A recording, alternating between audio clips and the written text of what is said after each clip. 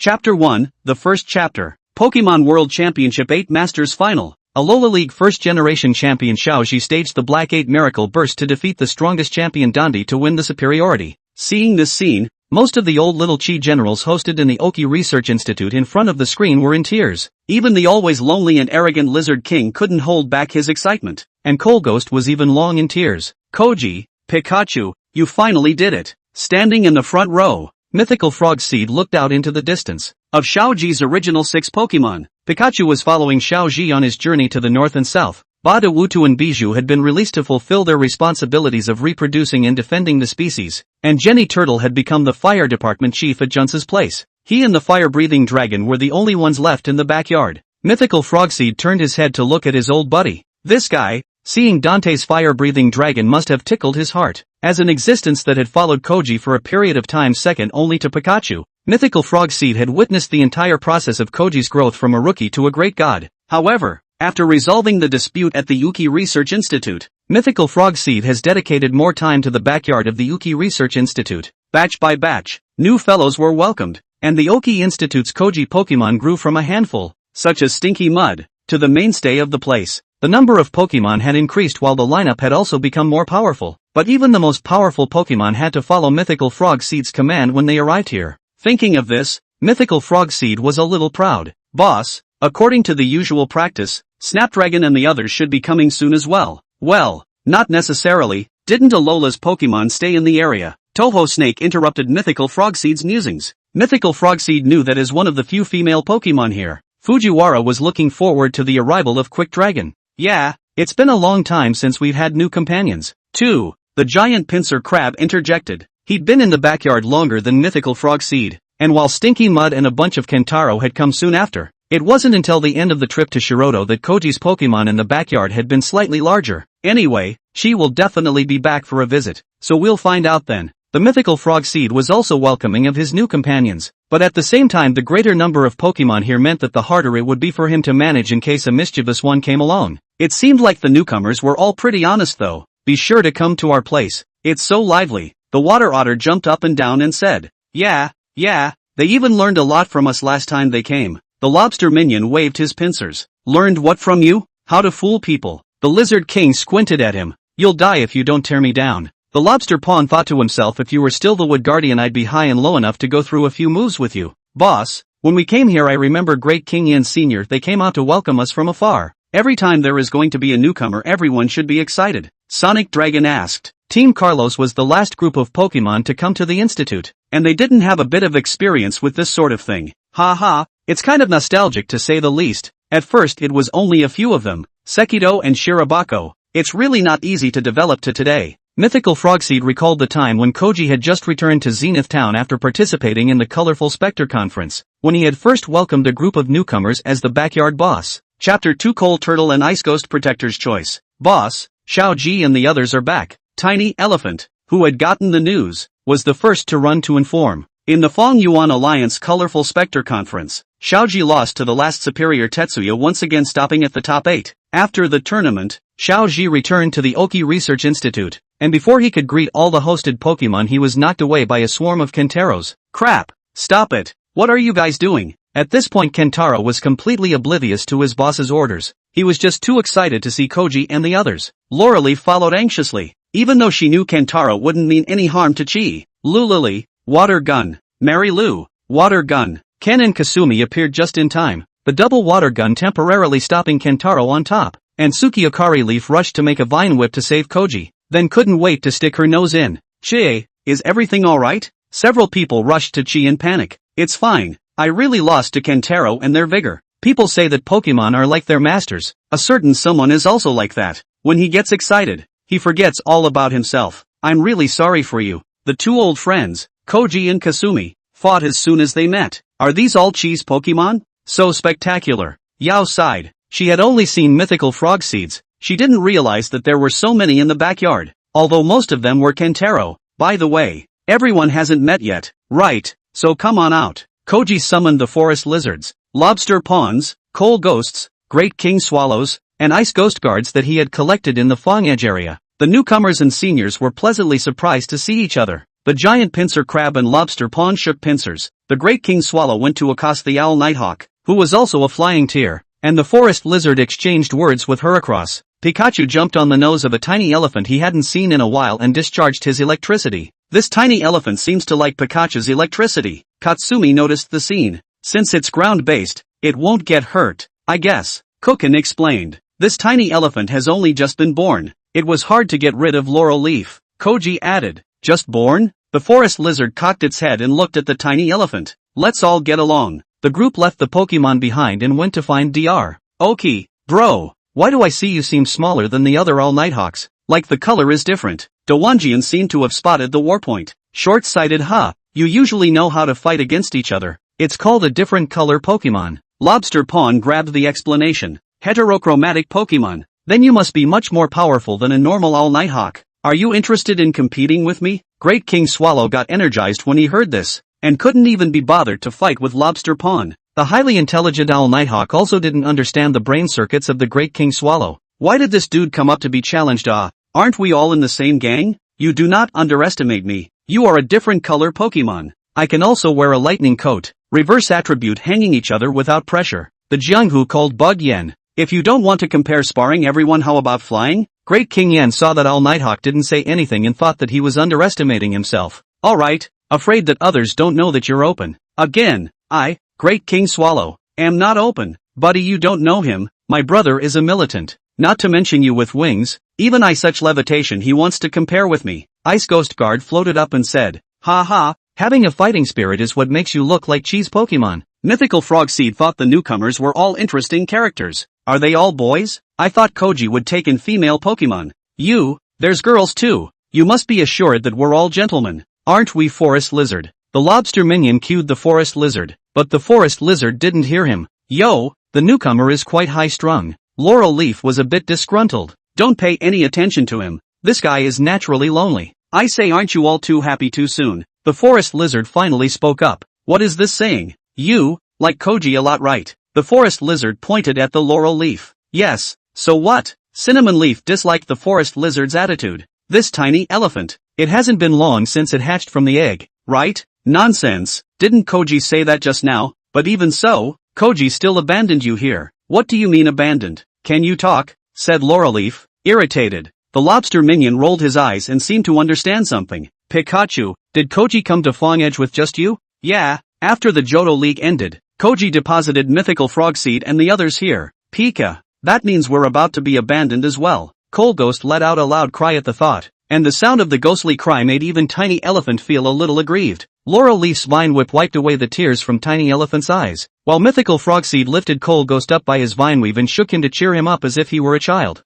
Think about it, why would Littlewise come back to see us if he was abandoned? Don't worry, there'll be plenty of appearances for you guys in the future. Once Coal Ghost had calmed down a bit, Mythical Frogseed began to persuade him. Right, oh, and staying here seems not bad. Coal Ghost didn't understand what he was crying about just now. Anyway, Mythical Frogseed thought to himself, you don't want to stay, I don't want to take it in yet. These few goods are enough to keep me busy. Brother, the crowd sniffed and looked over. It turned out to be Little Bit's Mythical Frogseed. Little Bit? What are you doing here? Xiaoxi's Mythical Frogseed had brought Xiaoyao's Mythical Frogseed for a while, and the impression was pretty good. Much more well-behaved than the little Sawbucks and the others anyway. I decided to stay and study with you for a while, and Koyo agreed. Great, finally a girl. Hello, I'm Kotoshi's Cinnamon Leaf. Hello, Cinnamon Leaf sister. The two girls held out their rattan handshakes. What can we learn here? Ao is a coordination trainer. The Lizard King wondered. Anyway, learning from stronger than you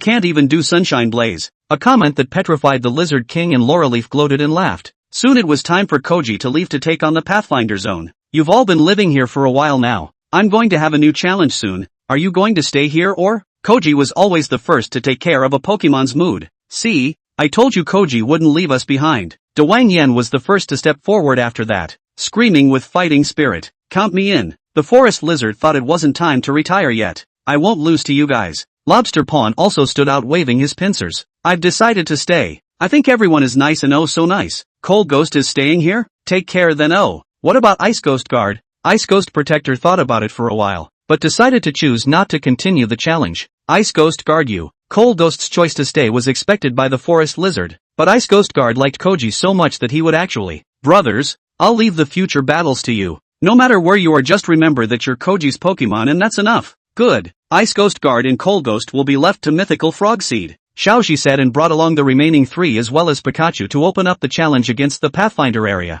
Looking at Chi's back, Tiny Elephant's heart itched. Tiny Elephant, go ahead. Mythical Frog Seed saw what he was thinking. Boss, you're still young and have the right to be capricious. I understand, boss. Mythical Frog Seed watched with relief as his youngest brother embarked on a journey to follow Koji, clearly unaware of what his little brother would become in the future. Chapter 3, Rainbow Sunshine and Flames. The most crucial thing to remember to learn Sunshine Blaze is to fully store up your power. Come on, learn from me. Mythical Frog Seed's bud absorbed the sunlight, and Koyo's Mythical Frog Seed followed his example of storing up its power vigorously. Are you two taking a? Laura Leaf came over. What the heck? My brother is teaching me Sunshine Blaze. Look. Mythical Frog Seed, who had fully stored up its power, launched a powerful sunlight blaze that shattered a boulder not far away. Not having absorbed much sunlight, Little Bit only held back a wisp of black smoke. How? It doesn't matter. One must always take their time. The main reason why Little Yao's Mythical Frog Seed couldn't absorb enough sunlight energy was because it wasn't leveled up enough. And it wasn't actually impossible to learn a high-level skill over the level, but that required an extremely high level of talent.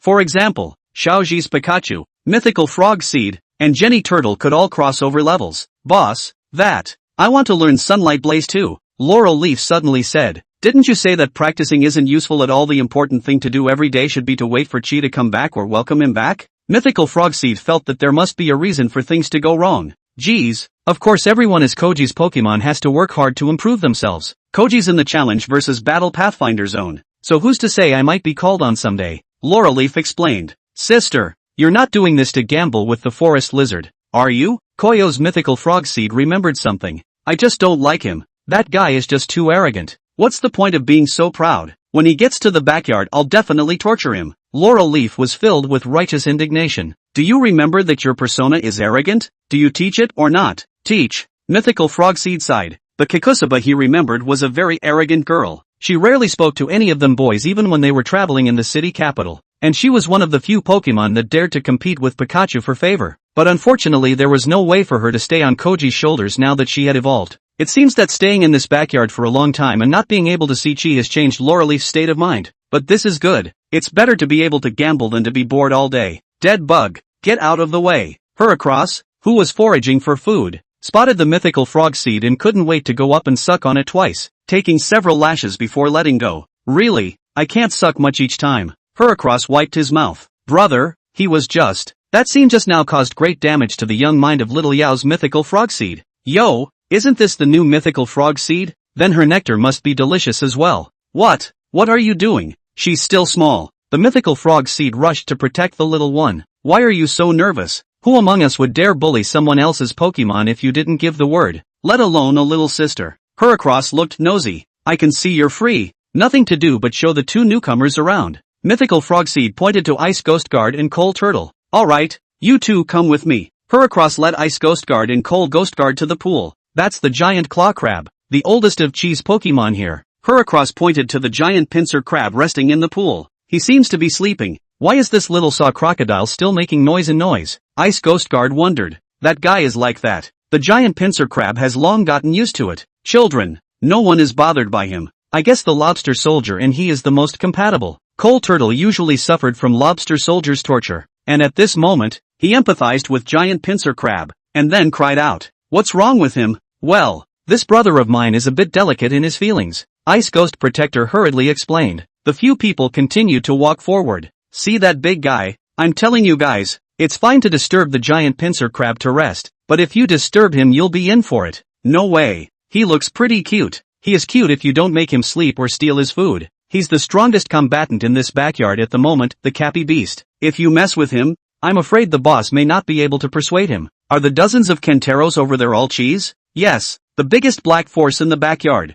who can't even control himself when he starts to go crazy. The existence that the boss has the biggest headache. Why do I feel that the boss's biggest headache is you? Let's look elsewhere. The three of them gradually walked beyond the wise pet area and found another giant clawed crab. Why do I feel like this giant pincer crab is bigger than the one we have? Shoo! Heracross reached out to stop Cold Turtle. Don't ever let the giant pincer crab hear that. That's Shigeru's giant pincer crab. and it's been bigger than ours since the beginning of the giant pincer crab, and he's concerned about that because he's stunted. Shigeru? It's Chi's archenemy, Dr. Oki's grandson. His Pokemon is also hosted here, and of course all the other Makishin Town trainers' Pokemon teleport here as well. This backyard of ours is really all-encompassing. That's nothing, there are quite a few wild Pokemon here as well, and they all listen to Boss. Boss couldn't hear Heracross's compliments at this point. Boss was only focused on teaching the girl her skills at this point. How come? Surely it's still sister who learns faster. After many practice sessions, Koyo's mythical frog seed was a bit disappointed. It's probably because I've already evolved. Does it have to evolve? Don't think like that. Didn't I not evolve? But didn't you say, brother, that you learned Sunlight Blaze only after you refused to evolve? By the way, boss, I never asked you why you refused to evolve? Lauraleaf asked curiously. Because it's too ugly after evolution. Do you believe yourself when you say that? Tsukiyakaba spat. I used to tend to injured Pokemon at the Pokemon's healing center with the young girl Kotori, and it was Kotori who asked Koji to take me away. So you're trying to keep your current appearance to meet Kotori? It was true in the beginning, but I was already Kotori's Pokemon, and I wouldn't have liked Kotori any less than you. If he had made me evolve at that time in order to gain more battle power, I would have listened to him, but he respected my wishes. Then shouldn't the plot development be that my brother evolved in response to Koji's respect? You've watched too many TV shows. No, at first I did have that thought, so I didn't swallow the unchanging stone, but you didn't evolve in the end. Brother, let me tell you the story of Koji's original 6 Pokemon. Right? Oh, I remember you and Pikachu Genie Turtle didn't evolve. Squirt evolved to his final form, so the other 2? The other 2 were the Bardock and the Bijou. One of them went off to breed not long after they evolved, and the other one stayed in the Tokiwa forest to protect the population right after it evolved. So brother, you subconsciously thought that evolving meant leaving Koji? Not really, that fire-breathing dragon guy. His temper changed drastically after his first evolution, and after his final evolution he was even more completely out of control. Honestly, at the time it was quite scary to be like him. What about Yanni Turtle and Pikachu? Both of them were trying to prove that they weren't worse than the evolved types, and the 6 of us happened to be the 2 extremes, with some evolving as fast as they could, and some dying not to evolve. So, different encounters with different outcomes, all of which subconsciously influenced me. Now that it's my duty to run the backyard, I don't see the need for any evolution. You told me that the fire-breathing dragon is the strongest combatant amongst you. Although the process was twisted, the result was good. Don't you want to press the finale to win the superiority for Xiaoji, brother? For the sake of Xiao Yao, even if it's ugly I'll still evolve. I'm not saying that I won't let you evolve by saying this, just don't use evolution as a shortcut. You have to understand, what is the purpose of your practicing Sunshine Blaze? What kind of power do you want to absorb? I want to play more magnificent skills in the magnificent tournament to help Koyao achieve good results. Koyo's mythical frog seed said firmly. Good. Remember your heart. Now reabsorb the sunlight. Little Yao, I will definitely learn. Dot mumbled, closing her eyes and starting to absorb the sunlight, finally feeling the power pour in. Lauraleaf, you too. Oh, okay, wait, why am I learning this move again? Whatever. I'll absorb it. Mythical frog seed began to absorb the sunlight as well, thinking of the little moments that Koji had spent with them, the original Pokemon, as 7 different colors of sunlight entered the bud in a steady stream along with his thoughts. Sunshine Blaze, fire. Sunshine Blaze, fire. Dot and Laurel Leaf fired Sunshine Blaze at the same time, in which Dot managed to shatter a small rock. Great! It worked! Although it was not as powerful as Mythical Frog Seed, it was still very encouraging for Dot. How come mine is only this powerful? It can't even break a small plank of wood. That's because Sis practiced for the purpose of gambling. Right. Where's the boss? What's taking you so long to build up your power? Sunlight Blaze, fire. Mythical Frog Seed's pod rushed to the sky and launched a rainbow-colored sunshine blaze, blinding my 24K pure gold dog's eyes. Dr. Oki, look, Xiao Jian and Dr. Oki saw the sunshine blaze from a distance and hurriedly sensed that the grass Pokemon was dancing around the mythical frog seed. It seems that the sunlight blaze just now was really fired by the mythical frog seed. Everyone is respecting the mythical frog seed even more. The dance is even more wonderful than before. This is a new discovery. Quickly record it. The clustered mythical frog seed stared blankly into the sky. Everyone, did you see that? Chapter 4, the boss is away. Xi's challenges in the versus Pathfinder zone are winding down, and Ice Ghost Guard and Coal Turtle are gradually integrating into the backyard family. During this time, due to the high difficulty of the versus Pathfinder zone, Koji will need to move his troops from the backyard from time to time, and everyone is looking forward to being remembered by Koji. After Koji's 2 failed challenges to Kamio, the opportunity for the backyard generals to appear might be down to this last time. Ni, Aren't you trying to challenge in that whatever matchmaking Pathfinder zone as well? I see you've been distracted lately. I'm worried about Koji. There are very few opponents he's challenged twice and failed. There's no way I'm going to go. Koji's got plenty of elite soldiers. I can't be missing in this backyard. While Mythos Seed and Dot were talking, Heracross had sneaked over and extended his claws on Mythos Seed's pod. Just when Heracross thought he was going to get his way again lacking defenses, Mythical Frog Seed sent a few rounds of Vine Whip hard. Gently, really. In the past also let suck a few mouthfuls, in order to teach the sister to practice kung fu and left the brother cold. Really heavy-handed. Heracross was beaten wailing, furious spitting. Little trash, you still have the nerve to suck the nectar of my old man? Shun property can't even beat a mythical frog flower. Go out for a trip without a single head. Really disgrace our backyard. Mythical Frog Seed hated the iron. I think he's your final evolved type being merciful on purpose. Heracross was still talking tough. Get over it. Look at how powerful other Cappies are. Fang Yuan Ichigo has to step aside. Look at you again. I see. When the newcomers come you'll have to go down in status here. It's not like I'm the only one pulling crotch. Look at Cold Turtle, didn't he lose too? Heracross pointed to Cold Turtle who was crying. Woohoo. That what's-his-name Regis Kairu is too perverted to beat. Woohoo. I'm so useless. The Cold Turtle was crying so hard that its tears were about to flow into a river. After all, it's the opponent is Kamio-san. You've already performed very well. To be able to fight with a divine beast for 300 rounds, brother, this time is not a loss. Ice Ghost Guard rushed to persuade. That said, Koji has lost twice. I'm afraid there's no room for error this time. I don't know who he's going to call to have a chance of winning this time. Laureleaf was a bit worried. Hearing this, Heracross jumped up and stepped forward, and just as he was about to open his mouth, the small sawed-off crocodile covered it. That's right, it's none other than me. Shay, you two forget it while you're ahead. I'm afraid I'm going to have to let spray out this time. Dr. Oki received a call from Koji. You look refreshed. How about it? Are you ready for the third challenge? Sure, but I'll have to trouble Dr. Oki to put. No problem. Take your pick of the Pokemon in the backyard. I'll give you whatever you want. Stinky Mud. The doctor pointed to Stinky Mud who was lying on top of him. Great. I thought the doctor would be difficult. I need Mythical Frog Seeds this time. What? Mythical Frog Seeds? This? You just want a super dream. I'll find a way to get it for you. But the Mythical Frog Seed the backyard can't do without him right now. The doctor was a bit agitated. Doctor, I know Mythical Frog Seed, he's doing a great job in the backyard. I've already notified Mez, Kiko and MS Junsa to send the fire-breathing dragons and Jenny Turtle. You're thinking of using the original Pokemon to fight? Doctor, Bijou and Batuki are already absent. We really can't go without Mythical Frog Seed this time. Please, Koji said sincerely. There's really nothing I can do about you. Xiao Jian came to the backyard, and the Pokemon knew that the odds were that he had come to order for Xiao Ji. Mythical Frog Seed, come with me. Mythical Frog Seed froze for a second when he heard that. Did that mean that it was Koji who was going to use himself to fight Kamio? Brother? Don't worry about it, and practice yourself. I'll be right there. After Mythical Frog Seed left with Kukin, the crowd of Pokemon chattered and discussed. I didn't think Dr. Oki would be willing to let the boss go. No one cares. No one cares. Great.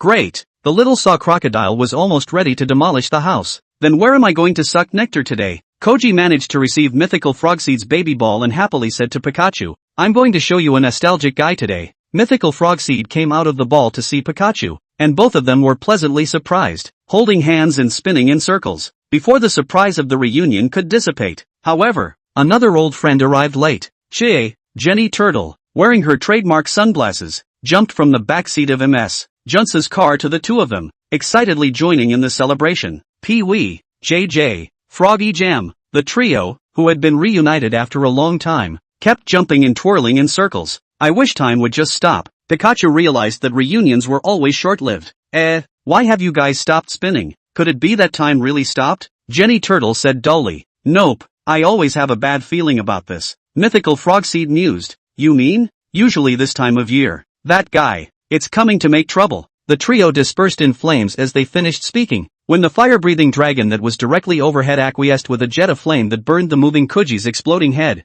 The lunch break in the backyard. When Mythical Frog Seed was there, the control was very strict, not allowing the small saw crocodile to make noise at all. But at this time, Mythical Frog Seed was not there, and Little Saw Crocodile danced recklessly. Little Saw Crocodile, be honest, it will be troublesome if you wake up the Kabi beast in a while. I don't care. I'm a god if the boss isn't here. Little Saw Crocodile didn't care about dissuasion at all. First woke up the giant claw crab and then the coal turtle, and the coal turtle's loud cry woke up a bunch more. Boss, come back quickly, I want to get my beauty sleep. Laurel Leaf was in agony. Be content, it's just a little noisy now, the best is yet to come. Heracross looked like he was watching the fun. The Pokemon in the Kojiki area were not that prickly yet. After all, a certain lobster soldier, a certain bite headmaster, and a certain rice wine had not yet joined, so it was still relatively controllable. But the wild Pokemon district was not necessarily the same. What are you looking at over there? Lemony flower? A mosquito frog said viciously. What are you looking at? Are you not convinced? What can you do if you don't? So the two fought. Sometimes conflicts are that simple. You two stop fighting, the boss said to live in peace. After Mythical Frog Seed's mediation during this period of time, the relationship between the wild Pokemon eased quite a bit. After all, no one wants to fight every day. Right, let's go find the boss to judge. Just go. Who's afraid? Boss isn't home today. Chapter 5, the boss is away down under. While the backyard was in the dark, Koji and the first four giants were enjoying some rare time together. However, Mythical Frog Seed was still a little distracted in his heart as he couldn't let go of the backyard. Frog sauce? It's rare for everyone to get together. Why do I see you distracted? Jenny Turtle said as she put her arm around her best friend. I'm actually a little worried about the backyard. No, is there anything more important than being with Chi? Pikachu said, not understanding. If you ask me, the earth still spins without anyone. I'm a civil servant, I'm not even worried about a situation. Not to mention Dr. Oki doesn't pay you, so you're not getting too attached. Yeah, look at other people's old Spitfire. He left his little object all over the valley and came to stay with us on purpose. Right, old Spitfire? The originally mighty and domineering fire-breathing dragon actually got slightly shy when he heard Pikachu's words. You weren't this bad before. Contrary to the harmony of the four giants, the backyard was about to be in turmoil. Although the quarreling Overlord Flower and Mosquito Frog were each pulled away by their companions, their respective leaders were very dissatisfied with this. Why are we clashing with them again? Didn't the boss say that we should coexist peacefully? I just accidentally glanced at that Mosquito Frog and he beat and cursed at me. Not only that, he also spoke out against you. Chief, what? What did he say? The Overlord Flower Chief stormed into a rage. He said, what did he say? He said, what are all you grass Pokemon? Except for the boss. None of you are any good. How can you even look at me? Your leader isn't even worthy of lifting my shoes. Deceitful. The Mosquito Frog on the other side similarly added more fuel to this conflict. That bully said that because the boss is a grass-type Pokemon, us water-types shouldn't shy away from staying here anymore, and told us to get the hell out. What? You really think you're a thing? Brothers, copy. Xiaoxi commanded the four giants to cut trees and collect leaves to make a small resting place. Alright, let's all lie down together. Before Koji could say anything, the fire-breathing dragon had already crashed in, but due to its size, it accidentally destroyed everyone's hard work. It's okay, just get a new one everyone. Koji noticed the saber-rattling atmosphere. Jenny Turtle didn't listen to Koji this time, and a powerful water gun shot hit without mercy. Once hit, the fire-breathing dragon might get hurt a little. What are you doing? The fire-breathing dragon dodged with great difficulty, glaring angrily at Jenny Turtle. Ever since you were little, you've been so selfish. You think you're so great just because you've evolved? Chi is your savior. What did you do to him before? I've wanted to say these words for a long time. Ungrateful. Jenny Turtle's words stung the fire-breathing dragon so deeply that he actually froze for a moment. Jenny Turtle, what are you talking about? That's a bit much. Flame-breathing dragon, he didn't mean it. Pikachu came out to be the peacemaker. No need for you to come out and be the nice guy. Yanni Turtle, how noble do you think you are? Let me tell you,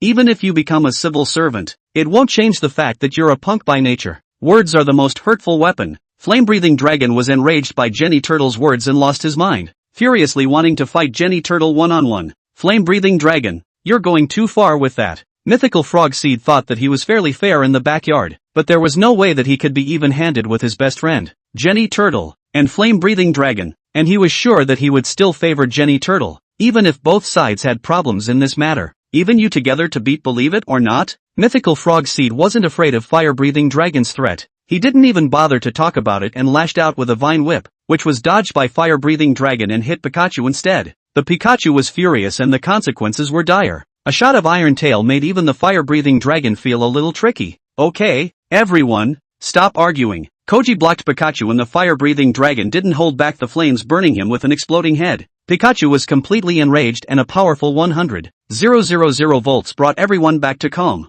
A few people began to divide up the work again as if what had happened before hadn't happened, and soon a few people were back lying on the loose leaves eating tree fruits. It's really nostalgic. It's a pity that Bidu and Batu are not here. Knowing the pain of parting, It's only then that we have to cherish this rare reunion even more. Xiaoji's sentiment touched the big four, remembering the little moments when they were kids, but since the evolution of Little Fire Dragon, everything seemed to have changed. I'm sorry, old Spray, I shouldn't have said those things just now. It's okay, I'm at fault too. I know that everyone misses the Little Fire Dragon from before, but there are some things that can't be brought back. The personality of Pokemon changes drastically after they evolve. I can't control myself.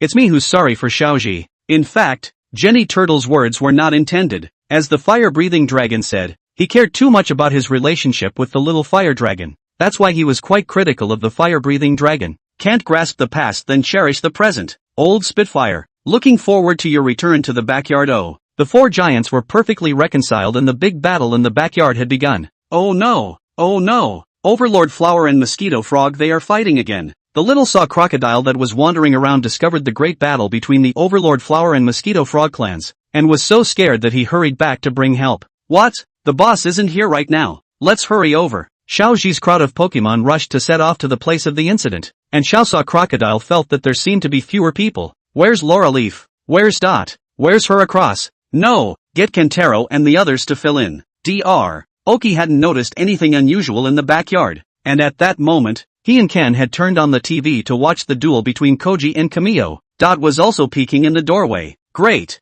I said, why couldn't I find you? So you're here peeking at the match. Laura Leaf suddenly appeared. Shoo, sis, I was trying to watch my brother's duel. Oh, I heard that Squirt and Genie Turtle were there too. I haven't seen them in a while, so I came to take a look too. Xiaoji's Pokemon had already begun to persuade the fight, but there were too many Buster Flowers and Mosquito Frogs to stop them. And at the critical moment, Little Saw Crocodile brought the Kentaro Swarm. Stop fighting. If you fight again, we will not be polite. The red-eyed Pokemon Swarm didn't eat Little Saw Crocodile. They even attacked the Kentaro Swarm. The frightened Kentaro Swarm began to rampage. Not only the Kingflower and Mosquito Frog were knocked to pieces, even Xiaoji's Pokemon were also affected, including the sleeping Cappy Beast. Wait, Cappy Beast? Calm down, Cappy. The crowd of Pokemon started to get scared. Cappy Beast, with a fierce face, sent a shot of destructive deathlight flying a piece of Pokemon, and then began to rampage. No one dared to come forward to dissuade him at all. The storming Cappy Beast, the wildly running Kentaro, the warring Bullyflower and Mosquito Frog. The whole backyard was in a mess. Little Bit and Laurel Leaf, who were peeking at the match, couldn't feel it. The fire-breathing dragon and the night giant had already fought to a white-hot stage, making it impossible to remove their eyes. Crap, you two still have this spare time. The backyard is about to go nuclear. The fleeing Heracross spotted the duo. Don't argue. How could she make such a cheap mistake? Crap, Spray is down. Didn't we say that the fire-breathing dragon is the strongest fighter? Even he can't do it then, brother. It does seem like it's still a bit more exciting over here. Heracross also came in. Mythical Frogseed got caught up in the confusion and started attacking himself. Dot couldn't help but sweat for her brother. But at that moment she jumped onto the field and picked up Mythical Frogseed. No matter how powerful your opponent's Pokemon is, you're willing to fight for your partner, said Koji as he endured the whipping to wake up Mythical Frogseed. Koji, it's true that you're still the same Koji. Laura Leaf smiled in relief. Mythical Frogseed used Parasite Seed to suck the Night Giant's stamina, constantly depleting it, and finally resolved the battle with a shot of Sunshine Blaze. Awesome! Dot couldn't help but shout out, startling the doctor and Ken. What are you guys doing? Why don't you go in if you want to watch? Doctor, look. Oki was about to invite the trio in to see when Kotobuki noticed the commotion in the backyard. Oh no! It must be the wild Pokemon clashing again. The two rushed to help, and Dot and the others, realizing that this was not the time to watch TV, all ran over to help. Several people arrived only to realize that things were more serious than they thought. The Capybara and Kentaro were far more terrifying than the wild Pokemon. Doctor, let's settle the wild Pokemon dispute first. Before the doctor finished speaking, several Tyrannosaurus Rex jumped on the doctor and gripped his hair. It was not easy to get rid of and then sprayed by mosquito frogs into the soup. Xiao Jian was even more self-conscious. The two suffered a lot. Quickly go to invite the mythical frog seed. On the other hand, Koji's Pikachu succeeded in slaying the gods, and Koji finally defeated Kamio to obtain the symbol of valor. After the victory came the parting, and Kikyo and Junsa were ready to pick up the fire-breathing dragon and Genie Turtle. Everyone, leaving again? Pikachu was a bit upset. There's no feast without a feast, as long as we don't forget the bond we have with each other. Jenny Turtle said in a decent manner. You're such a meathead, kid. Mythical Frogseed spat. I'll be back in the backyard someday, and I'll need you to teach me more, oh boss. Fire-breathing dragon said half-jokingly. Maybe my fire department can be based in the backyard later too. Right, boss? Alright. I can't fit you two gods in this small backyard. After talking and joking around, flame-breathing dragon and genie turtle still left. Xiaoji also received a video call from the doctor. And in the video, there were still several Tyrannosaurus Rexes messing around on the doctor. Quick, send back the mythical frog seeds. Dr. Oki, who hadn't finished speaking yet, was pounced upon by numerous Pokemon. Mythical frog seed shook his head. Sure enough, the earth can't turn without me. Chapter 6, Return of the Feng Yuan Team. I've dominated the matchmaking Pathfinder zone. The triumphantly returning Koji couldn't wait to show the symbol of valor to the backyard pets. Bullish, bull. Chi's Pokemon shouted in their respective languages, although Chi couldn't understand them but could still understand everyone's enthusiasm. By the way, you should all recognize the Lizard King and the others. This is my newly accepted long-tailed monster hand. Everyone should take care of him. Even though Koji said that, long-tailed monster hand grabbed Koji's hat and ran away. Hey, give me back my hat. Looking at Xiao Ji's wretched running posture, Mythical Frog Seed realized that this long-tailed monster hand was afraid to be a big prick. Io isn't traveling with Koji, she's in the Shingo region for the gorgeous contest, so I'm afraid. Oh, then take care of yourself in the city capital. Hearing Mythical Frog Seed's glib reply, Dot walked away in disappointment. Boss, has someone like you ever been in love? Heracross patted over and said, I've been in one. It was a stinkflower. She was the one who helped me get rid of the poison when I was poisoned. And then I broke it off after a long period of no contact when I was traveling with Koji. Why are you asking? Nothing.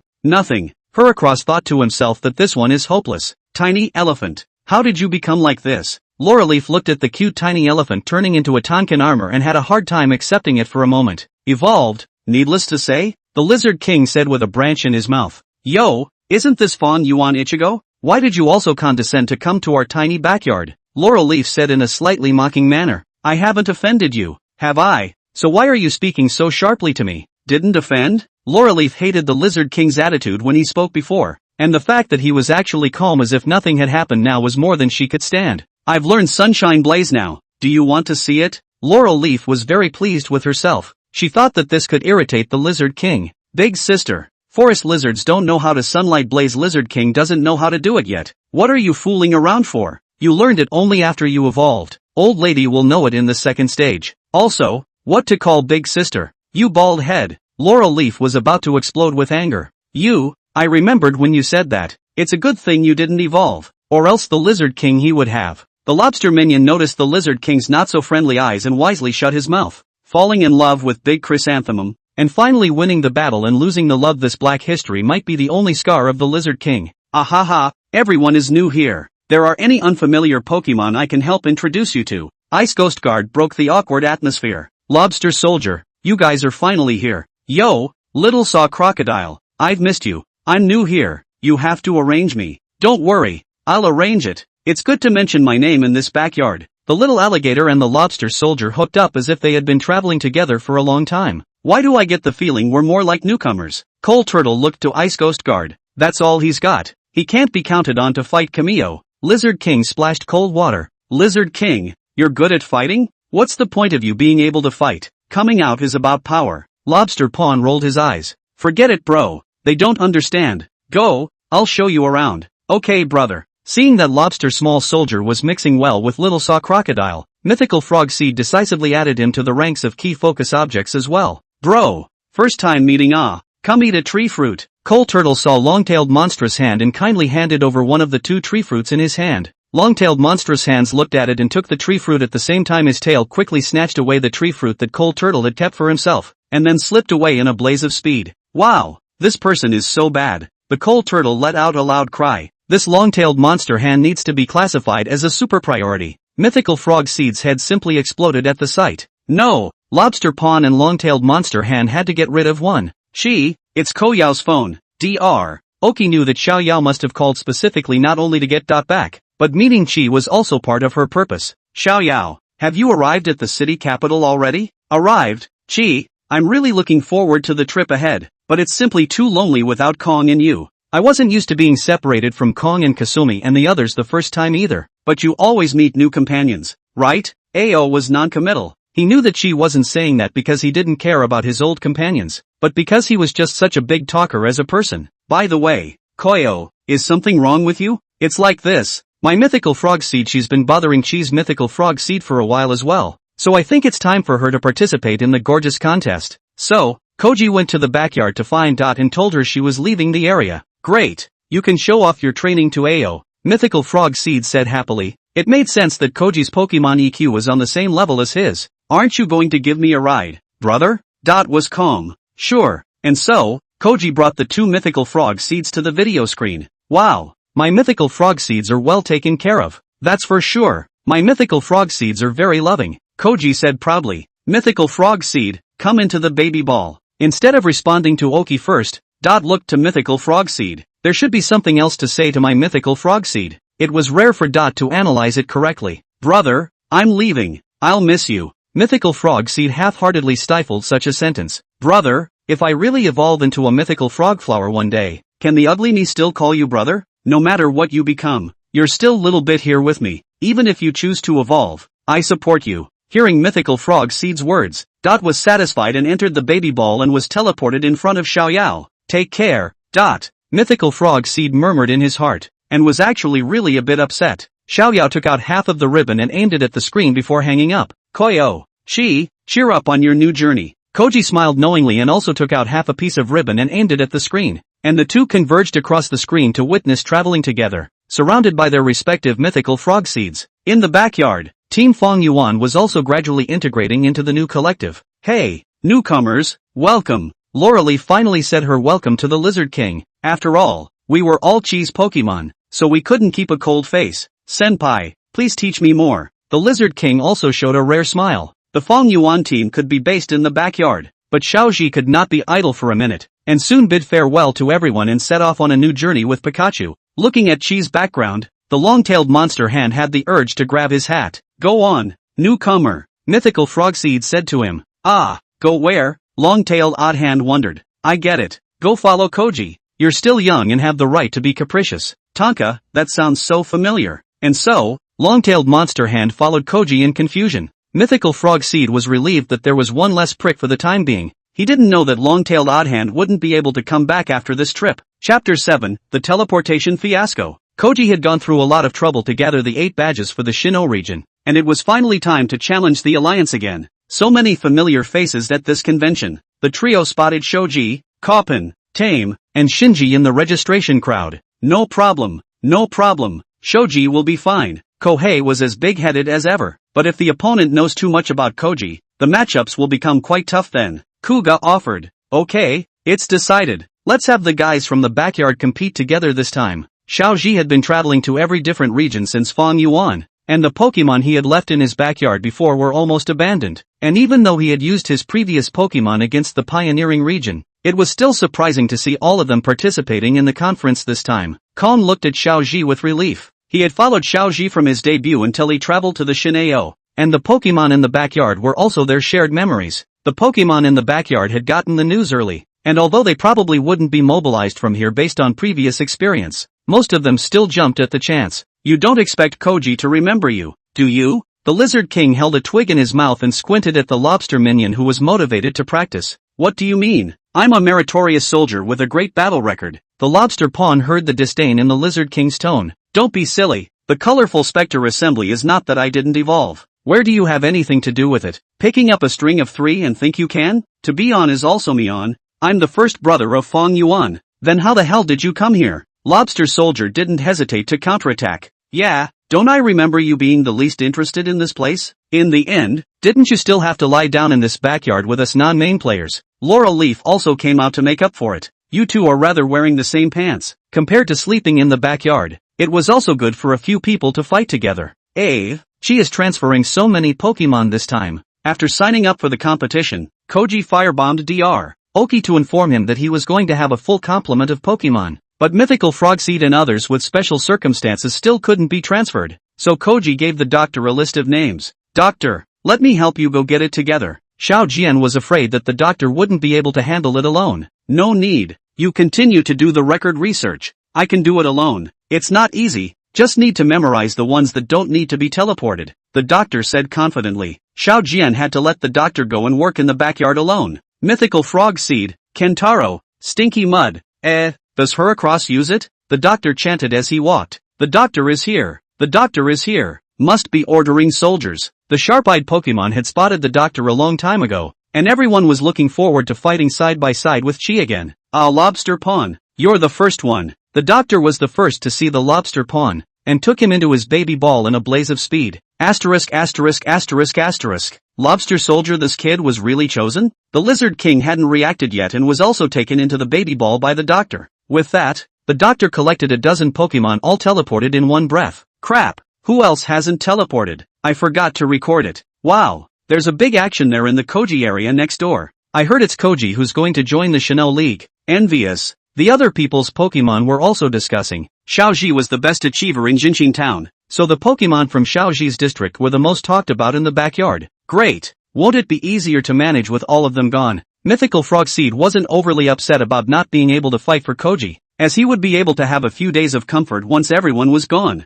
However, Heracross hadn't been teleported away at this point, and when he saw Mythical Frog Seed he decisively moved in to suck on it. This scene was seen by Oki, causing him to doubt himself. Didn't Heracross teleport away already? Oji's side was messed up by Team Rocket, and the Pokemon that had teleported there were scattered all over the place, so he had to search for them one by one. The small saw crocodile and lobster minion landed by the pool. It was easily found by the crowd. Cappy Beast landed near the kitchen. Still sleeping in the backyard, he was inexplicably teleported over. Where is this? The Capibian hadn't figured out the situation yet, but he smelled the food and rushed to the kitchen at a speed no other Capibian could reach. Whose Capibian is this? Before the staff and the cooks could repel them, they saw the Capibian grabbing a large handful of food and gulping it down. I'm sorry, this is my Capibian. It was a good thing that Koji had arrived in time, or else the Cappy Beast would have had to eat all the food supplied to the contestants. Laurelise baby ball fell in the forest, and frightened, she scurried around. Koji, Koji, she shouts out Chi's name,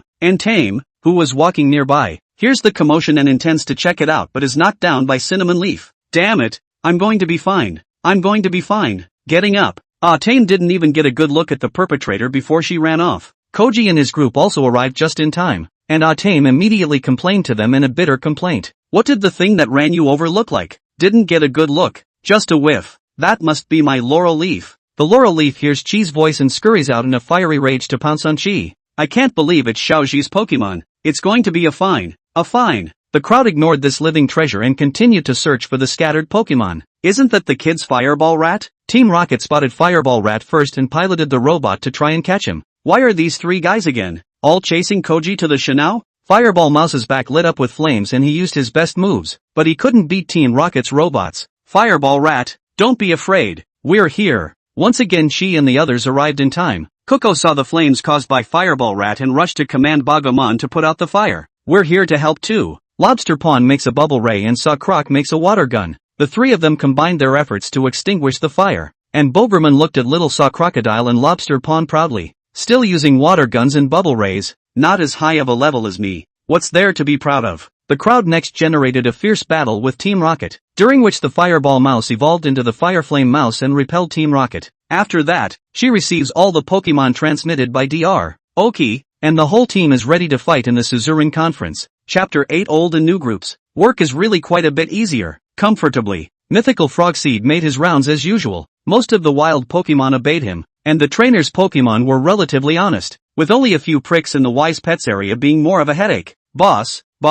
Mythical Frog Seed heard someone calling him and turned around to find that it turned out to be Shigeru's Duckbill Fire Dragon. It's you too. What's up? I heard that Koji was playing in the league so he called all the Pokemon away. Why weren't you there? I had work to do. Mythical Frog Seed thought to himself. You're so full of, oh, that's right, I really envy them. Shigeru retired without us. The duck-billed fire dragon was decisively abandoned by Shigeru after being seconded by Heracross with a million big horns in the Shinga League against attributes. Hey, don't feel bad about this. There are benefits of being in the backyard. Come on, let's brother and sister go for a walk. While Mythical Frog Seed was enjoying a rare moment of leisure, the backyard favorites and the Divine AO team were actively preparing for battle. What about the first game against Mr. Shoji? He's good at using favorite attribute Pokemon. It would be more favorable to use a flight, fire or rock-type Pokemon. Kong suggested. Okay, Flaming Mouse, it's decided that it's you. Don't we need to use Flame Monkey? Kuko wondered. Koji would never let go of this opportunity to show off Flaming Mouse. Kuga had always understood Koji.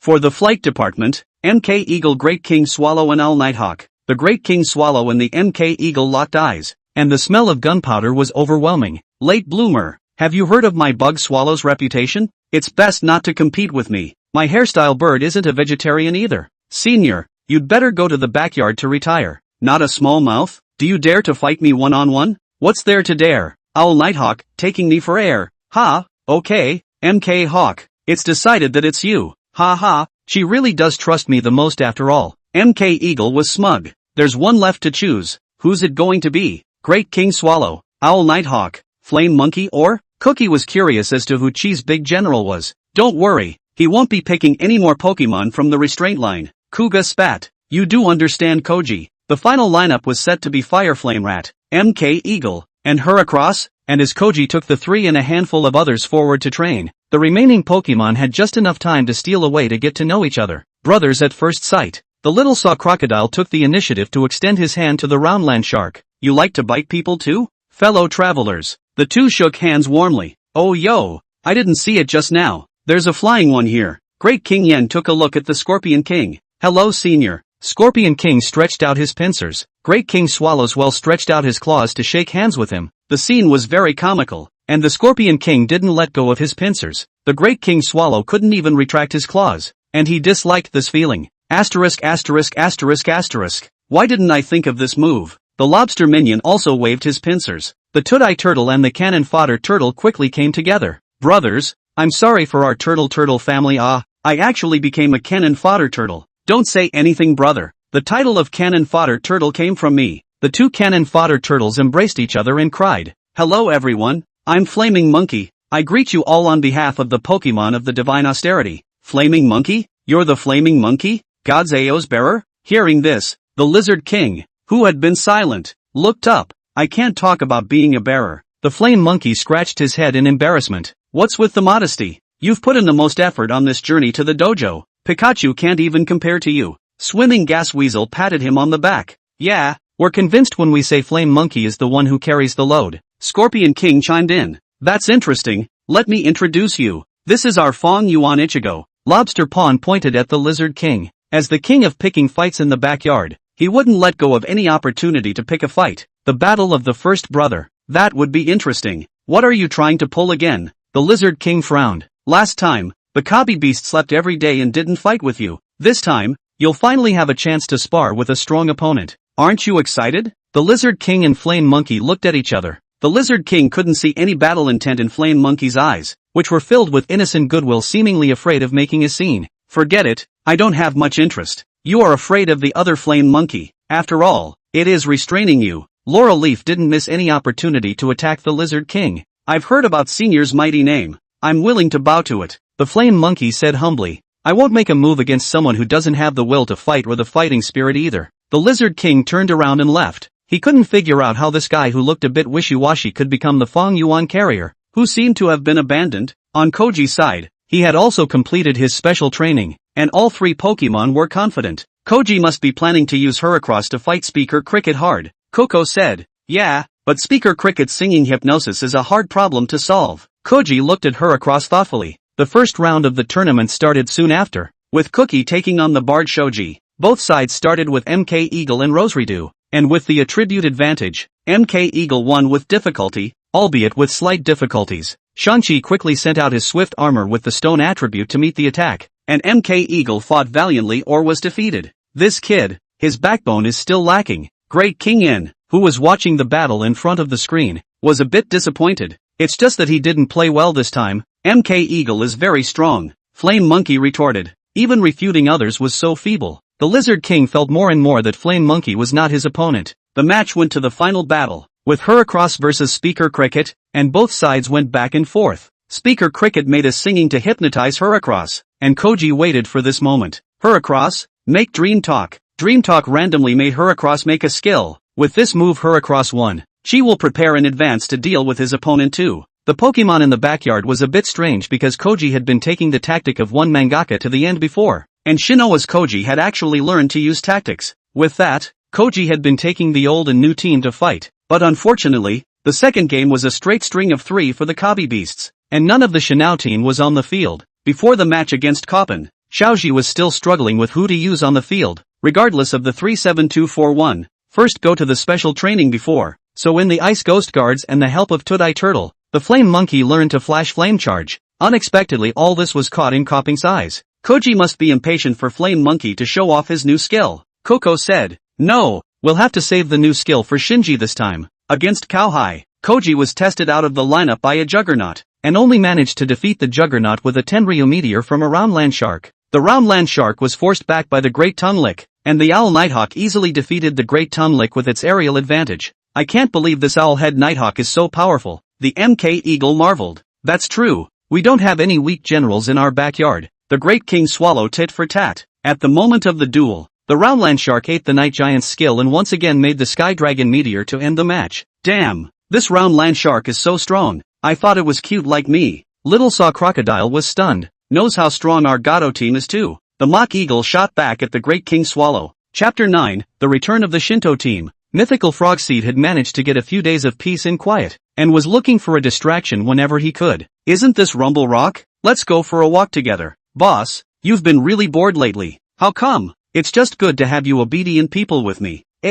Go by yourself. Shigeru might even be looking for me." Mythical Frog Seed thought to himself. "You're a weakling who was killed by Dragon's Wrath in a full-blooded second. You don't even have 40 points of blood and you still expect Shigeru to use you next. But it's really no fun without everyone there. It's actually quite fun to bicker." On Chi's side, he meets his arch-rival Shinji in the final 8, and it's going to be a bloodbath. "Chi, what's your lineup for this match against Shinji?" "I deployed it from the beginning," Koji calmly replied to Ko. Shinji's side was still looking up information on Koji, and he was still surprised when he thought he already knew Koji very well. Sure enough, how can he beat Kamiyo-san with these guys on his hands? His older brother, Raishur, came to the phone at that moment. "Shinji, do you have a clue about fighting Koji? It looks like he's not just as strong as you know him to be." Indeed, it was unexpected, but there aren't many to really watch out for. Most of them are about as strong as the ones I've fought. Shinji never lost his cool. "Is that so? So who do you need me to teleport over there?" Shinji was lost in thought, knowing Chi and not knowing Chi. The odds were that with Chi's personality he would send out a lineup of Ruei Lake to seek revenge on himself. But this was the final 8 of the conference, and facing himself,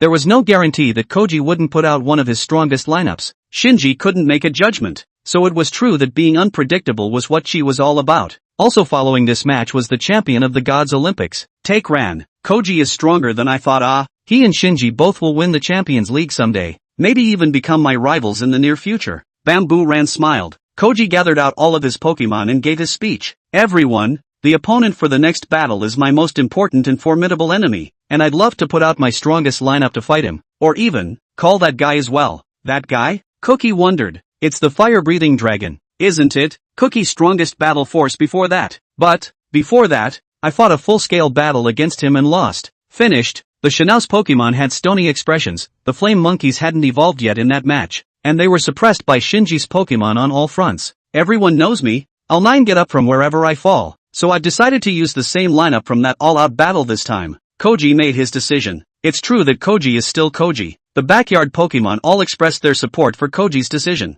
Flame Monkey. The Lizard King took the initiative to pat Flame Monkey's shoulder. "You don't want to be belittled all the time by the guy who abandoned you either. So if you want to win, come and train with me specially." The Lizard King posed. Flame Monkey was impressed. He remembered the Lizard King as a cold guy. "Okay, please guys help Flame Monkey with their special training." With Koji's order, everyone went to get special training from the participating Pokemon individually, and it was a great scene with many pairs of them targeting the training. But the Flame Monkey only needed the Lizard King alone. Although the attribute is overcome, the Lizard King with the advantage of speed and powerful blade, ruthless test to the Flame Monkey. "That's not all you're capable of." Hearing this, the Flame Monkey's entire body emitted flames and used its new skill, Flashing Flame Charge, and the Lizard King also took out its blade to counterattack. With equal strength, the Lizard King was still forced back by the attribute Restraint skill, but the Flame Monkey also received a counter-injury. It's not enough to rely on restraints to hit with this kind of power. Besides, you can't use this kind of skill more than once. The Lizard King shook his head.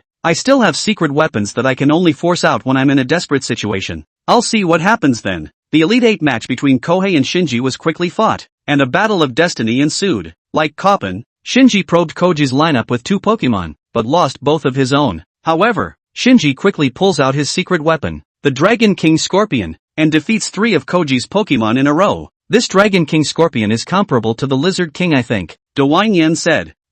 Why don't you taunt MK Eagle this time? Lobster Pawn said wistfully. What do you know? This is called sympathy. The Lizard King watched the match intently, knowing that this Lobster King some was at the end of his strength, and that the real test was yet to come. The situation kept changing. Shinji's Iron Mask Ninja teased the Flaming Monkey with his speed. Damn it. Even though the Lizard King helped me practice my speed, beating this little nub is too. Lizard King, close your eyes and feel his position. The Flaming Monkey closed his eyes as Koji commanded, using his ears to judge the Iron Mask Ninja's position, and resolve the fight with a sonic punch. Kiddo, speed you can, durability you're nowhere near. Koji regained the upper hand. But Shinji's last unharmed Electrode Wraith defeated the Scorpion King and Pikachu one after the other, and the battle went down to the final match. The Electric Strike Wraith has suffered any more injuries, but the Flame Monkey is already deflated. It's not going to be the end, is it? Great King Yen said pessimistically. No, we have to believe in Flame Monkey. But how come Pikachu is so weak? Where's the momentum from last season when he took out Ice Toilet? He's 80% acting again. The Flame Monkey and the Electric Shock Demon Beast engaged in a fierce battle. And in the end, the Flame Monkey's stamina was overwhelmed and he collapsed.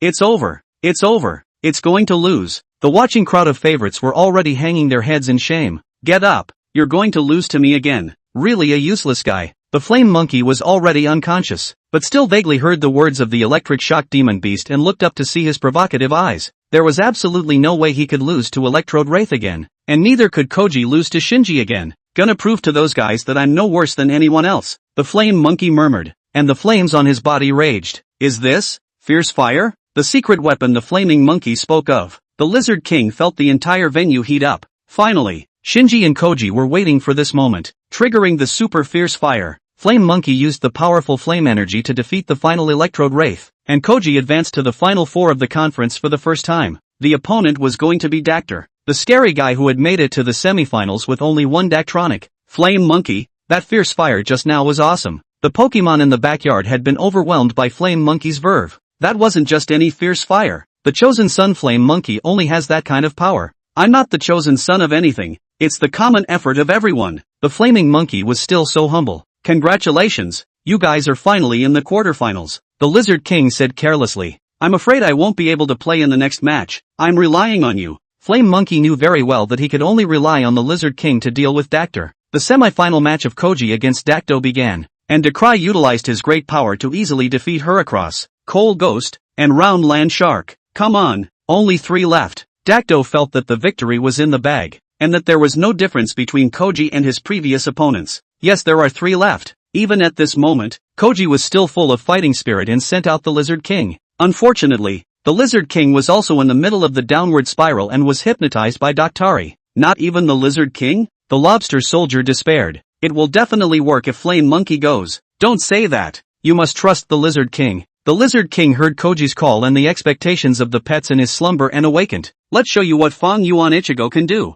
The power of the would-be hit knocked down Doctari. Koji ended up losing to Decry. The Lizard King and the Flaming Monkey were now determined to get revenge one day. And in this assembly, the Shinao favors and the backyard favors recognized each other's strengths. Then they were all going back to the backyard. Hello boss, I greet you on behalf of the Pokemon of the Divine AO. You guys are finally back. Chapter 10 Bijou and the Descendants. Why don't we see the long-tailed monster hand? Mythical Frog Seed questioned after nodding at his new companion. He switched to Ping Pong. That's too bad. Mythical Frog Seed said it was a pity, but in his heart he was smiling. There was finally one less troublemaker. However, turning his head he saw the Roundland Shark and Small Saw Crocodile Lobster minion they mixed together. Flame Monkey, how come a Mythical Frog Seed is in charge of this backyard? Shouldn't it be the Lizard King? Swimming Gas Weasel asked in a low voice. That character of the Lizard King isn't suitable to be the boss either. Our newcomers just obey the arrangement. Don't ask too many questions. Team Shino had experience fighting side by side with backyard favorites in the alliance, so it was much easier to blend in, and their relationship with each other was relatively cordial. Of course, except for the Great King Swallow and the MK Eagle. Tudai Turtle,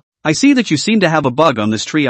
Brother, I'll peck it for you. MK Eagle stood on the turtle shell of the Tudai Turtle and kept pecking at the bark of the tree. I don't think he can peck either. It's better for me to help you. Great King Yen also stood on the turtle shell and started pecking at the bark. MK Eagle saw this and accelerated his speed. The bugs didn't peck, but the tree on the turtle shell was almost pecked bald, too. Actually, I don't care too much about this worm. No, you care. The rivalry between the Great King Swallow and the Muck Eagle didn't stop there. The two of them rushed to do whatever job the myriad frog seeds had arranged, and ended up botching it instead. What the hell are these two fighting about? Boys are so boring. Laura Leaf spat. The dignity of a flying Pokemon. I guess, I can understand that. Mythical Frogseed had also once fought a life and death duel with the final form of the Great Chrysanthemum for the dignity of a grass-type Pokemon. Instead of the two sides Ichigo fighting, it's two birds fighting instead. Hearing Lobster Pond's words, the Lizard King and Flame Monkey looked at each other. The Lizard King was interested in Flame Monkey's fierce flame and came to battle. It's not good for unity for the two of them to be like this. Flame Monkey hurriedly digressed.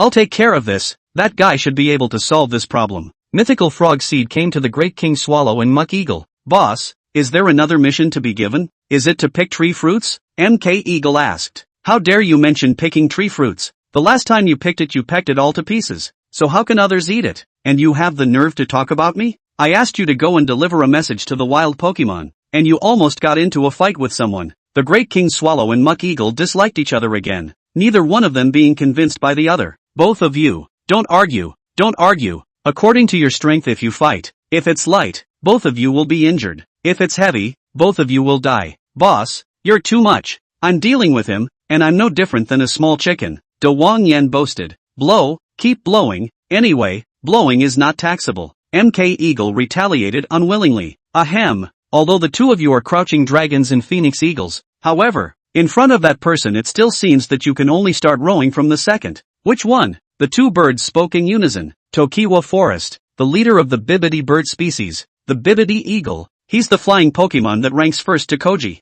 MK Eagle, do you dare to go with me to the Tokiwa Forest for a challenge? What's there to dare? Just go. Great King Swallow and MK Eagle flew hand in hand towards the Tokiwa Forest. Boss, won't anything happen? The Owl Nighthawk was a little worried when he saw it. Don't worry, it's time to let the Speckled Eagle come out. If you're not worried, you can go along too. Forget it, let those two goods fight it out. The Great King Swallow and MK Eagle soon flew to the vicinity of the Standing Rock Forest and entered the forest before and after. Where are there any BBs? Why are they all flaming sparrows? Who cares? It's important to find the Bee Eagle. After the Bee Eagle returned to the population, it didn't drive away the flamingos and the large-billed finch flock, but the large-billed finch that was afraid of the Bee Eagle still retreated its population to the forest boundary. Boss, two intruders have been found. They smell like humans. Another boneless guy tamed by humans. Beat them up. Yes. The Great King Swallow and MK Eagle were not hindered by the flaming sparrow flock along the way, but they always stared at the two of them with unsavory eyes.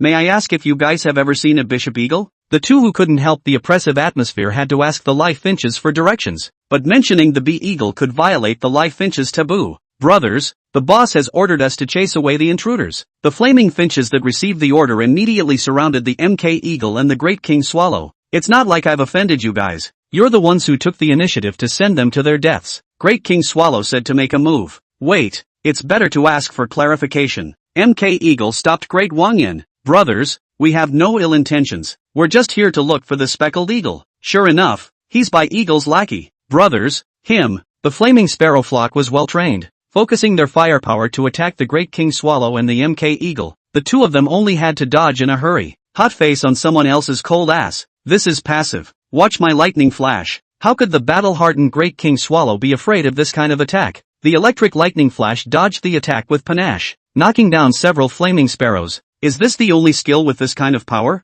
Watch my divine bird special attack. MK Eagle simply didn't avoid the attacks of the flaming finches group, and directly blasted over with a big move against the waves. The flaming finches swarm was large, and although MK Eagle and Great King Swallow had the upper hand, it would take a lot of effort to take care of all the flaming finches. Boss, the two of them are too powerful. The brethren can't stand it anymore. The group of martyr finches that fled back went to report to the Great Beaked Sparrow. In that case, do as I say. The Great-billed Sparrow whispered a few words in the martyr sparrow's ear, and the martyr sparrow understood and conveyed the Great-billed Sparrow's order to the martyr sparrow flock that was still fighting. Boss is really a wonderful plan. The flaming sparrow flock no longer took the initiative to attack. The elites retreated to the back and put the old and weak in front of the Great King Swallow and Muck Eagle. What the hell? Admit defeat if you can't beat them and let you go. Great King Yen was puzzled. We vowed not to admit defeat to the goons of the Beagle. The flaming sparrow flock said in a fake manner. What walker of the Beauty Eagles? We just came to find him for a duel. A duel? So you guys also have something against Big Eagle? Then it's really a big flood that has destroyed the Dragon King's temple. What do you mean? You two don't know. By Eagle is the dictator here. He drove us to the border of this resource-poor forest. All of us cripples are thanks to him. Blazing Sparrow lied without a trace. What?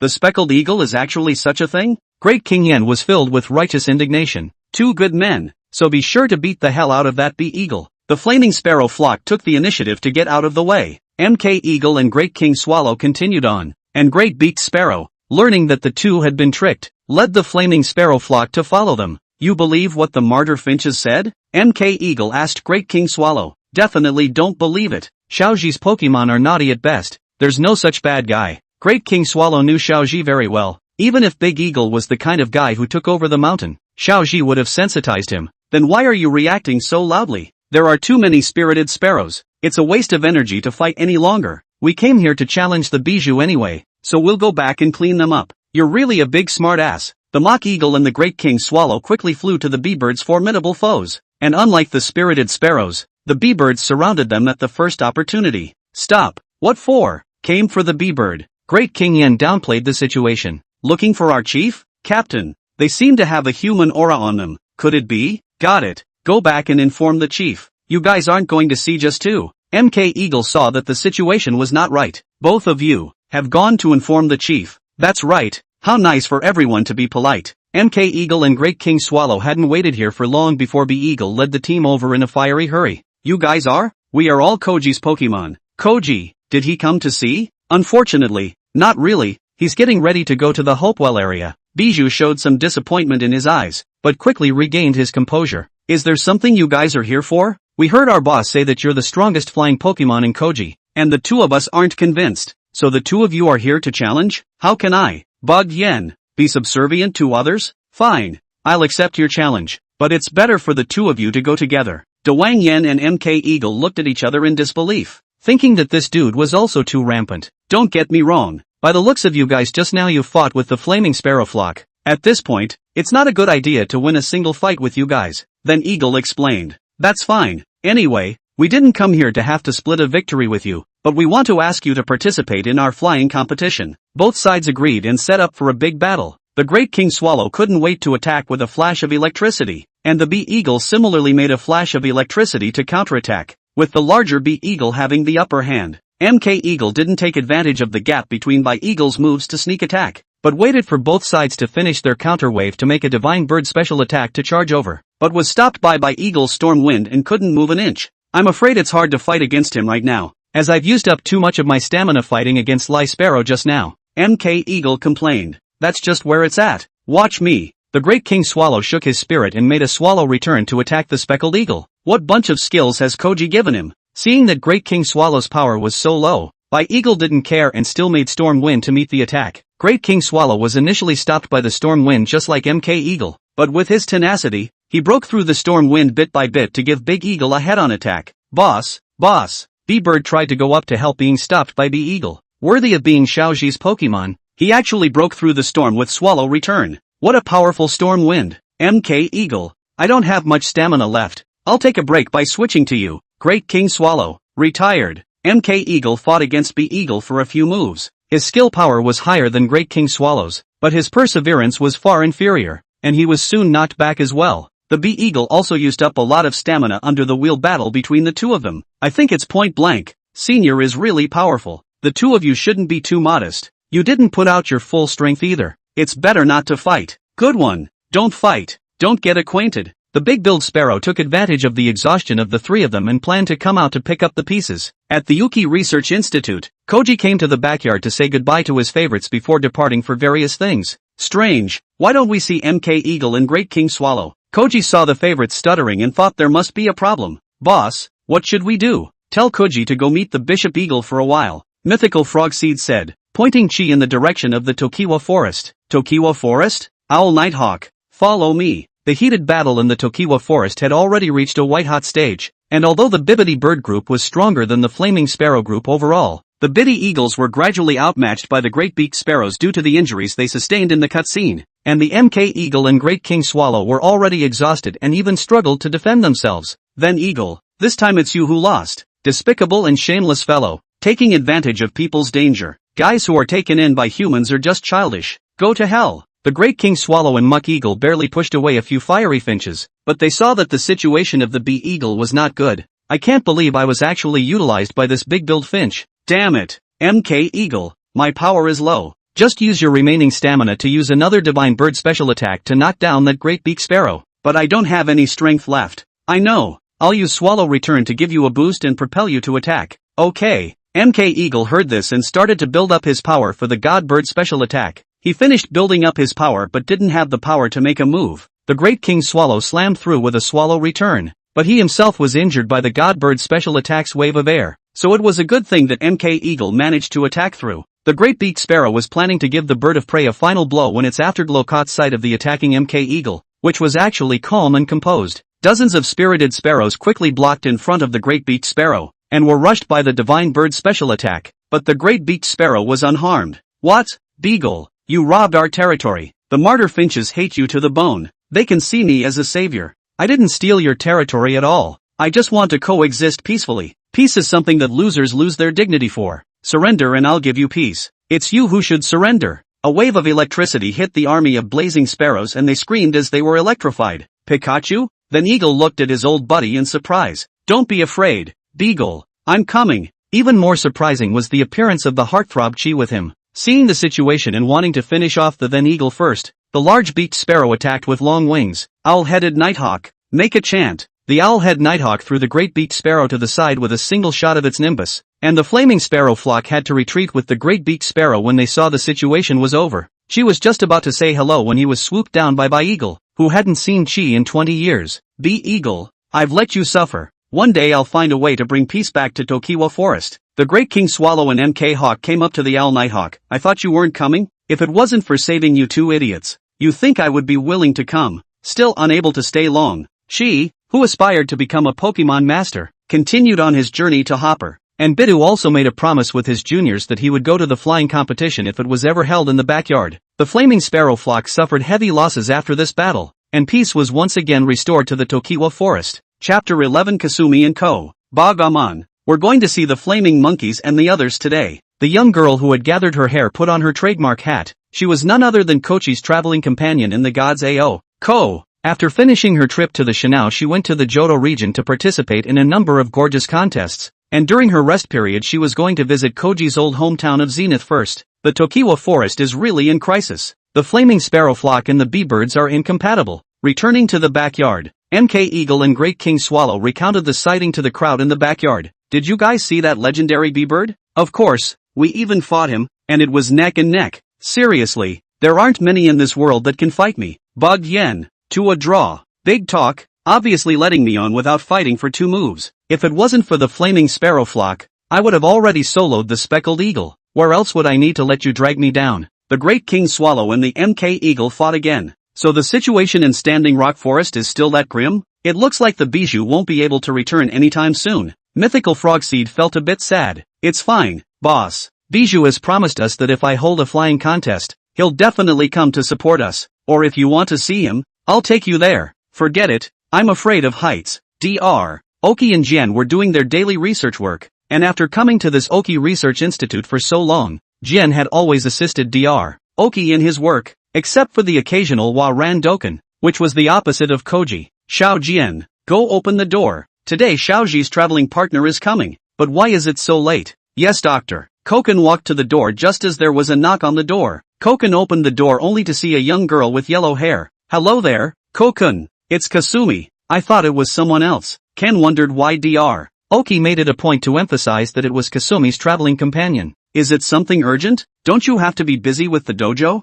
Xiao Jian knew that the Hualan dojo couldn't be separated from Kasumi at all, and if he left the dojo solely in the hands of his 3 sisters, it would have to close down sooner or later. The recent new trainers are too weak. They can't even beat my Tyrannosaurus Rex. I'll leave the Tyrannosaurus Rex at the dojo for my sister to command to see if it'll be better, and I'm stealing some time to come and check on Mythical Frogseed and the others. Kasumi, how can you be a dojo trainer like you? It's supposed to test the strength of the challenger. Kasumi was non-committal. In fact, she just wanted to be lazy. The two quickly walked up to Dr. Oki and were shocked to see Dr. Kasumi. Kasumi? How could it be Kasumi? What are you talking about? Doctor? Am I not welcome? Misunderstanding. It was Cookie. She contacted me saying she wanted to visit. I thought it was her. Ko? That's Kochi's partner in the Shinao region? Then this is the right trip. I'll wait for her here. But according to the time she should have arrived long ago. Before the words left his mouth there was another sharp knock on the door. It should be Cookie's arrival. Xiao Jian. Don't bother. Let me go. Kasumi had wanted to meet this Cookie for a long time. I wonder if she had mentioned herself to her. Kasumi walked to the door and opened it. Seeing no one in her flat view, she looked down only to find Ko crouching tiredly on the ground. Is everything alright? What's gotten into you? Kasumi noticed that Ko was in rags and Bagaman was panting beside her. Concerned, asked, No problem. You must be the doctor's assistant. Quickly take me to see the doctor. Ko said and pulled Kasumi up without a second thought and headed inside. Don't be in a hurry. I'll take you there. Kasumi brought Ko and Bagaman inside the Oki Research Institute. Ko, are you alright? The doctor was taken aback. Dr. Kowuru, it's nice to finally meet you. I got lost on the road and just fell into the river. No problem. Now is not the time to talk. Let me take you to take a shower and change your clothes. Kasumi was thoughtful. Thank you so much. After Kuko took a shower, Kasumi gave Kuko the spare clothes she had brought to change into. Thank you again. Why do I see you looking a bit familiar? Hello, first time meeting, my name is Kasumi. Kasumi? You're the Kasumi who traveled with Chi and Kong before. Kasumi was happy. It looked like Chi had mentioned herself. However, Kuko would know that Kasumi was only there because she happened to see Chi's fishing lure. All of you, stop arguing. I heard that we have guests coming today, so we'd better be on our best behavior. Boss, who's coming? It can't be Koji. Laurel Leaf was crazy thinking about Koji. Is Koji a guest? The Lizard King corrected. As they were talking, Kasumi and Cookie had arrived in the backyard hand in hand. Kasumi? Ko? Aside from the Chanel's Pokemon who hadn't seen Kasumi before, most of the Pokemon in the backyard recognized the two heroines. Kasumi is Chi's original traveling companion. Mythical Frogseed and Chanel's Pokemon explained. There was a Koyo in the middle, and then Cookie. So how is that not Chi's first and third houses? Lobster Pokemon said idly. What first house? My mother is the first house. Laurelleaf roared. Pikachu meow meow meow. Woohoo! Is that the flaming monkey? First time I've seen it. Ugh. Kasumi pointed at the flaming monkey. Kotoshire in the Chanel region of the dojo and Alliance Flame Monkey made a great effort. Oh, this guy. I wonder how many more Pokemon he has to take in. Kasumi looked at the hordes of Kentaro. With so many Pokemon, it should be hard to manage. Kasumi picked up the mythical frog seed. With him here, there's no need to worry. It's mythical frog seed. So cute. Coco took the mythical frog seed, not realizing that such a tiny little thing could manage this big backyard. Coco released his Pokemon and told them to go play with Koshi's Pokemon. Kasumi saw Coco's Pokemon and fell into reminiscence. Kasumi didn't bring any Pokemon? Oh, no. They all stayed at the dojo. Kasumi had just finished lying when Kota Duck came out of his baby ball on his own, looking at Cookie with eyes, and the mythical frog seed hurriedly yanked him away to catch up on old times, even though Kota Duck couldn't quite hear him. The kid's so naive. I was afraid that if I left him at the dojo he'd get into trouble, so I brought him with me. Right, Kasumi's a dojo trainer. So awesome. Ko is the one who's awesome. He can actually take in Pokekiss. Pokekis? Does Kasumi like Pokekis? I once owned a Pokemon, or played a trick and snatched it from Koji. We traveled together for a long time, but we separated after evolving into a Pokekiku. Hearing this, Ko couldn't bear to say anymore that his Pokekiss was a gift from someone else, and that it arrived as a 3-dan. Let's not talk about that. I think a coordinated trainer like you and Ao would be awesome to show off a girl style. Kasumi, don't listen to others defining girls. I think being a trainer can show off a girl's style as well. But Kobe finally met the Gata team that he hadn't seen in a long time, and was clearly so excited that he was on the verge of crying, but he still pretended to be haughty. Did you guys miss me? He held up his stomach in a big brotherly manner. Ha ha, you're still the same. I missed you. The swimming gas weasel slapped Bakobi's back hard, disrupting his posed pose. Ha ha ha ha ha ha ha ha ha. The crowd of Pokemon were amused. Little Saw Croc spotted Coco's curly ears with a glance and fell in love with her at first sight. Little Saw Crocodile danced around Curly Ears, but Curly Ears ignored him, so he danced with even bigger moves, and his comical appearance drew imitations from Kota Duck. Kota Duck's expression upset Curly Ears and she simply raised her head and strutted away. What's that Little Saw Crocodile doing? Ko noticed the Little Saw Crocodile. Seeing that the Little Saw Crocodile had been circling around Curly Ears, Kasumi basically understood the general idea. Really? What are you learning from people? They're showing love. Kasumi hugged away the Kota Duck. Showing love? You mean the Little Saw Crocodile likes my curly ears? No way. They just met for the first time. Kasumi was stunned and began to wonder if she had met a female version of Kotoshire. Love at first sight understood. Even so, it's Pikachu that Curly Ears likes. The Little Saw Crocodile was instantly petrified at hearing that. Kasumi, I might have to go to Hopper next to look for Koji. Do you want to go with me? Ko suddenly launched an invitation. No, I figured it out. Girls are not to be defined. It's my duty to stay at the Wa-Ran dojo. And who says dojo trainers can't be beautiful girls? Kasumi thought to herself, after all, a straight girl can be a coordinated trainer. What's so strange about me being a dojo master? Kota Dux Mei, Ko and Kasumi's lovely encounter. Dr. Oki read out Kaworu. Amazing. As expected of Dr. Oki, Kasumi and Ken were both speechless, not realizing that anyone could really appreciate Dr. Oki's Kaworu. Kasumi, aren't you going to go find Chi with Ko? I'll keep an eye out for your sisters. The dojo will be fine. Jien, just say it if you want to go to my sisters, Kasumi said idly in Jien's ear. So goodbye guys, I'm going to head out to the Hopewell. Be careful, don't get lost again. Dr. Oki admonished. No problem, no problem. Kasumi grabbed and answered for Ko. Chapter 12 Congressional Superiority. But that's about it. In addition to including Koji's Pokemon and wild Pokemon, the Yuki Research Institute also hosted the Pokemon of many other Makishin Town trainers. Due to the poor results of Zenith Town's trainers before Koji, very few local trainers sent Pokemon to the backyard on a large scale like Koji did, so Koji's Pokemon dominated the backyard. However, once someone who had achieved better results sent their Pokemon to the backyard, would Mythical Frog Seed's position as the caretaker be challenged? Counting the time, this convention is almost over again. I wonder what kind of guys will come again. Mythical Frog Seed was busy in the backyard as usual. During this period of time, the backyard was still in order. Boss, don't you know? There's a batch of Pokemon from other regions coming before Koji's Pokemon comes. Mythical Frog Seed's self-talk was overheard by Lobster Pawn. Where did you hear that? That's none of your business. But boss, I heard that trainer just got a convention win. They won't threaten your position if they come, will they? Come to this backyard. It's the tiger that has to coiled. It's the dragon that has to lie down. They all have to listen to me. Lobster Soldier's worry was not unreasonable. After all, Xiaoji's previous best result was only the top 4. Before this backyard only Shigeru's Pokemon had a little strength. Now suddenly came a group of powerful Pokemon. In case they start trouble can be more difficult to deal with than the Lobster Soldier's small fights. Everyone should get along. Soon enough, Jin brought a few Pokemon to the backyard and handed them over to Mythical Frog Seed. Leading the way was the Inferno King, with the Ultra Force King and Pascodora followed by some baby teams. Mythical Frog Seed knew that this should be the Pokemon that Lobster Soldier said would be the winners of the convention, and he stretched out his rattan to shake the hand of the leading Inferno King. Hello guys, I'm the person in charge here. Mythical Frog Seed. Unexpectedly, the other side of the Inferno King looked like he was exaggerating. Looking around halfway, Mythical Frog Seed? Where is there a Mythical Frog Seed? Don't see any? Only then did he look down and say to the myriad frog seeds, oh,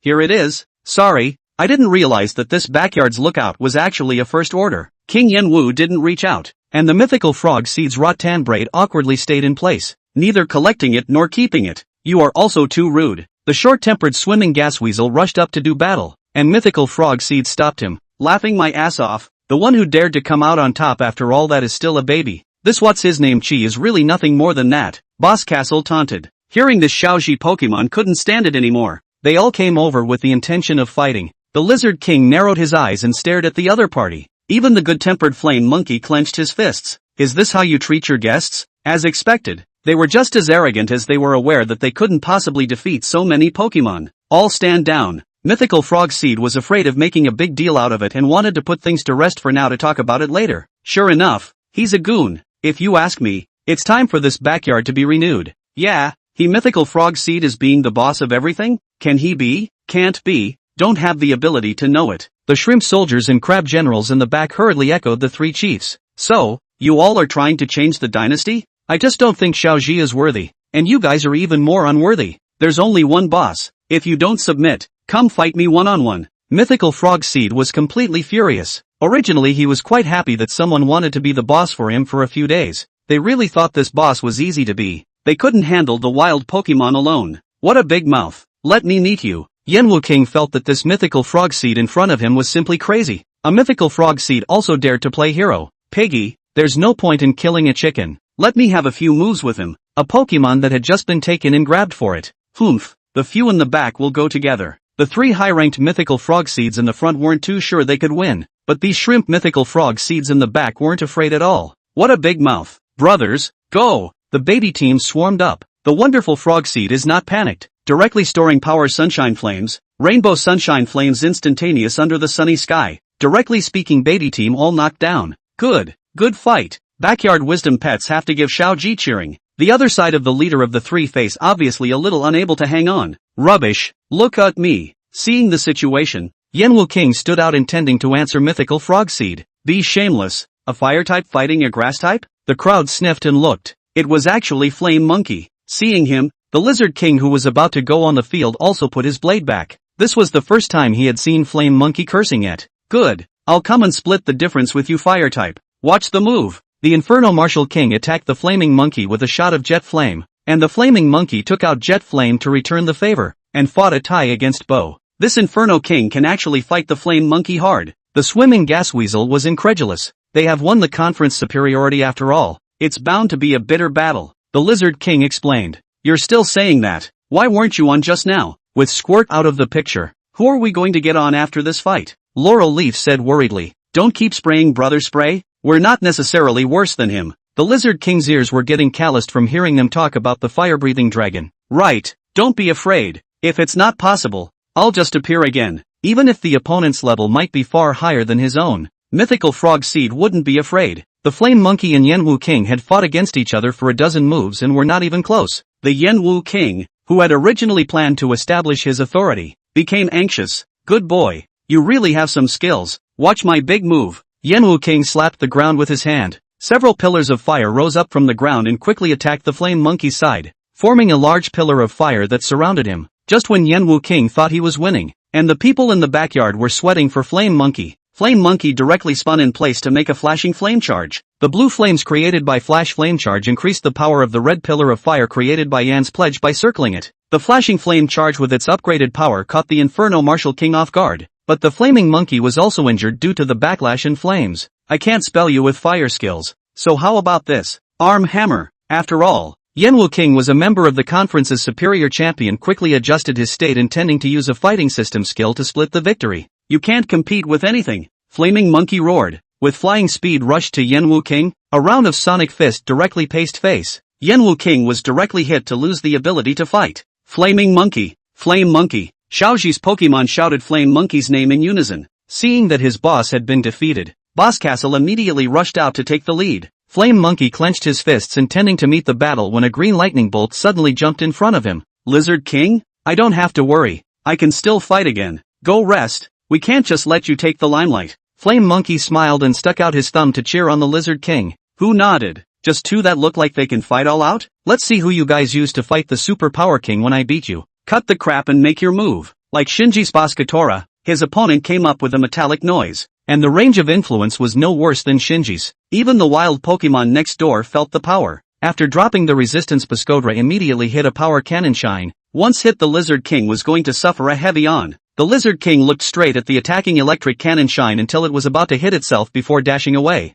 All to this time still play handsome, also not afraid of being hit. Laureleaf was worried sick just now. He's stimulating Boskodora, using his speed to put pressure on his opponent. Flame Monkey could see the Lizard King's intentions. As expected, Boskodora was helpless against the Lizard King's speed, revealing a number of breaks in his panic, and was hit by the Lizard King's slashes with several rounds of blades and leaves. Think you can defeat me with speed alone? Eat my move. Boskodora adopted a desperate fighting style, sacrificing his body to crash so that the Lizard King couldn't dodge and had to use his blade to parry. But the power was a little less powerful and was knocked back. Characteristics as a stonehead, that's why you dare to fight like that? So what if you can see it? You're no match for me in melee combat. After Boskodora approached, he used his metal claws to melee, and the Lizard King returned the favor with his blades. The two sides' fist-to-flesh confrontation was hard to look at. Now you don't have the stamina to dodge anymore. Electric Cannon Blast. Boskodora pulled away with the intention of destroying the Lizard King with an electric cannon shine. I didn't intend to dodge either. The Lizard King transformed into the crooked mouth god of war and instantly fired Sunlight Blaze with the help of the Great Sunny Day. The attack missed the power cannon shine and knocked down Boskodora.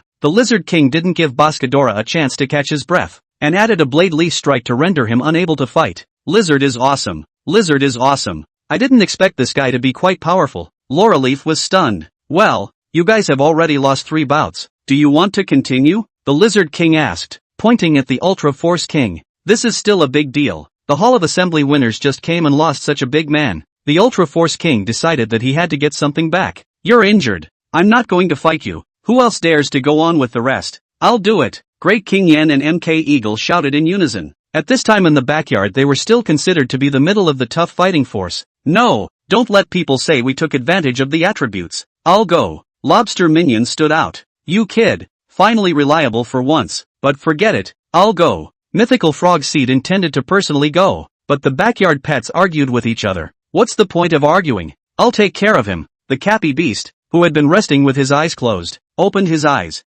As if he couldn't open them at all. Kai is going to come out? Everyone immediately stopped arguing when they heard that the Cappy Beast was going to come out to fight against each other. Ordinary department. Looking down on me? The Cappy Beast didn't even talk nonsense to him, and just did it with a shot of destructive deathlight in the past. No martial arts. The Ultra Force King dodged the destructive deathlight and went up while the Capibian couldn't move and hit a few pounding pushes, which the Capibian took all of them. The Ultra Force King increased the frequency of his pushes. The Cappy Beast struggled slightly but managed to survive a shot of Iron Head and nearly knocked the Ultra Force King unconscious. Reacting to the King of Superpower saw that the fierce push is not good enough to prepare to build up the strength of the combined fist to attack. The Cappy Beast did not take advantage of the opportunity to sneak attack, and stood still waiting for him to build up his strength. I'll show you what happens when you underestimate me. Eat my aura fist. The Capibian doesn't dodge or return the attack, and protects himself with a guard, taking the punch unscathed. Ha ha, Cappy Beasts do know how to kill and kill. Mythical Frog Seed pulled in a laugh. It looks naive.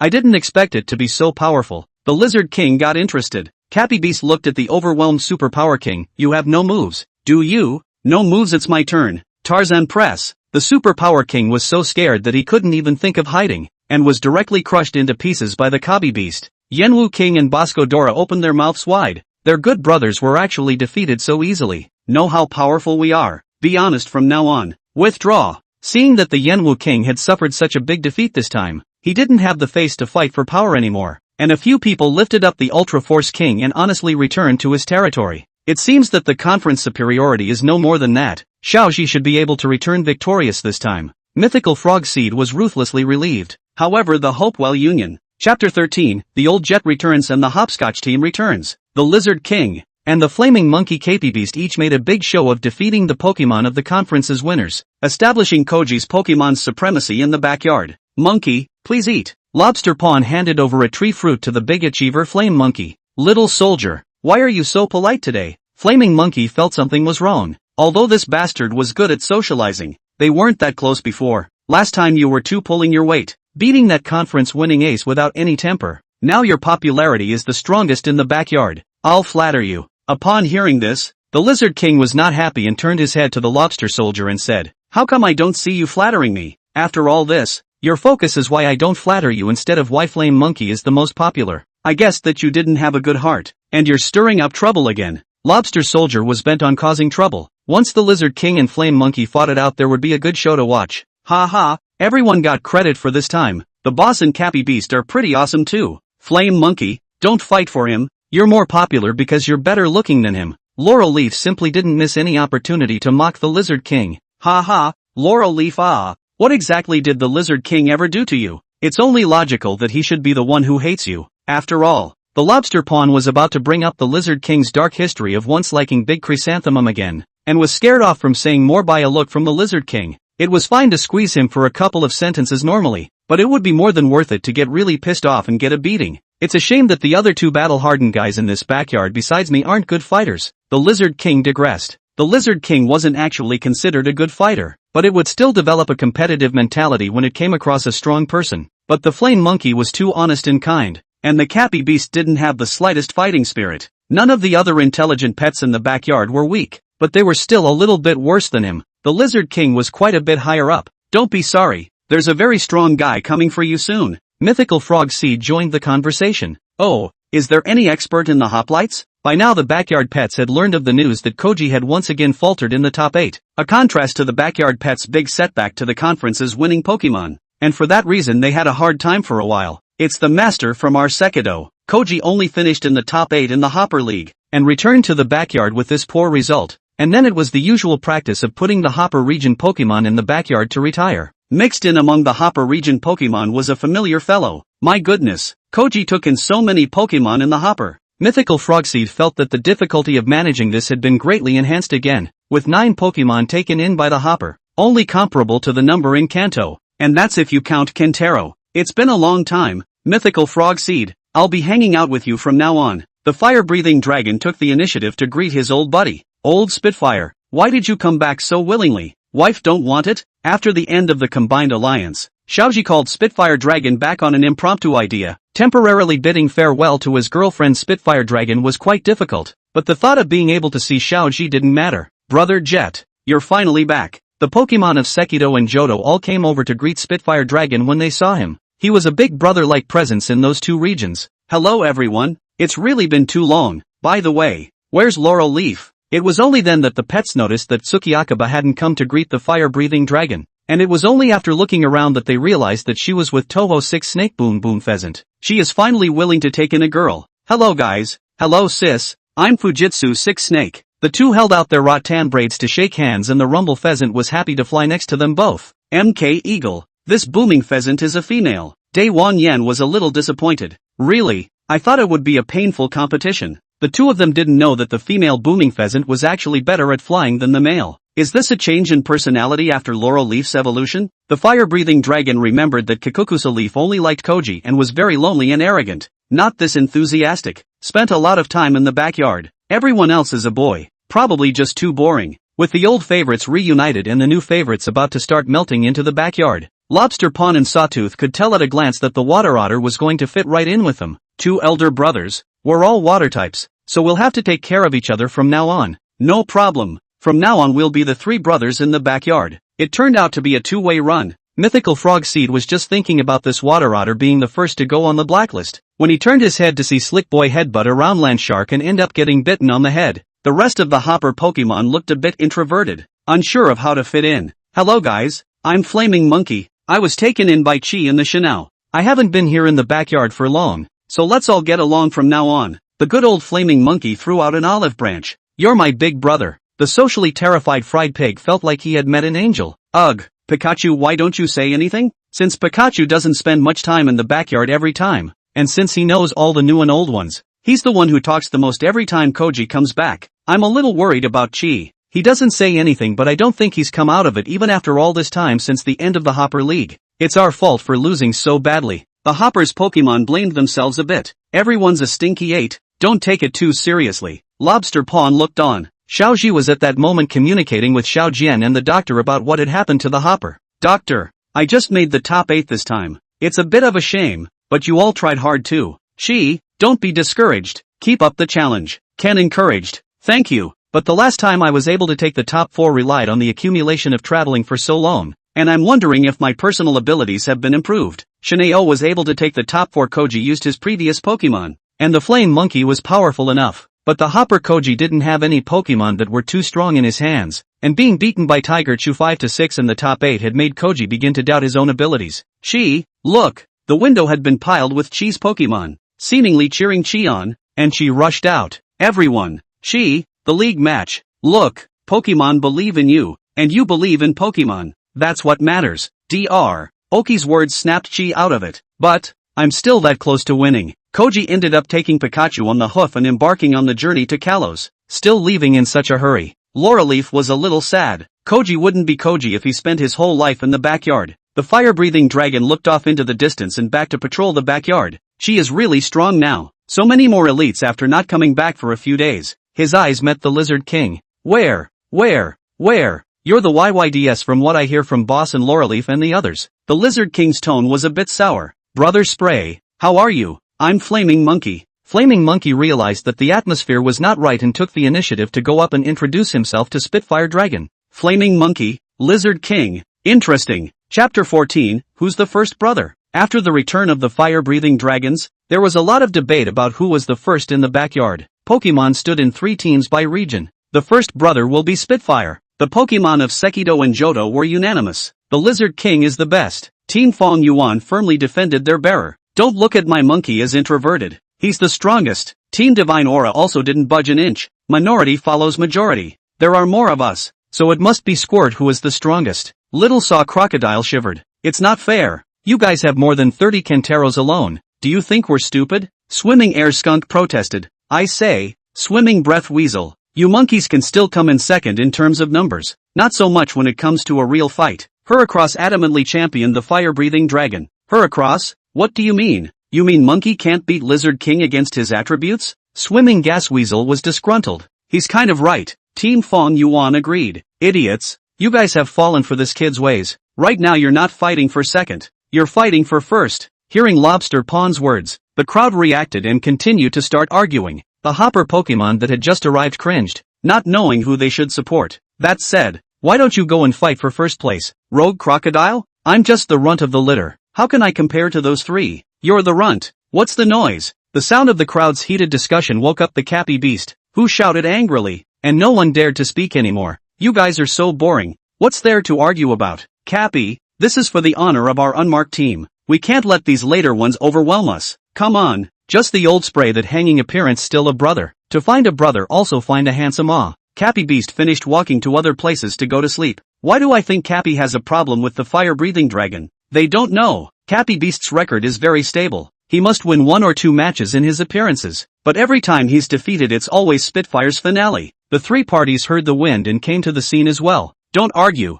I'm a grass system, how could I possibly beat the 2 of them fire system? The Lizard King was in a rare moment of modesty. Hey, where's your backbone? We're still here arguing with reason, you wimped out first. The lobster minion was dissatisfied. Lizard King has a point. I don't have any effective skills against spray. Flame Monkey also didn't want everyone to argue over this kind of thing. That's right too. It doesn't make much sense for my attributes to take advantage of the fight to win against this Ichigo. The 3 parties involved had no intention of arguing with each other. The crowd lost interest and planned to disperse. But Mythical Frog Seed stopped everyone. There's not much activity in the back for a long time. Since the martial arts fight is unfair, let's just have a civil fight. Civilian fight? What kind of civil fight? The crowd was puzzled. Debate. Mythical Frogseed commanded the crowd of Pokemon to split into 3 parties by region, and he stood on the stage to act as a referee. The newcomers of the combined congregation were spectators. Everyone can say whatever they want. I'll be the final judge. In order of newcomers and oldcomers, please support the fire-breathing dragon to speak first. The unmarked representative,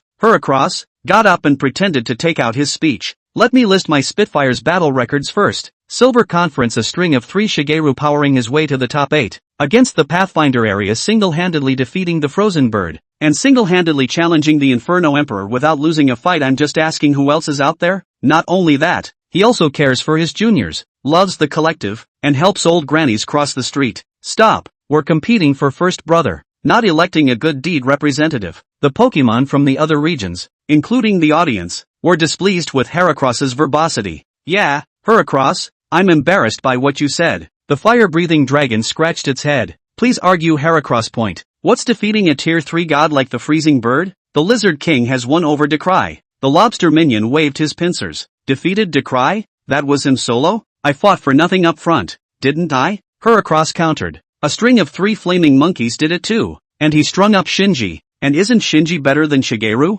Swimming Gas Weasel yelled. I've done it with a string of 3. Lobster Pawn snaps. Who hasn't? Like, the giant pincer crab wasn't showing any weakness. Who can prove that Shinji is better than Shigeru?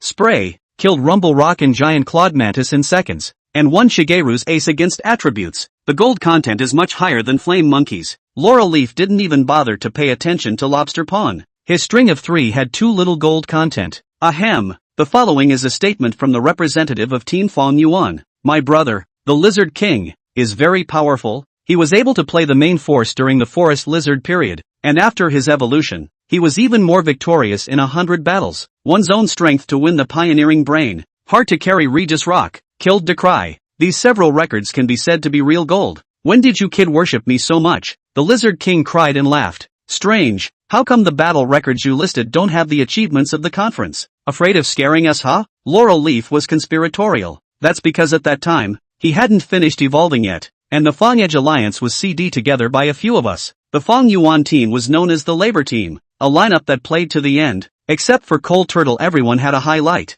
High EQ, C together. Low EQ, no highlights. I'm afraid the Forest Lizard Conference performance is not as good as Great King Swallow and Ice Ghost Protector, right? Laurel Leaf rode the wave of victory. Shouldn't you guys think about yourselves for letting Spray C alone? As far as I know, you were hung by Shigeru's Water Arrow Turtle against attributes in the Silver Conference, right? I also won a Fire-type Black Ruga. The Lizard King always made Laurel Leaf blow up. Will the representative of Team Chanel please speak? The cute little Scorpion King spoke in a serious manner. I have compiled a statistic that among all of Koji's Pokemon, The flame monkey has the highest win rate in regular battles, upwards of 80%, far exceeding the lizard king's 50%. I've said many times that it's because the lizard king evolved late. Ice Ghost Guard expressed his dissatisfaction. It's a pity that when the little flame monkey was a flame monkey, the flame monkey played the main role. MK Eagle added, doesn't that just mean that the rest of you can't do it, or that flame monkey squeezed the other's win rate? And his high win rate has to be credited to you cannon fodder turtles giving away your heads? Great King Yen was nonchalant. Say it like you guys don't have cannon fodder turtle. It's none of our business. We've been shot even while lying down.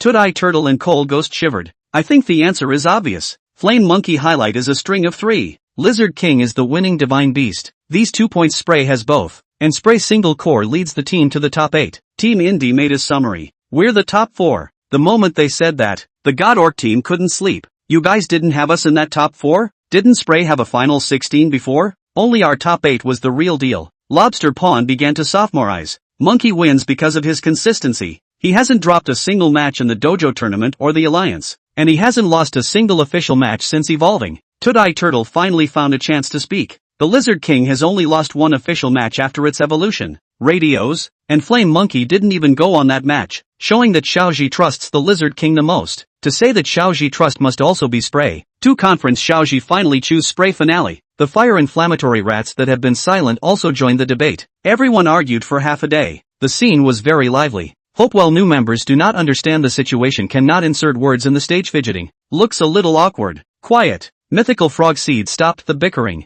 Boss, everyone has said what they need to say. Come and judge. Who is the first brother? Let's see. This brother is of course. Who is it? I'm Mythical Frog Seed. You idiot. That's it? The crowd of favorites laughed. The combined crowd of pets couldn't figure out how this was even laughing. Welcome new members. This is a program specially prepared for you in the backyard. Chapter 15, The Three Musketeers in the Backyard. A statue of Lord Guan was erected in the corner of the small intellectual area in the backyard, with 3 incense sticks in front of it. Master Guan is above. I little saw crocodile. I lobster little soldier. I water otter. Tied as brothers of opposite sex, do not seek to live in the same year, same month, same day, but seek to die in the same year, same month, same day. Big brother, second brother, third brother. The 3 of them hugged together excitedly. From now on, we are the 3 swordsmen of the backyard. Who told you guys to light a fire? Go clean up after yourselves. Mythical Frog Seed extinguished the incense they had lit and punished them for going to labor. The poor backyard 3 musketeers, who hadn't yet established an inch of success, died before they could start. Mythical Frog Seed looked at the portrait in front of him,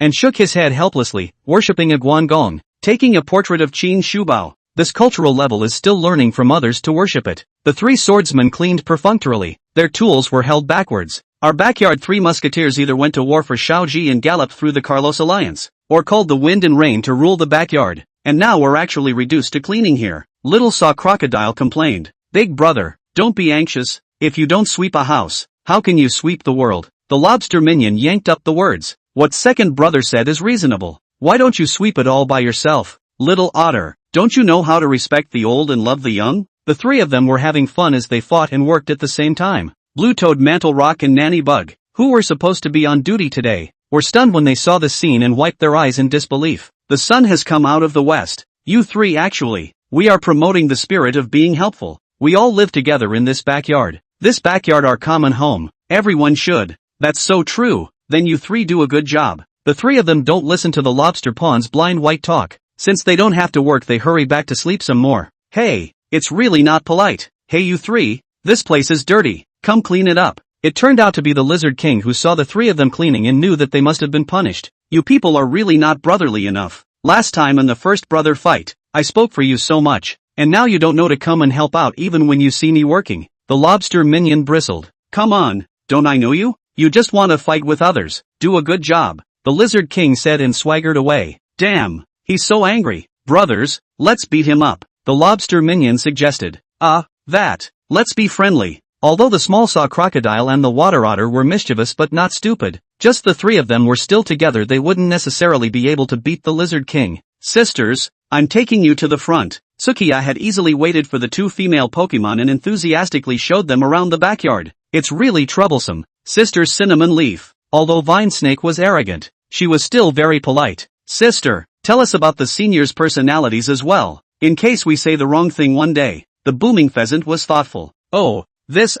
Everyone is very nice. Just be careful to never wake the cappy beasts from their sleep. Also, this lizard king person is especially bad at talking. Don't ever bother with him. Ha ha, no wonder I see you two fighting all the time. By the way, boom boom pheasant hen, you have to stay away from MK Eagle and Great King Swallow. When they see a flying Pokemon they have to compete with others. A contest? That's nothing. A few people gradually walked like this to the place where Lobster Pawn and the others were cleaning. And seeing Lobster Pawn and Little Saw Crocodile, Laurel Leaf planned to just go around the road. The two of them are the most naughty and mischievous in the backyard. They are so knowledgeable today. Surely something is fishy. A water otter can clean? Strange indeed. Three beauties, why are you leaving when you see us? The lobster minion spotted the three who were planning to slip away. That one wasn't afraid that you guys were cleaning and it would affect you? No impact, no impact. It would be best if you guys help us clean. The three of them held out brooms and dustpans and handed them to Yu Guiyi, intending to give them the work to do. We are girls, how can you be so kind? Take your time.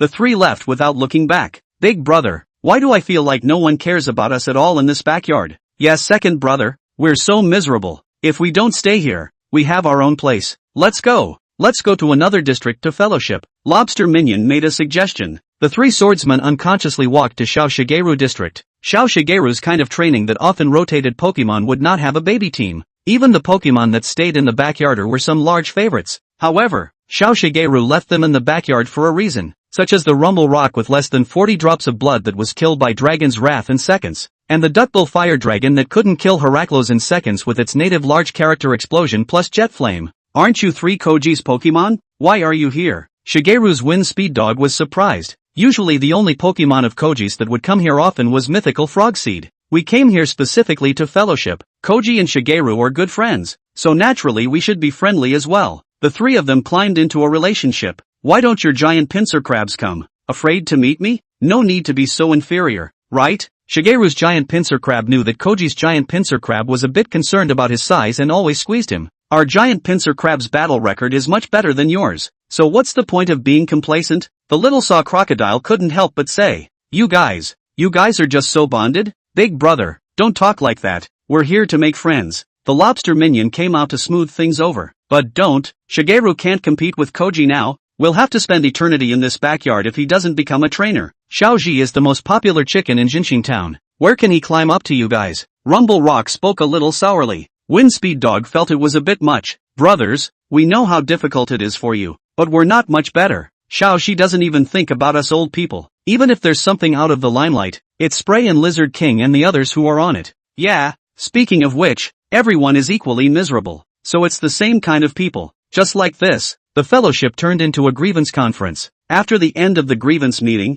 the three musketeers continued onward and entered the territory of the other trainers, and the Inferno King, Bosco Dora, and Ultra Force King, who had been defeated by the Lizard King and the others earlier, found them. What are you three doing here? The three big guys surrounded the three musketeers, the strong sense of oppression making them breathless. Misunderstanding, we're here for fellowship. Fellowship? Last time we were made to lose so many adults. We couldn't beat the three big ones, so we're looking for you three little ones to take out our anger. Yenwu King went up and was about to do it, but was stopped by the Super Power King. Old pig, after all, it's in someone else's territory. We already lost to them last time. It's not good to bully people like that. Ultra Force King whispered, Hey, I'll just scare them. Who wants to be idle all day and keep picking fights? At this moment, Mythical Frog Seed came to the place where the three were cleaning, intending to almost let them go to rest, but found brooms and dustpans scattered on the ground. It's probably just another lazy day. Mythical Frog Seed shook his head.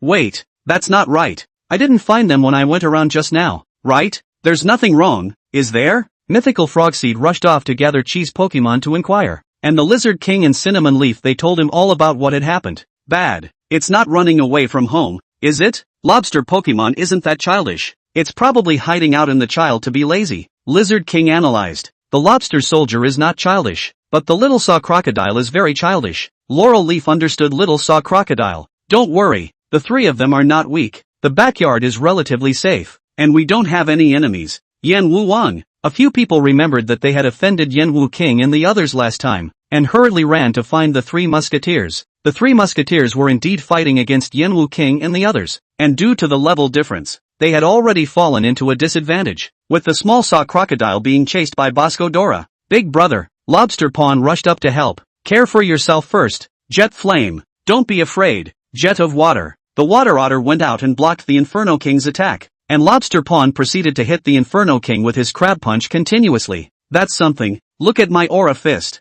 The Ultra Force King double circled to make a Chi Chorus punch. Lobster Pawn and Aqua Otter blocked a punch with Crab Fist and Shell Blade respectively. Heads but not tails. The Yenwu King was already behind him, intending to hit him with a split tile, when the two were entangled by the Ultra Force King and couldn't avoid it at all. In the nick of time, the small saw crocodile broke free from the Bosco Dora. A bite Yenwu King. The pain of Yenwu King wailed. Wait for the Lobster Pawn and Water Otter to repel the Super Power King before letting go of the mouth. The three set up their stance intending to be in a battle, but King Yenwu and the others turned away. This Chi, losing to his Pokemon is justified. Yenwu King didn't expect the three little ones to be so difficult to deal with as well. Don't leave if you're capable. I'm just getting warmed up. The Water Otter waved his shell. The three of us are awesome. The three swordsmen hugged excitedly, celebrating that they had repelled a strong enemy. Before the excitement could dissipate, a female water sprite passed by, attracting the Water Otter and the young Sawgator, and one of the two came over to dance and the other flashed his shell. The water sprite wasn't interested in either of them and simply walked away. Big brother, it's your fault for dancing so badly. You still say that. Originally she had her eyes on me. You scared people away. Fancy you? Forget it. People will only like a fresh meat like me. Water Otter, Little Saw Crocodile. The two didn't call themselves brothers anymore,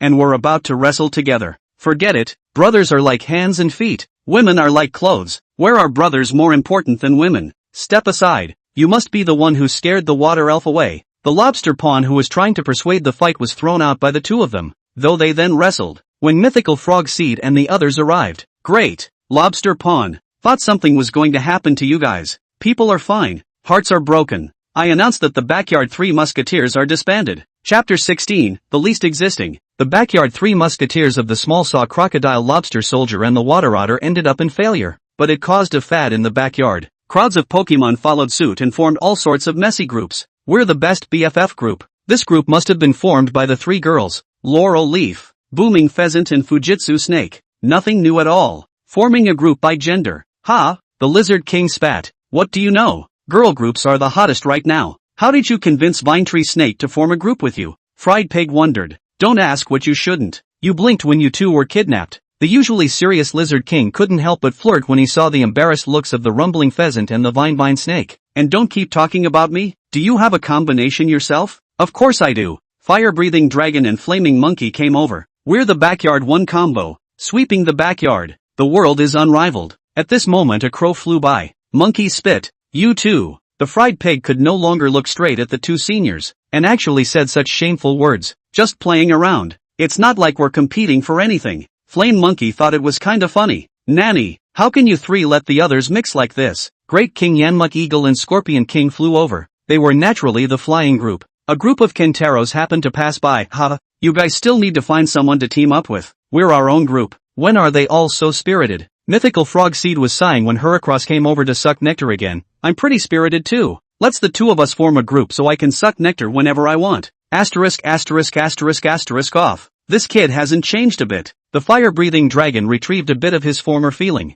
Yo, isn't this the Backyard Three Musketeers? The crowd noticed that Lobster Pawn, Water Otter and Little Saw Crocodile had gotten together again. You guys are a poor imitation of our Backyard Three Musketeers. We'll hold you legally responsible. Go talk to our lawyers. The Little Saw Crocodile said in a decent manner. Didn't you three disband? Why are you like glue again? Lizard King, you're underestimating the bond of our three brothers. How can a little thing affect us Backyard Three Swordsmen? It's just a woman. Lobster Little Soldier, you only have the one advantage of not being horny. But your two brothers may not be. Don't underestimate us. We have rearranged Guangong, Water Otter said and took out a portrait. Come on. Instead of worshipping Qin Shubao, we're worshipping Yuchi Jingda instead. Mythical Frog Seed cried and laughed. Let's all have a part together at night. The crowd casually joked around. On the surface they looked noisy and got along with each other. It's so nice. Everyone is so happy. Oh, I'm so touched. Cole Turtle saw the scene from the corner and shed tears of joy. Turtle brother, why don't you go in and chatter together? It's Turtle brother. I've actually been around the whole time.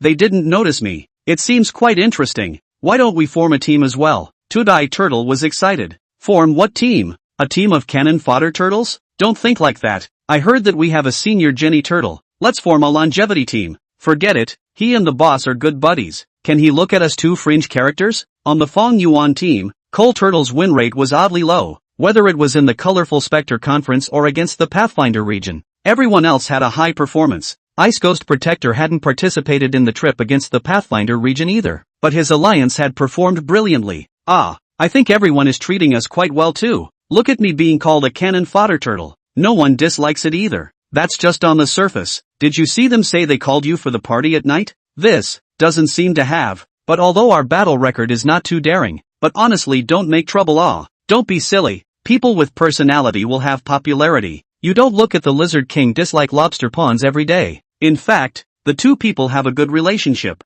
That's also right. Are we that non-existent? Coal Turtle's words made Toadeye Turtle emo. You two still have no existence? Know what it means to have no existence? Blue Toad and Mantle Rock heard the two of them conversing and couldn't help but interject. What do the two of you have to say? Take you for example. Coal Turtle, you love to cry, and your signature battle is the exciting battle of the steel toilet. And let's say you, Toadeye Turtle, your experience as a child was similar to the boss, but after evolving you became bulky and your battle record deteriorated. But there were also fierce battles against the Maharaja and Inao. Blue Toad and Mantle Rock knew the character battle records and experiences of Coal Turtle and Toadeye Turtle like the back of their hand. Yeah, so what? It's simple. Can the two of you name our personalities and battle records?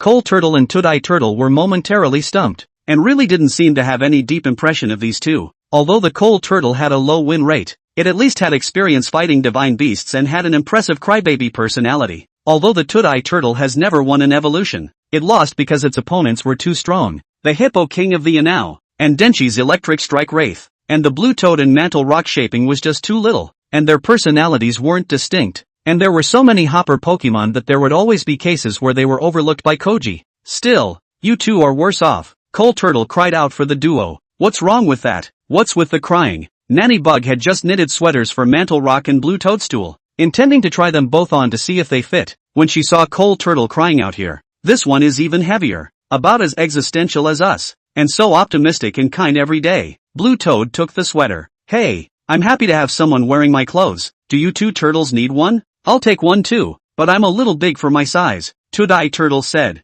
Alright, but what were you guys just talking about? Discussing who has the least presents. That's something you guys see less of. We're actually out of line. Nanny Bug often nattered to the group during sweater deliveries, and learned a lot about Koji Pokemon's past. What does that say? Do you guys know about the Bishujo Pachyderm that rides the dragon? I know. They were all released. After so many years of being released, Xiaoji hasn't even visited them. Don't you guys have a lot more presents than them? Nanny Bug tried to convince them, but obviously it didn't work well. That's a different thing. Koji doesn't remember, the audience remembers. Okay, so do you guys know about the fiery monkeys? No. Look, even you guys don't know. He was given away within a few episodes of taking him in. There's more of that? Nanny Bug breathed a sigh of relief, thinking that luckily I usually like to listen to stories, and Boss and the others told me quite a lot, or else I really couldn't talk to these stubborn guys. Ha ha, Nanny Bug, the ones you mentioned aren't even the least existential. The patriarchal figure, the giant clawed crab who had relatively little presence, joined the conversation at this time. What is Crab's instruction?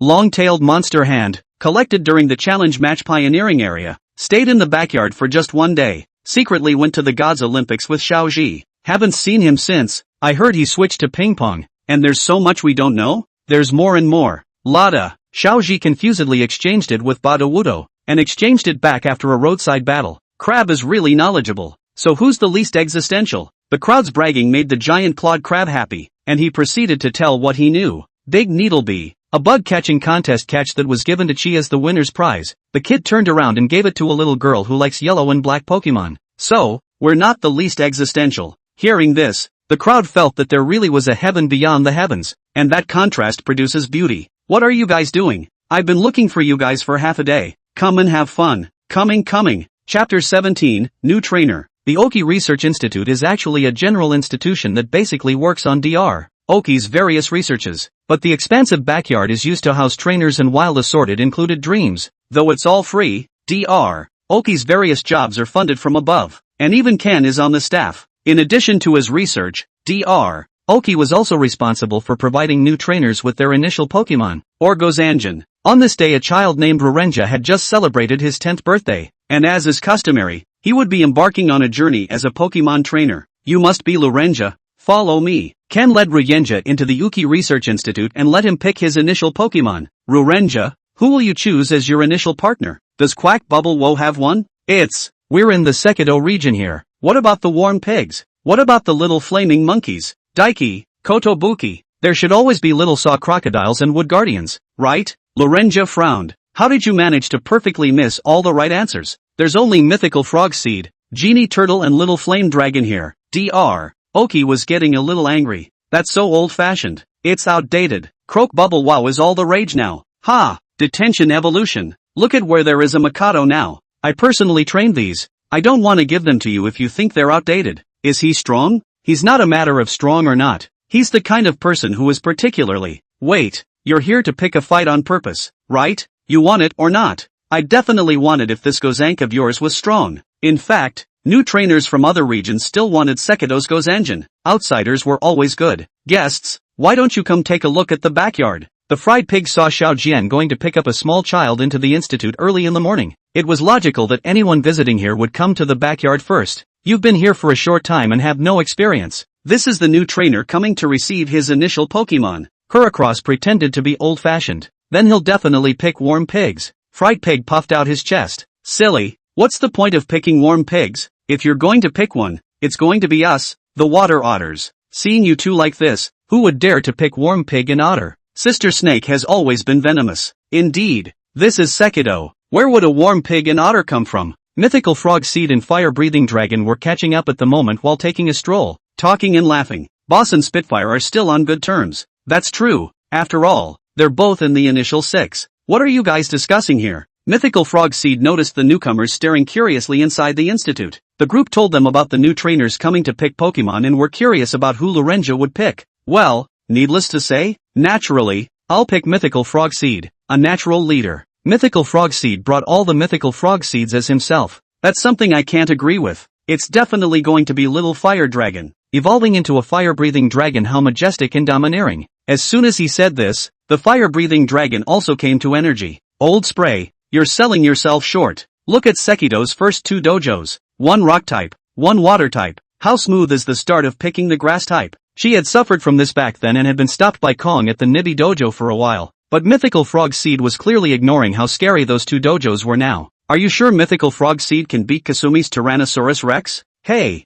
old squirt, you had to fight me today, didn't you? It's just a matter of practicality. Otherwise, if you don't evolve like you do, and Kohachi is okay, this new trainer won't be pitched off. Originally the relationship between the 2 people like glue at this time, but tit for tat. Look at the other people a little puzzled. Mythical Frog Seed is the best. Little Fire Dragon is the best. The 2 disliked their heads to each other. Our backyard really is all plastic bromance like the 3 Musketeers. Kuracross spat. I can't understand these boys, they can get into a fight over this. Fujiwara was speechless. Dr. Oki was still soft-pedaling Rurenja, trying to convince him that the Sekido Gosen family wasn't worse than the rest of the world. To tell you the truth, Dr. Oki, it's actually because of that Koji. Didn't he pick a Pikachu? And now he's doing pretty well. That's because he's late. You pick it quickly. Actually, I haven't decided who to pick yet. Mythical Frog Seed and Fire-Breathing Dragon argued for half a day, but there was no result. None of the Pokemon went to persuade them to fight, because they only posed for half a day and neither one of them made the first move. The Cappy Beast, who had a hard time waking up, even took out his popcorn and shared it with everyone to watch the show. Dr. Oki is here. Dr. Oki, in order for Lorenja to make a quick decision, brought him to the backyard to observe Mythical Frog Seed and Fire-Breathing Dragon. Look, those 2 over there are the evolved fire-breathing dragons of the Mythical Frog Seed and the Little Fire Dragon. So observe them before you decide. Hear that, Old Spray? Since you don't want to do it, how about we play fair? Just what I want. Fire-Breathing Dragon and Mythical Frog Seed each spread out, intending to show their skills to Lorenja. Mythical Frog Seed used Flying Leaf Rapid Blade to hit the distant bullseye squarely, and the target was cut into several pieces. Good, boss is awesome. The crowd of favorites applauded. How is this Flying Leaf Rapid Blade more powerful than my Leaf Storm? Vine Snake was stunned. Wow, is this the Mythical Frog Seed? So powerful. Lorenja was heartened. The Fire-Breathing Dragon snorted coldly. Sculpture. Watch me. The Fire-Breathing Dragon opened its mouth and fired powerful flames directly melting the target. The flames dispersed, leaving only a little ash. Spray is awesome. The applause from the crowd of pets was even more enthusiastic than Mythical Frog Seeds. There's actually a jet flame with this kind of power? The flaming monkey sweated.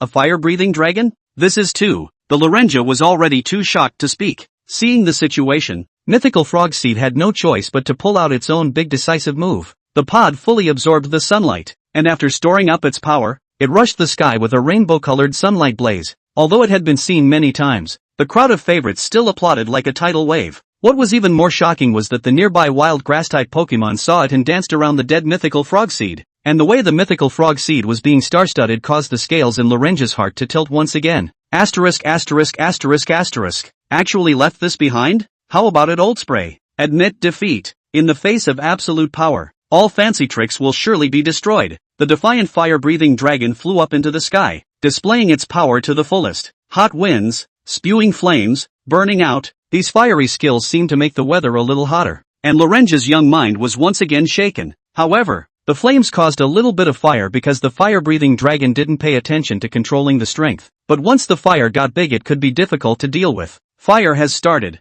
The three musketeers in the backyard are on the move. Little Saw Crocodile hurriedly led the three musketeers to send out water to extinguish the fire, and Giant Pincer Crab and Swimming Gas Weasel also joined in, so it was good that they didn't cause any accidents. I'm really sorry, I didn't expect this. The fire-breathing dragon was a bit embarrassed, but Spray and Boss are really good. It's going to be hard to choose this newcomer. Lorenja looked at the flamed ashes and made a mental decision. Doctor, I think I know who to choose. Great, who are you going to choose? The fire-breathing dragon and Mythical Frogseed also perked up their ears in anticipation of the final answer, both feeling like they were winning. My choice is Genie Turtle. What? Chapter 18, Revenge on Tetsu. It was another sunny day, and eldest brother was teaching second brother to practice. Fried Pig's jet flame hadn't grown much, which made him very distressed. Brother Monkey, what exactly does it take to achieve the kind of power that you and Brother Spray have? Don't flatter me. Brother Spray and I aren't of the same power. Don't be modest. I know that you have a super fierce fire, and when it erupts, the power is no worse than that of Brother Spray. What's the point of having a higher power?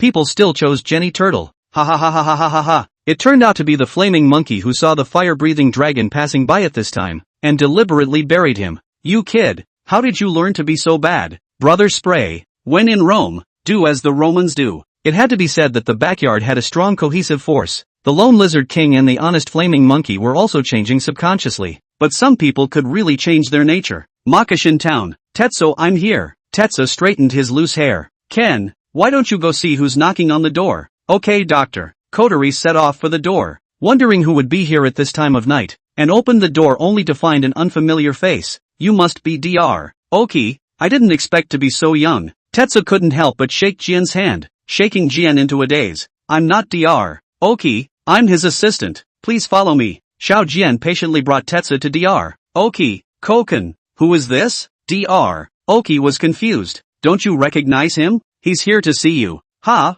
I'm a friend of Koji's. Ah, I came to Zenith Town to find him on purpose. Dr. Oki and Ken were stunned. Did anyone else not know that Koji was a man who couldn't be bothered? How could he be home all the time? Koji went to the Kalos region and wasn't in Zenith Town. What?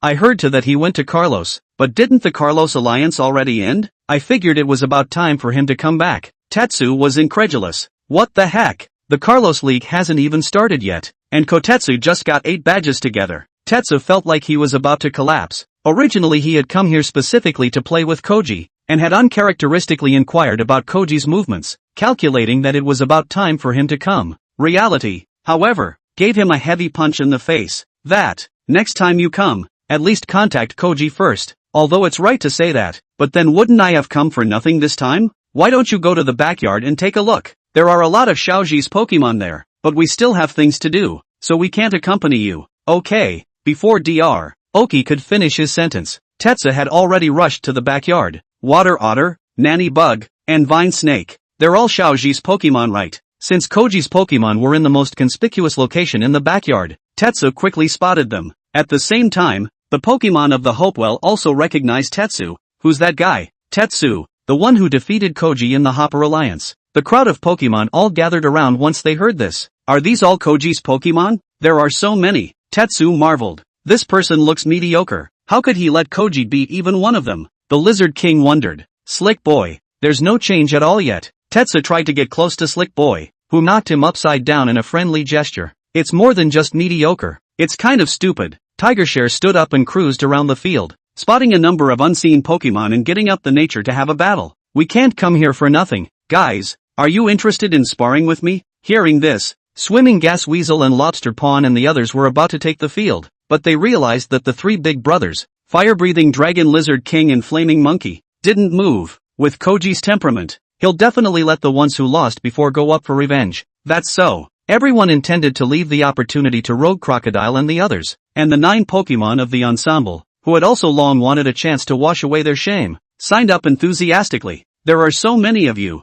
there's no way I can fight all of you. I'll tell you what, 3 of you will come out. The several Pokemon of the Hopewell discussed with each other, and decided that Fried Pig and Rogue Crocodile were definitely going to be on. But the third slot was a bit controversial, and in the end, everyone couldn't argue with Otter or let him go. What the heck? Why are they all seen Pokemon? But never mind, it's these 3 on my side. Tetsu sent out Nutty Dumbbell, Great Sword Ghost, and Lucario. I'll go first. Fried Pig volunteered while Tetsu actually sent Nutty Dumbbell to take on Fried Pig, surprising the backyard generals. Be careful, oh, make a missile pin. The Fried Pig directly used Flame Attack to counter the missile needle, incidentally boosting its speed by a wave. Is it so smart even without someone to command it? Make a curse. Fried Pig didn't know the skill effect of this move, set up a defensive stance only to find that he didn't take any damage. Thinking that Tetsu was bluffing, he planned to continue using Flame Attack. How? The Fried Pig realized that he didn't feel the power of the skill. Now there's no way you can use Flame Attack again. Make Euro Ball. Fried Pig faced the attacking Nutty Dumbbell and made a jet of flame to block his attack.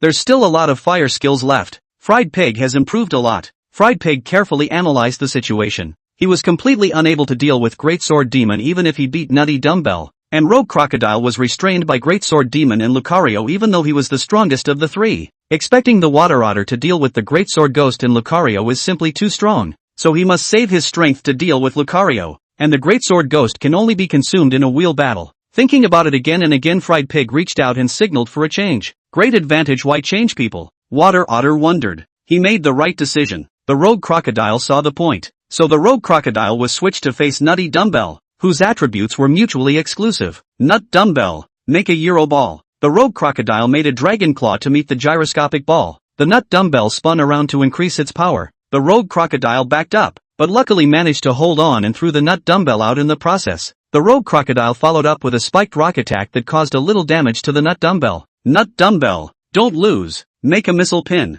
The Rogue Crocodile made a spiked stone attack in response to the missile needle. The 2 skills collided to create an explosion of smoke, and the Rogue Crocodile took advantage of the chaos to make a digging hole. As the smoke cleared, Tetsu realized that the Rogue Crocodile had disappeared. Where did it go? Xiaoxia popped his head and had a flash of insight. He's underground. Watch out for dodging. Nutty Dumbbell, where to hide? The helpless Nutty Dumbbell was hit by the Rogue Crocodile, after which the Rogue Crocodile replenished with a swallow return to knock down the Rogue Crocodile. Great Sword Ghost, it's your turn. The Rogue Crocodile was still a bit intimidated by facing the Great Sword Ghost whose attributes restrained him, but the Fried Pig and Water Otter couldn't beat the Great Sword Ghost anyway, so they still had to hold their own. Let me do it instead. The Water Otter finally understood the layout of the Fried Pig and the Rogue Crocodile. The Great Sword Ghost was the roadblock in front of the victory. To win can only rely on oneself to put up a fight. Although the Rogue Crocodile didn't want to replace it, he couldn't argue with the Water Otter. Third brother, go for it. The Lobster Pawn and the Small Saw Crocodile acted as cheerleaders. It's the Water Otter. Ah, that's much easier then. Shell Blade. The Water Otter also made a Shell Blade to return the favor, but the power was so far from the Great Sword Ghost that it could be said to be overrated. The Water Otter was beaten back and had to find a way to pull away first. Don't give him the chance to make a jet of water. The Water Otter tried to block the Great Sword Demon with its water cannon, but it only stopped it for a split second before the Great Sword Demon broke through, and the Water Otter was knocked out. Finish him off. Million Great Horns. The Water Otter, who couldn't dodge in time, used the shell as a shield. It barely blocked the attack. A bit of fun, but that's the end of it. Jet Water Jet. The Water Otter, in a hurry, used a water cannon on the ground to bounce itself into the air to dodge, and the Great Sword Ghost's horn was stuck hard in the ground and couldn't be pulled out as a result. Seizing the opportunity, the Water Otter attacked the Great Sword Ghost with a succession of firing skills, dealing him a decent amount of damage. Great Sword Ghost, make a Hydra Cannon just like that. Little Philosophy followed the Water Otter's method and used the impact to finally make the Great Sword Ghost break free. Jet Water Jet. The Water Otter also made a jet of water to meet the attack, and was ultimately defeated in battle. Sandy. Little Saw Crocodile and Lobster Pawn picked up Water Otter and reassured him that he had done very well. Fried Pig. You're the only one who can deal with Lucario. It's better if I go first. Rogue Crocodile overcame the disadvantage of his attributes and stood in front of Greatsword Ghost. Greatsword Ghost. Finish him off in one move. Hydro Cannon. Overcoming it was overcoming it. It was time to hide. The Rogue Crocodile dug a hole in the ground to avoid the attack. Naive. Make a jet of water at the hole. The Greatsword Ghost directly drilled the hole and flushed out the Rogue Crocodile, which was injured while constantly attacking the Greatsword Ghost with its dragon claws. There is no way for you to deal with a water-type Pokemon. Make a Hydro Cannon. Let's show you my new skill. The Rogue Crocodile's eyes suddenly turned red as it directly dispersed the Hydro Cannon with its body, giving the Greatsword Ghost a heavy blow. Its reverse scale? That move is powerful. But you'll be confused as well. The Great Kensei tried to take advantage of the Rogue Crocodile's confusion to finish him off, and the Rogue Crocodile glared as he did his best to keep his composure, knocking his opponent down with a single punch the moment he got close. Lucario, it's just you now. The Rogue Crocodile finally lost complete control of himself and started attacking the enemy indiscriminately. The capybara rushed across in front of the crowd with a guard to prevent accidental injuries. Lucario, Wave Missile. The Rogue Crocodile took a heavy dose of wave missiles and finally regained his composure, quickly reacting and using all his strength to make a dig. Lucario wasn't too shabby either, and immediately after being hit, he slammed the Rogue Crocodile to the ground with a bar throw, rendering it unable to fight. Fried Pig goes up to the ring to finish the final battle with Lucario. Lucario, Wave Missile. Stir-Fry Pig used Jet Flame to take on Wave Missile. After training with Fire-Breathing Dragon and Flame Monkey, Stir-Fry Pig's Jet Flame power has greatly improved and can already resist Wave Missile. The power has improved. Make an imitation. Lucario mimicked a jet of flame, and Stir-Fry Pig was caught off guard and got his face smeared, causing temporary blindness. Bone Stick Smash. The ground-based skill was so effective that Stir-Fried Pig couldn't dodge when his eyesight wasn't restored, so he could only endure in silence. When he could see something clearly, Fried Pig immediately fired jet flames at close range to beat back Lucario. Lucario,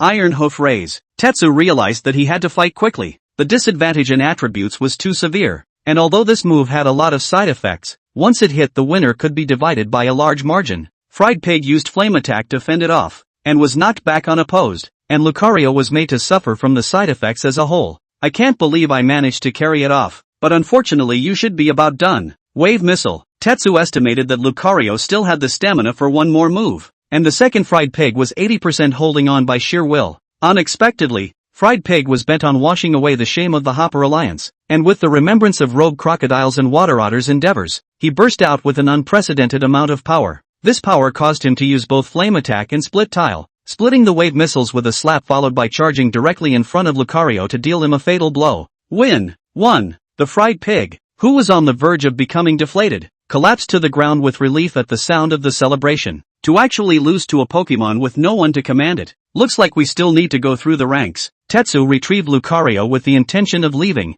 The doctor and Ken came out just in time to check it out, only to find the devastation left behind after the match. Who told you guys to spar here? Chapter 19, Flight Contest. The Carlos League ended, and Koji finished as the runner-up with the best record ever. Luckily, he drew a ticket for a trip to Alola, so he decisively handed the 3 remaining Pokemon from Carlos to the doctor and took Pikachu on the trip. There's another newcomer coming. Plus, Koji set a new best score. Mythical Frogseed gathered his pets to say some latest news. He wasn't thrilled that Koji got second place. Second place was the most heartbreaking. It wasn't as bad as the top 4. I heard there are only 3 newcomers this time. Lobster Pawn was well informed. How come there are only 3? Spray, you should know better than me. Xiao Jirir has not released a Pokemon for a long time. This time a release to release 2. Where's that Koga Shinobu frog that I've heard comes along once every 10,000 years? Went to cut down a tree with a god beast. I heard there's a god to be? That one's old-fashioned. Guarding the homeworld. The fire-breathing dragon was very disappointed. He had been looking forward to the Koga ninja frog for a long time.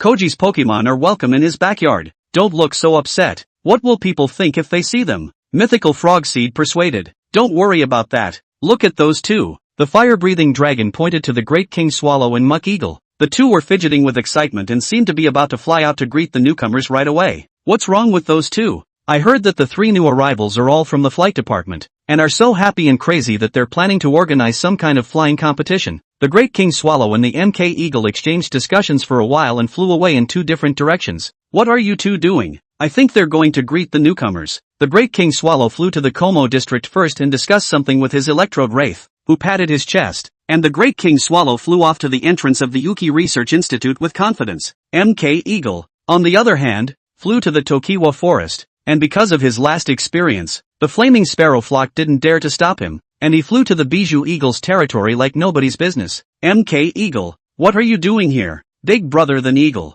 Great King Swallow and I are planning to organize a flying competition in the backyard, and have come to invite you to participate. The flaming sparrow flock and the great beaked sparrow had suffered a heavy blow last time, and hadn't recovered for a while, and were unable to jump into action again. So the bee eagles explained a few words to the bee birds and flew away with the mock eagle. Dr. Oki brought the wrestling eagle, sonic dragon, and flaming arrow sparrow to the door, intending to hand them over to the mythical frog seed, but instead, he saw the long-waiting Great King Swallow. Mythical frog seed is really thoughtful. Okay then, I'll leave it to you, Great King Swallow. Mythical frog seed, I'm not.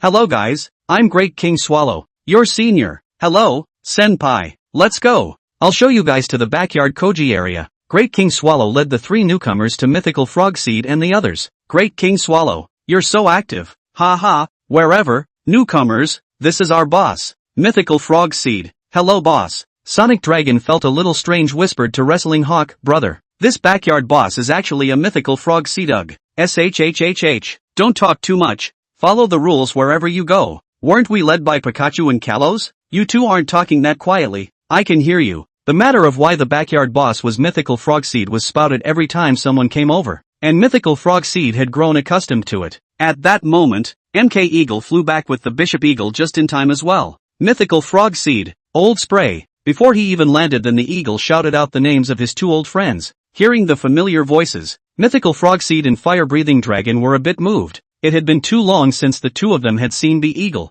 I've missed you guys. The three embraced. Then Eagle, why are you back? Did the large-beaked sparrow hiccup? No, it was MK Eagle who asked me to come to the flying contest. He said there are a lot of Koji's flying attribute Pokemon here. A flying contest? It's me and MK Eagle's attention. He went to find Big Brother Big Eagle while I went to pick up the newcomers. It just so happens that all three of them are of the flight attribute, so it's a good time to hold this competition. It turned out that after the last battle in Changpan Forest, Eagle promised the two to participate in the flight competition, and MK Eagle and Great King Swallow had been waiting for an opportunity again. That's not good. You guys are competing with other newcomers before they've even recognized all of them. Mythical Frog Seed didn't think it was too reasonable. We don't have a problem with it. This is also a good opportunity to integrate into the group. Blazing Arrow Sparrow agreed to compete. I'm fine with it too. Sonic Dragon also agreed. Actually, I can only glide. Oops, don't squirm, all three of you participate. Wrestling Hawk had to tough it out. With the newcomers all taken care of, the trio forced the two oldcomers, Scorpion King and Owl Nighthawk, to participate as well. Why don't you let me participate? Rumble Pheasant was puzzled. You're a girl. How can we let you compete with us? What's wrong with girls? Boss, you judge. Well, it's better to both participate. Men and women are equal. The two of them had to agree that Rumble Pheasant also joined, but there was still an ultimate goal that hadn't been taken care of. What are you two staring at me for? Flame-Breathing Dragon was furious at the way MK Eagle and Great King Swallow were looking at him. Spitfire, did you forget that you're also in the flight department? Asterisk. Waiting for me here? You guys play. I'm not really interested. MK Eagle and Great King Swallow were disappointed. By the way, what are your rules? Mythical Frog Seed asked. It's just a simple speed competition. That's too boring. Even though Fire-Breathing Dragon isn't participating, I had to get him a little involved. And by the way, I'll give you guys a little difficulty. Mythical Frog Seed revealed an evil smile. Mythical Frog Seed set everything up, gathered the contestants together, and began to read the rules. Everyone holds a ring in their mouths. Put the ring on the hook at the end of the line and you're done. You can attack each other, even if you snatch someone else's ring so that they can't finish the race. And the person who lands on the ground waits in place for 1 minute. By the way, since it's a long way to go, I've got some surprises for you on the way. Mythical Frog Seed finished reading the rules and told the participants to get ready to go. Then with a shot of sunshine blaze for the horn, everyone scurried out like a torpedo. The favorites who weren't participating in the race watched the whole thing in front of a large screen that had been set up in advance. As the race progressed to the point where a gap was gradually forming, it was actually the booming pheasant that took the lead and flew into the lead, with the Great King Yanmuk Hawk Bishop Eagle following closely behind. The Sonic Dragon, Fiery Arrow Sparrow, and Scorpion King also fell not far behind, while the slower All Nighthawk was a bit unable to keep up. As for the Wrestling Eagle, it didn't glide for long before it needed to land and rest. Remembering the rules, it flew strongly again for a while, but it didn't hold up for long and still fell, being penalized for 1 minute. Why do you have to make things difficult for the newcomers? But this rumble pheasant is really out of this world. Boss, the female rumble pheasant's flying ability is better than the male's. Laurel Leaf was proud as if she was flying by herself. The situation changed rapidly. The great king of the speckled eagles, Yan Mok Eagle, accelerated to overtake the booming pheasant, and the latter was unable to achieve a reverse overtake, so it had to stabilize its speed for the time being. How? Laurel Leaf wondered. You probably didn't get it right. Even if a female rumble pheasant is faster than the male, that's a matter of the individual population of rumble pheasants. It doesn't mean she can be faster than the great King Yank, the lizard king said carelessly with a branch in his mouth. What's the goddamned point? It's not certain yet. Great King Swallow had temporarily achieved first place, and turned around to see the MK Eagle, who was following closely but had not been able to overtake her. Somewhat smugly. Little bastard, told you you couldn't. When Great Wang Yan turned back to split, Bidis suddenly accelerated and overtook the first position. Before Great Wang Yan could react, MK Eagle overtook again. I told you not to pay attention.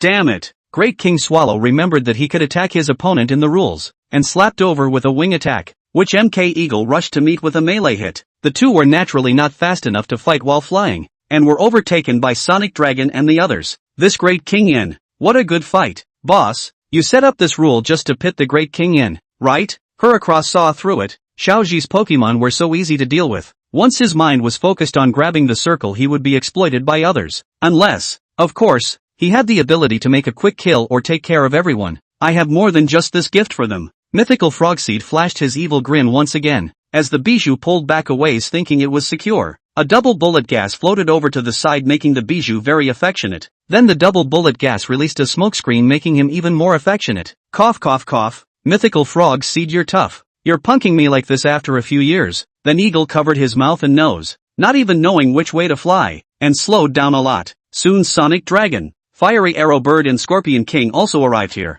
Sculptor's little skill. The Sonic Dragon released supersonic waves, easily judging the position in the smoke, quickly going through the smoke and becoming the leader. The Fiery Arrow Sparrow and Scorpion King went into the smoke area just as hard as the Speckled Eagle. Reacting to the situation, the Speckled Eagle and Great King Swallow also came to the smoke zone. What about this? The Mock Eagle retreated. If we can't solve the problem, we'll solve the problem. The look in the Great King Swallow's eyes terrified Twin Bomb Bass, and sure enough, MK Eagle and Great King Swallow gave him a good beating, and the smoke cleared. The crowd was able to continue their flight, and the two lucky ones, the booming pheasant and the owl-headed nighthawk, passed straight through without any obstacles. That's okay? Mythical Frogseed's mouth dropped open. There's something to be said for being belligerent. Sonic Dragon, who had been leading the pack, looked back at his fellows, not realizing that a large gust of horizontal wind had blown through, blowing the unresponsive Sonic Dragon to the ground. It turned out that Mythical Frogseed had gotten a bunch of other flying Pokemon to guard the barrier here. A minute was enough time for the Pokemon behind to fly here, and they saw the helpless Sonic Dragon and a bunch of guys letting off steam. It's my turn to perform. The Owl Nighthawk, disguised as the Crooked Mouth War God, used his nimble power to change the direction of the wind and passed with flying colors, becoming the new number one. The Scorpion King utilized his rich experience from working out with the flight department experts and dodged left and right to pass smoothly. There are too many people out of place to fight this time. Great King Yen was helpless. What are you afraid of? Don't you have a backbone? Bidou finished rushing directly into the wind, using the storm to fight against the storm. Although the speed is a little slower, still passed smoothly. The others were inspired to also enter the wind, make every effort to barely pass. Owl Nighthawk at this time has a lot of the lead, but he was afraid of what is behind the difficult level. Has been very cautious. Hello, came a familiar voice. Owl Nighthawk turned around only to see the fire-breathing dragon, asterisk.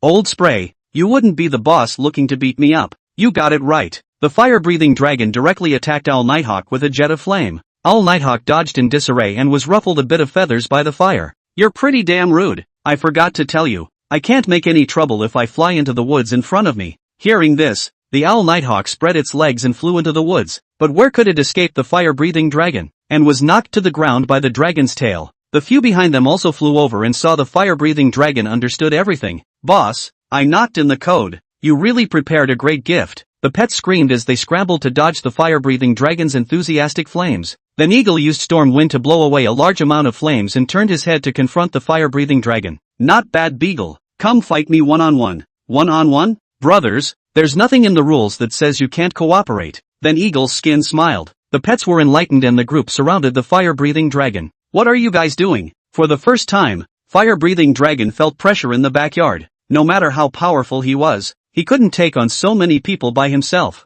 Go, Dedu. Count on your ruthlessness. Kill the familiar. Right, you wait for me. The fire-breathing dragon was driven away by the combined efforts of all the favorites. Alright, let's continue. Just as the crowd of favorites were planning to continue splitting the difference, an electric shock demon beast suddenly appeared. Holy, the boss won't let anyone rest for even a minute. No, he's the one I found. Just when everyone thought it was going to be another vicious battle, Great King Yen said that it was his secret weapon. The electricity-striking wraith made a thunderclap, and Great King Yen met it directly. Cloaked in gold. Tremble, everyone. What the hell? The match had completely deviated from Mythical Frog Seed's expected track. Great King Swallow is known as Bug Swallow. The Lizard King sneered. Don't I win if I get rid of all of you at once? Ah, how could? Bug Yen actually felt the golden tunic inflicting damage on himself. De Wang Yen ah De Wang Yen. The tunic you opened was the AG version. Now it's all SM law. I, Big Wang Yen, did not open a hang-up. Great Wang Yen endured the severe pain and launched an attack.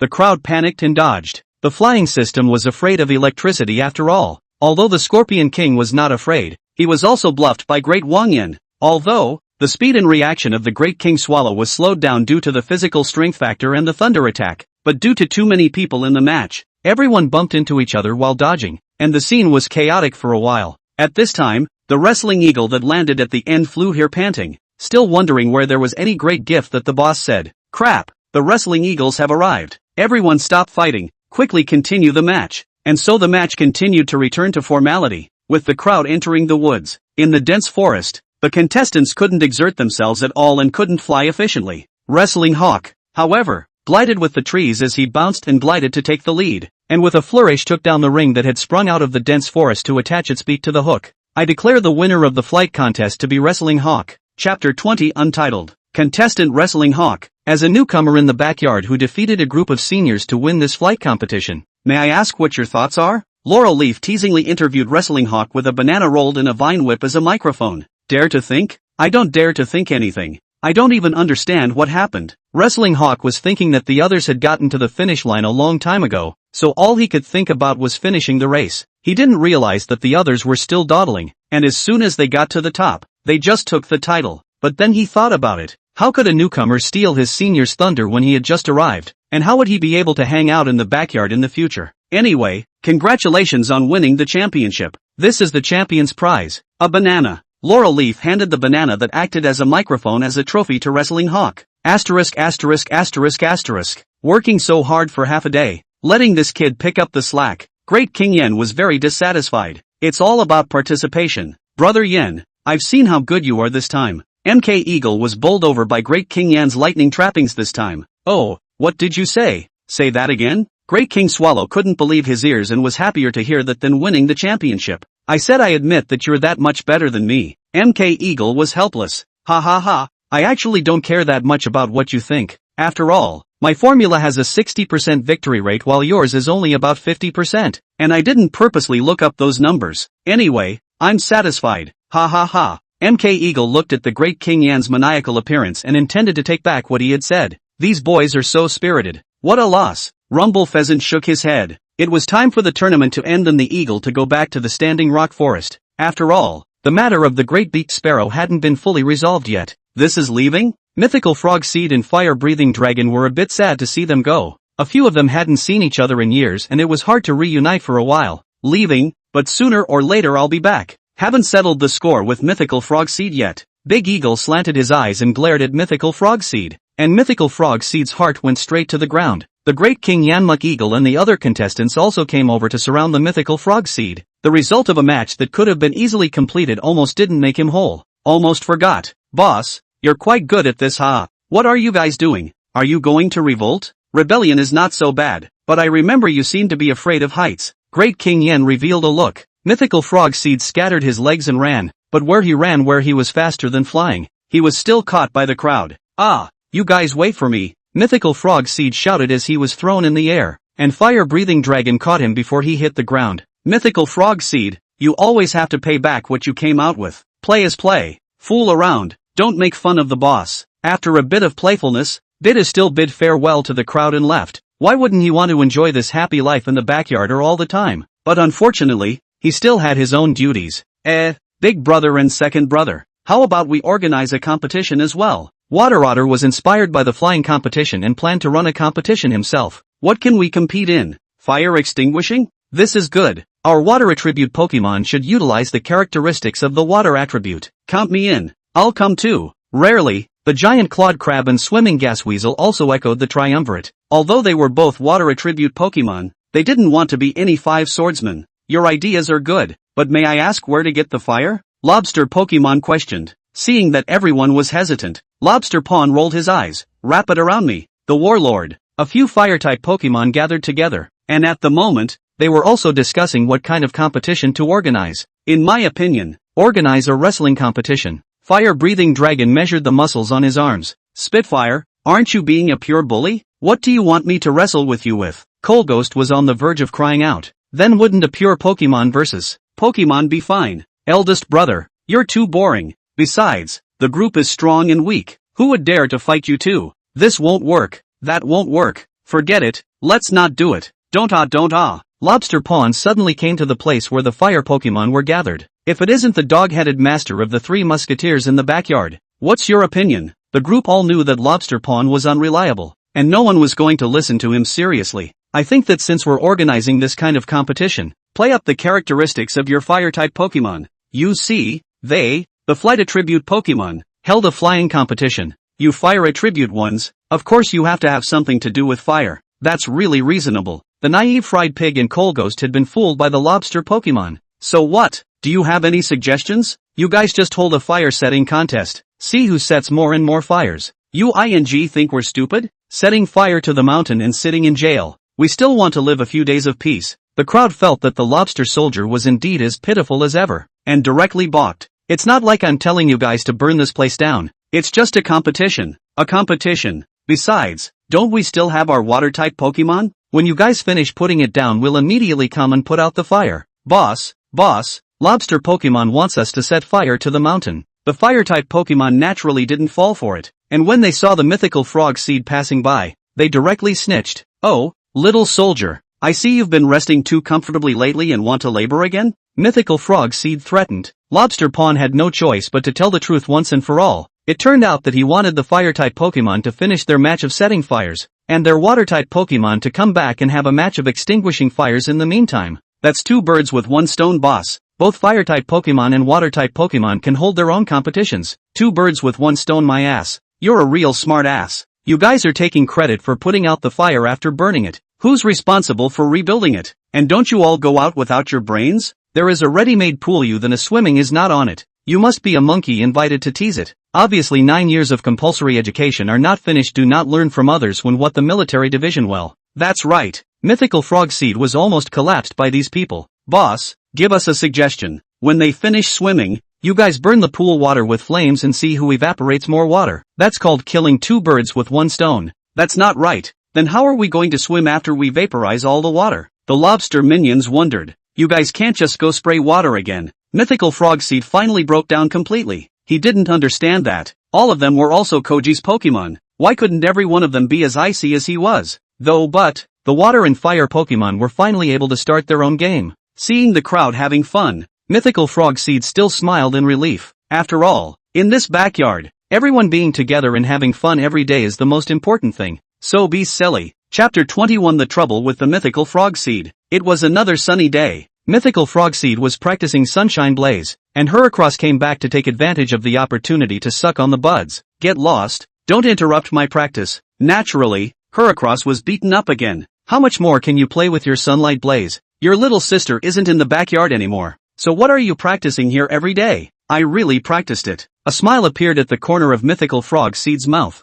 and on a sunny day, it fired out sunlight flames that scattered into the shape of flowers in the air. Ah, this! Heracross gaped. It's more than just a flower. Mythical Frog Seed was very pleased to see Heracross' uninitiated look, and fired a few more shots of sunshine flame in succession. What the heck? Aren't they all fireworks? Didn't you notice the different colors of the fireworks? It turned out that Mythical Frog Seed's rainbow sunshine blaze could already be split into sunshine blazes of various colors, and his use of this move was described as perfect. But does it help? Heracross questioned this. It shows that I have practiced hard, and that the gods have given me this sunlight blaze that is different from others. Fancy and no bonus in power. It's not as good as my one shot of a million horns. Get lost, get lost. Mythical Frog Seed hated Heracross words, but didn't know how to refute them as if he was right. Distracted, Mythical Frog Seed skipped around. As he walked, he heard a loud noise and went over to see that Laurelleaf and Lizard King were practicing Sunlight Blaze as well. The Lizard King's Sunlight Flame is so powerful. Mythical Frog Seed marveled. I didn't realize that after so long, you haven't improved at all. That thing of yours isn't as powerful as Lobster Pond's Bubble Light. The Lizard King came up with what he thought was the most demeaning analogy of Laurel Leaf's Sunshine Blaze, yet Laurel Leaf didn't refute him. You're not getting angry, are you? I was joking. No la, actually you're right. Originally it was a bit early for me to learn this move. At least wait until I evolve into a big chrysanthemum. Don't you see that the boss learned it very early? The Lizard King thought to himself, you mustn't evolve. I'll remember something from the past. What's the point of learning it early? It's not very powerful. Mythical Frog Seed, who had been observing for a while, couldn't help but interject. Boss, why do you say that? To tell you the truth, I've been practicing Sunlight Blaze for a long time, but I've only developed some fancy features. There's no increase in power at all. Mythical Frog Seed said, displaying the various Sunshine Blaze flames he had developed. What beautiful fireworks and rainbows. Laurel Leaf starred. Boss, your move is better suited for the gorgeous contest. Gorgeous contest? There was absolutely no way Mythical Frog Seed could participate in the gorgeous contest, and even more distressed, he had no choice but to continue walking forward aimlessly. Yo, boss is walking. The three of them, Fiery Arrow, Sparrow, Sonic Dragon, Wrestling Hawk, saw the boss and greeted him from afar. After all, they were still considered newcomers. Hello guys, don't stay by yourselves all the time, go and interact with more Pokemon from other regions. No boss, the cleaning jobs aren't assigned by region. We didn't know at first. They were elsewhere when you notified me. No, I just found them. Blazing Arrow Bird explained. This way Mythical Frogseed suddenly had some thoughts in his mind, but hadn't sorted them out yet, so he continued to think as he walked. The sound of laughing and joking came from the front. Myriad Frogseed fixed his eyes on it, and it was actually Slick Boy chasing after a rogue crocodile bumping into an iron-headed kung fu, with a stir-fried pig following behind him. Didn't see it wrong. The rogue crocodile is actually afraid of Slick Boy. Mythical Frogseed couldn't believe his eyes, but still went up to scold a few people to be safe. Boss is so fierce. The rogue crocodile was actually uncharacteristically frightened by the Mythical Frogseed. Rogue crocodile. Are you alright? Myriad Frogseed suddenly realized that it was Rogue Crocodile's sunglasses that were missing. Boss, you don't know. Once a rogue crocodile is without its sunglasses it becomes very timid. Fried Pig explained. It turned out that the rogue crocodile had accidentally knocked off his sunglasses when he was playing with Slick Boy, and was picked up and taken on by the nerdy Slick Boy. Rogue Crocodile and Slick Kid scrambled instead of accidentally dropped the sunglasses into the river. The Rogue Crocodile instantly became very timid. Instead of being chased by the Slick Kid to beat, sunglasses are just a decoration. Don't be so concerned. Mythical Frogseed remembered that Jenny Turtle also liked to bring sunglasses, but used them for pretense. That's a prop for me, not a decoration. The Rogue Crocodile was on the verge of crying out in anxiety. Don't be upset. I'll put on a show for you. Mythical Frogseed had to release a few rounds of fireworks Sunshine Blaze for him to watch, so that he could at least stabilize his emotions first. Sunshine flames scattered into colorful fireworks in the air. Very beautiful. The Rogue Crocodile simply cannot move away from the eyes. Temporarily forget the sunglasses thing. The nerdy Slick Boy also appreciated the fireworks, and the Fried Pig was also full of praise. Fished it out. Blue Toad took a lot of effort to fish the sunglasses out of the river and hurriedly delivered them to Rogue Crocodile. Thank you, good brother. Rogue Crocodile put on the sunglasses and finally returned to normal. Mythical Frogseed explained a few words before proceeding forward. Why is Coal Turtle crying again? Myriad Frogseed saw Coal Turtle's 2 lines of tears from afar, as conspicuous as a waterfall. It's not the lobster minions stealing the Coal Turtle's food again. Ice Ghost Guard explained. Don't cry, don't cry. Can't I share my food with you next time? Lobster Pawn was also a bit embarrassed, but Coal Turtle was still crying out. Mythical Frogseed sighed and did the same trick and let off a few more rounds of fireworks Sunshine Blaze. Unexpectedly, the Coal Turtle who saw the fireworks was really attracted to them, thus stopping crying. Looks like my efforts worked after all. Mythical Frogseed was so happy that he summoned the gang to come see his Sunshine Blaze. Boss, you've turned into a coordination trainer? The crowd wondered what Mythical Frogseed had in his gourd. I suddenly thought of a wonderful use for my Sunshine Blaze. How I can call people in different colors when I call them in different areas in the future. What do you mean? For example, Fong Yuan is a red firework Sunshine Blaze, Hopper is blue, Carlos is purple, and Kanto City is all rainbow colored. Wow, that's convenient. That's convenient. The crowd, though they didn't think it was much use, still held mythical frog seed's favor, even applauding sparsely. How about it, Heracross? Did old man Sunlight Blaze work? How much you hold a grudge? Chapter 22, The New Champion of Hopedale. I am announcing that as of today I am officially retiring and the Hopscotch Championship will be held by Alice. After Adaker said this at the press conference with a calm face, the Hopscotch Championship officially changed hands. Mr. Adaker. Why? Alice called out to Adaker, who was about to leave. I'm getting old. It's better to leave the future to you youngsters. Adaker turned around and left after saying that. And just like that, Alice became the Hopscotch champion in a haphazard manner. After parting ways with Koji, Alice continued traveling as a dragon Pokemon master, and in a short period of time,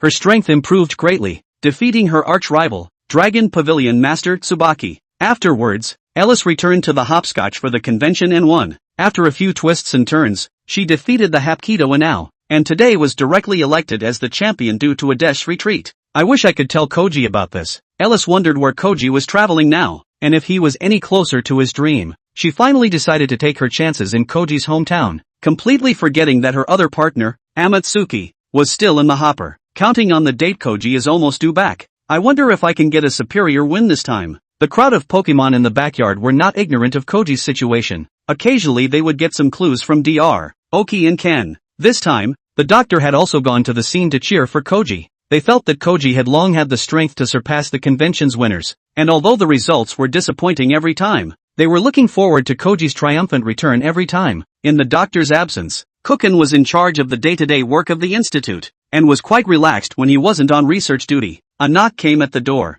Strange, who would come if the doctor isn't here? With confusion, Jin opened the door to find an unfamiliar girl. Hello, my name is Alice. I'm Koji's friend. I know you. Koji has mentioned it. Seeing that it was Chi's friend, Jin hurriedly invited Alice in. Are you looking for Koji for something? I've become the champion of the Hopscotch region law, so I wanted to tell Koji the news first. Hopper champion? That's awesome. It's a pity that Chi is still in Alola for the convention right now. Well, in that case, Aries is a bit disappointed. Instead of bringing Aries to the institute to sit down, Kukin took him directly to the backyard. It was good to let her meet Koji's Pokemon if she couldn't see him. Soon they came across the mythical frog seed. That's just Chi's mythical frog seed. He's in charge of the daily management of the backyard. So cute. Alice picked up the mythical frog seed and circled around it. Are these all Koji's Pokemon? That's just a part of it. Do you see any you recognize? By the way, why don't we see the fried pigs from Hopper and the rest of them? That's easy. Mythical frog seed. Show Alice your hand. Mythical frog seed heard Xiao Jian's words and jumped out of Alice's arms. It released the firework sunshine blaze that summoned the Pokemon of the Hopewell region. Can it still be like this? What surprised Alice even more was that the Hopper's Pokemon saw the firework signal and automatically gathered to rush to them. Long time no see, everyone. Rogue Crocodile, Vine Snake and the others were also very excited to see Alice, and surrounded her so that she could pet their heads one by one. Right, everyone come out. Alice released her Dragon Head Gopher, Double Axe Battle Dragon, Quick Dragon, and Conductive Flying Squirrel. Let's all have a good time catching up. I have some things to ask Jian about Chio. Curious as to where Chi had been and what he had done since they parted ways, Alice put down her Pokemon and Xiao Jian and went to the institute to natter. Where's Tooth? Slick Boy nerded out, looking for his childhood playmate. I am. Don't you recognize me? Looking at the Double Axe Battle Dragon, who was several times taller than himself. Slick Boy didn't dare to associate him with that little cutie. No way. Even though I've read less books, you don't want to lie to me. Unable to accept the truth, Slick Boy huffed and hit the Double Axe Battle Dragon with his Iron Head Kung Fu.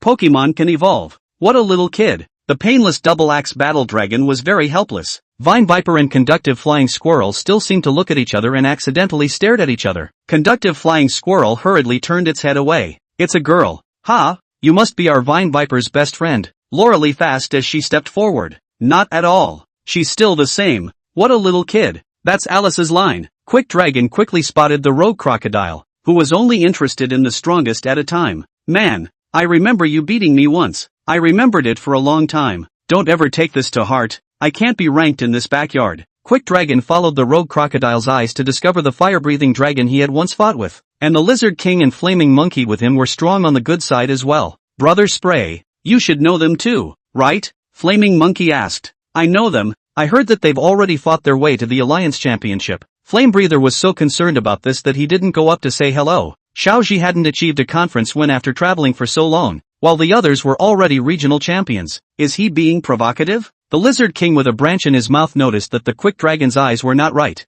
I fought with him before and was suppressed by me, so people must be displeased now. The atmosphere was a little tense for a moment as Quick Dragon noticed the three men talking about themselves and flew in front of Spitfire Dragon, looking like they were going to fight. Spitfire, you don't want to say hello even after not seeing you for so long? Surprisingly, Quick Dragon just came to show his friendship, extending his hand to shake Spitfire Dragon's hand. Spitfire Dragon smiled back, catching up with Quick Dragon and agreeing to fight again sometime. If the master had such a good relationship, how could the Pokemon's relationship be bad? Third brother, you know that chick, don't you? Why don't you go say hello? Her? Big brother, you can't grasp it. The horny little saw crocodile noticed at a glance the conductive flying squirrel that was disliking the vine snake, so how could he listen to the water otter's advice? Hello, beautiful. The little saw crocodile strutted forward and extended its hand to get acquainted with the conductive flying squirrel. The conductive flying squirrel was very coy to extend his hand. The small saw crocodile thought it would go well with Smug when the electric current released by the conductive flying squirrel's fingers electrocuted an exploding head.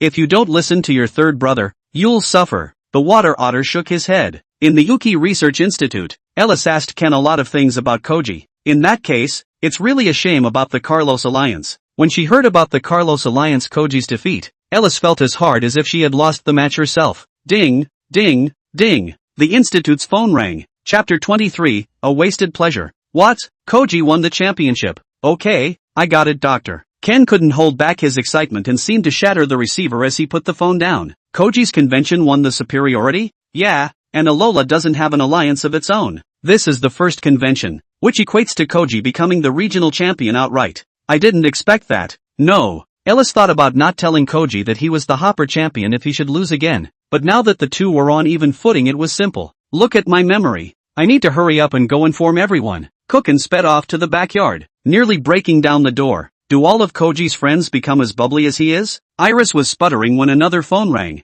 This time it was Adachi calling Iris. What? The World Pokemon Championships Elite 8 is going to start, but I'm not participating. Ellis, you didn't participate in this tournament, but for the opening ceremony you have to attend on behalf of the Hopper champion, and you have to announce your enrollment for the next tournament. It's your duty as the champion. I understand, Mr. A. Docker. It's a shame that I thought I could wait until Chi came back to celebrate together. The backyard was completely high when Alice arrived. Mythical Frogseed was so excited that he forgot to gather all of his Pokemon and just celebrated on his own. The slightly more sensible Pokemon were running around telling each other the exciting news. After everyone was gathered, everyone danced like crazy. Even Alice's Pokemon were dragged in to participate in the dance. While dancing and shouting, if Alice could hear that she knew Pokemon language then she would follow along and shout, "She is awesome. Xiaoji is awesome. Leaving in such a hurry? Let's celebrate together when Xiaoji comes back. It's really urgent. Farewell." Alice felt that she was still lucky. At least the second time she came on this trip she got the news that Xiaoji won the championship. Amatsuki, you guys can just pretend I'm dead. That night, even the Capibians didn't sleep a wink, and the mythical frog seeds even acquiesced to the all-night partying. A New Year's Eve atmosphere hung over the backyard for a few days afterward. We can be sure to welcome Chi and the champions with the warmest ceremony. Calculating that it was about time, Mythical Frog Seed gathered everyone together to discuss the welcoming ceremony. Whenever Chi comes back it's not the highest ceremony, the main thing is how to make the champions feel at home. What's a home away from home? Coming to the backyard everyone is family. In fact, the Chi pets in the backyard were envious of Alola's Pokemon being able to stand on the highest podium with Chi. Big brother, second brother, make sure to gather the best tree fruits for the meritocracy. The three swordsmen in the backyard were arranged to pick fruits by Mythical Frogseed, and actually took a rare active role in the work. But, it's really a bit tiring. That's true. Within 3 minutes, the three of them were paralyzed and resting on the ground. When Carlos' group had just finished gathering mushrooms and happened to pass by, with a twinkle in his eye, Lobster Soldier went over and said, "The newcomers are coming. Don't we as seniors have to give them a warm welcome?" Of course, the trio said naively. "So, I'll leave the gathering of tree fruits to you guys." After saying that, Lobster Pawn pulled up Little Saw Crocodile and Water Otter and ran away, leaving the three Sonic Dragons alone in the wind. What's wrong with them? Wrestling Hawk was disgruntled. It can't be helped. Who made them seniors? Fiery Arrow Sparrow shook his head helplessly and had to help them pick up the tree fruits. Can we also be like this when we become seniors? Sonic Dragon asked. Definitely. Look how humble we were when we first came here. We grabbed everything, but everyone was so nice to us. You're too young. Seniority is the most important thing in this world. Think about it. If we become seniors, how cool would that be? Fiery Arrow Sparrow deliberately used a humble accent. Senior, may I ask if you want to wash your feet? Wrestling Eagle put on a big brotherly look. Nonsense. Need I say more? Why don't you go and get me foot washing water? Sonic Dragon was amused by both of their performances and thought to himself that the descendant would have to hurry up and come. The three swordsmen in the backyard were still caught slacking off by mythical Frogseed, punishing them for cleaning up instead of Carlos' group. How many times have I told you guys? Don't always put up the frontrunner's stance. All of you are letting you guys bring it down. Won't it be a mess when other newcomers come? Mythical Frogseed finished reprimanding them, letting fire-breathing dragon supervise them, and rushed off to help Sonic Dragon and the others pick fruit. The three swordsmen in the backyard painstakingly cleaned up. It was much harder than picking fruit. This side isn't clean. Resweep. Ego spray. Don't be so strict. Don't get close. Hurry up and work. Seeing Spitfire Dragon's insensitivity, Lobster Soldier rolled his eyes and had an idea in his heart. Brother Spray, aren't you curious about the newcomers this time? They've won the championship. Oh, do you have any gossip? What do you mean by gossip? I'm more truthful than a news broadcast. Say something. The fire-breathing dragon got impatient. There's a fire Pokemon in the newcomers called Blazing Roaring Tiger, and I heard that it won Dr. Kukui's Blazing Roaring Tiger in the second stage. Dr. Kukui? Is it very powerful? The secret rumor in the jungle is that Dr. Kukui once defeated 3 Kantoe now. Great! From before he came to the backyard, the fire-breathing dragon had been expecting Koji's later Pokemon to arm wrestle with him, but unfortunately, the Lizard King and the Flaming Monkey were both restrained by himself, and the Koga Ninja Frog had been released again. Fire-breathing dragon had waited too long. Spray, see if you'll just turn a blind eye when I tell you this. Cut the crap and resweep. Soon after, the crowd got all the Pokemon food ready with a salute, a welcome dance, and the best Pokemon food. Calculating that it was almost time for Koji to come to the backyard, the crowd of Pokemon hid in various places, and at this time, the most excited ones were the Sonic Dragon, Fiery Arrow, Sparrow, Wrestling Hawk, and the Fire-breathing dragon. As soon as Xiaoji entered the backyard, a salute was immediately set off, and the pets jumped out together, seemingly to devour Xiaoji. Strangely, they didn't see any new Pokemon. I knew everyone must be excited too. She made to hug the fire-breathing dragon at the front of the room, but the fire-breathing dragon crossed over to Chi and looked left and right at the doorway, and the trio of Carlos padded over to look around, assuming that Alola's Pokemon had been hidden. Are you guys looking for Blazing Roaring Tiger and the others? I've got them right here at Dr. Alola Kukui's. Koji knows his Pokemon best. What? Happy for nothing. Chapter 24, I'm fighting a divine beast. Jian, you mean Alice came by? Yes. Then I heard that there was some kind of emergency and left. Hearing Xiao Jian say that Alice had become the Hopscotch League champion, Xiaoji's heart burst with joy. But what kind of urgent matter made her not even have time to meet herself? I take it this is your friend Iris. Dr. Oki called Koji and Ken to the TV screen that was currently showing a grand opening ceremony. Koji was surprised to find that not only Iris, but the 3 regional champions, Takikirin, Karuni and Daigo, were all seated at the end of the audience. This is the final of the Pokemon World Championship. Dante vs. Wataru. What level of tournament is even going to be attended by Mr. Ardo? Ordinary conventions could be attended by trainers who had collected 8 badges, and even Koji, who was still a newcomer and had just made his debut, managed to qualify for the tournament. But what was ultimately decided in such a convention was only a qualification that could challenge the 4 Heavenly Kings. After watching the match, Koji hadn't even gotten over the surprise of the 2 Pokemon that had suddenly gotten bigger, when Wataru actually lost the battle. Contestant Dante, Galor's League champion, Dr. Oki introduced. Dante player? At the award ceremony at the end of the tournament,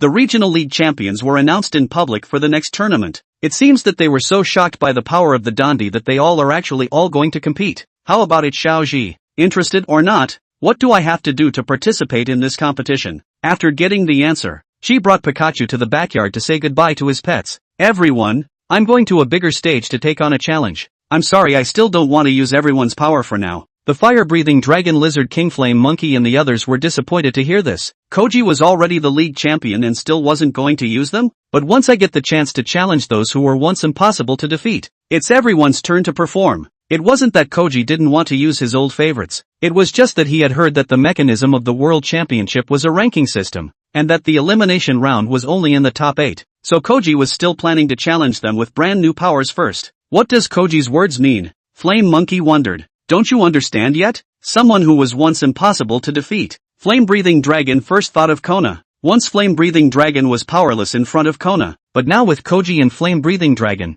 I'm afraid Kona won't be enough. It's going to have to be that dragon emissary. Wataru. Flame Monkey breaks through Shinji, and the next target is the much much more powerful bamboo orchid and her flame bite land shark. The Lizard King had been blown away by the power of radios and wondered what else that divine beast guy had up his sleeve, as well as Fong Yuan's champion, which was just too much of a challenge. After Koji left, the Pokemon in the backyard took it upon themselves to have a devilish training session, although some of them knew that it was basically impossible for them to appear. But even being a sparring partner made sense. The flames still aren't strong enough. Again, the fire-breathing dragon harshly practiced against the fried pig, but the fried pig's flames were never up to his expectations. Old Spray, take a drink of water. And you too, fried pig, go rest and relax. Seeing that everyone was really working hard, Mythical Frog Seed took the initiative to act as a chaperone and logistics, as he wasn't likely to go to the competition anyway. The Quartz Conference was the tournament I caused Koji to lose, and the Silver Conference was also the tournament I came up short in the end.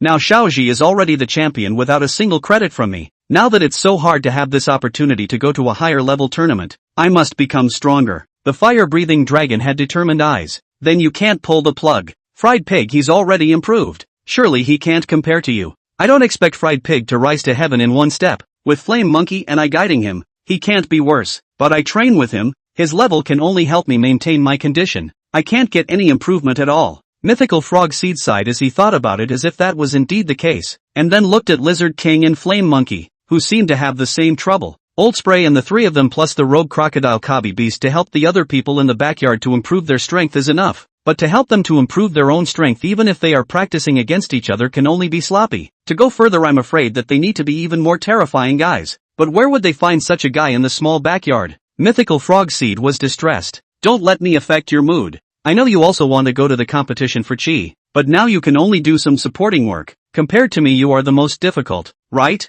Just let it go. Everyone is working so hard. The fire-breathing dragon consoled. I'll think of something. And remember, you're going to represent our primordial sixth in the tournament. Mythical Frogseed patted his chest. Ugh, I'm so useless as a boss right now. At night, Mythical Frogseed was alone and kept sighing. Since he couldn't fight for Koji, even if he could solve their misery for Fire-Breathing Dragon, it would be fine. God, please let Breathing Fire Dragon and the others open their chakras. Otherwise, even if they practiced a lot, it would be hard for them to go and defeat those league champions. Mythical Frogseed didn't have any ideas at all, so he could only put his hands together and pray to the heavens. Suddenly, the clouds parted, revealing a burst of light. Holy, the heavens have manifested? Mythical Frogseed was so shaken by the light that he couldn't see much, and it took a long time for him to recover, only vaguely seeing something fly by, well enough to land a few feathers. What strange feathers. Mythical Frogseed picked up the feathers and found that the 3 pieces of feathers actually had 3 colors, red, yellow and blue,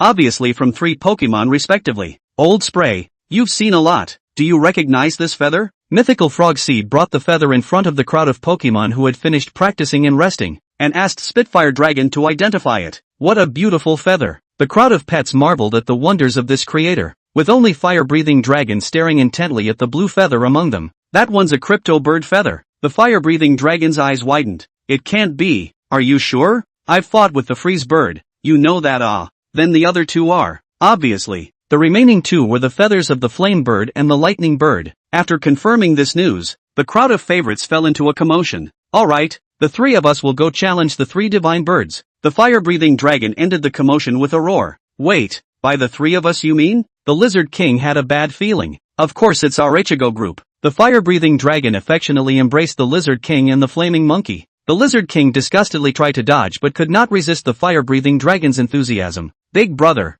I was restrained by the 3 god birds. You go by yourself, don't bring us.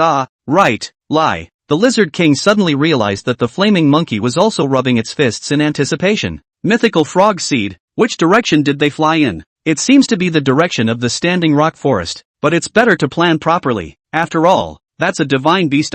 The old man is fighting a divine beast. Chapter 25, Fire-Breathing Dragon vs. Flamebird. Let's assign opponents first. The Lizard King saw that it was really impossible to hide. Assigning what? Directly run to the Bi-Eagle's place, and be done with it. The fire-breathing dragon was full of fighting spirit. Yeah, what if we go late and can't find them? The Flame Monkey was also excited. The Lizard King didn't expect that the Flame Monkey, who usually didn't seem to be a good fighter, actually had the same idea as the flame-breathing dragon at the moment. The temptation of a divine beast could be really great. However, the Lizard King was not a greedy and fearful of death. How could he fear the gods if he had slaughtered them? Sins, who moved those 3 great Buddhas? As the 3 were preparing to leave, an unexpected fellow came. Beidou, we were about to go look for you. Why did you come by yourself? Did you guys know that the 3 divine birds are in Tokiwa Forest? I know. We're going to challenge them again. I knew it was you guys. These 3 said that God received a wish from a certain Pokemon nearby saying that they needed to improve themselves by battling powerful Pokemon.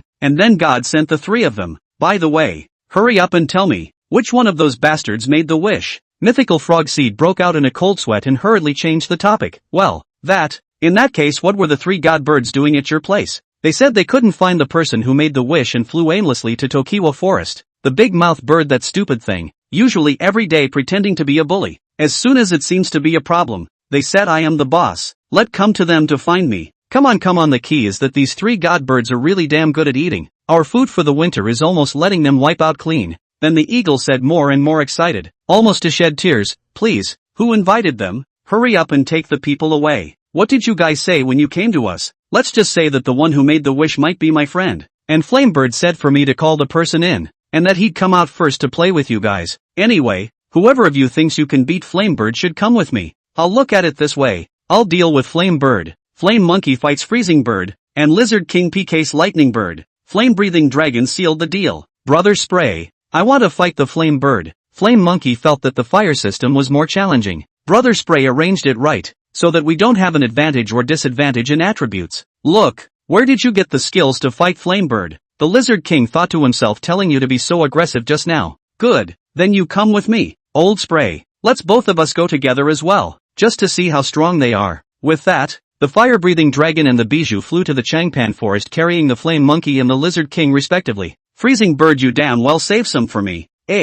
Flame Bird, you hurry up and go. Don't make people wait and get anxious. The BB Bird group watched the 3 god birds grabbing and eating the food they had collected for the winter, crying without tears and daring to speak out in anger. But although the 3 god birds were extremely gluttonous, they still had a conscience, and it was definitely impossible for them to fight in the Standing Rock Forest. Therefore, the flame birds flew to the forest border ahead of time to wait for the fire-breathing dragon and the others. Why are there so many of you? Want to fight in a group? Flamebird saw that Bijou and Flame-breathing dragon had one each with them, and thought that the opposite side was not talking about martial arts. Of course not. I'm here to you and these 2 are here to your brother, Old Spray said in a domineering manner. What a big mouth. You don't know the sky. Come on, let's see how you can me? The fire-breathing dragon didn't play nice with him and roared, firing jet flames that could melt diamonds. Humph, a small sculpture. The flame bird waved its wings once, and the flames automatically surrounded it, and the flame-breathing dragon's jet flames naturally disappeared in a river into the sea. The flame bird then roared as well.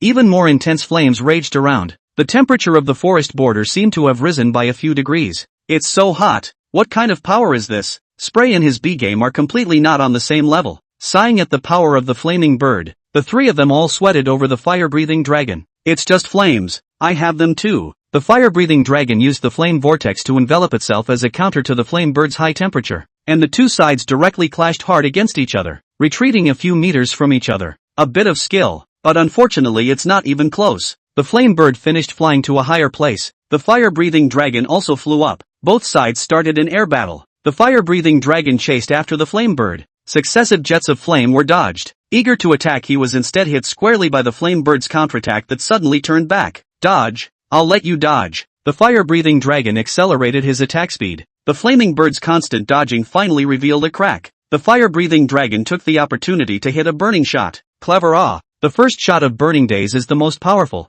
Flame Monkey marveled. But that move doesn't work well on Flame Bird, does it? The Lizard King wasn't optimistic. And you guys noticed that the Flame Bird hasn't even taken the initiative to attack. It's clearly swimming with ease. Bijou guessed correctly. Flame Bird had been playing gorilla to paralyze Flame-breathing dragon. And this move, burning out, although not low in power, still wasn't worth the cost of the stamina spent. Then it's my turn. Take that. The Flame Bird swooped down at breakneck speed to make a Divine Bird special attack, and the flame-breathing dragon didn't dodge, intending to make a dragon tail to meet the attack. But the Flame Bird was just too fast and didn't even give the flame-breathing dragon a chance to make a move. It hit directly. The fire-breathing dragon that was hit hard almost fell off. If I use this move, I'll be injured myself. Flame Bird is planning a quick battle, the Lizard King analyzed. Just as the Lizard King said, the Flame Bird once again used the Divine Bird special attack. Even if it was counter-injured, it would be the flame-spewing dragon that received more damage. And in the long run, the flame-spewing dragon wouldn't be able to hold up for more than a few moves. Flash flame charge. The fire-breathing dragon was not a character that stood around and waited to die.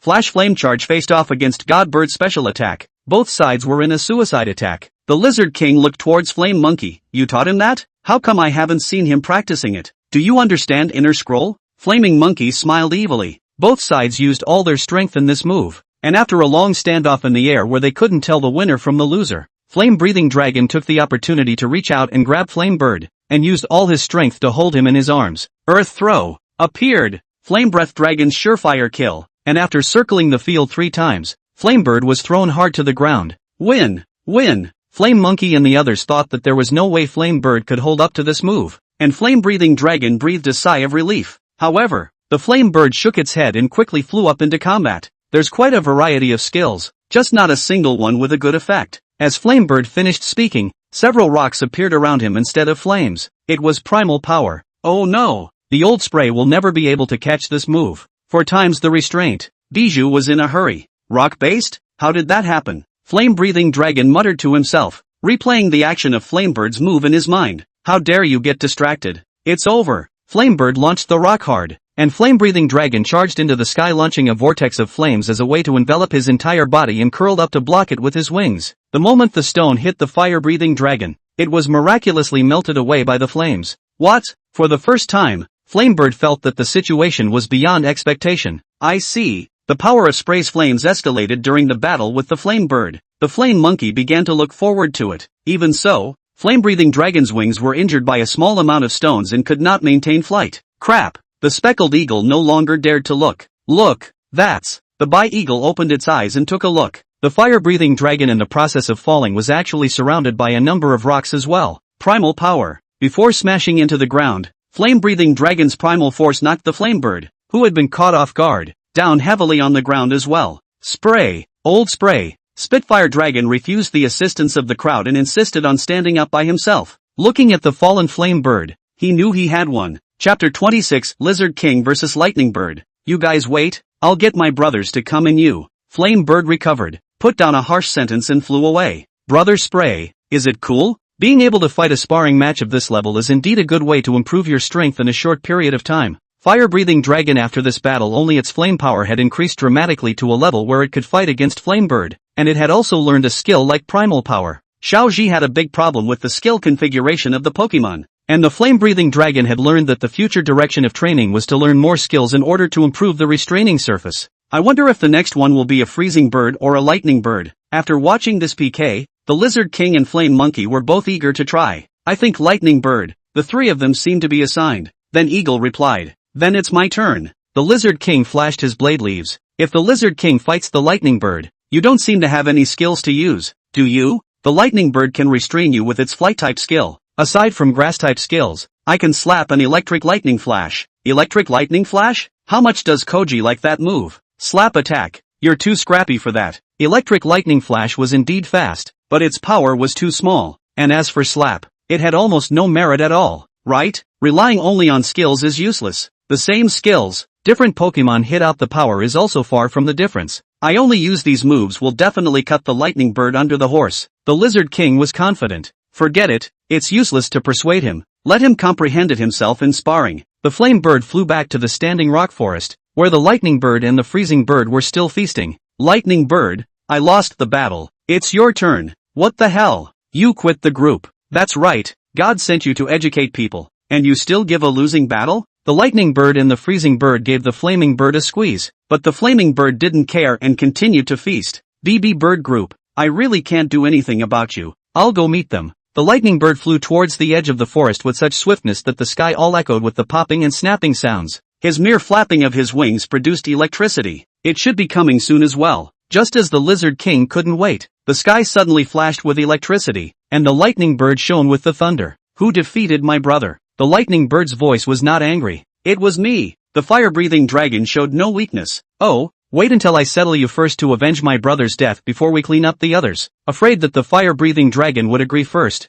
the Lizard King hurriedly jumped to the front and lit up his blade leaves to slash the air a few times at the Lightning Bird. Your opponent is me. The Lizard King finished speaking and directly leaped high into the air, slashing viciously. The Lightning Bird didn't dodge. The Lizard King's attack speed was fast and accurate, but it wasn't enough to threaten him. the Lizard King hacked to the lightning bird nearby, suddenly felt a few electric current attack. The blade leaf hacked to the electric current, but simply cannot close to the body of the lightning bird. The moment the Lizard King had to land on the ground, the lightning bird hit its target squarely with a thunderbolt. The Lizard King seems to be in pain. Flame Monkey felt bad. Grass-type Pokemon are resistant to lightning, but it's not ineffective. The fire-breathing dragon remembered Pikachu's 100,000 volts, and this lightning bird's lightning was undoubtedly stronger than the normal Pikachu. The lightning bird followed up by firing Thunderbolt into the thunderstorm weather it had created, stirring up even more intense lightning as several currents attacked the Lizard King. The Lizard King utilized his agile stance to dodge, but the currents were getting faster and denser, leaving less and less room for dodging. On the contrary, although the lightning bird didn't cause much damage to the Lizard King,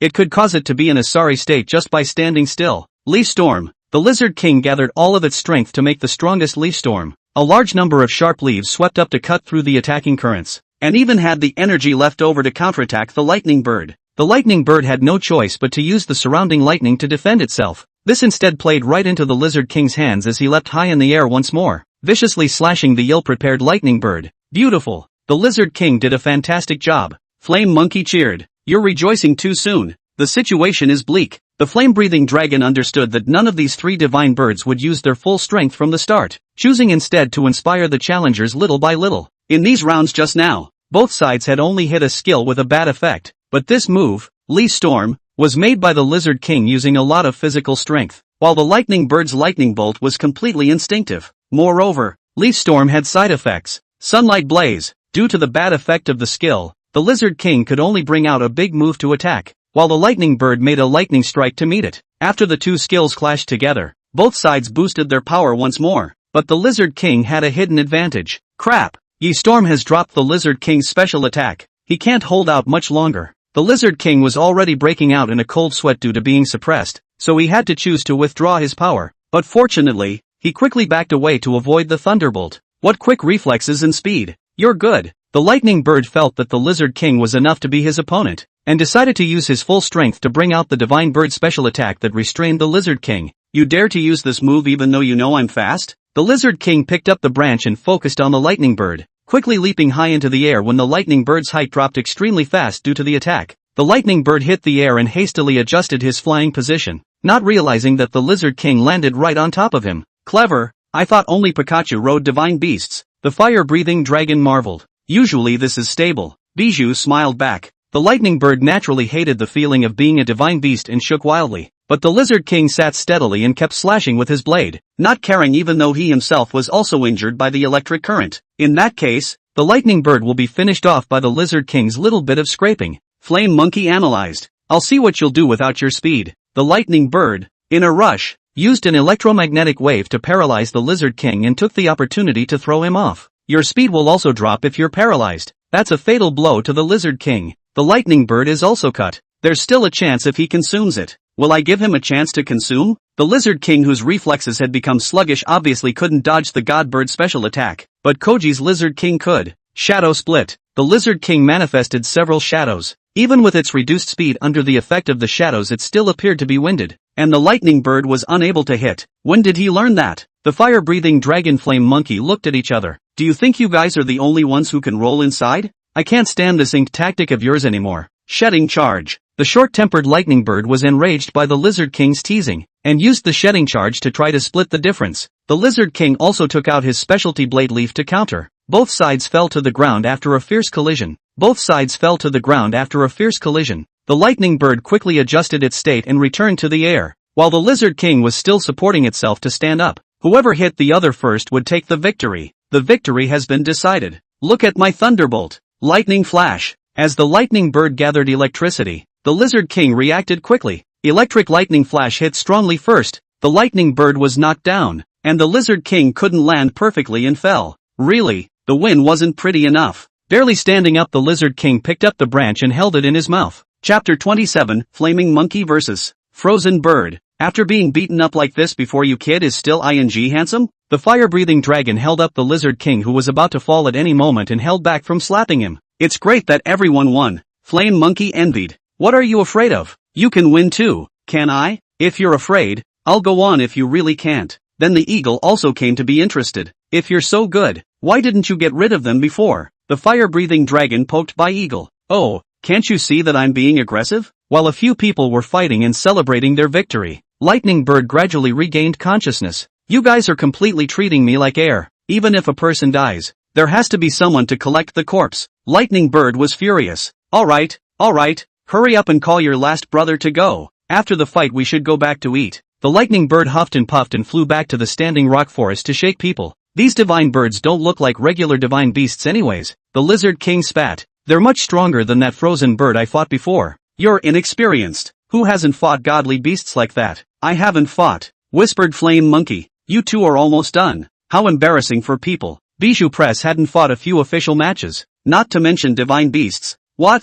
Lost again? Jellybird almost spit out the food in his mouth. Do we still want to lose face as god beasts? You go and get back the honor for the two of you. Let's go together. The mission will be over after the fight. Hearing these words, the BB bird flock breathed a sigh of relief. But they finally left some food for them. Why is it so hot? Why is it thundering again? It's cold. The fire-breathing dragon Lizard King and the eagle and the flaming monkey felt the non-stop changes in the weather, which turned out to be the three divine birds appearing at the same time. Holy, you guys can't afford to play around. Fire-breathing dragon and the others thought that the other party was going to swarm them. He and the Lizard King hadn't recovered well yet. And the flame bird and the frozen bird were obviously already alive and kicking. The recovery power of divine beasts was just different. Don't get me wrong. Isn't this the last game? We'll sneak out after the fight to save ourselves some trouble. And by the way, save some food for Big Eagle and the others. Bidiao, I thank you. Cut the crap. Who's my opponent? The frozen bird displayed a majesty different from the flame bird and lightning bird, and its voice was all cold and piercing.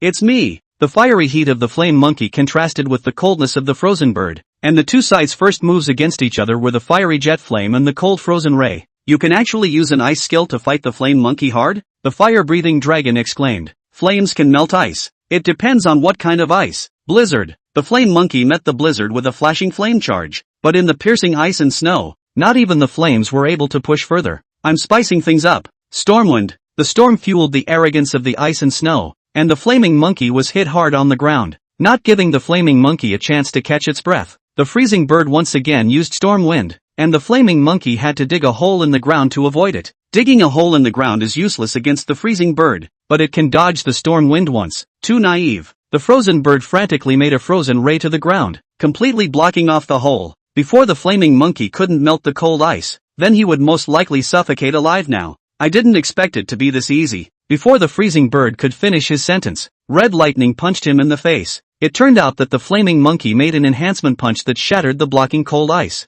I don't only have the fire attribute, Enhancement Fist. This move is still very suitable for Flame Monkey. The more you fight, the stronger you get. This was a skill that Fire-Breathing Dragon and Flame Monkey practiced against each other, and Fire-Breathing Dragon was proud of it. The fighting department can't deal with this either. Right, Stormwind. The freezing bird once again used Stormwind, which was so powerful that the rocks stuck in the ground were pulled up with their heels, and the flames of the Flame Monkey's flash flame charge used for counterattacks were blown away, and itself was blown down to the ground viciously. If we want to win, we have to break through the storm. The Flame Monkey is too disadvantaged against enemies in the air. Useful skills have to be used all the time. Oh storm. The freezing bird couldn't care about anything else. The crazy storm wind kept blowing against the Flame Monkey. Close combat. The helpless Flame Monkey could only take out its last card. As long as it found a way to get in close, it would have a chance to defeat the frozen bird. Too risky. Although the power of close combat is high, but it will reduce the double resistance. He will be gone if he receives another storm. Flame Monkey closed his eyes tightly. At this time all rely on the perseverance of the storm to charge upwards. Barely rush to the frozen bird in front of the close combat is no longer effective. Frozen Ray. Enhanced Fist. The freezing bird tried to tackle the Flaming Monkey up close, and was countered by the enhancement punch that hit again. But the Flaming Monkey also fell hard to the ground. You tried hard, but that's the end of it. Storm. Sonic Punch. Sonic Punch, which had been reinforced with 2 attacks, knocked down the freezing bird before it could make a storm, and the Flaming Monkey landed handsomely on the ground. Learning from me to split the victory with a first strike skill. Smart. The victory is not yet divided. As the fire-breathing dragon had said, the frozen bird quickly regained its majesty, as if Sonic Punch didn't hurt at all. I can't believe you managed to force this move out of me. Absolute zero. The cry of the frozen bird made the neighborhood a few more degrees colder. The grass-type Lizard King and the flight-type Bishop Eagle were already shivering, and even the flame-breathing dragon felt that it was time to add clothes. 1 hit. Absolute zero. Screw 1-hit kills. Flash flame charge. The flame monkey used all of its remaining strength to strike this flashing flame charge, but the scorching flames could hardly advance an inch under absolute zero, and the flame monkey was getting more and more pained, and seemed to be about to lose consciousness. Flame monkey. Flame monkey was in a daze and vaguely heard Koji's voice. You can't lose, oh. We still have to challenge MS. Bamboo orchid. Seeing Chi's enthusiastic face, flame monkey reached out to touch it, but Chi suddenly turned into Shinji. Useless thing. Is that really the extent of it? I'm not a useless thing. The flame monkey retorted for the first time to Shinji, and finally he came to his senses. I'm going to defeat Flamebird, and I'm going to defeat MS. You're on. I'm going to fight alongside Shinji. The flames raged once more, at which point the frozen bird's ice became too much for the even more intense flames. Finally, the Lizard King had been looking forward to this for a long time. Flash flame charge. The red flames turned blue, the highest stage of the burning temperature. The ice-type freezing bird were unable to withstand it, and was even hit with smoke and landed on the ground. As of this moment, the three fantasy gods in the backyard finished off the three divine birds. Chapter 28, Devil's Training for First Brothers Group. Shame on you. Let's go. The frozen bird hurriedly wanted to bring his brother to run away. This time he had lost a lot of people, and the face of the divine beasts was going to be lost. Wait, we can't just leave. Lightning bird and flame bird stopped the frozen bird, eyeing the speckled eagle intently. What for? You guys aren't still going to fight me, are you? The speckled eagle was a bit scared. What? You ate someone else's food and you still want to seek revenge from them? The fire-breathing dragon crossed in front of the bi-eagle. We're not afraid of another fight, the Lizard King said coldly. It hurts to start a group battle after a single fight. At the moment, the trio was completely in the arrogance of having achieved victory, completely unconcerned about the fact that their stamina had been depleted. I think you guys have misunderstood. Win or lose, the three of you have improved your strength. Our mission is accomplished. The Lizard King waved his blade leaves, and the fire-breathing dragon and flaming monkey sprayed flames, which indeed felt much more powerful than before. This is the effect that only comes from fighting with the strongest of us. The three divine birds were proud. And those three are? Having eaten a lot of your food, we know that it was used by the BD bird flock to survive the winter. Where do we god beasts eat and drink for free? After the three divine birds finished speaking, they waved their wings, and a large amount of tree fruits and Pokemon food fell from the sky and landed in the standing rock forest. Of course, it only landed in the territory of the BD bird flock. Remember, don't share it with the spirited sparrow and the others. That beak sparrow doesn't look like a good person. You're too kind. The bee eagle's eyes were glowing. Sneak up, been out long enough. The three divine birds radiated the light of a god and flew off into the distance, and the weather returned to normal. Worthy of being a divine beast, what a generous offer. The bijou was still sighing. Alright, our purpose has been achieved, and your kid has earned it. We should go back as well. The fire-breathing dragon brought the Lizard King and Flame Monkey to bid farewell to Bi-Eagle, intending to return to the backyard of the Great Wood Institute. Damn it, I should have known to let the bijou give us a ride. You two should lose some weight. The fire-breathing dragon flew wobbly. Come on, I work out every day. It must be the flaming monkey that's too heavy. Come on, looking at the physique I'm the one that's supposed to be the lightest, right? Yeah, then it must be you yourself. Squirt, who's too heavy and relying on us. Say it again. The fire-breathing dragon shook even more violently in order to intimidate the flaming monkey and the Lizard King, and instead ended up not being able to maintain its flight on its own, and the three of them crashed down hard in the backyard. I'll go. Spitfire Lizard Monkey. How did the three of you get beaten up by a divine beast like this? Water Otter was the first to discover the trio who had nearly fainted from the fall. Let me see. Mythical Frog Seed heard the commotion and rushed over to check it out. Crap. Old Spray, are you alright? Pull yourself together. You still have a wife. Brothers, copy weapons. Let's fight with the three god birds. We have to avenge these three brothers and sisters in any case. Avenge your big head. I'm still alive. Quickly move these two tanks away. It's crushing me to death. It turned out that when falling, Old Spray had served as a cushion for the Lizard King and Flaming Monkey. Ha ha, I said how come I'm not in trouble at all. It turns out to be Spray's cushion at the bottom. The Flame Monkey and Lizard King who pretended to be dizzy jumped down from the fire-breathing dragon. It turned out that they were deliberately teasing the fire-breathing dragon. So, you guys defeated the three divine birds? The trio added to the story by retelling the story of their defeat of the three god birds, feeling as if they had beaten not the three god birds but a large needle wasp on the side of the road. Yeah, I even forced them to return the food that ate the bee bird flock, but it turned out that the bee eagles wouldn't even send us.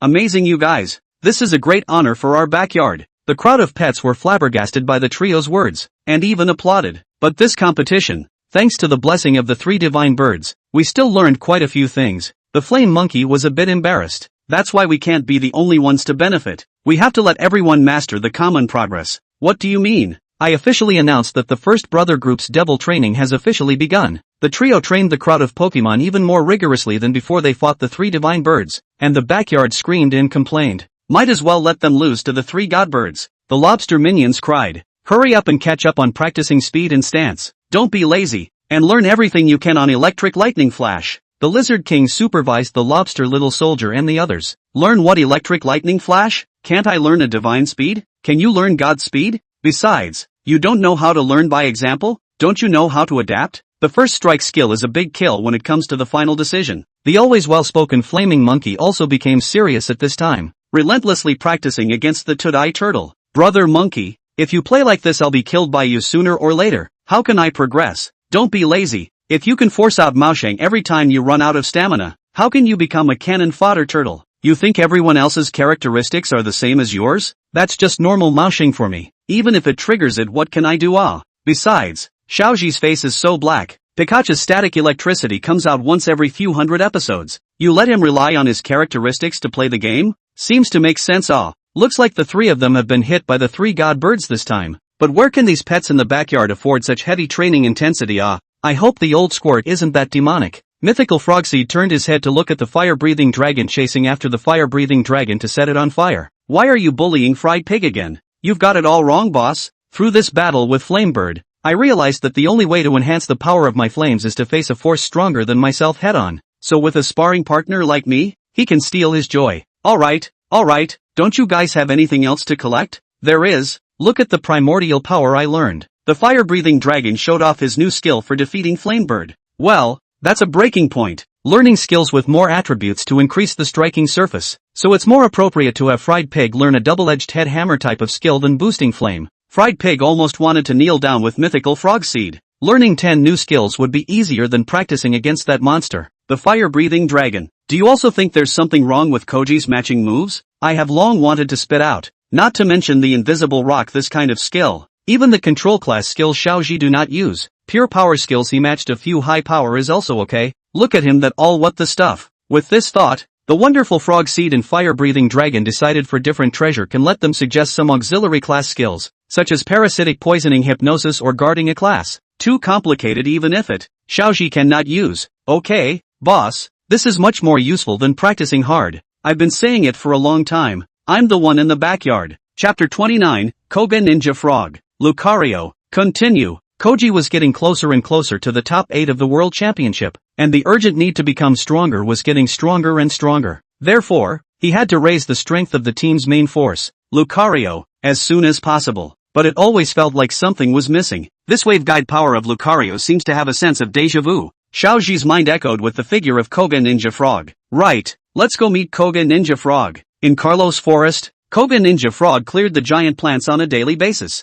After leaving Koji, he just kept chopping every day. The only way he could see Koji sooner was to chop these damn plants clean sooner. I would call it Carlos Wu Gang. When will this day ever end? Koga Ninja Frog sometimes kind of regretted taking this job, although he said that he could handle the plants with ease. But there was no way to help the number of plants. He was here for 2 seasons at a time. Softy and the others could still keep themselves company once in a while, but this was supposed to be their job. Rambling again. If it was Chi in his place, he would have done the same. Complaining after complaining, Koga Ninja Frog still continued to diligently chopping. Ugango can still move mountains. Koga Ninja Frog, chopping a plant is not easy? Alright, today is almost over. We can rest now. Koga Ninja Frog finished clearing a huge plant in a corner and planned to find a place to rest for a while. Pokemon weren't made of iron, and Koga Ninja Frog couldn't work endlessly. Koga Ninja Frog. I'll see you soon. Koga Ninja Frog vaguely heard Koji's voice while taking a nap, and opened his eyes only to find nothing. Got lovesickness? Never mind. Better get to work. Koga Ninja Frog continued to search for signs of the giant plant, and unlike previous days, the giant plant was slow to appear. Could it be that I've cleared out the giant plants? Before Koga Ninja Frog's words left his mouth, a loud bang rose, and Koga Ninja Frog turned his head to find a large number of giant plants pushing into the trees, engulfing everything, and coming directly in front of him. Looks like a bad battle. Koga Ninja Frog was preparing for a big battle when all of the huge plants entwined together, and the negative energy body emitted a shining light, actually turning the huge plants into a Suicune. You brat are too ruthless. I'm afraid we won't survive until we finish you off. Suicune actually spoke. So what if I finish you off? Then you can get off work, Suakun said indifferently. I didn't realize that the giant plant that raged for so long ended up just manifesting into a Suakun. Could Kigold be afraid of a Suakun? Koga Ninja Frog. That wasn't a Suakun. It was a negative energy body challenging you. They will only disappear if you defeat this Suakun. Softy suddenly appeared. What cerebral palsy setting? But that means defeating him means I can go see Koji? Right. After Koga Ninja Frog received an affirmative reply, he directly threw a few rounds of water rapier. But the moment it touched Suakun, it directly shattered into water droplets. What?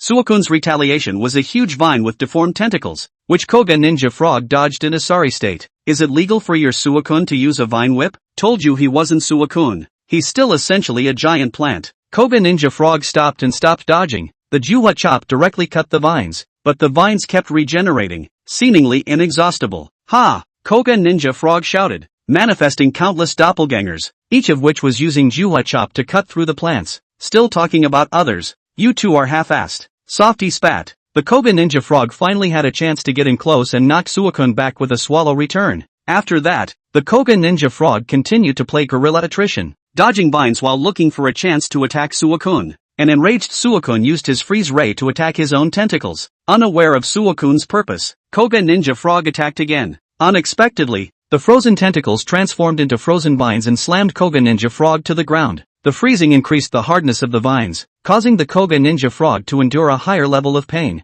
Suakun followed up with a water cannon, sending the Koga Ninja Frog that had reached the outsiders rushing out a long way again. I've waited too long for this day. You realize, the remaining giant plants hated the Koga Ninja Frogs with a passion, and their siblings were being wiped out by the Koga Ninja Frogs in large numbers. They could only hide in the east as well. Although the giant plants were numerous, sooner or later they would all be wiped out by the Koga Ninja Frogs if they continued like this. So they decided to join forces and destroy the Koga Ninja Frogs. You're just some negative energy bodies. Carlos will never have peace until we get rid of you. Koga Ninja Frog stood up with difficulty. Today we'll get rid of you first. Suakun plunged his tentacles into the earth and even more massive vines pulled out of the ground, looking to hit Koga Ninja Frog. Evil cannot be defeated. Look at my water shuriken. Koga Ninja Frog's shuriken continued to grow in size, and suddenly he sensed Koji's presence, and the color of the shuriken changed to gold. The golden water shuriken cut through the giant vines and Suakun suffered a heavy blow. You lose. Koga Ninja Frog made a swallow return to hit Suakun hard. However, Suakun didn't fall down. The tentacles grabbed Koga Ninja Frog and threw him out, followed by another water cannon baptism. What kind of lousy skills are paired with the titular hero of Kalos? The smug Suakun took a step in front of Koga Ninja Frog, and Swallow Return was unable to deal him any fatal damage. Let me finish you off. Dark Attack Vitals. Koga Ninja Frog used his newest skill that he had developed to clear the giant plant before Suakun was about to make a move. Suakun was hit in the vitals this time and cried out in pain for a few moments before going up in smoke. Is it over? Why did I just feel Koji? Koga Ninja Frog couldn't believe this, his mind recalling what had happened with Koji. Kochi, who was struggling to find Koga Ninja Frog in the forest, began to empathize as well. Kochi is right there. The Koga Ninja Frog is right there. The two sped up at the same time and met somewhere in the forest. Koga Ninja Frog also reverted back to his normal self after this one, though he could always turn into the Koji version again after this one. The part about fighting Lucario is skipped. Has Koga Ninja Frog taken care of all the giant plants? Hearing Koji's question, Koga Ninja Frog nodded excitedly. That means we can. The words didn't need to be too specific, as Koga Ninja Frog had long ago been unable to resist reaching out and pressing the button on the baby ball that Koji had pinned to his waist to take himself in. Koji picked up the baby ball, only to realize that the weight of the ball was off. Crap! Forgot I was already carrying 6 Pokemon. Chapter 30 Koga Ninja Frogs in the Backyard. Dr. Oki, did you receive my baby ball? Xiaoji, who had accidentally teleported the Koga Shinobu Frog to the backyard, rushed to find the nearest Pokemon Center to contact Dr. Oki. Already received it, so it's Koga Ninja Frog. Dr. Oki released the Koga Ninja Frog and carefully examined it. He had been interested in this particular Pokemon for a long time.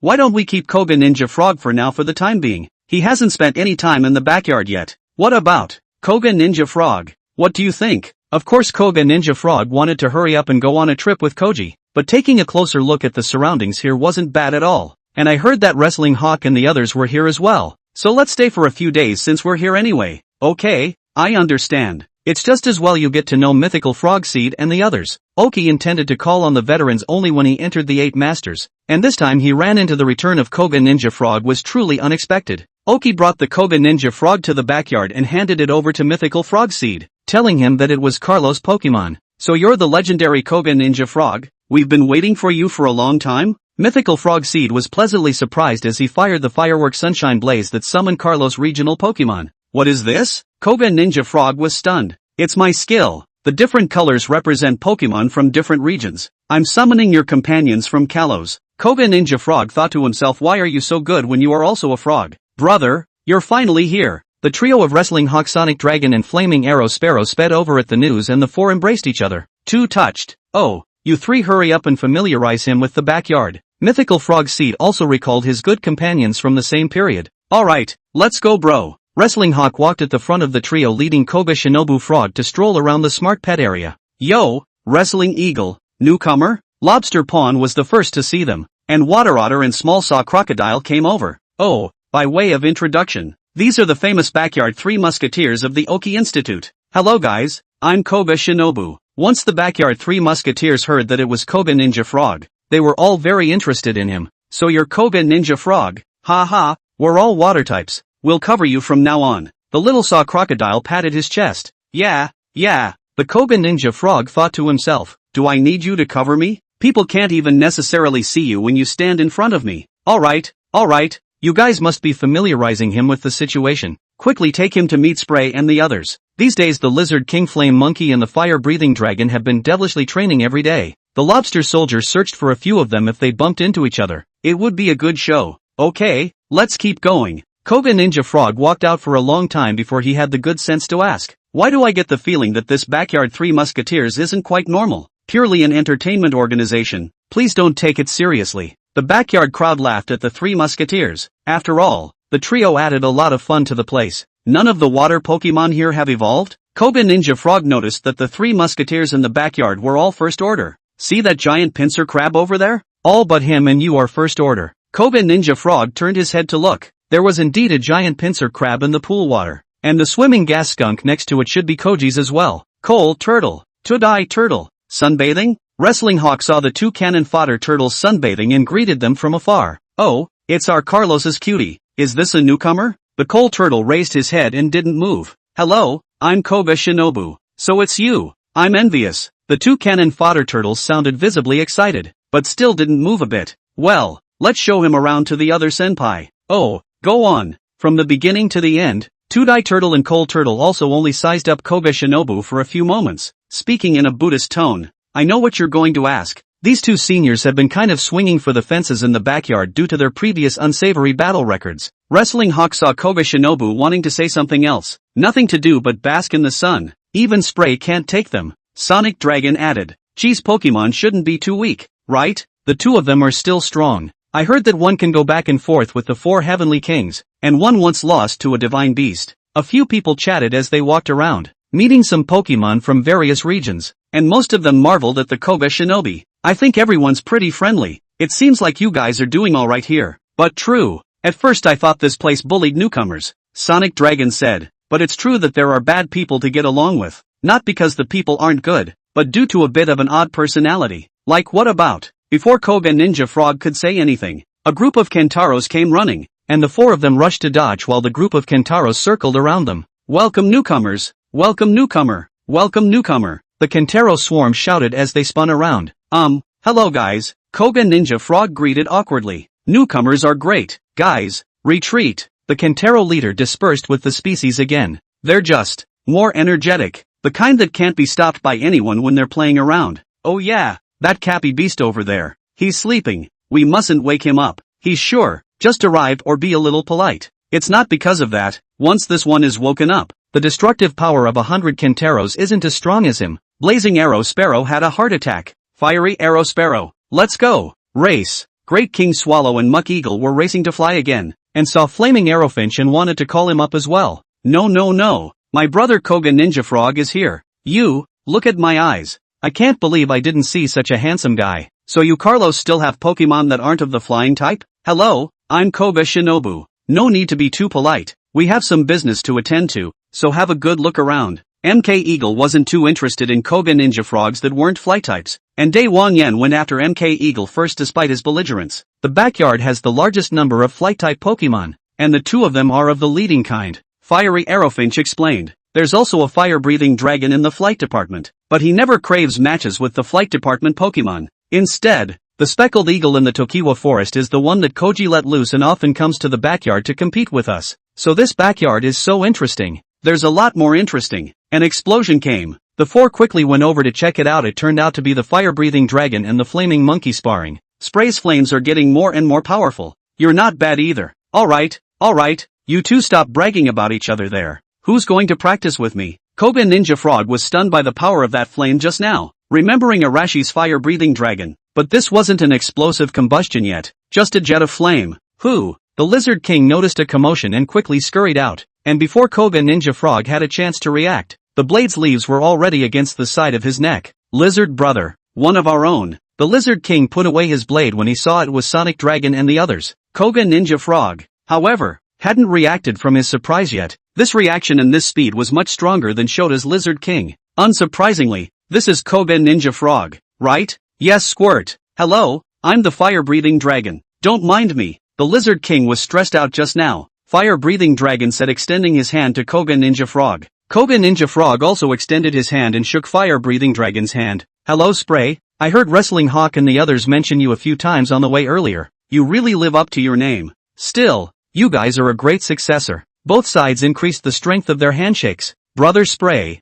you're too enthusiastic. It's my turn. Seeing that the atmosphere was a bit off, Flaming Monkey hurriedly went up to round things off. Hello, I'm Flaming Monkey. Welcome to our backyard. Hello, long time no see. Koga Ninja Frog felt that Flaming Monkey was still different from the other two, and was obviously much friendlier. Chapter 31, Lizard King vs. Koga Ninja Frogs. By way of introduction, this is the Ichigo group from the backyard. You'll have to join them later. 2. Carlos's absolute Ichigo was a Koga Ninja Frog without a doubt, so he really should join the Ichigo group. I forgot about that. Let's train together from now on. The Flaming Monkey enthusiastically patted Koga Ninja Frog on the back. Train with us? He's still just a newbie. The Lizard King was a bit unconvinced. I'll just train with Wrestling Hawk and the others. Koga Ninja Frog didn't want any trouble. That's where you're wrong. The Lizard King is trying to test your fighting spirit. You think we're a Yakuza? The ranks are so clearly defined. We all usually train together. The fire-breathing dragon explained. Yeah,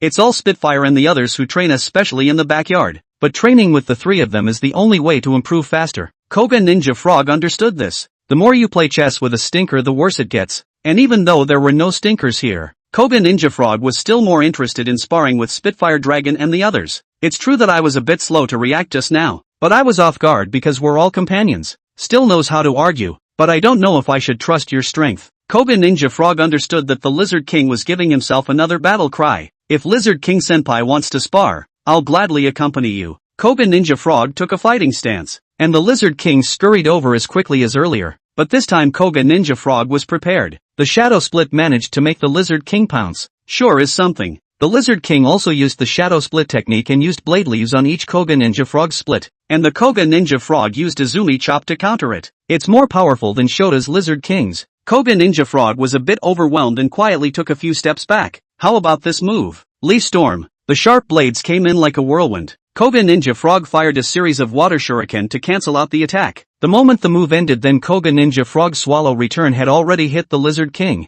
knocking back the Lizard King, who was accepted in surprise. His speed actually doesn't lose to the Lizard King. Flame Monkey was stunned. It still lacks a bit of fire. After all, he's not in that legendary bound evolution state. The fire-breathing dragon looked on seriously. The Lizard King stored up a sunlight blaze, and Koga Ninja Frog took the opportunity to hit the Lizard King hard with another Swallow Return. But the ensuing sunlight blaze knocked Koga Ninja Frog to the ground. The Lizard King's ensuing blade was barely dodged by Koga Ninja Frog's roll, and a crack was cut into the ground. What are you doing? The two girls, Cinnamon Leaf and Toho Snake, came to bring supplies to the fire-breathing dragon and the others just in time to see this scene. Relax, it's just a cut, Flame Monkey explained. Is cutting so hard? Is that how you welcome newcomers? It's too much. Cinnamon Leaf walked over to Koga Ninja Frog and handed him a tree fruit. Don't mind him. He's just like that. It's okay, we're just sparring. It's not over yet. Koga Ninja Frog resumed his stance, but the Lizard King had no desire to fight anymore. Forget it, there's no interest. Let's eat something first. The Lizard King's attitude upset Koga Ninja Frog, as if he had won the fight. But it was indeed hard to win against the Lizard King by himself without the detention evolution. Everyone, come and eat. Let's talk about training afterward. Flame Monkey greeted the four of Carlos as they ate something together and went over. Newcomer, I heard that you can turn into something similar to Xiaoji. Quickly turn into one for me to see. I can only synchronize with Koji if he's present. That's so, said Cinnamon Leaf, disappointed. You think it's a juggling trick? They call that bond evolution. You don't see that you can synchronize with Koji even if you like him that much, the Lizard King said with a branch in his mouth. You'll die if you don't talk. Laura Leaf slanted him a look. It's so delicious. Thanks to you two beauties. Sonic Dragon spoke with difficulty as he stuffed the tree fruit into his mouth. This is specially given to Spray and the others. They have been training so hard for their special training, so you guys can follow the light. Toho Snake saw the worthless look on Sonic Dragon's face and gave him a blank look. It's following in the light of our brother Koga Ninja Frog. From today onwards we have a brother in Carlos too. Wrestling Hawk was overjoyed. I don't think he's necessarily better than our rogue crocodile. Toho Snake huffed. I'm going to have to blow you off on that one. The level he just showed is still stronger than rogue crocodile, and that's not even his full strength. The fire-breathing dragon said. He's that good? I have to admit, if the fight goes on, it's hard to predict the winner. The Lizard King was in a rare moment of modesty. No, just now it was still me who fell to the wayside. Tiresome. What's the point of you guys humbling each other here? I should have known not to stop you guys and let you fight to the death. Ha ha ha ha ha ha. Koga Ninja Frog felt that the atmosphere in the backyard was still cordial, and it looked like everyone recognized their strength. The situation is pretty much understood, right? Mythical Frog Seed summoned the Koga Ninja Frog. Almost there, boss. Old Spray and the others didn't give you a hard time, did they? Mythical Frog Seed knew his old buddy, and the Lizard King, and there was no way Koga Ninja Frog was going to let him leave without fighting them on this trip. No, everyone was very friendly. Even if there is you don't mind, we are all good people. Will we have to teach each other in the future? Mythical Frogseed explained a few words to Koga Ninja Frog and let him roam freely in the backyard. Looks like this trip won't be in vain. Chapter 32 Shinji's Visit. Taser Wraith, hurry up. The cold-faced teenager walked quickly to the entrance of the Uki Research Institute, leaving even his Pokemon behind. Will Chi really make it to the top 8? Xiao Jian's tone of excitement was tinged with doubt. In front of the TV screen, Dr. Oki and Xiao Jian had witnessed Xiaoji defeating the Carlos Dragon Tenno, Dora Senna, and moving up to 10th place in the World Championship rankings. It's a bit worrying that Koji took so long to get a conference win, and now he's immediately competing in this kind of world-class tournament. But the Pokemon believe he can. Then he can. She, who had won the victory, was hesitant at this moment, and planned to would go to the backyard for a temporary rest. Congratulations Chi, you're 10th so soon. It's Ellis. Haven't congratulated you for entering the 8th Master. Ellis had fought her way into the 8 Masters one step ahead of Koji, and was currently ranked 6th. And Xiaoji would be competing with the 9th place for a qualification for a position change match, and the player who won would have the chance to hit the final challenge of 8 Masters at the end of the season. She, are you going back to Jinshin Town? Yes, I was going to find you to go back together. After all, I didn't see you last time. That's okay, I'll see you at 8 Masters. Ellis and Koji had been looking forward to this day for a long time. Traveling companions top meet. Doctor, it looks like someone's coming. Is it Chi? Go check it out. Xiao Jian opened the door on a daily basis to greet his guest, but the person at the door was not the expected Xiaoji. Hello, I've come to visit Dr. Oki on purpose. My name is Shinji. Shinji, what a familiar name. Oh, why don't you come in first, please? Ken brought Shinji and the taser to Dr. Oki. Look at my memory. Shinji, right? Reiji said hello to me and I forgot. It's okay,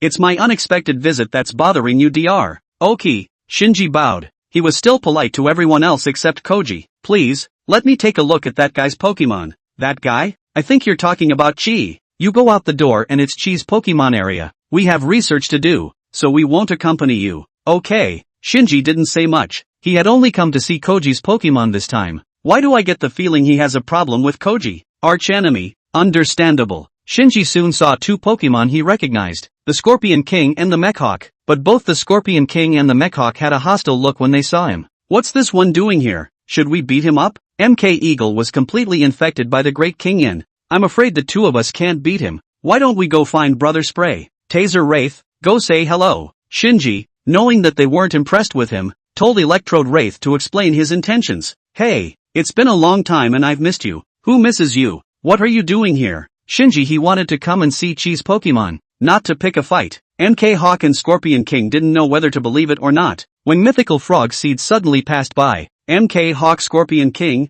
who's this? You guys know each other? Boss, He's Koji's archenemy in the Shinao, and I heard him say that he came to see us on purpose. Oh, friends then. Hello. Mythical Frogseed held out his vine whip to Electrode Wraith, who in turn held out his tentacles to shake his claws. Come on, let me show you our finest. Mythical Frogseed led Shinji and the Electrode Wraith on a tour of the backyard, with Shinji not saying a word since Blue Toad, Two-Tai Turtle, and Nanny Bug were training together. What the boss said about special skills, my silk spitting should count. Nanny Bug spat out silk threads to control the Two-Tai Turtle, making it difficult to move for a moment.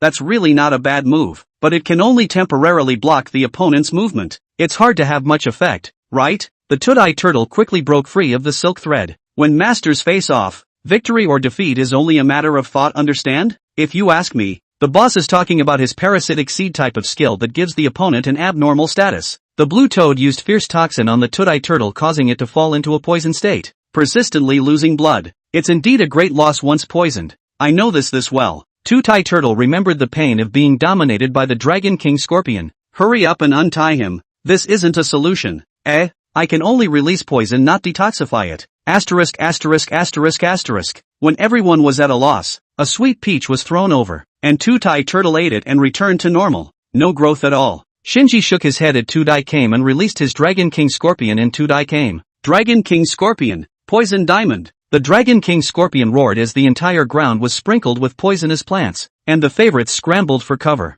Shinji's Two-Tai Turtle forced all the poisonous plants out with one hardened plant, concentrating on eliminating them. What's he doing here? Shinji's Two-Tai Cane was very shocked. Let's go to the front again. There's nothing to observe here. Mythical Frogseed, who had reacted from his shock, continued to lead the way, and in the middle they saw the Great King Swallow, which could practice against electricity-type Pokemon. A few Pokemon whose first-rank strength was indeed comparable to that of third-ranked Pokemon, and the wildly running Kentaro. They were all very distinctive Pokemon, but Shinji felt that everything was expected and that there were no existences worthy of his special attention. After looking around for so long, could it be that this mythical Frogseed is the strongest here? Shinji was a little disappointed. He had meant to take a side trip to see the Flame Monkey, but in his heart he expected a Pokemon on the same level as the Flame Monkey to be here. That is, until he saw the familiar flames. Without waiting for mythical Frogseed to guide him, he ran in flames to the location where the flames were created. Flame Monkey and Flame Breathing Dragon were doing their special training as usual, and the power of their flames had long since reached the power of perfection. But the Flame Breathing Dragon that flew into the air left Flame Monkey powerless, and momentarily fell into a disadvantage. Flash Flame Charge, Flash Flame Charge. The two sides Flash Flame Charge clashed, and the gravitational acceleration gave the Flame Breathing Dragon a small victory. You two come for real. It's just training, the Lizard King persuaded. Where's the effect if you don't give it your all? Koga Ninja Frog's words did not fall. Jula Chop had already hit the Lizard King. The Lizard King hurriedly measured out the blade to block. The two sides fought more than a dozen rounds like lightning. This trip really wasn't a mistake. Shinji's voice brought the Flame Monkey's attention to him, and a complex emotion surged through him. Hello, long time no see Blazing Monkey. Electroplash Wraith snaps a greeting. It's Electroplash Wraith. How have you guys been doing? Not too bad thanks to you. Shinji's emotions were also unusually mixed at the sight of Flame Monkey, but he wasn't his Pokemon anymore after all. Perhaps only Koji could force out his potential. Flame Monkey,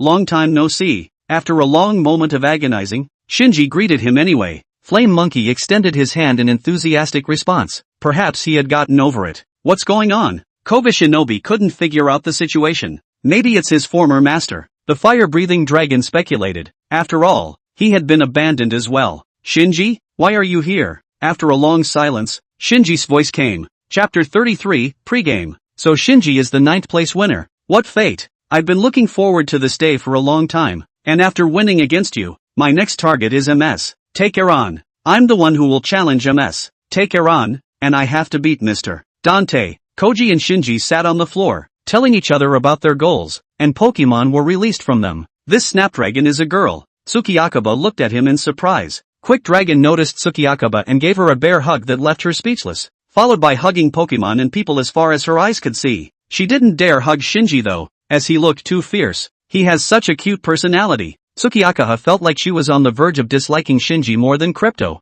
Yeah, again the girls are so different. The Lizard King coolly spat out with his arms crossed over his chest, and Quick Dragon immediately opened his arms in a pose to hug the Lizard King. The Lizard King took an attack stance. Don't come over men and women are not related. Fast Dragon walks away in disappointment. Ha ha ha ha ha. You have your day. Lobster Pawn and Laurel Leaf laughed out loud. Man, you've got some interesting Pokemon here. Everyone's nice. Oh, I don't mean you guys aren't nice. Don't be so sensitive. I wouldn't take it the wrong way. The electric shock wraith patted the flame monkey on the back and the two talked like good friends. After all this mess, this Shinji is here to pry for information. Know your enemy and know yourself. The Dragon King Scorpion glanced at the fire-breathing dragon, but it does seem to me that there was no need to make this trip. Still quite mad. There was a lot of gunpowder between the fire-breathing dragon and the Dragon King Scorpion. Dragon King Scorpion, don't pick a fight. We're here to visit this time. The competition hasn't started yet. Old Spitfire, people are guests. Don't be like this. The bosses of both sides, Mythical Frog Seed and Toadeye Turtle,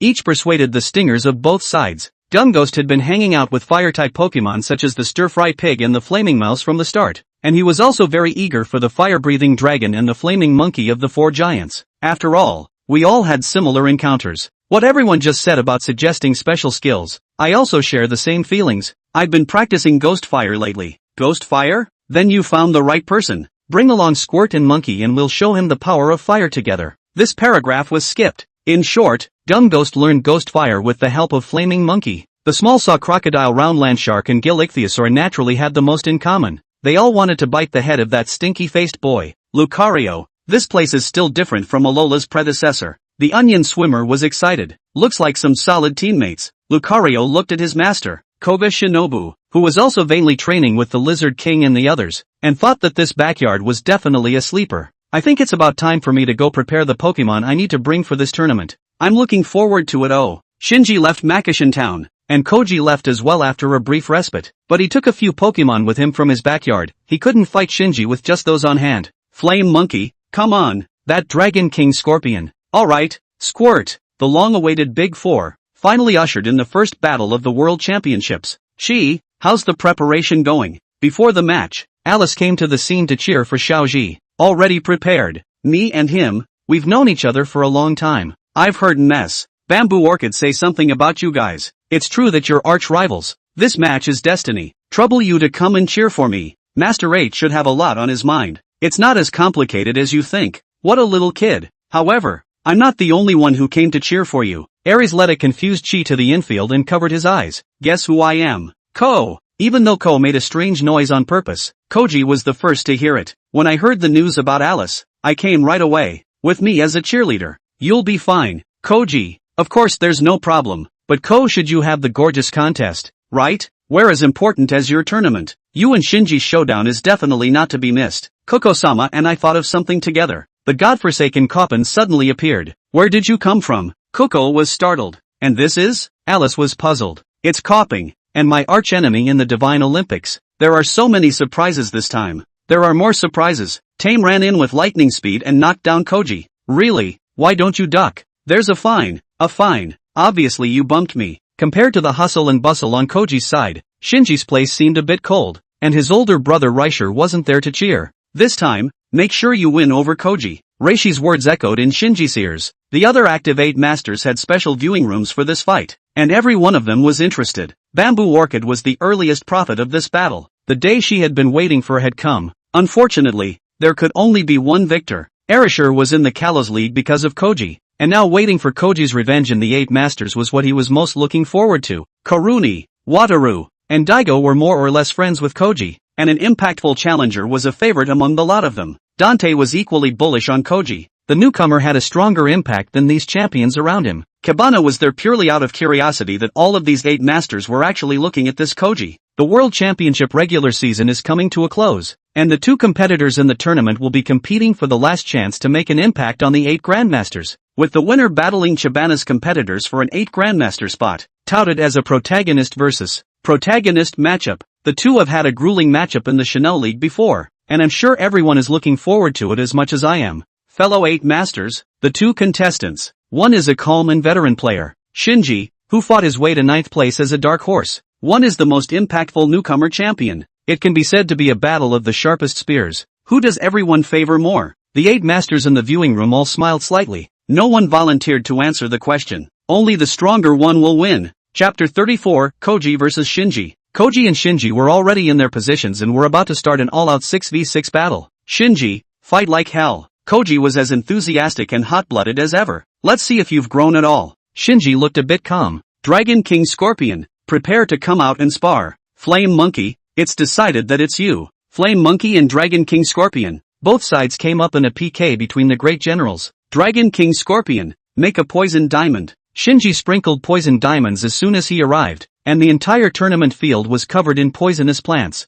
leaving Koji with no way to exchange them. This move again? The crowd in the audience felt a sense of déjà vu with this scene. Flaming Monkey, make a jet of flame. Dragon King Scorpion, missile needle. The Flame Monkey's power-upgraded jet flame was not something that the Dragon King Scorpion could resist, and the Dragon King Scorpion took a heavy hit. Has that guy gotten to this point? Shinji didn't expect the Dragon King Scorpion to actually be insufficient in power to counter the Flame Monkey's might. Koji similarly marveled at the Flame Monkey's progress. Don't even look at who you're practicing against every day. The fire-breathing dragon was proud with it. Flame Monkey, attack over and make an enhanced fist. True enough, Koji had hit Shinji right in the face with this one. The Dragon King Scorpion was dexterous in its stance despite its size and slow speed. The Dragon King Scorpion avoided the Flame Monkey as soon as the Flame Monkey struck it with a small cerebral contraction, while controlling the Flame Monkey with its tail. You really don't have a long memory. Cross Poison Blade, unable to break free. The Flaming Monkey could only be passively beaten. Keep attacking. Missile Needle,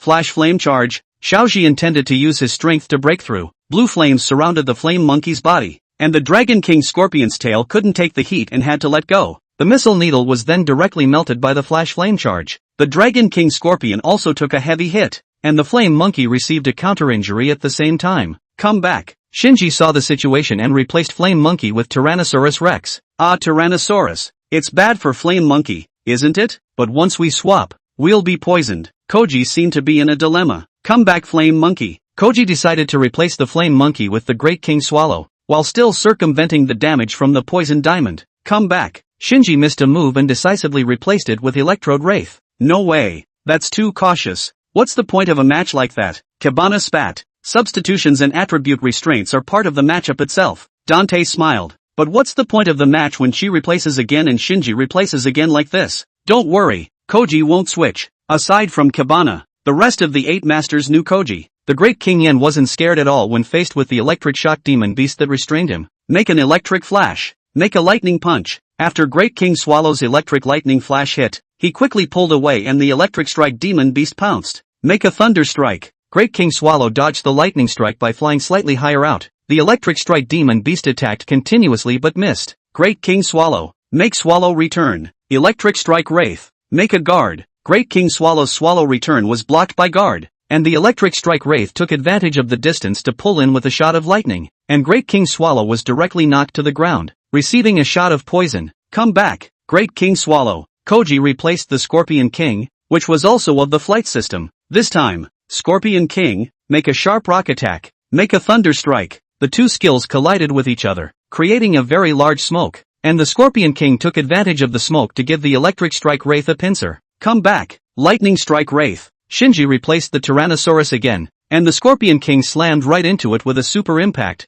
then went into a stalemate. Tyrannosaurus, make a water cannon. The Scorpion King couldn't take a water cannon at this point, and Shinji paid the price for his recklessness. Scorpion King is incapacitated. Come back. You've done well. Koji switched to the Great King Swallow once again. The Tyrannosaurus Rex hit directly with the destructive Death Light. The Great King Swallow met the destructive Death Light and hit the Swallow return, head-butting the Tyrannosaurus Rex dizzily. Lightning Flash. Electric Lightning Flash of filler. Tyrannosaurus Rex fell to the ground on the spot. Tyrannosaurus is incapacitated. Circle Bear, prepare to come out and face off. Shinji sent out Circle Bear, who had previously performed well in the Ruei-Chi Lake fiasco. Circle Bear, True Aura Bomb. Great King Swallow, Wing Attack. Great King Swallow directly bounced Circle Bear's attack back with his wings, causing him to lift a rock and hit his own foot. The furious Circle Bear directly stormed in place and attacked crazily. Great King Swallow was unable to dodge effectively due to his previous strength and was caught and thrown to the ground to be poisoned again. But the Great King Swallow actually didn't fall down yet. This Great King Swallow is really tenacious.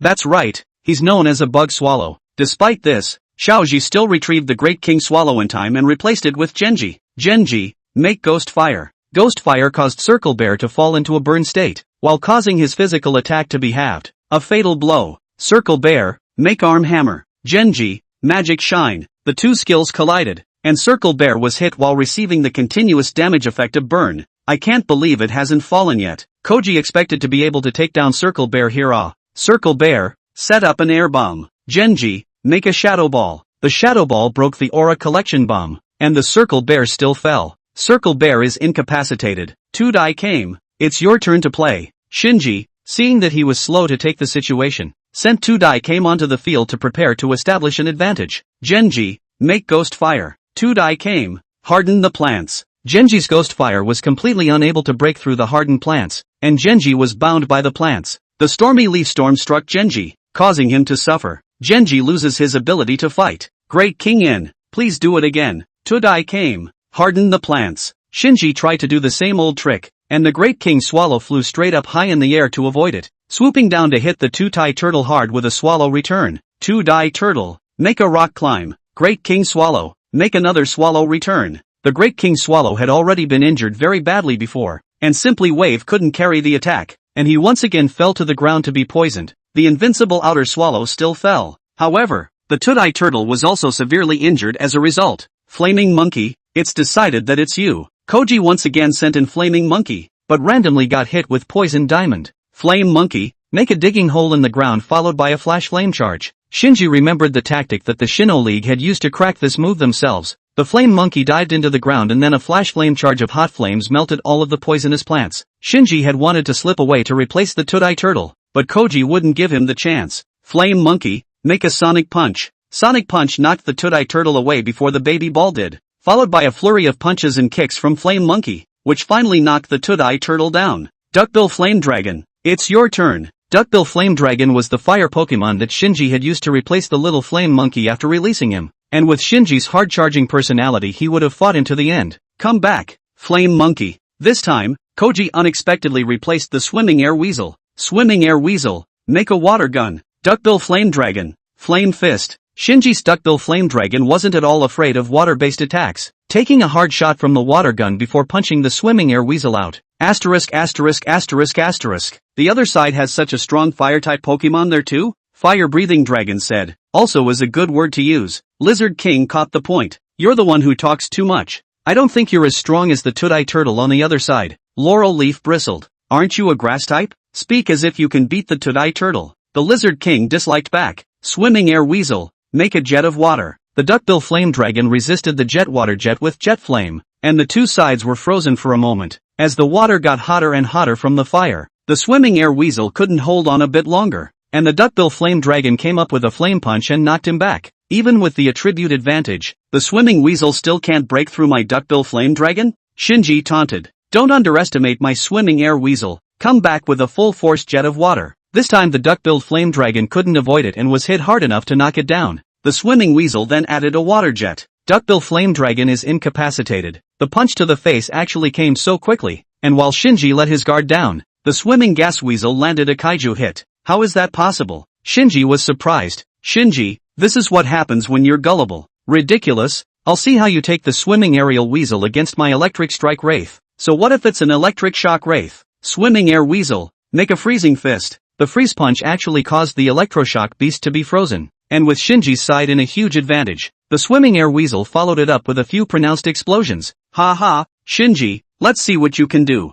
Koji was very pleased with himself. You think there's nothing I can do about that? Electricity Strike Wraith makes a Thunderbolt. The Thunderbolt shattered the ice directly, knocking down the Swimming Gas Weasel along with it. The Swimming Gas Weasel loses its ability to fight. There's actually such a thing? It was Koji's turn to be surprised, thinking we can't hit it just because we're pulling away? This level of attack is simply tickling. Scratchy, let's see if you can take this itch. Xiaoji sent out the last Pokemon that hadn't shown up, and it was actually a Tudai Turtle. Ground-type Pokemon were highly resistant to electricity-type Pokemon, and could be said to be completely useless. Come back, Electric Shock Wraith. Koji didn't expect Shinji to replace it with the Dragon King Scorpion, which made the Tudai Turtle very passive. Make a Poison Diamond. Being clear, the Poison Diamond was once again set up across the field, stunning everyone on stage. Really, it's so hard to get rid of it. The Tudai Turtle went up with a wild blast, vowing to avenge the Divine Axiom Alliance, and finally intending to settle the battle with a climbing rock shot.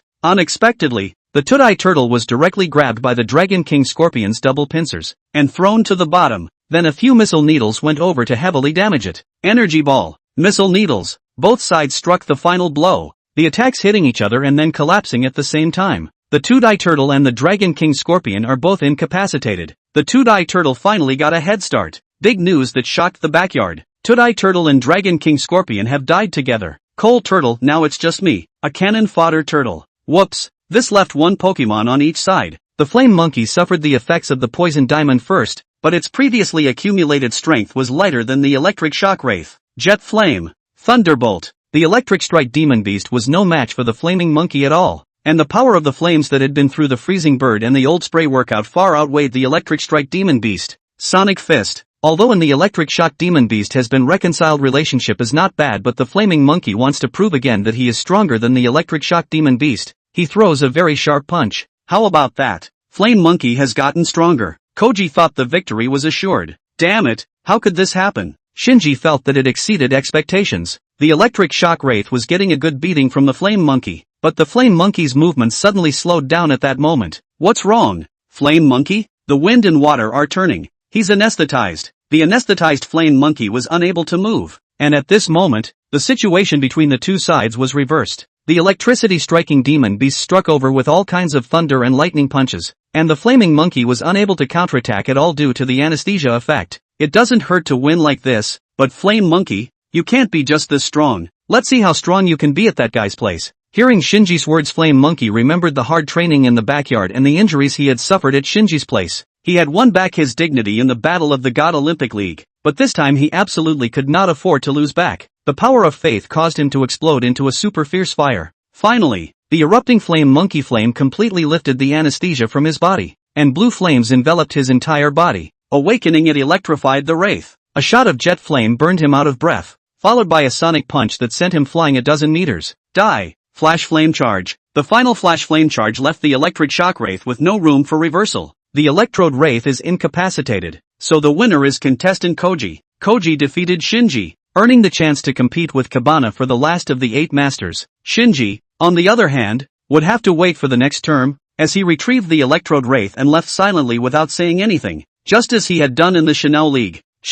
Flame monkey, how much stronger can you guys get? A rare smile appeared on Shinji's face. Congratulations Chi. Cookie was the first to go out and congratulate. One more fight against Mr. Cabana and you'll be an 8 master. Chi and Cookie high-fived. The crowd in the 8 masters viewing room was also raving about the match. It was so good. It looks like Cabana's opponent is Chio. Dante said. I'll win against whoever it is. I'm the strongest. The strongest? How come you're ranked 8th? Chapter 35. Entering the 8 masters. Once Koji defeats Shinji, he will face off with Cabana. So let's take a look at both sides. Cabana is the Dragon Pavilion Master of the Galil region, and is currently ranked 8th in the 8 masters. The 8 masters are free to choose their own opponents. Cabana has always challenged Dondi, so he is ranked low, but his true strength is not inferior to Erashur. Cabana has Dondi as his arch-rival, but he has never defeated Dondi, and of course no one in the world can defeat Dondi. Kobana, the biggest dark horse of the tournament, the unheralded first-generation champion of Aurora. He has participated in many conventions held around the world,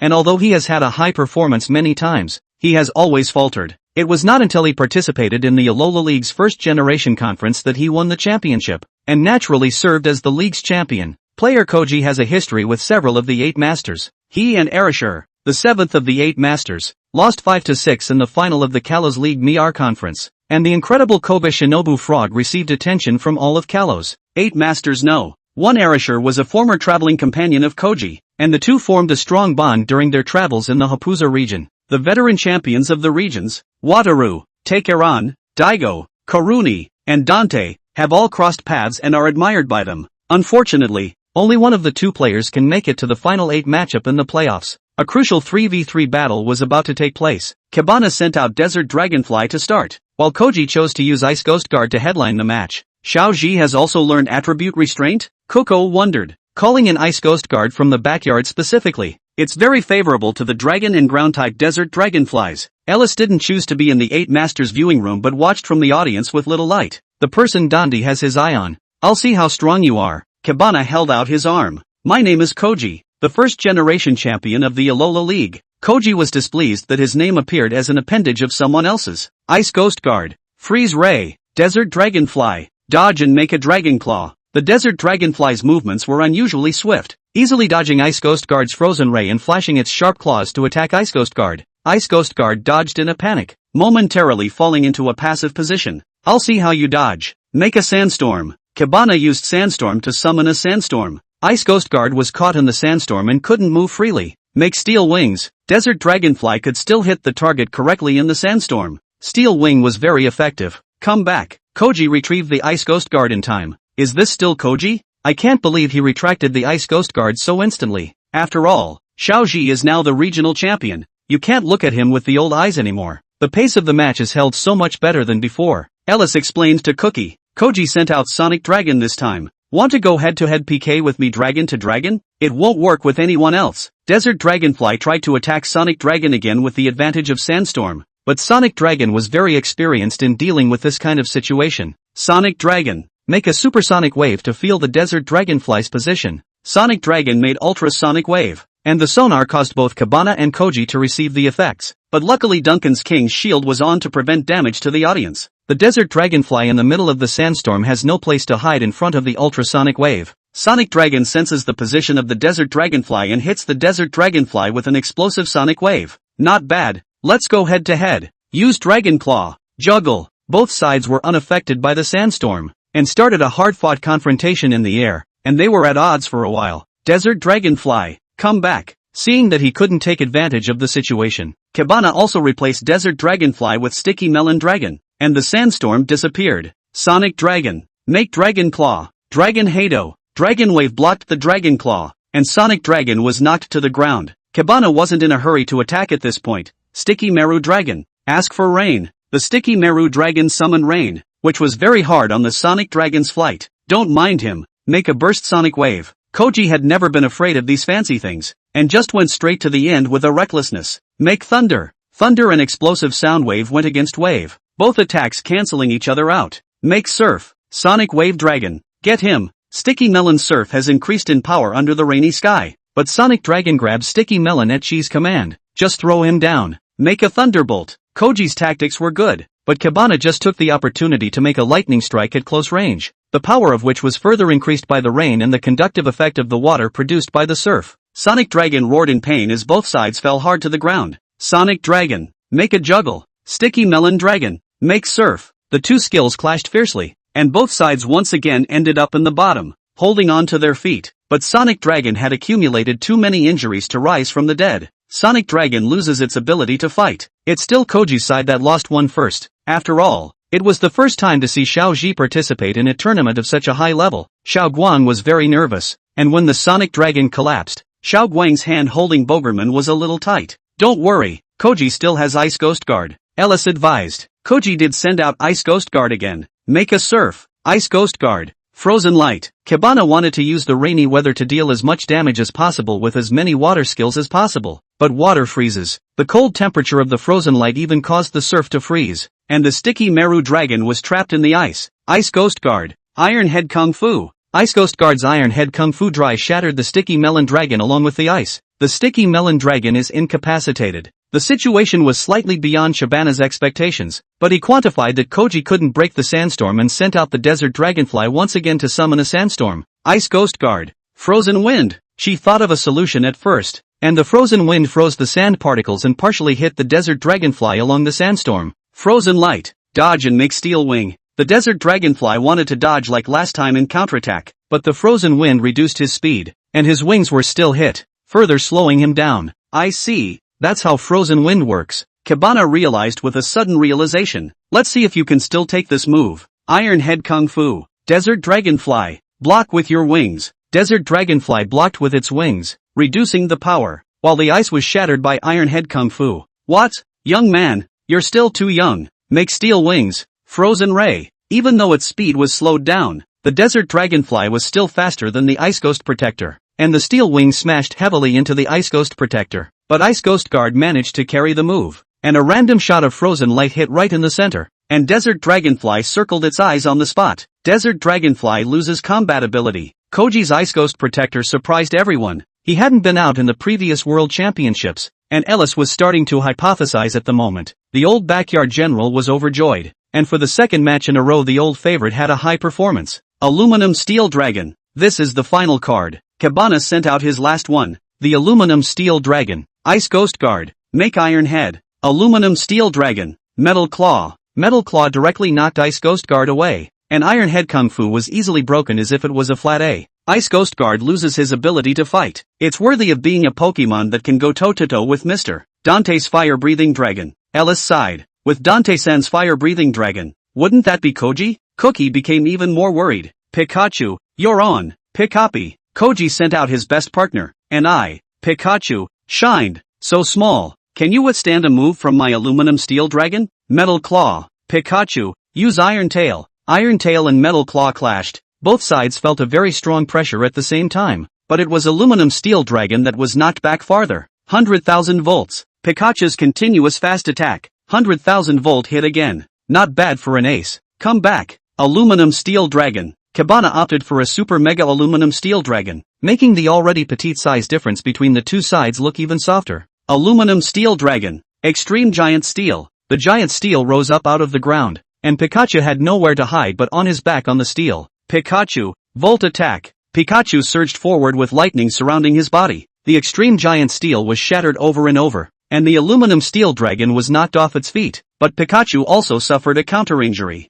Super Mega Inferiority Decay. Pikachu was unable to move in the middle of the tornado generated by the super giant skill, and was knocked out a long way at once. Finish him, Extreme Giant Rock. You're the one who should be tackled. Koji threw his hat at Pikachu and revealed the Z-Pure crystal in his hand. That, everyone present, including Cookie and Iris, was surprised, with the exception of Dante, since he would actively gather information on each opponent. Koji analyzed the battle between Koji and Densher seriously without even watching it with Takeuchi-lan. This is our full power. 10 million volts. As soon as the 8 lightning bolts came out, the extremely huge rock immediately went up in smoke. Pity the aluminum steel dragon, who was knocked out before his super giantization was even lifted. The aluminum steel dragon is incapacitated. So the winner is Koji player. Battle report, contestant Koji 3-2 Chibana for the last 8 masters spot. Congratulations, Chi. Ko was the first to rush up and congratulate Koji. And thanks for coming to cheer for me. I told you there was no problem. You were obviously worried sick just now.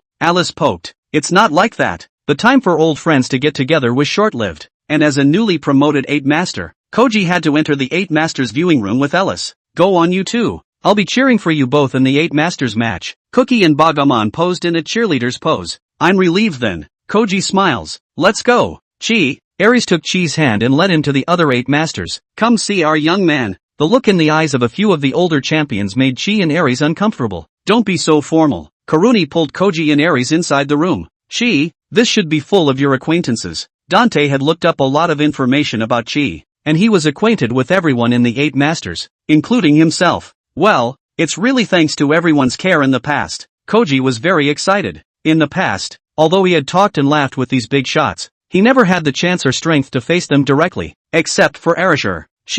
Arisher flashed his keystone. This time it's a mega evolved ability gained by my own power, and I've been looking forward to fighting you again for a long time. Koben Ninja Frog has returned to me, so be careful with the fire-breathing dragon. I'm begging for it. Speaking of which, how are the top 8 grouped up to fight each other this time? Ellis asked. That's up to the organizers. Bamboo Orchid was still as approachable as ever. I would love to battle with him.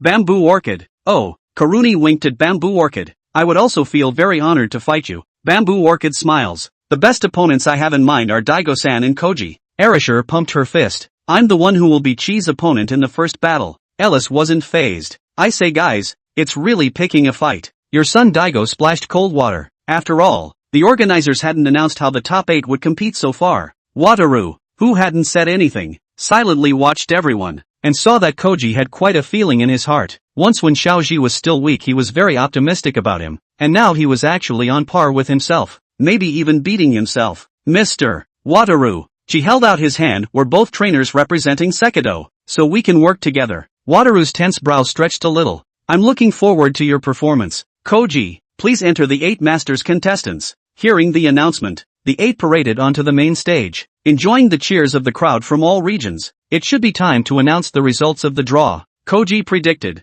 I'm so nervous. What if it's Mr. Dante or MS Bamboo Orchid in the first round? Ellis was worried. It doesn't matter who it is. I'm not even afraid of me as the conference winner. What are you? A regional champion. Worried about? Arisher was very unconcerned. He wasn't likely to win the championship anyway. Karuni and Julan smiled as they looked at the big screen in anticipation of their first opponent. Wataru. on the other hand, had his eyes closed. Daigo had his arms wrapped around his chest, and Dante shrugged off his cape, seemingly unafraid of any opponent. Dear 8 Masters, this World Championship playoffs will not be a group draw catch as catch can. Hearing the announcing accent coming from the organizer's host, the normally powerful 8 Masters looked at each other. This top 8 tournament will adopt the mechanism of attacking the ring. The 8th place will be the first challenger. The 7th to the 1st will be the ringmaster. The challengers will challenge the ringmasters in turn, and the winners will continue to challenge the ringmasters down the line only to the point of having a final showdown with the strongest champion, the Dundee contestant.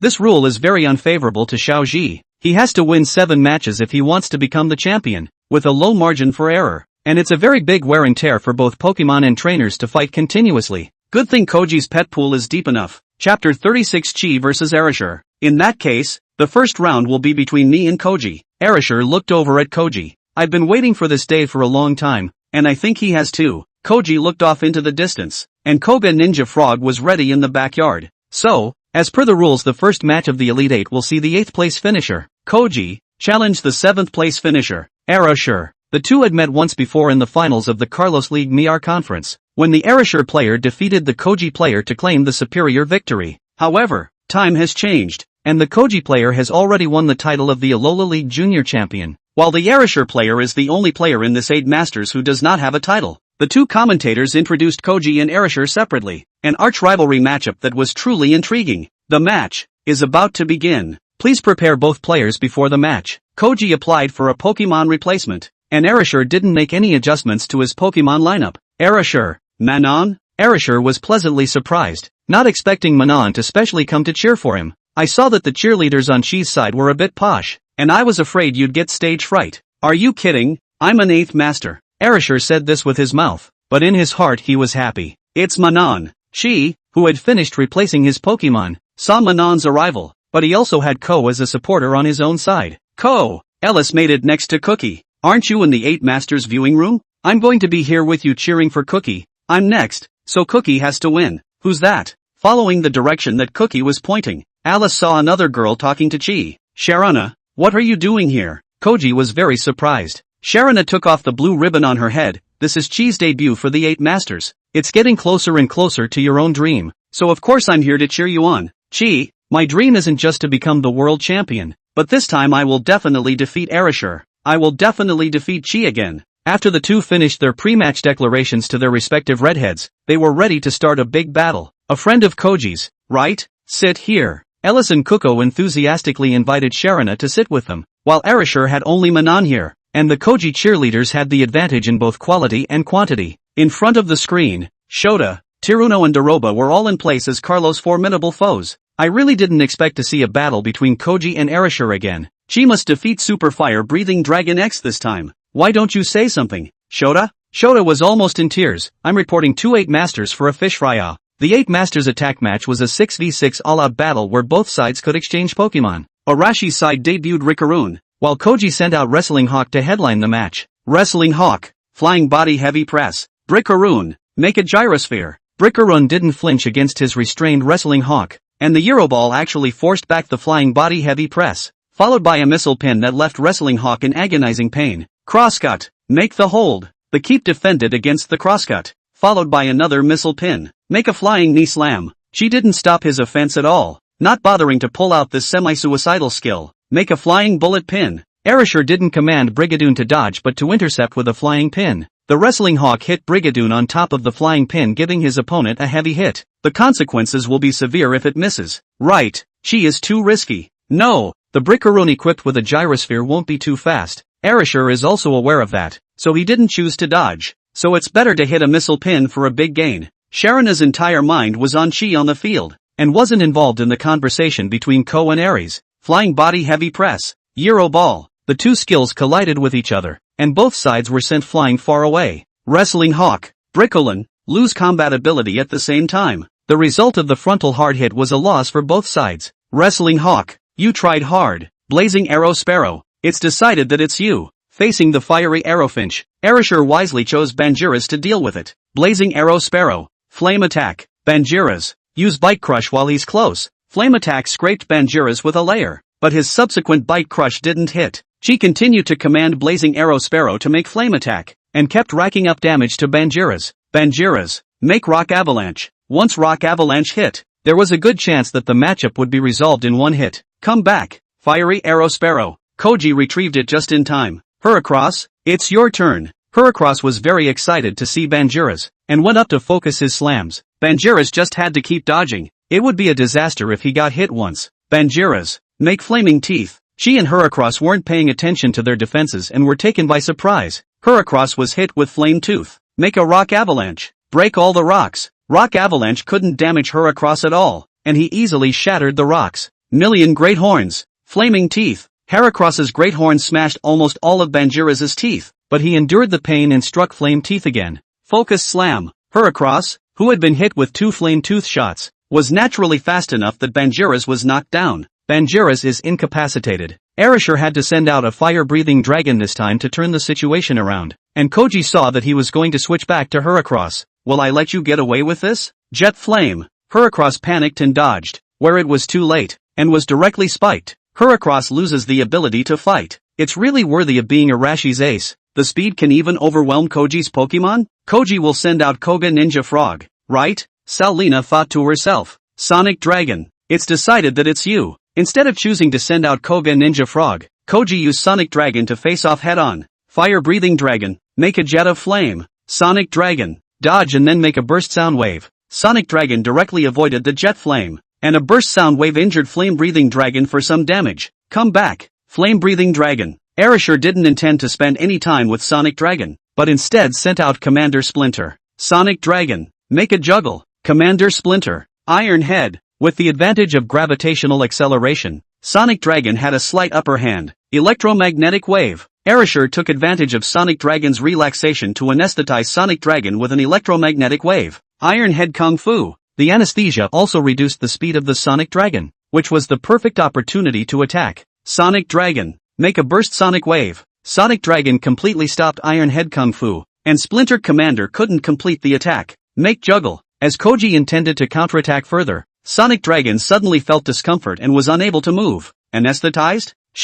Blackface as always. Scissors Guillotine. Once the Scissor Guillotine hits a one-hit kill, Sonic Dragon is completely unable to resist. Sonic Dragon loses its ability to fight. Koji was the first to lose 3 Pokemon, and it looked like the situation was very unfavorable. Fiery Arrow Sparrow. Please do it again. Still trying to rely on attributes to win? Scissor Guillotine. The Flaming Arrow Sparrow, which had increased its speed through flame attack, easily dodged Scissor Guillotine and fired another Divine Bird special to open a counterattack. Commander Splinter. Stand up. Commander Splinter still held on and stood up after taking the hit. Flame attack. Unfortunately, just after standing up, Commander Splinter was instantly knocked down. Commander Splinter is incapacitated. Erasure retrieved Splinter Commander and replaced it with the Squid King he had just taken in to deal with the Fiery Arrow Sparrow. The Blazing Arrow Sparrow's speed is no longer something you can handle. God Bird Special Attack. The Squid King just came out and received a heavy blow. Flame attack. Koji's fiery mood was transmitted to the Blazing Arrow Sparrow as he frantically outputted at the Squid King, causing it to suffer a heavy blow. Final blow. God Bird Agent. Make a Rise from the Dead. Rise from the Dead was a skill that increased in power the lower its stamina was, and the Spirited Arrow Sparrow that was using God Bird Special Attack uncontrollably would never be able to carry it off. The Blazing Arrow Sparrow loses its ability to fight. Raise the Dead? I see. Koji sent out Quick Dragon to fight Squid King, one of the 6 new Pokemon he had taken in. Fast Dragon. Make Storm Wind. Squid King. Make Rock Avalanche. The 2 skills hit each other, and both sides took a lot of damage. Raise the Dead. Erasure intended to hit the strongest Raise the Dead before the Squid King fell. Fast Dragon Star Swarm. Koji didn't panic. Fast Dragon Star Swarm? All inside and outside the arena were stunned. Quick Dragon held the Squid King directly before he used his skill and flew upwards, then quickly dropped down to make Dragon Star Swarm, and finally threw the Squid King into the ground ruthlessly to make Dragon Star Swarm hit with high concentration. The Squid King is incapacitated. Sure enough, Koji is Koji. Erasure sends out his second main force, the Giant Gold Monster,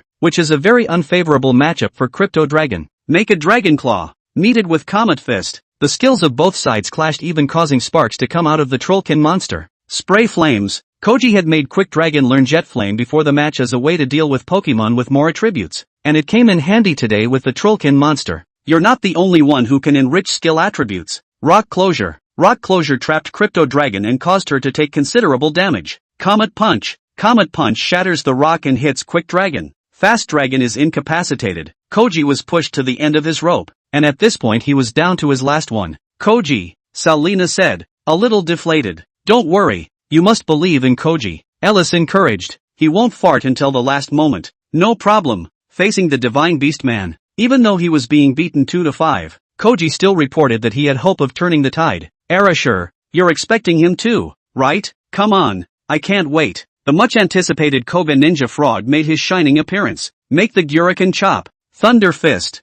Sure had a way of dealing with Koga Ninja Frog, taking advantage of his close proximity to paste his face with a Raiden punch. Water Rapier. The giant gold monster is incapacitated. Koga Ninja Frog quickly resolved the fight with a shot of Water Rapier after being injured. Fire-breathing Dragon. Defeat Koga Ninja Frog again. Earlier, the fire-breathing dragon had taken a blast of sound waves and the Koga Ninja Frog had been hit with a lightning punch, so both sides were in equal condition. First, there was a confrontation between the Yakai Chop and the Dragon Claw, and after pulling away, the fire-breathing dragon's jet flame was dodged by the Shadow Split technique, and the Koga Ninja Frog's Water Shuriken was smashed by the Dragon Claw. After the flow was done, it was time for the full force of the sparring match. Respond to my heart. Beyond Evolution. Mega Evolution. Super Fire-breathing Dragon X took its place. Koga Ninja Frog. Use our full power. Koji's version of Koga Ninja Frog took position. Explode and burn. Stick the Water Rapier into the ground. Koji responded wisely to the explosive burn, and Koga Ninja Frog followed up with a few vicious rounds of Azumi Chop and Swallow back close to hit the fire-breathing dragon.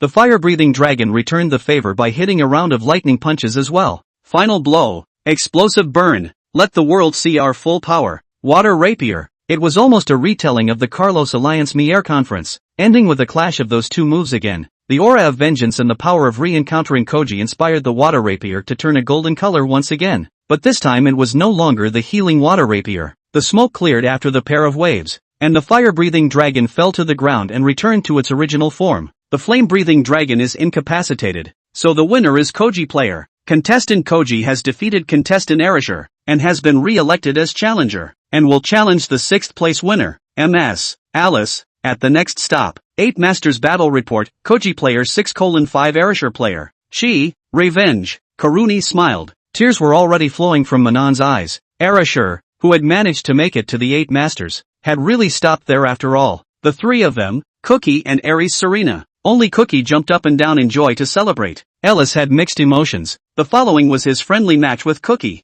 Salina was already so excited that she didn't know what action to do.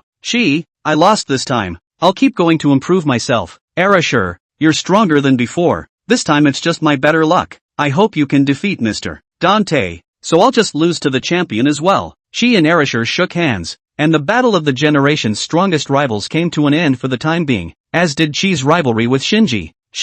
Congratulations, and thanks to everyone for cheering me on.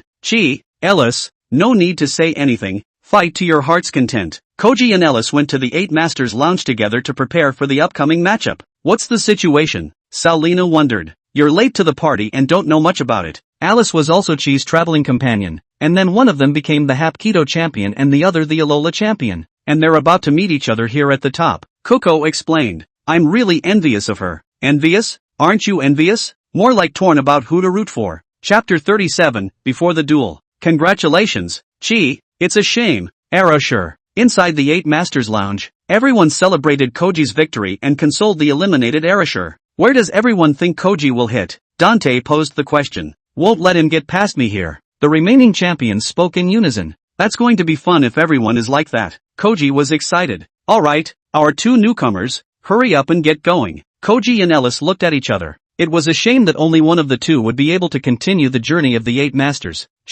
Hurry up and go swap Pokemon. Aries said to Koji. How did you know? Koji was surprised. You have so many elite soldiers in your backyard. Surely you'll let them out. Koji smiled. It was true that his companion knew him. He did have to think carefully about the lineup against Ellis. Great. Koji won again. The Pokemon in the backyard collectively went into a frenzy. Every win after entering the 8 Masters was a very shocking thing. At this moment, the 5 Pokemon that had just participated in the match were also teleported back to the backyard. Nice fight. You beat the hell out of that African Spitfire dragon. The fire-breathing dragon was the first to come over and pat Koga Ninja Frog on the shoulder. That's what people call Mega Evolution. The Lizard King was speechless. What's all this nonsense and fancy stuff? Anyway, Koji won. Yeah, Koga Ninja Frog is awesome. The crowd of Pokemon who were witnessing the detention evolution battle for the first time were impressed with Koga Ninja Frog, and he was a bit embarrassed by everyone's eager eyes. Hey, we contributed too alright. Wrestling Hawk was a bit disgruntled. Yeah,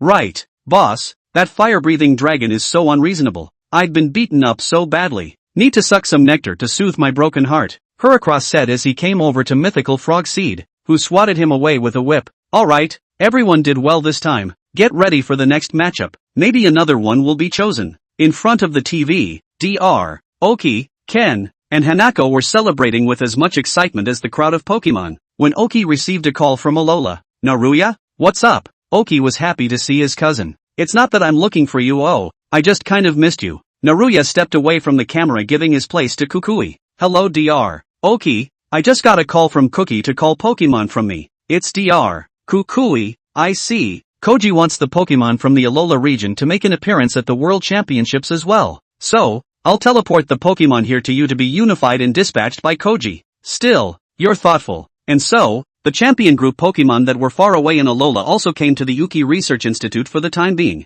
Another new partner. The first Pokemon to get the news was naturally Mythical Frog Seed. The Pokemon in the backyard were all very eager for the Alola pets that won the championship for Chi. But unfortunately they weren't hosted at the Oki Institute. Today they finally had the chance to meet. Champion group? Interesting. The fire-breathing dragon and lizard king were naturally very happy to see the arrival of the Alola Pokemon, which came out of a kind of sympathy between powerful people. Koga Ninja Frog, on the other hand, had a somewhat unsightly face. What's wrong with you? Did you get hurt during the sparring just now? The flame monkey greeted with concern. The Pokemon in the Alola region brought back some bad memories for him, I guess. The Lizard King was referring to the fact that Koga Shinobi could have been the Pokemon that won the championship for Koji for the first time. Being spoken to, Koga Shinobu's face became even more somber. Don't be upset. It's better to be a runner-up than a stinky 8. Sukiyayu. Not only did the Lizard King glare hard at Sukiakaba, but all of the Pokemon in the Re were in the stinky 8, except for the Gadu and Carlos group.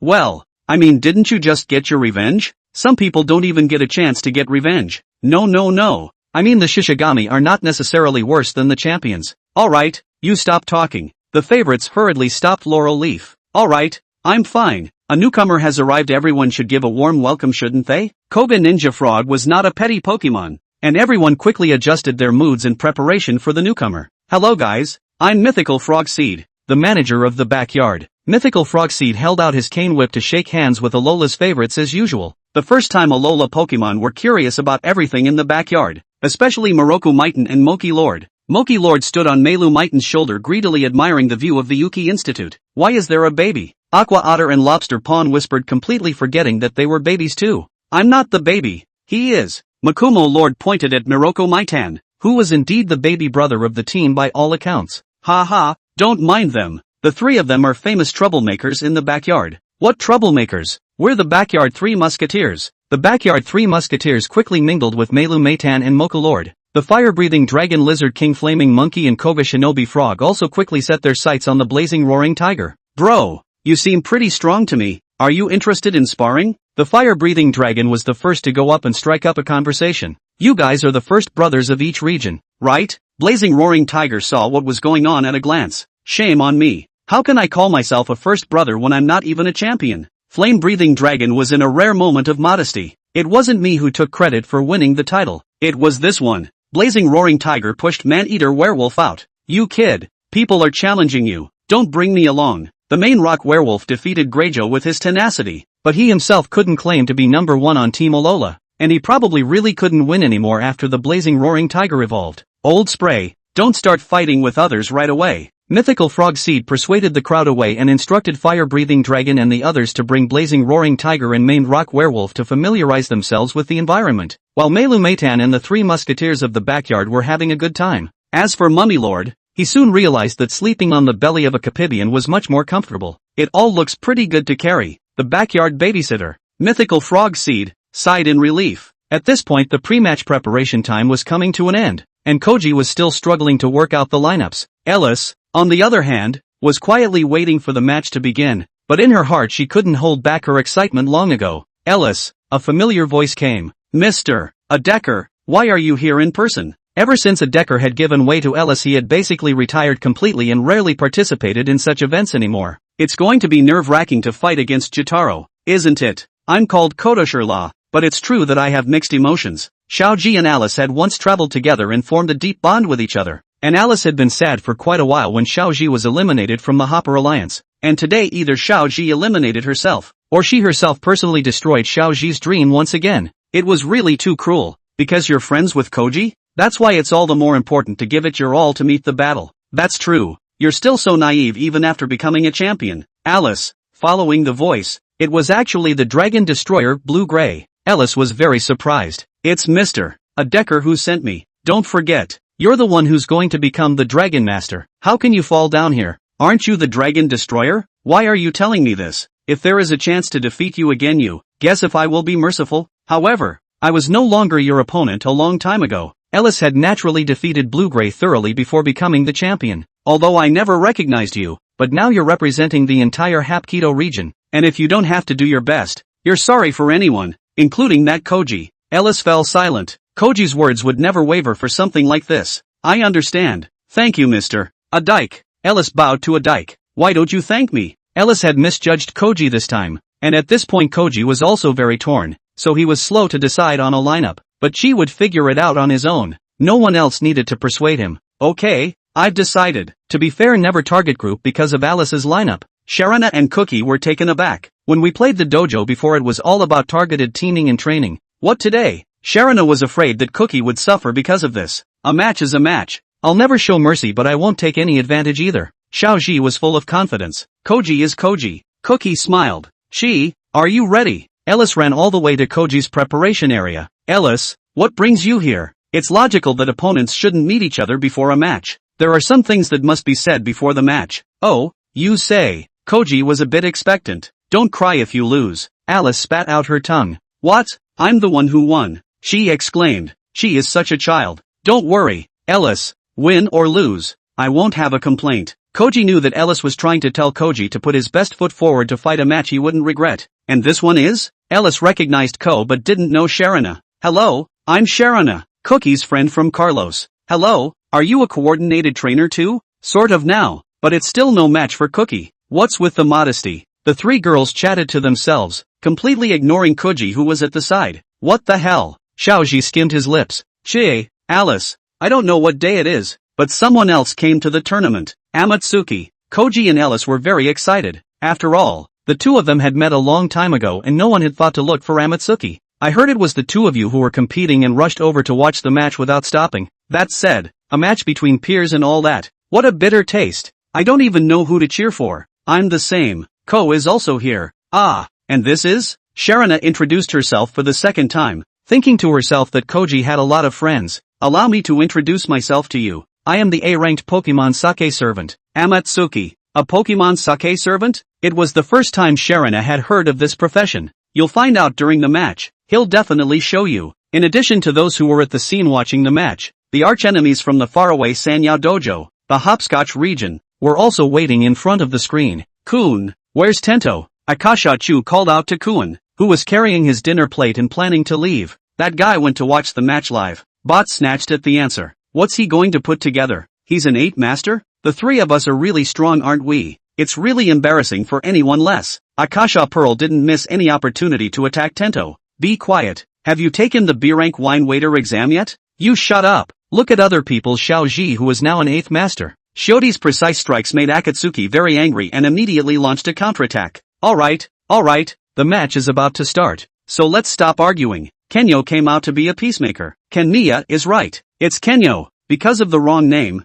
Kenyo almost argued as well. Say, where's Blue-Gray? Kun hurriedly changed the topic. I heard that Mr. Dike called her away. I think she went to motivate Alice. Regardless, the win is definitely Chi. Kenyo patted his chest. What? You're rooting for that kid? We're a combined species. What do you say, Shiro? I'm torn too, but Ellis is the champion of the Hapkido after all, so I'll have to give it up to Chi. I don't think your support will be of any use to them. Shut up, Shu T. Shio D was as poisonous as ever, hitting the nail on the head every time, but at this moment, the person who felt the most bad was him. Alright, we're all happy whoever wins. We're all friends. The partners of the Hopewell region have different personalities, Some of them are not pleasant and even attract black, but they and the trio of Xiaoji compete with each other, forming a deep suspense and even can be said to be bound. Unable to go and watch it live like Blue Gray and Tento, the ones in front of the screen were either excited, unconvinced or a little gloating, were also looking forward to the match. Finally ready, Koji received a Pokemon transmission from Dr. Oki that seemed to be talking to Pikachu. Pika Pika. Pikachu was wondering if he would be able to play this time. Mr. A Dyke, I'm going. It's all up to you. The two rookie champions stepped onto the path to the battle zone. The other 5 champions in the lounge looked at them like they saw themselves once. AI Lawn, so I'm going? The one with the most mixed feelings at the moment was Bamboo Orchid. After witnessing the battle between Koji and Shinji, she was about to witness the fated battle between Koji and Ellis. These are the children she holds in high regard, not knowing which of them will appear before her. Chapter 38, Xiaoji vs. Alice. Finally, it's time for the spotlight battle between the Kodoshire players and the Ellis players, 2 former traveling companions. And after traveling apart, one took over the Hopper Championship, the other dominated the Primorolola League. Today we have also invited the former champion of the Hopewell region, Mr. Adaker. May I ask Mr. Adaker what he thinks about this match? Chi and Ellis, both are very impactful rookie champions. We old guys are very much looking forward to this match. Adak snaps. Excuse me, I meant to ask who Mr. Adak is more optimistic about? The host was in hot pursuit. As Alice's mentor, I naturally hope that she can break through, but she is likewise a very promising newcomer. I favor both, and I'm happy with whoever wins. Alright, let's watch the match. Seeing that he couldn't ask anything, the host had to announce the start of the match. Xiaoji's side sent out Fried Pig to start, while Alice sent out Conductive Flying Squirrel. Fried Pig and Conductive Flying Squirrel, neither of them looked like that strong Pokemon. The audience was slightly disappointed. They were expecting to see a hard-hitting confrontation like Dante and Wataru. What a nostalgic flavor. Amatsuki, however, was very much looking forward to it. Fried Pig, Jet Flame. Koji was the first to attack. The Conductive Flying Squirrel flew lightly, easily dodging the Stir-Fried Pig's Jet Flame. But with the fire-breathing dragon's workout, the Stir-Fried Pig's power and speed were incomparable, and soon the Conductive Flying Squirrel was a bit overwhelmed. Come on, Fried Pig. Sharona cheered passionately for Cookie, who was still torn on who to cheer for. The jet of flame finally hit the Conductive Flying Mouse and she fell heavily to the ground. The Fried Pig has improved quite a bit. Ellis sighed. Ellis, give it your all. Conductive Flying Mouse can't stop it. Stir-Fry Pig continued to use Flame Attack to attack. Now the Conductive Flying Squirrel couldn't avoid it even more, and Stir-Fry Pig also increased its speed. Make Charming. The Conductive Flying Squirrel used its super move Charming, and the Fried Pig's eyes turned into peach blossoms as it fell in love. Mother Pokemon were really powerful. Taking advantage of Stir-Fry Pig's inability to move, Conductive Flying Squirrel frantically fought back, and Stir-Fry Pig was badly beaten. Come back, Fried Pig. Seeing the situation, Koji sent out Vine Viper, also a female, to meet the enemy. Vine Viper and Conductive Flying Rat. Ah, old nemesis. Amatsuki was a bit nostalgic. Conductive Flying Squirrel, make a juggle. The Conductive Flying Squirrel instantly came to fight when she saw that her opponent was a Vine Viper. The guy had often gone against her when she was in the combine. Use Vine Whip to jump up and avoid it, then counter with Leaf Storm. Vine Viper hit the Rattan Whip on the ground to use the momentum to bounce up to avoid the Conductive Flying Squirrel's attack. Fortunately, the Conductive Flying Squirrel was also well trained and adjusted in time so that it didn't fall in a dog's ass. But the Vine Snake in the air quickly launched Leaf Storm. Conductive Flying Squirrel was still knocked down to the ground. The Vine Snake is smooth landing. The arrogant little look in Vine Viper's eyes made the Conductive Flying Squirrel furious. Come back. Alice saw this and retrieved the Conductive Flying Squirrel in time, knowing that Charming would be ineffective against the Vine Viper. Quick Dragon, let Chi see you after you've gotten stronger. It's that fast dragon from the youth tournament. Cookie recognized that it was the same fast dragon that had defeated him in the first place. That's right, Alice and Fast Dragon aren't what they used to be. The flavor of the best partner. Hearing Kuko and Amatsuki's comments about Fast Dragon, Sharona secretly became worried, knowing that with Koji's personality he would never rotate at this point in time. I was just about to learn. Make it Charming. Quick Dragon. Use Sword Dance. Seeing that his opponent was a male Pokemon, Koji confidently kept Toho Snake on the field. Unexpectedly, Charming was completely stopped by Sword Dance, and Quick Dragon was not affected at all. What? Too naive, Chi? Did you think I would have no defense against Charming? Make a Storm. Chi panicked and commanded Fujitsu Snake to counterattack with Leaf Storm, but the difference in power was too great. Vine Viper loses its ability to fight. Koji was the first to lose a Pokemon, while the opponent's Snapdragon was still unharmed. Come back. I'm sorry, I was too gullible. Koji once again sent out Fried Pig to the field, and his enhanced speed could already overpower Fast Dragon. Fast Dragon. Dragon God Dive. Dodge it and jump on Fast Dragon. Fried Pig easily dodged the attack and managed to jump onto Quick Dragon. Make a cleave tile. Fried Pig was on top of Quick Dragon and kept hitting him painfully with split tile as Quick Dragon roared in great pain. Quickly shake him off. Ellis naturally knew the power of this move. If he continued like this, Quick Dragon would be consumed by him little by little. Fast Dragon spun at high speed trying to shake off the Fried Pig. The already injured Fried Pig was a bit out of stamina and was almost about to fall when a super close-range jet of flame knocked Fast Dragon to the ground. Both fell to the ground. Come back. Alice retrieved her Pokemon again and sent out Sticky Melon Dragon to deal with Stir Fry Pig. Fried Pig. Flame attack. Sticky Melon Dragon. Surf. Xiaoji faced a new opponent. Naturally he didn't hesitate to fight hard. But he didn't expect the Sticky Melon Dragon to be able to use its water skills, so how could the Stir-Fried Pig still block it? Fried Pig loses the ability to fight. Xiaoji was in a big crisis. He had already lost 2 Pokemon. How? Selena began to worry for Koji. Neither the Fried Pig nor the Vine Snake have gotten very far. That's something that Iris really did better. No problem. Koji will soon turn the situation around. Dondi and the others were also clear that Koji hadn't used his full strength yet, and they were all very much looking forward to who Koji would send out to fight against next. Maned Rock Werewolf. It's decided that it's you. The audience had never seen a dusk-form man-eater werewolf before, and all of them were amazed. We won't be afraid no matter what Pokemon it is. Sticky Maruru Dragon make Dragon Hado. Sharp Rock Attack. Several huge rocks rose up. Dragon Wave shattered a few, but Sticky Maruru Dragon was still knocked down by the last rock.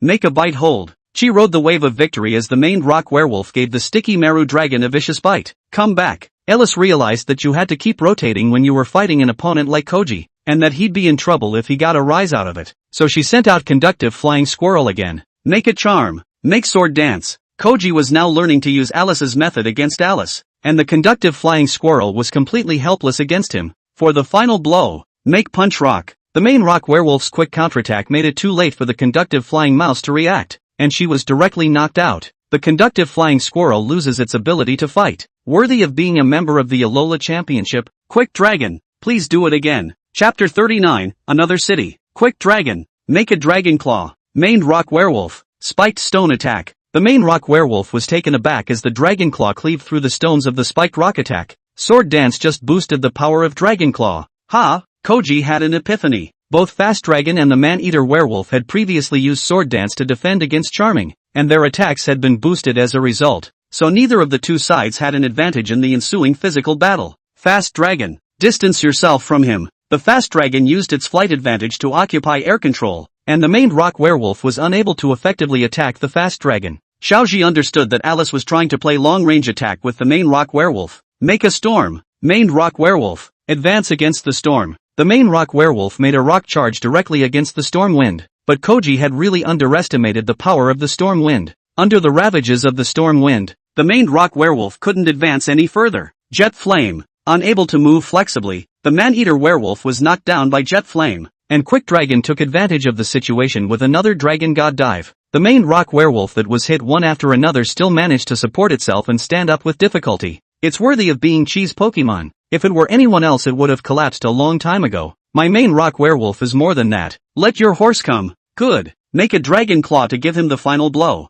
The corners of Koji's mouth turned up to reveal a smile. Make a Rise and Shine. The moment Quick Dragon hit, the man-eater werewolf endured the pain and hit Rise from the dead. The accumulated damage from before made the move extremely powerful. Quick Dragon is incapacitated. Bravo Chi. Sharona almost jumped up, using Raise the Dead to split the difference between victory and defeat while Alice falls off her guard with a melee attack. Koji reeks of growth. Amatsuki rested his chin in his hand. Personally, I think Koji improvised rather than premeditated. Coco said. Surprising, Chi. Alice said as she retrieved her Snapdragon to summon her fourth, a land shark with a fiery bite. It's a fiery bite land shark, the symbol Pokemon of the Sinnoh champion. Dante turned his head to look at Julan. I heard that Iris was coached by MS. Bamboo Orchid. Karanai put her elbow on Bamboo Orchid's shoulder. A newcomer like that is something everyone would love, isn't it? Koji was surprised that Iris had also taken in a Blaze Bite land shark, while his own round land shark was still retired in the backyard. Blaze Bite land shark. Make a Swallow Return. Maned Rock Werewolf. Charge Rock. The two skills collided, and the maned rock werewolf fell behind due to its accumulated injuries, and was knocked out a long way. I can't believe it hasn't fallen yet? Then how about this move? The spirited land shark made a Dragon God Dive this time, but it was still resisted by the maned rock werewolf's Rise from the Dead. Make a Sharp Rock Attack. He had just repelled a wave of attacks, but she was aware that the main rock werewolf didn't have enough remaining stamina to last much longer, so he had to quickly use his offense as a defense. Super Impact! Super Impact smashed through all the rocks, knocking down the main rock werewolf along with it. The main rock werewolf is incapacitated. Finally finished him. Ellis sighed in relief. This Pokemon was really a bit tricky. Koji was the first to lose 3 Pokemon and fell into a bit of a disadvantage, sending out his center general, Onion Wanderer, to change the situation. Blazing Land Shark, make a Dragon Claw. Onion Yubiho, make a Chopping Chop. At first, it was a match between Dragon Claw and Continuous Slash. At first, Onion Swimming Soldier could not defeat Land Biting Shark, but as the power of Continuous Slash increased continuously, Onion Swimming Soldier gradually gained the upper hand. Quickly back off, don't let the chop hit again. Alice was afraid that the increased power of the chopping chop would make the land sharks unable to hold on, so she commanded the land sharks to avoid it. Pointed Stone Attack. Alice once again played with long-range attacks, and the Onion Swimmer, like the Man-Eater Werewolf, also lacked the ability to make long-range attacks, and dodged a bit woefully. Sure is a one-track mind. Jet Flame. Jet Flame put a square hit on the Onion Swimmer. In that case, just pull in the distance and chain slash all the way through. Sensing Cheese Mood, the Onion Swimmer took out his aura and charged all the way towards the Landbite Shark, bouncing off his attacks with the Onion and not flinching even when he was occasionally hit. Make Jet Flame at full power. Make Look Through. Seeing Through successfully dodged the Jet Flame. The Onion Swimmer hit the Spirit Bite Land Shark hard on the head with a large onion. Oh no! Spirited Land Shark. Quickly pull away and make a Dragon God Dive. The Spirited Land Shark quickly reacted, pulling away with 2 backflips and gliding into the air to make a Dragon God Dive. Meteor Assault. Onion Swimmer took out a big move to counter. The 2 skills clashed fiercely, both sides hit each other and then turned their backs on each other. Blazing Land Shark looked back and realized that Onion Swimmer was motionless. The Land Shark fell down. The Onion Swim Soldier still eyes firmly staring forward. The Land Shark is incapacitated. Double Axe Battle Dragon. It's your turn. Ellis, whose advantage was once again leveled, replaced her trump card. It's Tooth and Nail. The Double Axe Battle Dragon roared in response to Koji. Double Axe Battle Dragon isn't the Tooth and Nail of old. Wide Area Destruction. Meteor Assault. Onion Swimmer Soldier, who had just caught his breath, had to go for another big clash of moves, but this time he didn't win. Onion Swimmer Soldier is incapacitated. What a powerful might. Koji understood that Tooth would be the biggest blocker this time. Blazing Roaring Tiger. It's decided that it's you. Come back. Double Axe Battle Dragon. Alice chose to replace the Double Axe Battle Dragon with the Sticky Melon Dragon this time. The Meteor Blitz from earlier still made her a little wary. Sticky Meru Dragon. Make a Surf. Blazing Roaring Tiger. Enjoy your first sparring match after your evolution. DD Golden Hook Arm. Even if it was an attack that restrained itself, the Blazing Roaring Tiger was undaunted and sent the Sticky Maruru Dragon flying straight out. Big Word Explosion. Hang in there. Sticky Melulan. Ellis chose to let the Sticky Melulan hold up the attack, and Koji, who had once owned a Sticky Melulan, naturally knew Ellis' intentions. Blazing Roaring Tiger. Quick Battle. Stored Energy Flame Attack. One after another. The attacks hit the Sticky Meru Dragon. Almost there. Launch. It turned out that Ellis told Sticky Melon to use Shinobu and then take over the Blazing Roaring Tiger's attack to maximize the effect. Blazing Roaring Tiger. Use that. Koji took out the Z-Pure Crystal to react with the Blazing Roaring Tiger. That, the audience, including Aries, had never seen a Z move with their own eyes and were shocked. Super Ultimate Explosive Flame Bomb. In front of the Z move, Shinobu's power was dwarfed as a huge fireball engulfed the Sticky Melon Dragon. The Sticky Meru Dragon loses its ability to fight. What a shock! The power of the Z move had left a deep impression on Alice,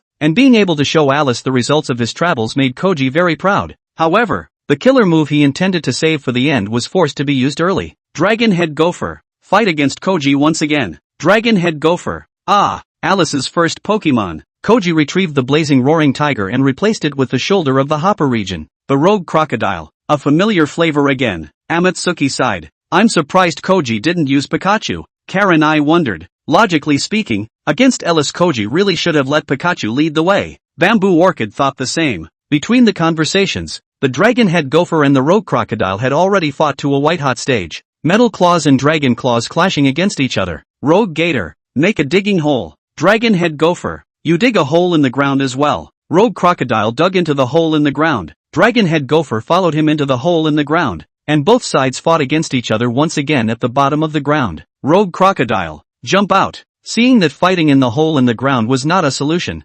Xiaoji commanded the Rogue Crocodile to jump out from the hole in the ground and wait for an opportunity to act. and the dragon head gopher chose to continue to lurk in the ground. Pay attention to the ground. The rogue crocodile nervously perceived the situation around his feet, waiting to meet the dragon head gopher at any time. However, it was easy to hide from the dark arrows, as the dragon head gopher turned its body into a drill and coldly rushed out from the ground to strike the rogue crocodile. Metal claws, quickly dodge. The dragon head gopher didn't give the rogue crocodile a chance to catch its breath, and in the end, the rogue crocodile rolled over in a sorry state to dodge. Unexpectedly, due to too much force, the metal claw was stuck in the ground and could not be pulled out. Rogue crocodile, rest in place. Xiaoji didn't take advantage of the situation, but waited for the dragon head gopher to pull its claws out.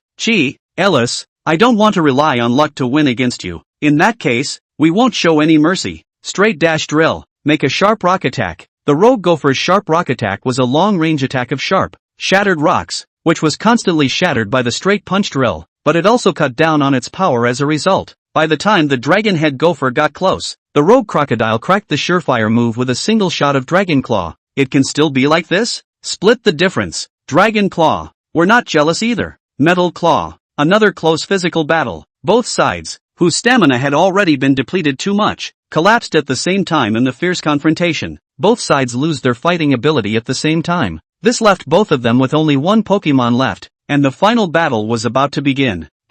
Is it finally coming to an end? It's a bit unfulfilling, but Alice, thank you for witnessing me take another step. The ability to talk big is getting better and better. Double Axe Battle Dragon. Let's show Chi the power of the Hopscotch champion. Blazing Roaring Tiger. Let Aries see the power of the Alola champion as well. It turned out that Koji was using Maned Rock Werewolf and Blazing Roaring Tiger to show Alola's power to Alice. I see. It is tasting time. Amatsuki in the audience suddenly danced around. What is he doing? Sharona was stunned. Just get used to it. It's the Pokemon wine sommelier. Cookie was speechless. The matchup between the Double Axe Battle Dragon, who helped Alice win the Combined Seed Championship, and the Blazing Roaring Tiger, the strongest of the Koji Aurora Championship team, was a great one. If the Rogue Crocodile and the Dragon Head Gopher were the sequel to the Hopscotch Koji Alice vs. Alice, then this matchup is the ultimate showdown between Champion Koji and Champion Alice. Amatsukuri rattled off his speech. Amajirai was right this time. That's exactly what Koji was thinking, but with the Z move having been used previously, Blazing Roaring Tiger was going to defeat Iris on his own.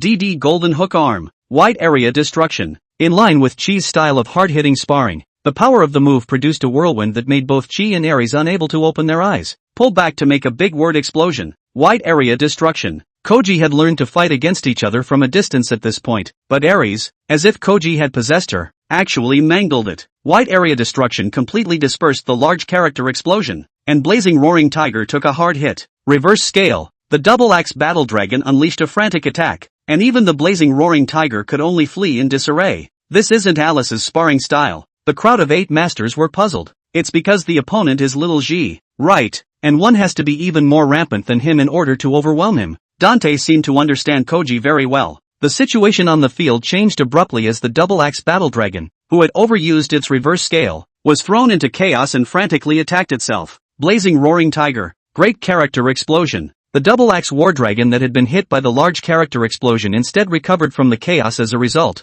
and no one knew if Xiaoji had done it on purpose. Ultimate Impact. Flash Flame Charge. Recovering from the normal Double Axe Battle Dragon immediately launched a new round of attacks. Both sides once again clashed fiercely, evenly divided. The Blazing Flame Roaring Tiger was in agony from the skill's reaction force, and the Double Axe War Dragon was in a stalemate. While we're at it, DD Golden Hook Arm. Seeing an opportunity to counterattack, Xiaoji commanded Blazing Roaring Tiger to keep attacking the inoperable Double Axe War Dragon. Don't let it go. The Double Axe Battle Dragon sensed Alice's thoughts and endured the pain, grabbing the Blazing Roaring Tiger's arm the moment it could act. Dragon Hado. The ultra-close range Dragon Wave sent the Blazing Roaring Tiger flying out a long way in one breath, but the damage accumulated by the Double Axe Battle Dragon at this point also prevented him from pursuing. Double Axe Battle Dragon. Give it your all, please. Victory was only one step away, and in response to Ellis, Double Axe Battle Dragon excitedly forgot about his injuries, and his eyes turned red. The victory has been decided. Dragon Hado. Make a retaliation. What? Blazing Roaring Tiger Strong rushed to Double Axe Battle Dragon against Dragon Wave and knocked down Double Axe Battle Dragon with an attack that doubled its power. The Double Axe War Dragon is incapacitated, so the winner is contestant Koji. Hearing the result, Ellis' resigned expression only stayed on her face for a split second, turning to pity as she picked up the Double Axe Battle Dragon. Well done. We all tried our best. Ellis, Chi held out his hand to Ellis. A great sparring match. Congratulations, Chi. Ellis shook Koji's hand. Great. Koji won again. Sharana only celebrated Chi's victory, while Amatsuki and Kuko had mixed emotions. Another win. Dante murmured. My turn. Karanai was confident. Karanai-sama, make sure you win to me. Daigo snapped his fingers. And me. Wataru fought. Ha ha, everyone is affected by the two newcomers. Their aura is different from before. Bamboo Orchid smiled. Ellis, it's a shame. It's okay, it's just losing to Chi. Ellis sat in the audience. He was going to witness Chi's continued victory along with everyone else. Chi, the next opponent is MS. Karanai. Salina asked with concern. Sharana, I've been waiting for this day for a long time. So have you. We're looking forward to it too. Before Salina could reply, a hurried voice came. Chapter 40, 3 consecutive wins. Hitron? Eureka? The visitors were actually the Führer's siblings who had sped up, and Chi and Sharana were thrilled. Almost didn't make it in time. Thank goodness for my latest invention. Hitron held his eyes rather proudly. It was then that the crowd realized that the brother and sister duo had something like a skateboard under their feet, and thus were able to arrive in time. The power of science is really awesome. Koji started chanting as usual, and then Hitron's invention exploded as usual. What's going on? It's the feeling of smoke. Aren't you Mr. Pokemon Sake Sommelier? Hitron recognized Amatsuki, who he had met once. A few people introduced each other as usual, and half of Koji's generations of companions had already converged here. Kotomitsu-san, you're so beautiful. Be my brother's girlfriend and take care of him for me. Eureka took Kuko's hand.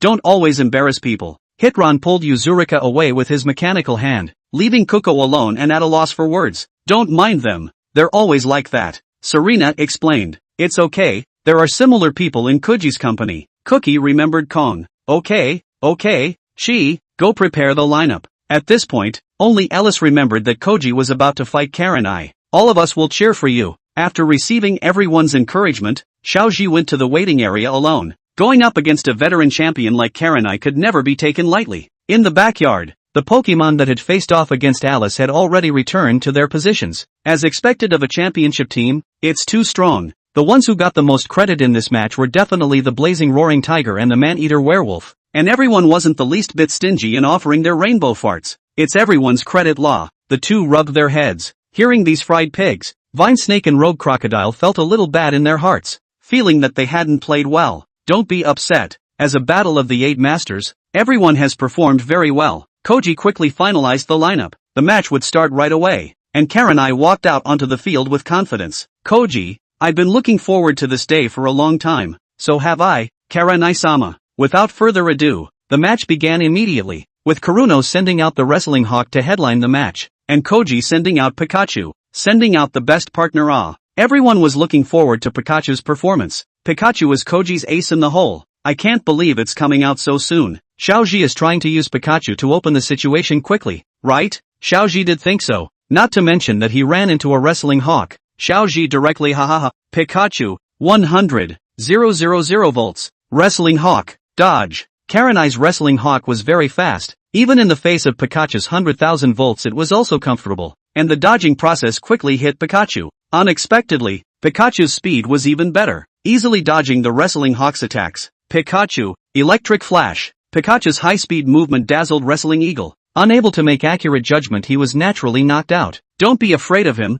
Crosscut. Pikachu, Make Iron Tail. The two skills collided evenly, each taking a few steps back. However, Pikachu stabilized and quickly hit his opponent hard with 100,000 volts. Come back. Karanai saw the situation and quickly retrieved the Wrestling Hawk. As expected of Pikachu, so powerful in both long range and melee, even Karanai-sama has no way to deal with it. Miss Karanai is far more terrifying than we thought. She can't take the enemy lightly. Strong pushed up his glasses. The older brother, who was completely unable to defeat Karanai-sama, said so. Stop talking. Back in the middle of the match, Karanai chose to use Monster Jaw Dragon to deal with Pikachu. It doesn't matter who the opponent is. Electric Lightning. Monstrous Jawed Dragon took an electric lightning flash just out of the ball, followed by 100,000 volt that made him scream even more. Can't let him hit the air. Make a Dragon Tail. Meet him with Iron Tail. Facing the thick tail of the monstrous Jawed Dragon, Pikachu's tiny Iron Tail was no match, and each side took a few steps back. Seeing that she couldn't take the advantage, Karanai didn't panic. An evil smile appeared at the corner of her mouth. Make an Earthquake.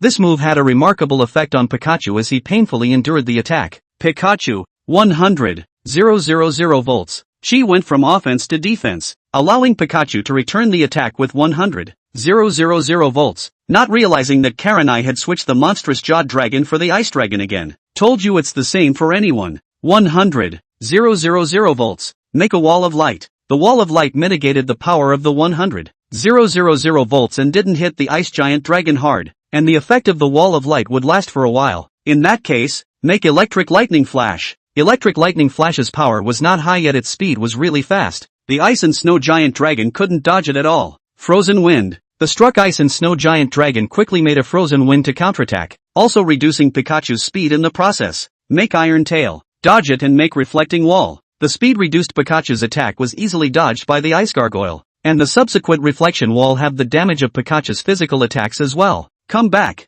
ice gargoyle. Will I let you get away with this? Make the grid. Karanai intended to do the same trick, but the ice dragon was trapped by Pikachu's power grid and couldn't retrieve it. Make iron tail. The iron tail hit the ice dragon hard, and even though the damage was halved it was still very effective. The ice dragon is incapacitated. With Pikachu, you've consumed 3 of MS. Karanai's Pokemon and defeated 1. A rare start for Chi to have the advantage. Arashur commented. Karanai-sama's tactic should have been to rotate to deplete Pikachu's stamina. After all, that's Koji's trump card. The defeat of the ice gargoyle broke her plans, and indeed it was an advantage for Koji. Daigo analyzed. Come back, ice gargoyle. A slight miscalculation, however, it's basically still in control. Karanai didn't panic. Pikachu was already badly injured, so all in all it wasn't too much of a loss. Pikachu, you come back too. Pika Pika. You don't dare to let Pikachu fight again even in the face of Wrestling Hawk? Fighting continuously is a bit too hard for Pikachu, and he doesn't dare to slack off in the face of Karanai-sama. Koji actually sent out Stinky Mud, who hadn't been in the ring for a while. This time, Wrestling Hawk, crosscut. Koji didn't order Stinking Mud to counterattack, and Wrestling Hawk's attack seemed to hit Cotton as if it was being deflected by Stinking Mud's soft body. What? Karanai blossomed. Stinky Mud, sludge bomb. The overwhelmed Wrestling Hawk was sent flying by Stinking Mud. Tarzan's press. Hang on. She tried to ride out the attack, but unexpectedly the fallen Wrestling Hawk directly blocked Stinky Mud with his knees. With such a soft body, the pressure is too low. Wrestling Hawk, make a flying knee slam like this. With both of them in this position, the flying knee slam had a 100% hit rate, and Stinky Mud was slammed hard into the ground. Finish him, make a flying body heavy press. Stinky Mud, Shadow Ball. Shadow Ball couldn't resist the flying body press, and Stinky Mud was defeated by Wrestling Hawk. Stinky Mud is incapacitated. Surely it's still too much of a stretch to participate in this kind of battle? Dr. Oki in front of the screen lamented a bit. Stinky Mud's quick defeat didn't affect Koji, who sent out Gillfish Dragon again to fight Wrestling Hawk. Gillfish Dragon, make a water gun. Sword dance. Karanai didn't value the power of the water gun and met it by making a sword dance reinforcement. Use Gill Bite. Gill Bite's power doubled if it hit first, but the Wrestling Hawk was faster, and the reinforced cross scissors suppressed Gill Bite. Flying body heavy press. Dragon God Dive. The accumulated injuries didn't make Wrestling Hawk less powerful, and he was still able to equalize with Gillfish Dragon. Brave Bird Slam. Bite him. Brave Bird Slam hit Gillfish Dragon's mouth, which was a very high output. However, Gillfish Dragon took the opportunity to control Wrestling Hawk. Are you trying to eat the Wrestling Hawk? Karanai wondered. Of course not. Just make Frozen Tooth. Gillfish Dragon's frozen teeth was very powerful, and with the addition of restraint damage caused the Wrestling Hawk to lose its ability to fight instantly. It's actually possible? Karanai felt that the situation was a bit beyond expectations. It seemed like she was gradually getting into Koji's rhythm, and could only send out her next one, Pumpkin Bad Guy. Gillfish Dragon. Dragon God Dive. Pumpkin Bad Guy teased Gillfish Dragon with his floating body, and Dragon God Dive couldn't hit. All Hallows Night. All Hallows Night was applied to the Gillfish Dragon, but he hadn't seen the move before and found it baffling. What skill is that? Koji was equally puzzled. Koji, that move will add the Gillfish Dragon's ghost attribute. Shouting loudly, Hitron nearly got kicked out by the security guards, and even then Koji didn't hear him. Leave him alone and make Gill Bite. Subterranean Spirit Strange Attack. The Gillfish Dragon was in great pain from the hit, surprising Koji. I see. That move just now made Pumpkin Monster become restrained against Gillfish Dragon. It's too late to realize that now. Shadow Ball. Make a water gun to meet the attack. How could the water gun stand up to the Shadow Ball? The Gillfish Dragon that took 2 rounds of restraining damage still fell down. Miroku Mighten. It's decided that it's you. Even if it was brought on the ghost system, Meilu Maitan wouldn't be restrained. All Hallows Eve. Karanai repeated her old trick and still added the ghost tether to Miroku Maitan. Steel Fist Double Strike. The pumpkin monster continued to play gorilla with the help of his flexible body, and Miroku Maitan was being harassed very hard from time to time. Spirit strong thought. Having been hit by this mental strong thought, Meilu Mithan felt like she was being hurt and hallucinating at the same time. Oh no! If there's no way to get rid of the pumpkin monster, Koji is very passive. Hitron analyzed. Koji will definitely find a way. A few girls said firmly. The situation on the field changed abruptly, and Miroku Maitan, who was being harassed bitterly, actually stared at that moment. Chicken legs, Miroku Maitan murmured. The pumpkin freak seemed to have turned into a meat and potatoes in his eyes. Feeling Miroku Maitan's blazing eyes, the pumpkin monster was a bit at a loss for words, followed by the image of Miroku Maitan chasing after him and gnawing on it. What's going on here? Not only Karen Koji was also a bit puzzled. That's right, my Lumetan likes to eat metal. Turning into a ghost lineage naturally means he likes to eat ghosts. Xiaoji suddenly realized. That's okay? The entire room was petrified. Cannon light cannon. The pumpkin monster, who was panicking and dodging, didn't react and was directly hit. The pumpkin monster loses its ability to fight. Karenai adjusted her mood and quickly rotated to Sticky Melon Dragon, trying to quickly forget this episode. With the pumpkin monster defeated, my Lumetan returned to normal. Malumetan, Cannon Light Cannon, Sticky Meru Dragon, Dragon Heido. The power of both sides' skills were once again on par.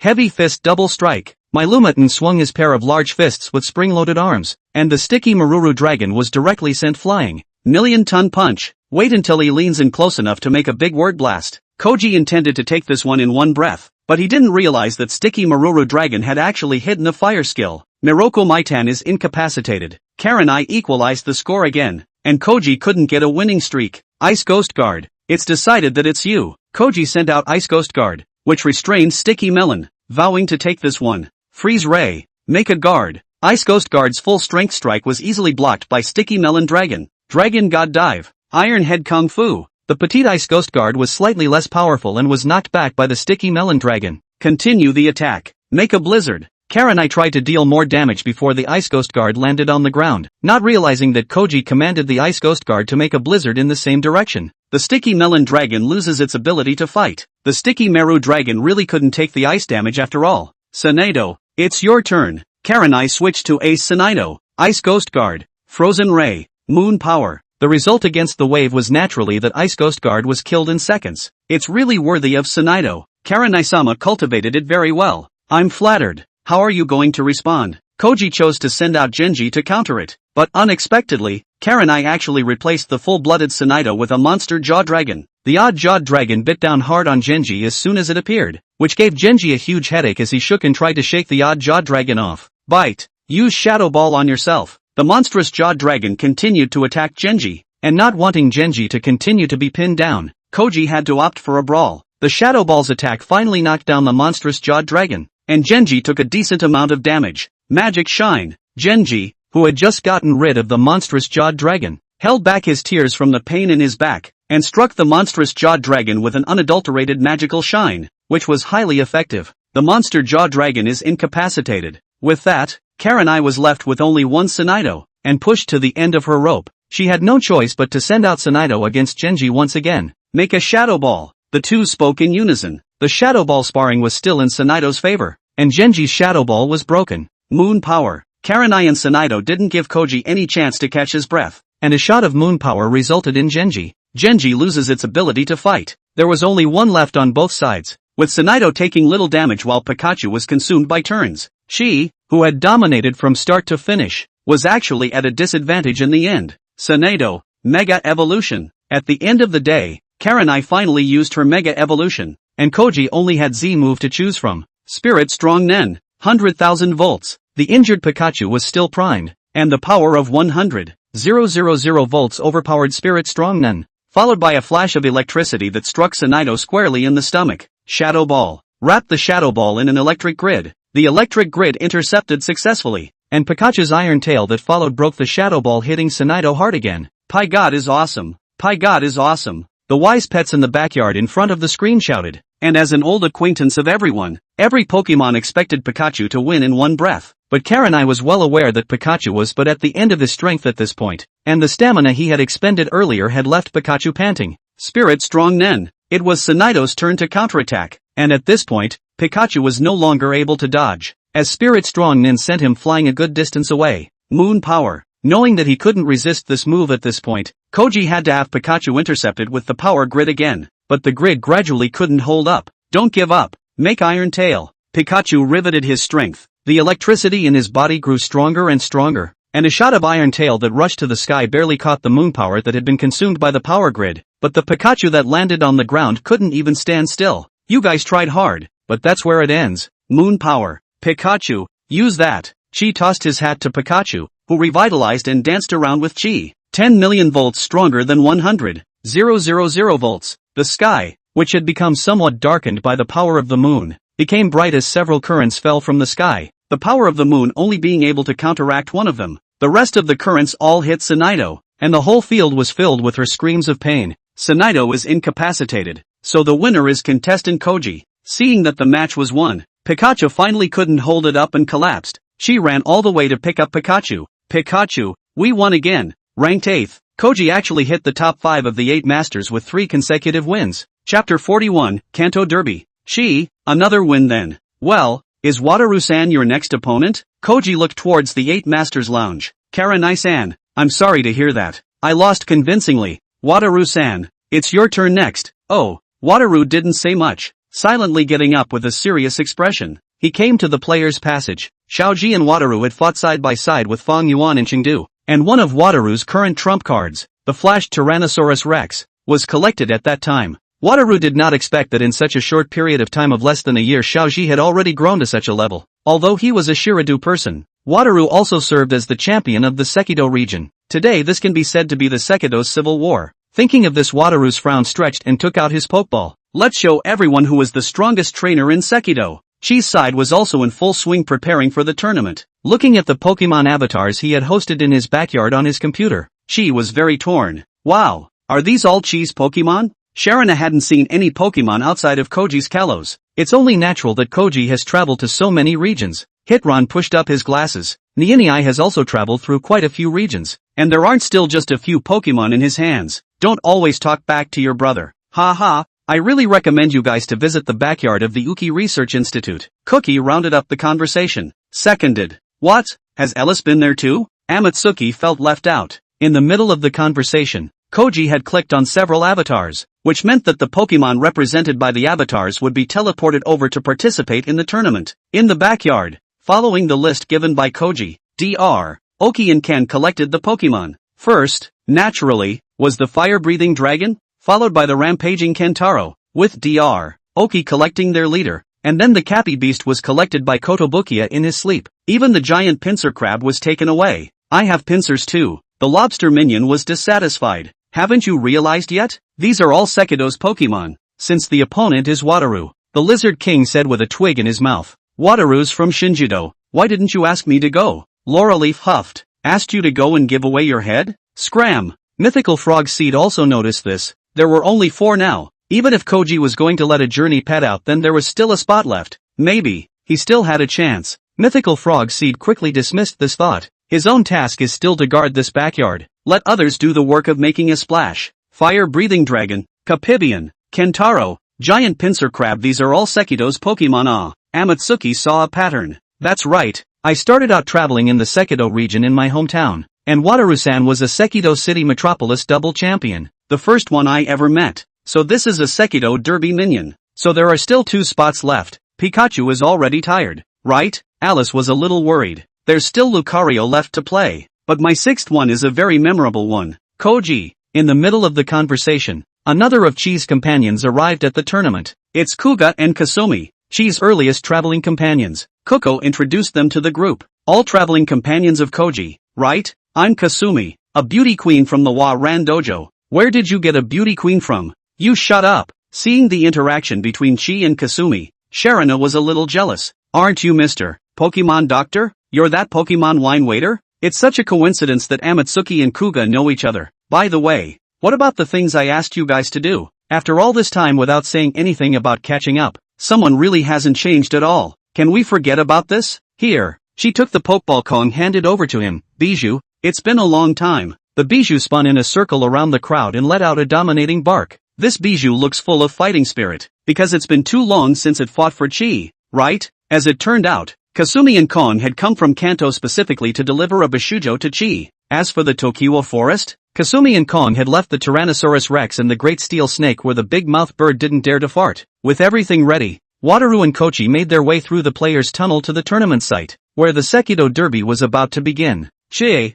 Wataru held out his fist. Show the trainers of Sekido who is the strongest trainer in Sekido. Please teach me more, Mr. Wataru. But my goal is not just to be the strongest in Sekido. The winner of the 8 masters must be me. Koji didn't mean to disregard Wataru, but his goal really wasn't just to defeat anyone. Becoming a Pokemon master was his eternal dream. Going into the match, both sides were starting with Multiplier Dragon and Kentaro. Freeze Ray, dodge to make a Horn Slam. As Chi's Vanguard General, Kentaro was indeed a good choice. Their stored power was going nowhere to be unleashed as they were energetically spreading it around the backyard every day. Kotter's Freeze Ray was nothing. Kentaro swung from side to side dodging it with ease, and in one swift motion he slammed the Multiplying Dragon out of the way. Make the slam. Koji intended to win the first battle with a bang. The Multiplying Dragon wasn't nimble enough to move on land, and he was certain that the fast dragon wouldn't be able to dodge it. Make a heavy stomp. The bulky-looking Multiplying Dragon actually jumped up in place. Kentaro pounced but was instead crushed by Multiplying Dragon with heavy stomp. What? Make a water cannon. The super close-range water cannon made Kentaro a bit anxious, and he carried the Multiplying Dragon around trying to get away. Just keep attacking. The Multiplying Dragon sat steadily and kept attacking Kentaro. Don't rush. Make 100,000 volts. At such a close distance 100,000 volts hit right on the spot. The effect was overwhelming, and the Multiplying Dragon had to jump off Kentaro's body. Super shock. Make a water cannon interception. Kentaro, who had managed to get away, continued to attack, and for fear of receiving another 100,000 volts, the dragon chose to use its water cannon to intercept it. But Kentaro flew away from the dragon with the water cannon directly on top of it. How about it, Mr. Wataru? Kentaro's fighting spirit is very strong, right? Koji was a little smug, but Kentaro can't move because of that, can he? Absolute Zero. Oops, being unable to move. Absolute Zero easily hit with a single blow. Kentaro is incapacitated. She was stuck in the middle of an opening disadvantage as per usual, and the second one decided to use a giant pincer crab. Aqua versus Aqua. Attached to Koji's hard-hitting sparring characteristic, that giant pincer crab is very strong. The two sides came up to fight each other with water-type skills, but the bubble ray was not as powerful as the water cannon, and the giant pincer crab lost out. Frozen Light. Destroying Death Light. This time, Destructive Death Light was even more powerful, and the Multiplying Dragon suffered heavy damage. But won't the giant pincer crab be unable to act in that case as well? Use Absolute Zero. This time the Absolute Zero didn't knock down the giant pincer crab. What? Does it mean that this giant pincer crab's level is higher than my Multiplying Dragon? Wataru was stunned. This giant pincer crab has been collected for a long time. Make a crab fist. The giant pincer crab swooped down in front of the Multiplying Dragon and knocked it down with 3 punches and 2 kicks. Multiplying Dragon is incapacitated. Wataru also sent out a second one. Another pseudo-dragon type, Fossil Pterodactyl. Bubble Ray. High-speed stars. The 2 skill explosions produced smoke, and the scene was very chaotic for a while. Giant pincer crab. Don't be afraid. Judge the Fossil Pterodactyl's position to make a destructive death light. The giant pincer crab couldn't see anything and couldn't fulfill Xiaoji's commands, and shot randomly. Charge into the smoke and make Thunderbolt Tooth. Fossil Pterodactyl rushed straight into the smoke. As a fossilized Pokemon that had been sealed for a long time, his senses were very sensitive and the giant pincer crab had nowhere to hide. After the smoke cleared, the giant pincer crab had collapsed. Cappy Beast, it's decided that it's you. Koji sent out the center general, Cappy Beast, who had always been able to open up situations for Koji. Sharp Rock Attack. Hang in there, Cappy Beast. The speed of the Cappy Beast was indeed faster than the others of its kind, but it was certainly no match for the Fossil Pterodactyl, so it had no choice but to hold on. Seeing that the Cappy Beast was slow to move, Wataru chose to kite him with long-range attacks, constantly harassing him with spiked stone attacks and high-speed stars. Make a hold. Guard blocked the wave of attacks, but the Fossil Pterodactyl was still losing its mind and releasing skills. Make Sleep. Koji smiled. The Fossil Pterodactyl's attack was effective but not lethal enough, and the Cappy Beast recovered most of its stamina with a single sleep. Make Ultimate Impact. Wait for him to lean in close enough to make a freeze punch. Wataru was pissed off and lost his mind as the Fossil Pterodactyl crashed quickly, but the Capibion's quick-eyed freeze punch hit before he did, followed by a complementary shot of destructive deathlight. Fossil Pterodactyl is incapacitated. The Cappy Beast played steadily, and Wataru had to send out his third, a fire-breathing dragon. I've always had a question I wanted to ask. Karanai in the viewing room suddenly spoke up. Actually, I wanted to ask too. Takeran chimed in. I know, you guys want to talk about how Wataru, as the dragon's messenger, why are the Pokemon all pseudo-dash? Shoo, Daigo stopped Arisher with a wicked grin. Wataru cares a lot about that. Oh, the capybara had been looking at the old Spitfire with displeasure for a long time now, and even if he hadn't had a chance to beat up his own one, today he could finally bully someone else's fire-breathing dragon. Jet Flame,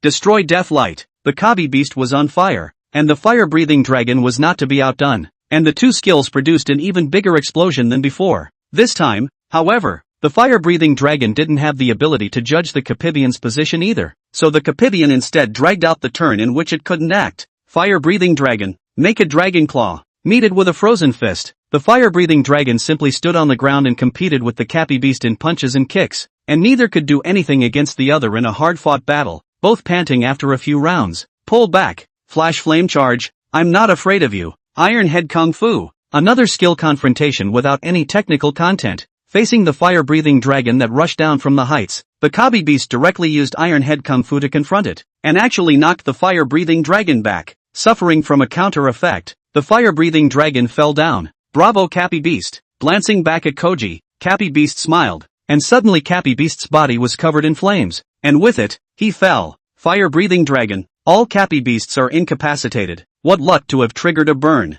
Very good performance, Capi Beast. Both sides retrieved and sent out their fourth respectively at the same time, a three-headed dragon and a bishop eagle. The match naturally evolved into an aerial battle, with both sides going back and forth in a lively manner. Bidoof makes Stormwind. Gradually, the flight-type Bidoof had the upper hand, and under the influence of the storm wind, the Triceratops flew unsteadily. Use shedding impact, triple attack. The three heads of the three-headed dragon released their skill separately, and the Bijou didn't know which one to hit, and was hit in the moment of distraction. Dragon Wave, avoid to make Brave Bird. In the end, it was still the eagle that had faster reaction and stronger flying ability. Dragon's Wave couldn't hit. Brave Bird hit the vitals, and the three-headed dragon was hit until it fell from the height. Don't give up. Dragon Wave. The three-headed dragon that hadn't yet landed quickly reacted, and Dragon Wave hit the dropped Bishujo. Both sides have lost their ability to fight at the same time. I'm sorry, it was a command error on my part. Koji retrieved the Bijou somewhat deflated. After all, 2 consecutive matches could have been taken down only to be absolutely tied.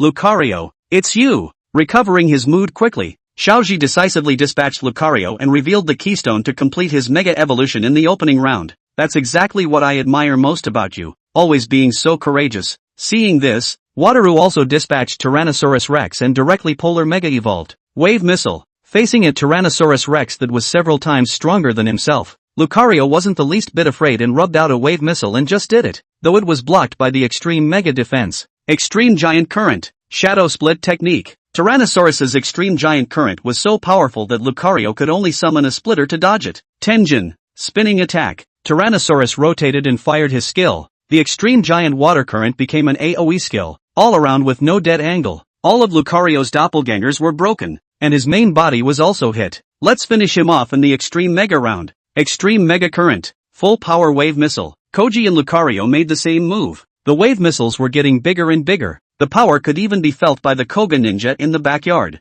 Launch! Launch! The wave of air generated by the two skills was about to break even the King Shield of the Firm Shield Sword monster, but luckily the pair of waves ended quickly. The Tyrannosaurus Rex also recovered. Current Tail. Raise the Dead. The two skills hit each other, and both sides once again fell at the same time. What? 3 draws now. Ellis was stunned. And did you notice? None of them have exchanged Pokemon. The match is about to end. Amatsuki analyzed. That's the style of the two. If you didn't know better, you'd think all the trainers in Sekido were so reckless. Kasumi winked. As the match reached its final moments, both sides sent out their grand finale prizes, and the final showdown would be between Old Spray and Quick Dragon. Once it came down to the familiar air battle, both sides exchanged positions with each other. Sometimes it was Spitfire Dragon dodging Cryolite Rays from Quick Dragon, and sometimes it was again Quick Dragon narrowly avoiding being burned by Spitfire Dragon's flames. Again, Freeze Ray, Quick Dodge. Quick Dodge always had its moments of failure, and the fire-breathing dragon was unable to dodge due to its declining stamina,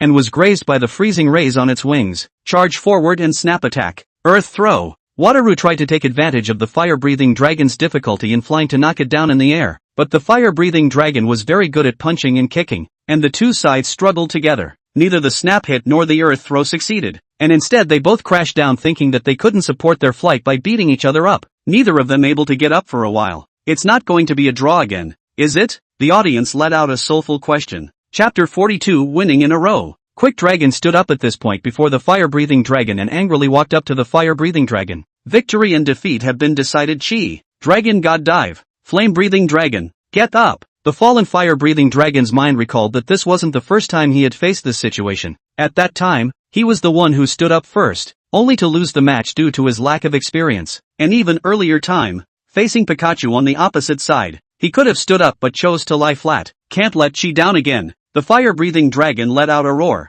stretching out his arms to meet the lower dragon god dive. This can't be. Wataru was stunned. Nothing is impossible. Make the primal power. Fire-breathing dragon's specially trained primal power was very powerful, and with the addition of restraining damage, Quick Dragon was directly sent flying out a long way. Fire-breathing dragon, remember that move, right? Earth throw. Fire-breathing dragon pursued the attack, picking up the fallen fast dragon and rushed up into the sky until it reached the clouds and circled the earth 3 times. Snapdragon was already dazed by now, and fire-breathing dragon threw him straight to the ground before spitting out enthusiastic flames to celebrate his victory in advance. Fast dragon is incapacitated, so the winner is contestant Koji. Koji defeated Wataru 6:5, officially becoming the strongest trainer in the Kanto region. Nice win, Chi. Wataru retrieved his Quick Dragon, actually accepting the loss gladly and extending his hand to Koji. Koji was slightly surprised for a moment, then shook Wataru's hand in respect. Would you be interested in taking over as the Sekido regional champion? Wataru suddenly said. Koji was caught off guard by Wataru's question and didn't know how to answer for a moment, but he definitely hadn't traveled this long just for the title. Don't be in a hurry to refuse. Wait until the World Championships are over before you answer. Wataru left with an expressionless face. You're great. Playing to the 4th place, Koji completely exceeded everyone's expectations. It was supposed to be very difficult for the 8th place player under this rule, but Koji won all the way in a row with his strong strength. Thanks to everyone cheering me on. Koji rubbed his head. Why are you still being humble? Not like you at all. The Chi that Kasumi remembered the most was still the fledgling Chi, who had actually grown up a lot. I can't believe I beat even Wataru-san. He's the strongest dragon master in my mind. Master of dragons? Why do I look like a flying pseudo-dragon? Hitron whispered. This is because there aren't that many dragon-type Pokemon in the Sekido region. Kuga explained. Your next opponent is Daigo-san, Salina said without worry, impressed by Daigo's performance when he saved Carlos. Of all the champions, Daigo and Koji had a shallow friendship, but they had met back in the Fong Edge region. Koji didn't even know he was the champion at the time, as the title was rotated between Mikori and Daigo. Daigo-san, the final obstacle to getting into the top 3. Koji hoofed it to adjust the lineup. Usually at this time of the year, there's another one of Koji's companions coming, right? Amatsuki saw the pattern, and before he could say a word, he saw Xiaoyao pulling Sonic in a fiery rush to the audience to knock him off his feet. Sorry, we were in too much of a hurry. Xiaoyao, it's a good thing we made it in time. My sister was just too stupid to get the address wrong. Katsumi looked like she was angry and sad. To introduce you all, this is Xiaoyao, my traveling companion in the Fong Yuan region. You are the Fong Edge dancer. Sharona recognized Xiaoyao. A vanity name only. Xiaoyao was very famous in the Fong Yuan region, so naturally, Sharona, who was participating in the gorgeous contest there, had heard of her great name. Xiaoyao knew Ko and Kasumi, so naturally it was easy to familiarize herself with everyone, and the few people chatted with each other. Say, my stomach seems to be getting a little hungry, said Xiaoyao suddenly. Sister, you really are. Koi-Osama, why don't you try the handiwork of a Pokemon A-ranked wine waiter? Amatsuki said to show Xiaoyao her hand. Everyone must still be more used to eating my cooking. Kong grabbed the lead. The desserts I make are pretty good too. Sharona chimed in. No. To make good use of the power of technology, check out my latest invention, the cooking robot. Hitron pulled out a robot from somewhere. Satoshi, come on, this is a tournament site alright. Does anyone care about me? Satoshi shouted in exasperation, when the cooking robot suddenly exploded and the crowd finally quieted down. Never believe in the power of science again. Despite some minor hiccups, Koji finally managed to deploy his lineup, and the battle against Daigo for the 3rd place was about to begin. Coal Turtle, it's decided that it's you. Koji sent out Coal Turtle to spearhead the battle, while Daigo used Armor Bird to respond. Armor Bird, scattering diamonds. Daigo chose the spreading diamond tactic for his opening, and then the Armor Bird was hit by the Coal Turtle's jet flame. One breath wins and burns out. Daigo didn't panic and waved his hand gracefully. Dodge. The armored bird dodged the coal turtle's attack with a magnificent stance, and the coal turtle didn't hit. The first move of burning out was the most powerful. Daigo's aim was achieved. Make a swallow return. Shrink into the shell. Coal turtle shrank into his shell to avoid the attack, and swallow return just tickled him. In that case, make steel wing. It's useless. Shrink into the shell. Daigo smiled evilly, and Koji instantly sensed that something was wrong, but it was too late to react. It turned out that steel wings was just a fake move, and the armored bird closed its move as it approached the coal turtle, grabbing him up and bringing him into the air, throwing him down hard. Coal turtle. The coal turtle was badly injured, and the armored bird attacked over again. The situation was very crisis. Coal turtle, show some fighting spirit. Hearing Chi's encouragement, the coal turtle fired a jet of flame with all its might, hitting the armored bird right in the face, with outstanding results. The armored bird is incapacitated. It smells so good. Sister, you can't be serious. That's a pile of steel. An armored bird is still a bird. If only there was a roast chicken in goose to eat. Xiao Yao's stomach had been starving for a long time, and at this point her mind was full of food. Xiao Yao, poultry is most nutritious when used for stew. Xiao Gang gave advice. That's not true. That's how Chinese food is done. French foie gras is the best. Tentong was well versed in Western food as a wine waiter. Just a moment everyone. As a vegetarian, I think molecular cuisine is the way to go. You can make chicken and duck with vegetarian food. Hitron pushed up his glasses. What do you use for molecular cuisine? Your machine that's going to explode at any moment? Amatsuki didn't hesitate to dismantle it. Something like foie gras is too cruel for an animal. I don't agree with it. And molecular cuisine is a superior ingredient compared to stew. Strom argued with reason. What's so high-end about molecular cuisine? Have you ever eaten marshmallows? Ever eaten rice noodles? These are all molecular cuisine. Kong retorted. A few people were talking and talking, making Xiao Yao even hungrier. Stop it. Kasumi yelled and the crowd dared not squeak. Really, why are we watching the game with these little kids? Alice complained as well. Yeah, the game's almost over. I didn't even pay attention to Chi's play, it was all lost in your voices. What? It's almost over. The pace of this match was surprisingly fast, and in the time it took to talk and laugh, Koji only had 2 left, while Daigo still had 3. Cradle Lily's tentacles grabbed Daigo Yen and slammed him down hard, causing him to be poisoned with a poison diamond. Super absorption. Cradle Lily absorbed Great King Swallow's stamina without slowing down, her tentacles controlling her opponent so much that he couldn't move. Great King Swallow, destroy Deathlight. Xiaoji had no choice but to gamble on destroying the Deathlight. Luckily the Great King Swallow's mouth could still be opened, and due to the proximity it also hit the Cradle Lily's head squarely. Cradle Lily is incapacitated. Daigo sees this and sends out Boscadora to fight against the Great King Swallow. Chi, remember? Is this the same Boscadora from the first time I met Daigo-san? When she first met Daigo, Daigo used this Boscadora to drive away Team Rocket, and she at the time knew that he was completely outmatched by Daigo. That makes it all the more necessary to defeat him. Make Swallow return. Metal Claw. Daigo Swallow was so fast that he quickly pulled away after hitting, and the Boscadora couldn't hit. Cannon Light Cannon. Destroy Deathlight. The 2 skill hits were indistinguishable, but the Great King Swallow fell into a state of inability to act. While we're at it, Metal Claw. Boscadora retaliated with a vicious Metal Claw shot, and the petite Great King Swallow was knocked to the ground. Horn of Slenderness. Daigo intended to win this battle with a single blow, but unexpectedly, Great King Swallow made a shadow doppelganger at that moment, and Boscadora couldn't tell the real Great King Swallow. Daewon Yen took the opportunity to catch his breath and grappled with Boscastle. Raise the Dead. Seeing that the time was almost right, Koji finally pulled out his hidden skill. Boscadora loses the ability to fight. Great King Yen roared in a domineering manner, as if saying again that the title of I, Bugged Yen, wasn't just for nothing. Due to Great King Swallow's outstanding performance, Koji managed to bring the situation back, and Daigo was down to his last one. It's still you, Trollkin monster. Daigo didn't say anything. The last time was Mega Evolution, and Great King Swallow took the opportunity to slam through with a Swallow Return, and the Trollkin monster received minor damage. Wing Attack. Nenbutsu. The Great King Swallow was unable to respond to the Nyin power and was thrown away viciously. Great King Swallow loses combat ability. The match came to its final moments, and Koji sent out his last one. The Fong Yuan Ichigo Lizard King. Make Blade Leaf. Comet Fist. Unlike the other people's pair of waves, the Lizard King and the Troll were both completely dodging each other. The difference was that the Troll relied on his brain's precise calculations, while the Lizard King relied on his long-trained reflexes and speed. After a fierce battle, both sides naturally couldn't tell the winner from the Lizard King,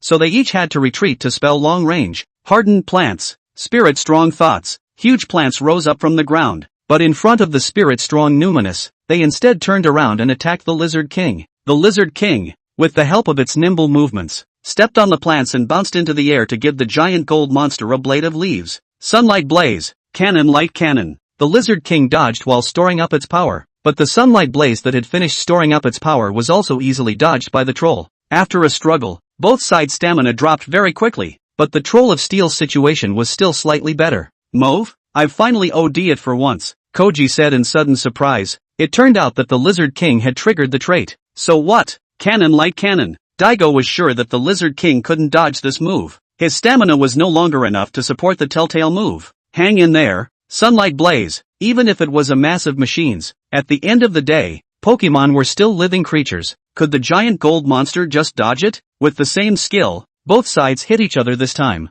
and the Lizard King could barely stand up. Trollkin monster, he can't last much longer. Metal claw, lightning flash. The Lizard King adopted the same tactics he used when dealing with the lightning bird. First-hand skills to collect the blood. The Trollkin monster is incapacitated, so the winner is player Koji. Koji defeated Daigo 6:5 to enter the top 3, a 4-game winning streak to become the tournament's big dark horse, and in the next round, he spoke to face the God's own champion, Zulan. The day has finally come. Bamboo Orchid looked to the sky. Chapter 43, Koji vs. Yuran. Keep winning like this, maybe you can really. Although everyone was very supportive of Xiaoji, no one expected Xiaoji to really be able to win so many games in a row. It's simply a title killer. If we win the championship, won't Xiaoji's dream come true? Sharana thought freely. That's for sure. This is the World Championships. Winning Mr. Dante is the world's strongest trainer. World's strongest trainer? Koji was a little confused. Winning the World Championships was equal to being a Pokemon Master? Don't think so much first. Your next opponent is MS. Bamboo Orchid. Kasumi could see Chi's confusion and advised him to prepare for the match first. This fight was already booked in advance by Koji during the God's Own AO. I'm sure Koji has been prepared for it for a long time. No problem. Kuko gave Chi a pep talk. MS. Julan is getting prettier and prettier. I really don't know who to root for. Kuga was being a nymphomaniac again. Before Kasumi said to snap him back into reality, the bad frog grabbed him and stabbed Kuga in the ass. Numb. Kuga was pulled away by the delinquent frog. Which 6 Pokemon are Chi planning to use? Hitron wiped his sweat. I know one guy that's on for sure. Cookie winked. In the backyard, the fire-breathing dragon and the others gathered, anxiously awaiting Cookie's transfer orders. Everyone's been out of the limelight. It should be my turn to play. Flame Monkey couldn't wait. When did you become so impatient in nature? The Lizard King was puzzled. You did make a splash a long time ago. The other Flame Monkey must be in a hurry. Laurel Leaf bristled. Don't worry, the opponent is the Divine Aura champion. It's definitely your turn. The fire-breathing dragon patted him on the back. Dr. Kukui just took away the Pokemon from the Alola region. It looks like they shouldn't be able to get on. Mythical Frogseed rushed to inform. What? Leaving so soon? Haven't we gotten to know each other properly yet? Dr. Oki and Kukui have agreed that they'll occasionally send Alola's Pokemon here for storage from now on. Koji had also deployed his lineup at this point, and Flame Monkey was naturally the obvious choice. That's one more to go? Didn't think about it. Let's pick another one from the 6 on hand. Koji was in the middle of his tussle when a call came from the Alola region. In front of the screen, Kachimeo and the others crowded the screen so much that it couldn't take up any more space. Is everyone here to cheer me on? Of course, you're our champion. Look who it is. Dr. Kukui pushed through the crowd and pulled out a baby ball and opened it. Four-jawed needle dragon? He got the news from somewhere and purposely opened the hole to come to me. I bet he wants to fight for you. With that, Shinji's 6th Pokemon returned to the team, and the fated battle with Takeran was about to begin. Shinji, it's Koji and MS. Takiran's battle against each other. Shinji in front of the screen frowned as he watched the entirety of Koji's performance in the 8 Masters. If that guy beats MS, Takeran, I'll have to admit that he's better than me. Shinji and Takeran were now on the tournament field, and the two smiled at each other as they each sent out their first Pokemon of each other. Bamboo Orchids here was Lucario, and on Koji's side was actually a Tudai turtle. Tudai came, make Leaf Storm, Lucario, Wave Missile. The two skills cancelled each other out, but Tudai came was reduced in special attack. Lucario, continue with Wave Missile. Tudai Turtle, make Energy Sphere. Seeing that Koji self-destructed in his first move, Takeran chose to continue attacking with Wave Missile. The energy orb after the special attack drop couldn't block the Wave Missile, and the Tudai Turtle was hit. Bone Stick Chaos. After getting the upper hand with the long-range attack, Lucario rushed over and kept attacking the Tudai Turtle at close range again. Tozai Turtle, use Rock Climb. At this distance, Lucario had nowhere to hide. and the surefire technique finally succeeded for once, as Lucario was knocked out by the Tudai turtle. Wave missile. Bamboo Orchid saw that the melee battle could not be cheap, continued to use wave missile to consume remotely. The Tudai turtle was in agony. Tudai turtle, photosynthesize. The Tudai turtle that was constantly being beaten used photosynthesis to restore its stamina to turn the situation around, consuming half a day instead. Lucario's stamina dropped even more. It's been set up. Takeron smiled. Tudai came. Use climbing rock. Wait for him to get close and use freeze punch. Koji tried to do the same trick, but Lucario was prepared this time. The Tudai turtle was just about to attack when Lucario's frozen punch had already hit him on the head with overwhelming effect. Come back, Lucario. Bamboo Orchid, who had just gained a small advantage, replaced Lucario and sent out the flower rock monster. Tudai turtle, photosynthesize. Make a surprise attack. The raid reaped the Tudai turtle before he could even make photosynthesis. The Tudai turtle loses its ability to fight. Well done. Your attack will definitely do the trick. Koji sent in his second Pokemon, which was the Scorpion King. Scorpion King, make a sharp rock attack. Surprise attack. Raid hit ahead of spiked rock attack, and Scorpion King was affected by it and missed. Come back. Flower rock monster. The flower rock monster was unharmed at this point, and Bamboo Ren still chose to replace it with the injured Lucario. Lucario, make a wave missile. Scorpion King, show him your speed. The Scorpion King gracefully dodged the wave missile, not realizing that the move was actually tracking. The Scorpion King had to desperately run away. Scorpion King, fly towards Lucario. Koji was trying to draw the wave missiles to Lucario himself, and of course Bamboo Orchid could see that. Bone Rod Chaos. Lucario intended to give the Scorpion King 2 bone sticks as he approached, not realizing that this was just what Koji wanted.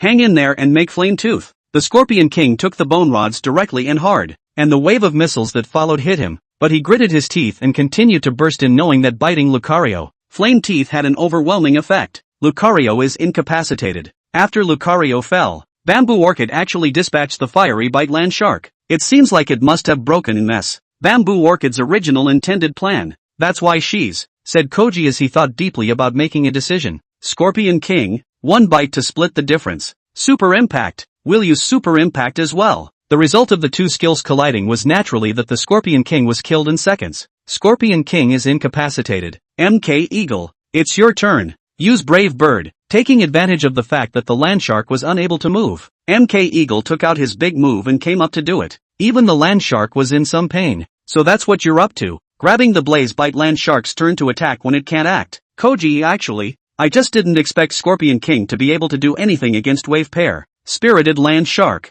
Invisible Rock. Recovered and normalized. The Spirited Land Shark advanced to make Invisible Rock on its first turn, and while this was useless against the airborne MK Eagle, it would be tough on the cheap Pokemon later on. Come back. Blazing Land Shark. Bamboo Orchid once again chose to retrieve the Pokemon. This time on was the Sea Hare Beast, the one responsible for defeating the Bug King. Make a Frozen Ray. The Sea Hare Beast's Frozen Ray was no different from being stationary in front of MK Eagle, who dodged the attack very easily. In that case, make Turbid Stream. The Sea Hare Beast shook its head and made Turbid Stream. Almost the entire sky was enveloped by this move. However, this kind of wide-range attack couldn't do anything to MK Eagle's flexible positioning. Great King Yen, it's all because of my old man. Otherwise this kid could have this kind of speed? It's our turn to attack. Mkok, make an eye out. Tarzan's Pressure. A scene of deja vu appeared, as MK Eagle attacked at close range and was instead mounted by the Sea Rabbit Beast's Tarzan Crush, which was followed by him being hit by the invisible rock in the ground. I'm familiar with this. Make a melee hit against the ground.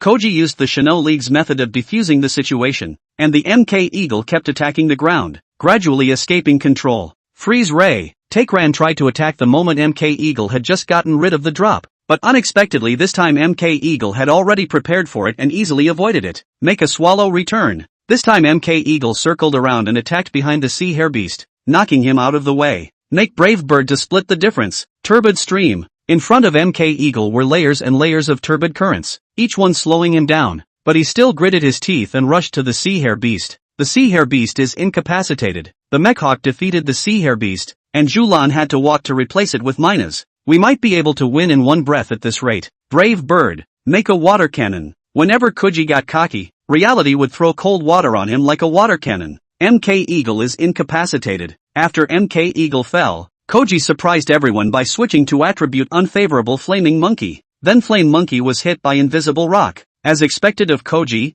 make a water cannon. Dig a hole in the ground. The flame monkey made a digging hole into the ground to avoid the water cannon and hit flash flame charge in the ground. For a while the temperature of the ground rose extremely fast, even Minus felt a bit hot, and Koji and Bamboo Orchid were sweating. Naturally, the invisible rocks were all melted, so this is what Koji was aiming for. Bamboo Orchid came to a realization. After resolving the invisible rocks, Xiaoji switched to the flaming monkey. Only a fool would take the flaming monkey and fight with Minus. Four-jawed needle dragon. It's decided that it's you. Koji sent out his only ingenious alien beast. Make the cross scissors. Charming sound. Bamboo Orchid had long had a good strategy for dealing with dragon Pokemon, and Charming Voice successfully resisted cross shears. Make iron head. Minus's consecutive attacks put the four-jawed needle dragon in a lousy situation right from the start. Dragon Hado. Water cannon. For every skill the four-jawed needle dragon used, Julan had no way to counter it, and Koji was forced into a defensive position. Charming sound. Avoid to make a sludge bomb. Despite the unfavorable start, but in the end,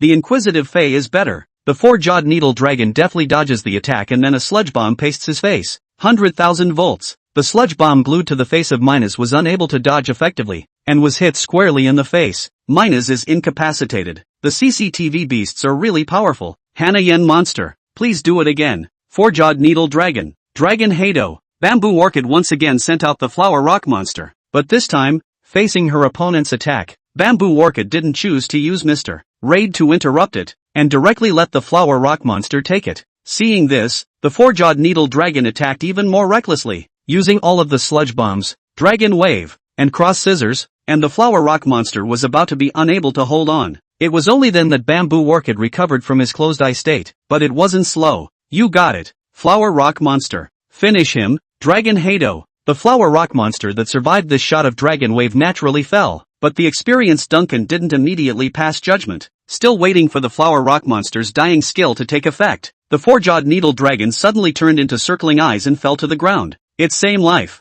Koji realized afterward. Both sides are incapacitated. With that, both sides were left with two, neither using the system, and Bamboo Orchid sent out Pokekis, while Koji used Genji against it. Genji, make a shadow ball, dodge it. Both sides were floating in the air, but it was obvious that Pokekiss was more agile. Pokekiss easily dodged the shadow ball, and even unknowingly had gotten close to Genji. Quickly make a quick freezing fist. Genji didn't respond to Xiaoji in time. He couldn't seem to use his skills. Xiaoji, this kid's trait is Tianen. Genji flinched. Oh, Bamboo Orchid thoughtfully reminded. There's such a thing? Pokekiss, make air slash. Pokekiss took the opportunity to use air slash to hit Genji. Seeing that the Genji was still in a cowering state, Koji revealed the extreme giant wristband and he retrieved the Genji. Get big. Koji chose Super Mega, and the Genji became abnormally huge. It would be impolite to be afraid of the tiny Pokekiss in this condition. With an evil smile, Bamboo Orchid also revealed the extreme mega wristband he wore on his arm and extremely mega-ized Pokekiss. The match thus evolved into a battle between Super Giantization and Extreme Giantization. Extreme Giant Goblin. Extreme Giant Flying Dash. Extreme Giant vs. Extreme Giant was always shocking and simple, with the two skills exploding directly against the wave, not matching each other. Genji, make Extreme Giant Cold Ice. Extreme Giant Fire Blast. She wanted to take advantage of the attributes, but was unexpectedly met by Bamboo Orchid, and fell in this round. Super Giant Phantom Spectre. Extreme Giant Flying Rush. Obviously the Super Giant skill was more powerful. Xiaoji equalized this round, and the Extreme Giant round ended. Both sides fell at the same time. Genji, Bakis, all lose their ability to fight. The final battle was indeed still between Flame Monkey and Land Bite Shark. Make a Dragon Claw. Make a Sonic Fist. Both sides uki. After a bout of ola beating each other, both sides retreated a few meters each. The power has improved so much. Make Swallow Return. Hang in there. Make an Enhanced Fist. Swallow Return was impossible to avoid, although it restrained Flame Monkey, but she had no choice but to let Flame Monkey take it, turning around and hitting the Land Shark with an Enhanced Punch. Flame Monkey, use that. This time it's Chi's turn to show off, only to see the Flame Monkey's back to the ground to fall on the ground to make a jet of flame, so that the Land Shark has no place to hide. The high temperature once again wreaked havoc on the whole field. It's a backfist shield. So Chi remembered it. Cookie said happily. It wasn't used in the previous 8 Masters tournament, it was purposely left for me, right? What an honor. Blazing Land Shark had to dig a hole into the ground to hide. Always used this tricking people's Blazing Land Shark at this time also felt the disgusting place of this trick. There is no way to judge from which direction he will attack out. Can't defend against the Flaming Monkey, was knocked down by the suddenly come out of the Land Shark bites. Chapter 44, Koji's Confusion. Dragon God Dive. Bamboo Orchid continued to order the attack. The down flame monkey was caught in a complete disadvantage by the continued blows of the fiery bite landshark. Pull yourself together and make enhanced fist. Dodge to make a swallow return. The landshark deftly dodged. The enhancement fist had no way of hitting. And then the flame monkey was hit by swallow return. Xiaoji and flame monkey were completely suppressed. Fight him. Flash flame charge. Flash charge hit the landshark, but it wasn't very effective, and the flame monkey received a counter damage. What followed was a tug-of-war between the two sides. Dragon Claw versus Sonic Fist, Digging Hole versus Digging Hole, Jet Flame versus Dragon Flux. But Flame Monkey could only barely cover at this point, and the power of Bamboo Orchid and Spirit Bite Landshark kept everyone from seeing any hope of Chi winning. Looks like that's it. Super impact. Bamboo Orchid's tone was flat. It looked like she had a solid win, but she hadn't had her fun yet. It definitely won't end here. We're going to win. I'm going to win. Flame Monkey roared along with Koji. Blue flames enveloped his entire body. In the midst of a desperate situation, Flame Monkey erupted with even more fierce firepower than before. At this time, the Autobrainer BGM was type wild. Finally, Shinji in front of the screen looked forward to it for a long time. Flash Flame Charge. The Flame Monkey and the Land Bite Shark slammed together. Still indistinguishable at first, and under the roar of the Flame Monkey, the flames gradually enveloped the Land Bite Shark as well. What? Bamboo Orchid revealed her surprise for the first time. She didn't expect the power to be so strong. Make a Sonic Fist. Make a Dragon Claw. Sonic Fist was not strengthened by fierce fire, and it still could not gain an advantage against Dragon Claw, and the flame-biting Land Shark still repelled the Flame Monkey. It's worthy of being MS. Bamboo Orchid's Land Shark. We're not that unbeatable. Let's split the victory in the next move. Dragon Wave. Jet Flame. The color of the jet flames also turned blue, and the instant it was fired the temperature of the field rose dramatically, and the rocks melted wherever the flames passed. Where could Dragon Hado stand up to it? Panic to fend off the Land Shark was engulfed by the jet flames, roaring in pain. Fiery Bite Land Shark. Bamboo Orchid lost her color, very worried about the safety of the Land Shark. The flames dispersed. Bamboo Orchid rushed to check the state of the Land Shark. The Land Shark lost its ability to fight, so the winner is Xiaoji. And just like that, Xiaoji made it to the finals and will face the world's strongest Dandi. Ugh. Okay, boss, we all know what happened after the 8 Masters. Why are you speaking in such detail? The impatient Sonic Dragon finally interrupted Mythical Frogseed. He already knew everything that happened in the backyard between the return of Koji from the Colorful Spectre Conference and the 8 Masters very well. Anyway, that's the history of the backyard law. Now that Koji is the world champion, we have to follow suit. Ha ha ha. The crowd of favorites laughed loudly and maniacally along with Mythical Frogseed, and far away in Galore. Xiaoji's companions also celebrated loudly for Xiaoji's victory. Now you're the strongest trainer in the world. Dante, who had lost the match, was relieved instead, and he draped his cloak over Koji himself and handed him the championship trophy. The world's strongest trainer? Koji wasn't as happy as he thought he would be. Pika Pika. No la Pikachu. We won superiorly, didn't we? Koji raised the trophy and celebrated warmly with Pikachu. You'll take my place as the undefeated king of Galore. Dante gave way. Mr. Dante, my dream was to become a Pokemon master, but now do you think I'm achieving it? It depends on what exactly you understand a Pokemon master to be. I've been the world's strongest for so long, never felt like I was any kind of Pokemon master, and even if I won today I don't feel like I am. In that case, I'll continue to go after my goal. Koji politely declined Dante, and Wataru on the side walked away silently. He wouldn't even take Dante's class, let alone a tiny Kanto champion. It's over. We should head back too. Daigo looked at Karanai and Takeron and the others. They, the regional champions, still had local business to take care of and definitely couldn't stay long. Congratulations, Chi. We lost convincingly. Thank you all for taking care of us along the way. These champions were more or less friends with Xiaoji and provided him with a lot of help. I lost this time. From now on you're my target. Arashur, who had been silent all this time, also extended her hand to Chi to say goodbye. Is Arashur leaving too? I was thinking of leaving with Manon rubbing up against Daigo-san's plane. That's so. Why don't you two beautiful ladies take my plane as well? It doesn't matter if you fly to a few more regions. Daigo extended an invitation to take Runka Luna. Then I'll trouble you. The two gladly accepted. What about you, Mr. Wataru? Daigo finally remembered Wataru. Not for me, Wataru said as he jumped onto his speedy dragon and hoofed it away. After all, he had more things to do with his status as a search officer. Saying goodbye to the champions, she had to say goodbye to his companions again. Do you all have any plans? Koji's example also confused me. What exactly is a Dragon Master? It seems I still need to practice. Ellis was the first to speak. If Koji becomes the strongest trainer, I'm going to become the world's strongest coordination trainer as well. In Sharana's eyes, Koji would always be the light she was chasing. The strongest trainer is me. Xiao Yao's tone was decisive, as if the strongest coordination trainer was something she and Salina could fight over at will. No. It should be me. Ko shook her middle finger in a non-negotiable manner. Make it sound like it's whoever you guys say it is. Katsumi spat. Naturally, I'm going back to the 3 Yao dojo to guard it. Ditto. Hitron raised his mechanical hand. My brother still has a bride to find. What nonsense. I'm sure my sister won't be able to marry anyway, so why don't we make do with your brother? Yes. The two brats agreed and even gave a high five. No good. Xiao Yao and Hitron spoke in unison. Ha, everyone's really motivated. Where's Kasumi and Kong? The two of us are naturally accompanying you back to Kanto. Hanako had instructed the two of them earlier that win or lose, they must let Kasumi return to Sekido first. The time together was always short. Everyone had their own things to do, and although they were gathered together because of Xiaoji's matter, they couldn't be together forever. Then everyone, this is goodbye. A few people went in different directions in 2s and 3s. When exactly will the next time we meet?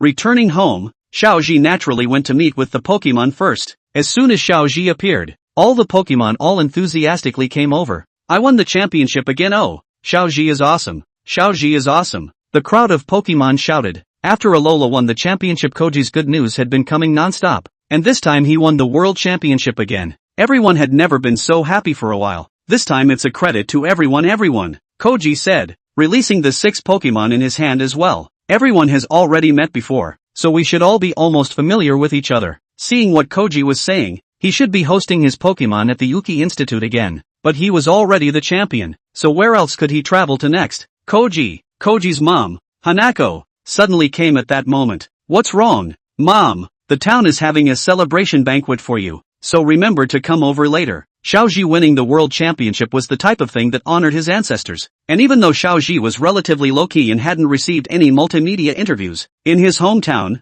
he naturally belonged to the household name category. All of the new trainers in Jinqing town have taken Xiaoji as their role model, and Xiaoji's house has been surrounded by a lot of people at this time. Koji left Pikachu in the backyard to catch up with everyone as well, and ran off to deal with the celebration himself. Great, I'm sure I'll be leaving you guys in the backyard. Mythical Frogseed greeted warmly. Meaning, Koji won't be taking us on the trip with him? Lucario was a bit incredulous. Look at this place. It's full of Koji Pokemon, so of course you guys won't be an exception. Lucario couldn't accept the truth right away. All he wanted was to be able to continue the challenge with Koji. A few of the others looked the other way. Gang I went to find fire Pokemon to play with. They were the equivalent of half of his masters. Gillfish Dragon formed a head-biting trio with Roundland Shark and Small Saw Crocodile. The Onion Swimmer was looked east and west by the Great King Swallow and the Muck Eagle, wondering how the bird couldn't fly. Quick Dragon saw a Pokemon hugging one, and everyone enjoyed it. Only she was stumped innocently in place as soon as she got close to the Lizard King and was stared back viciously by the other. What are you doing, Lizard King? And bullying newcomers.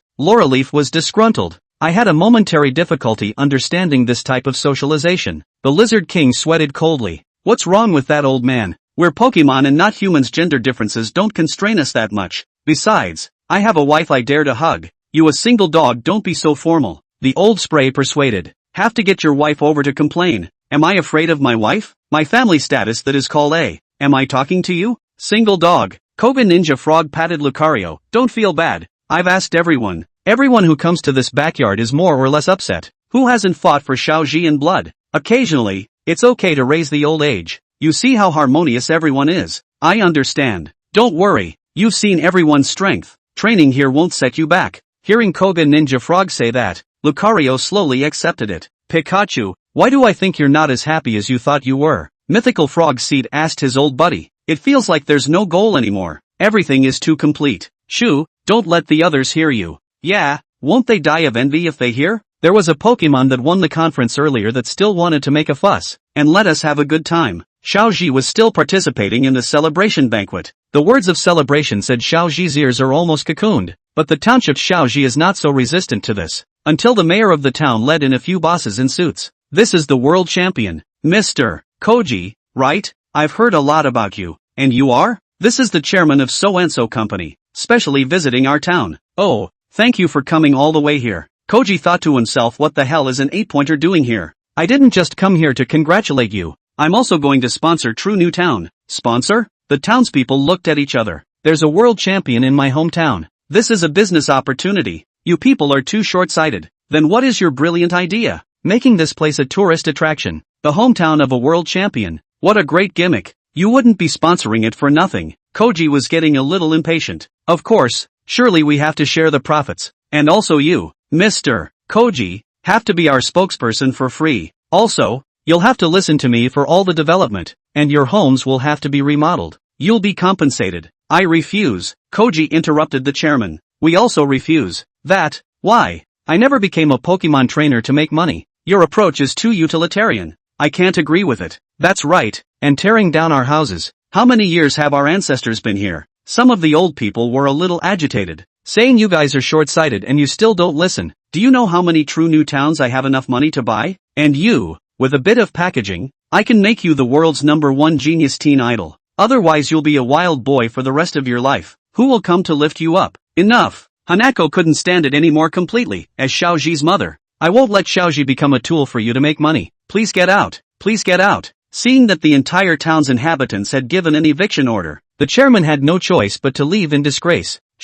Don't let your mood be affected. There are all kinds of people in the world. Kasumi advised. No la. I was thinking that I was supposed to find something to do, and sure enough traveling is still more suitable for me. So soon? Hanako was a bit reluctant. Mom, my goal is to become a Pokemon master, but I haven't achieved my goal yet. You don't want to have a son who quits halfway, do you? I knew you couldn't be bothered. Hanako couldn't help it at all. But where to go? You're a world champion now. It wouldn't be right for you to go back to the league. The next world championships are still early. Kong questioned. I've traveled through quite a few regions in the meantime, and I've achieved some minor accomplishments. But what I'm most proud of isn't winning the world championships. It's the company I've kept and the Pokemon that make it worthwhile to remember. So I'd like to revisit my hometown to meet old friends. But don't forget about the bijou and the pachyderms. Yeah, this news should be told to them as well. Even if it might be hard to find the Batuki and multiplying dragons and the others. That's okay, we'll accompany you. With that, Koji took Pikachu with him,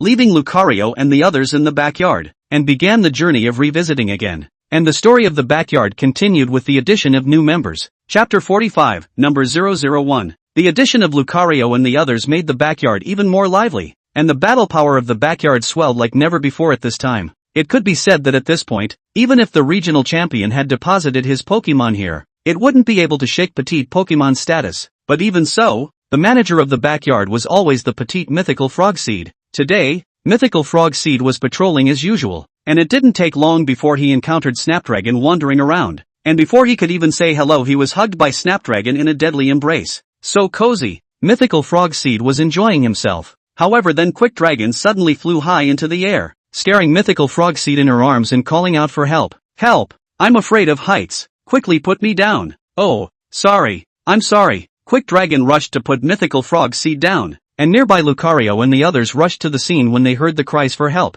What's wrong, boss? Nothing. I'm a little afraid of heights. Lucario and the others were a bit puzzled. Is this boss so timid? But they are new to this world or they don't dare to show it directly. Ahem. How are you guys familiarizing yourselves lately? Have you been bullied? Mythical Frogseed also felt a bit humiliated in front of the newcomers and quickly changed the topic. Everyone is fine. Haven't we been here a few times before? We're still integrating well. That's good. There are a few pricks here, although none of them have a bad heart. Sometimes it's still quite a headache. Before Mythical Frogseed could say anything, Heracross flew over and spotted them, sneaking in nectar as usual, inviting Mythical Frogseed to give them a good beating. The crowd of newcomers felt incredulous as they watched the Mythical Frogseed chasing after Heracross, who was so much bigger than they were, and beating him furiously. See, this is your boss. How violent. I can only snatch a few puffs every time before he realizes I'm there. So yeah, do as you're told, or you'll be in deep. Heracross ducked behind a couple of the newcomers. Don't listen to him.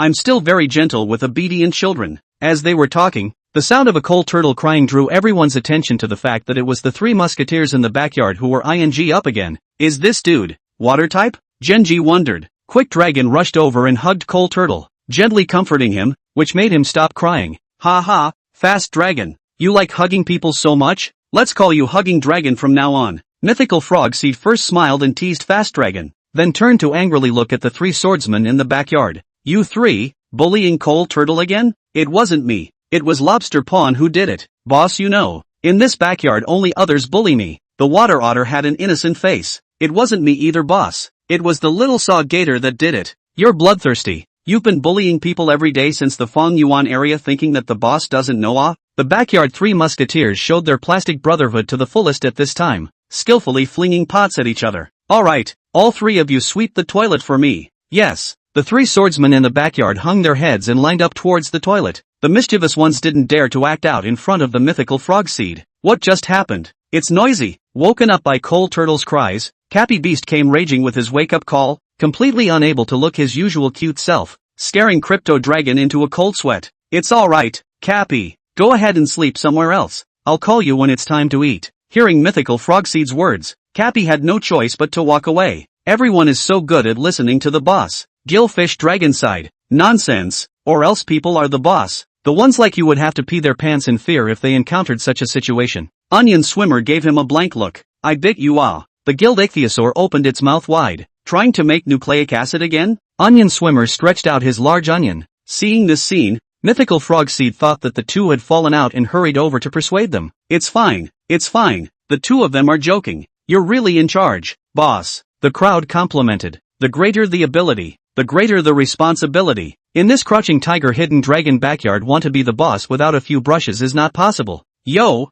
bragging with the newcomers? Fire-breathing dragon and other 4 people special training back just happened to pass by. Heard the myriad frog seed words, cannot help but interject. Old Spray, you the hell don't tear me down. Ha ha, newcomers, I can tell you guys here all have to listen to the words of the boss. We cannot afford to mess with him. Yeah, right. Flaming Monkey and the others agreed. Even Koga Ninja Frog and Lizard King they called Mythical Frog Seed boss and were very respectful. Lucario and the others couldn't help but be impressed with Mythical Frog Seed. You kid can finally say a human word. The new people backyard have anything to look for me just right. There is nothing I cannot do. Mythical Frog Seed patted his chest. He was indeed the bearer of this backyard. The crowd had a poem praising. The boss of the backyard is really awesome. Working for free without receiving rice. The lizard spewing monkeys are all together, and they all have to listen to my management. When I first came here, I had no friends, so I just mentioned my reputation. I have no relatives at the end of the world. I am number 001. I want to mega evolve. I want to super mega evolve.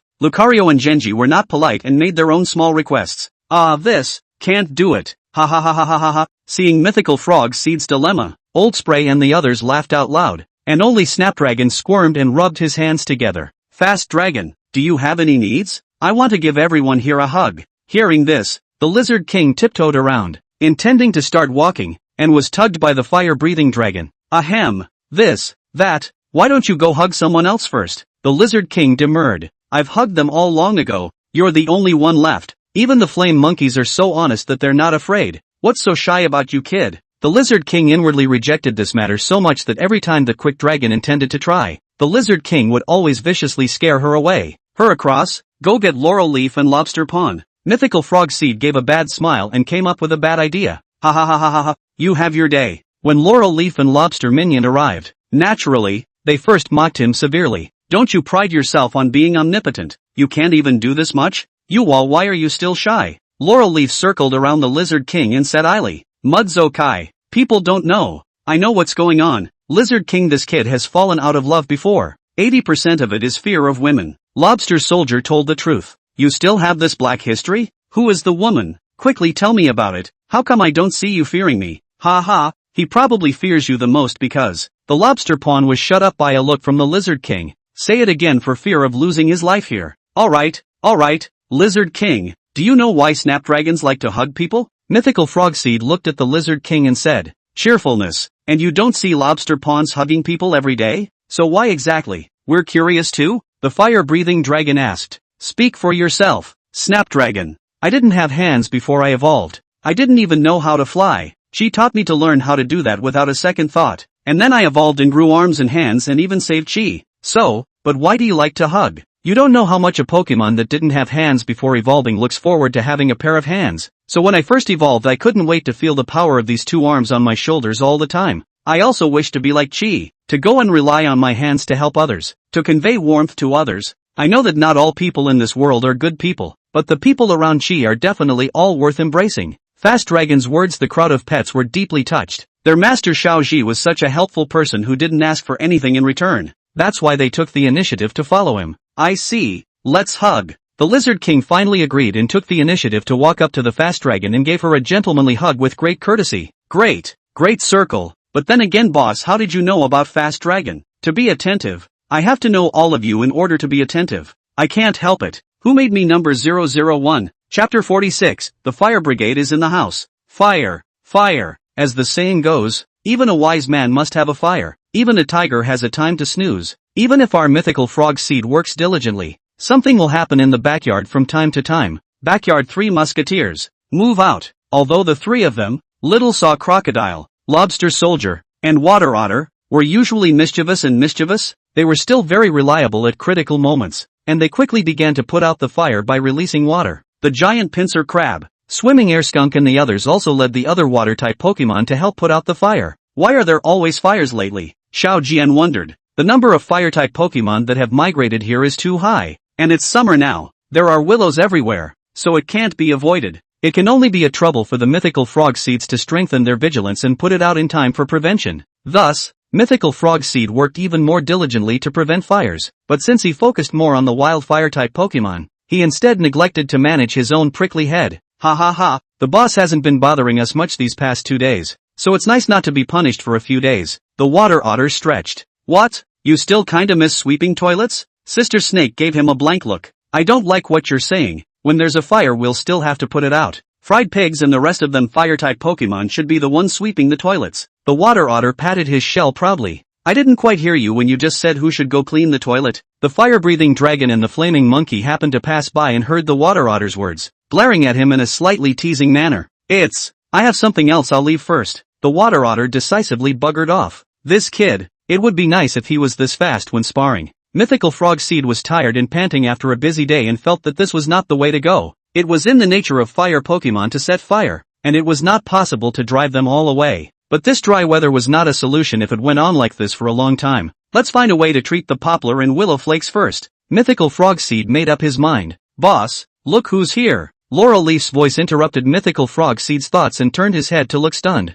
Brother, what are you doing here? I magically changed it and didn't let Koyo's Mythical Frog Seed evolve. Koyo's been having fewer matches lately, and I kind of missed everyone, so I came. Did you miss everyone or? Snickered Cinnamon Leaf. Sister. Blushed a little. Mythical Frog Seed looked at Dot, still a little relieved that she hadn't chosen to evolve, when in fact he didn't know that it was influenced by him. Didn't you say before that it was acceptable to become even uglier for the sake of little Yao? How come you didn't evolve? Laurel Leaf asked. Didn't want to give up the number 001 minion. Dot said casually. Really? Well. Laurel Leaf, you show her around to everyone. I've got a bit of work to do. Ugh, brother. Koyo's Mythical Frog Seed had a hard time making the trip, but Mythical Frog Seed was busy with other things, which made her very disappointed. Mythical Frog Seed found MK Eagle, Great King Swallow and other housebirds as well as Quick Dragon who liked to mingle in the piles of housebirds. I guess once we clean up all this poplar and willow fluff, we can pretty much deal with the fire from the root. Understood, boss. The crowd of household gate birds and quick dragons immediately understood what Mythical Frog Seed meant, and each released the wind with all their might.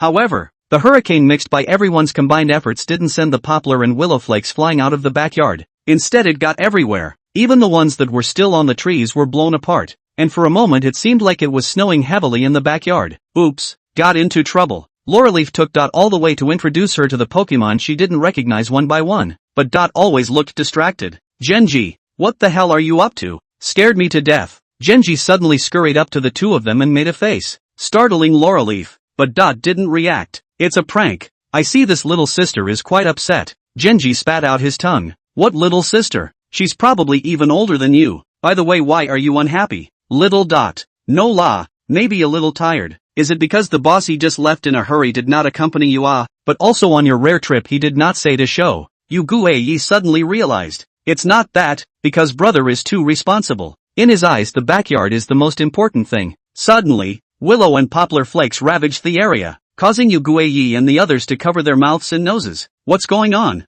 I just heard that the boss called all the flight-type Pokemon, even Quick Dragon, so it's 80% screwed up. Hearing Genji's words, Laurel Leaf and Dot immediately rushed to Mythical Frog Seed to check the situation. Are you alright, brother? Before Dot could even finish her sentence, she was hugged by Quick Dragon and flew into the air. Help! I'm afraid of heights. Quick Long heard and rushed to put Dot down, thinking to himself how the Mythical Frog Seed was afraid of heights. It's okay. Things didn't work out. I was taking things for granted. Mythical Frogseed was a bit frustrated and rarely doubted himself. Seeing Mythical Frogseed like this didn't sit well with Dot and thought about what she could do to help him. I've thought of it. To get rid of the willow poplar you can have a water Pokemon sprinkle water on it. Dot thought in a hurry. Yeah, why didn't I think of that? You're so smart. Mythical Frogseed rushed to summon water Pokemon to sprinkle water to deal with it. But the amount of poplar and willow floss was too much and it still didn't seem to have any effect. Brother, I heard there's a Genie Turtle Fire Department. We can get them to come. Genie Turtle Fire Department? Mythical Frogseed remembered the deceased. But there wasn't a fire, how could they mobilize the fire department? Achoo! What's with all the popcorn?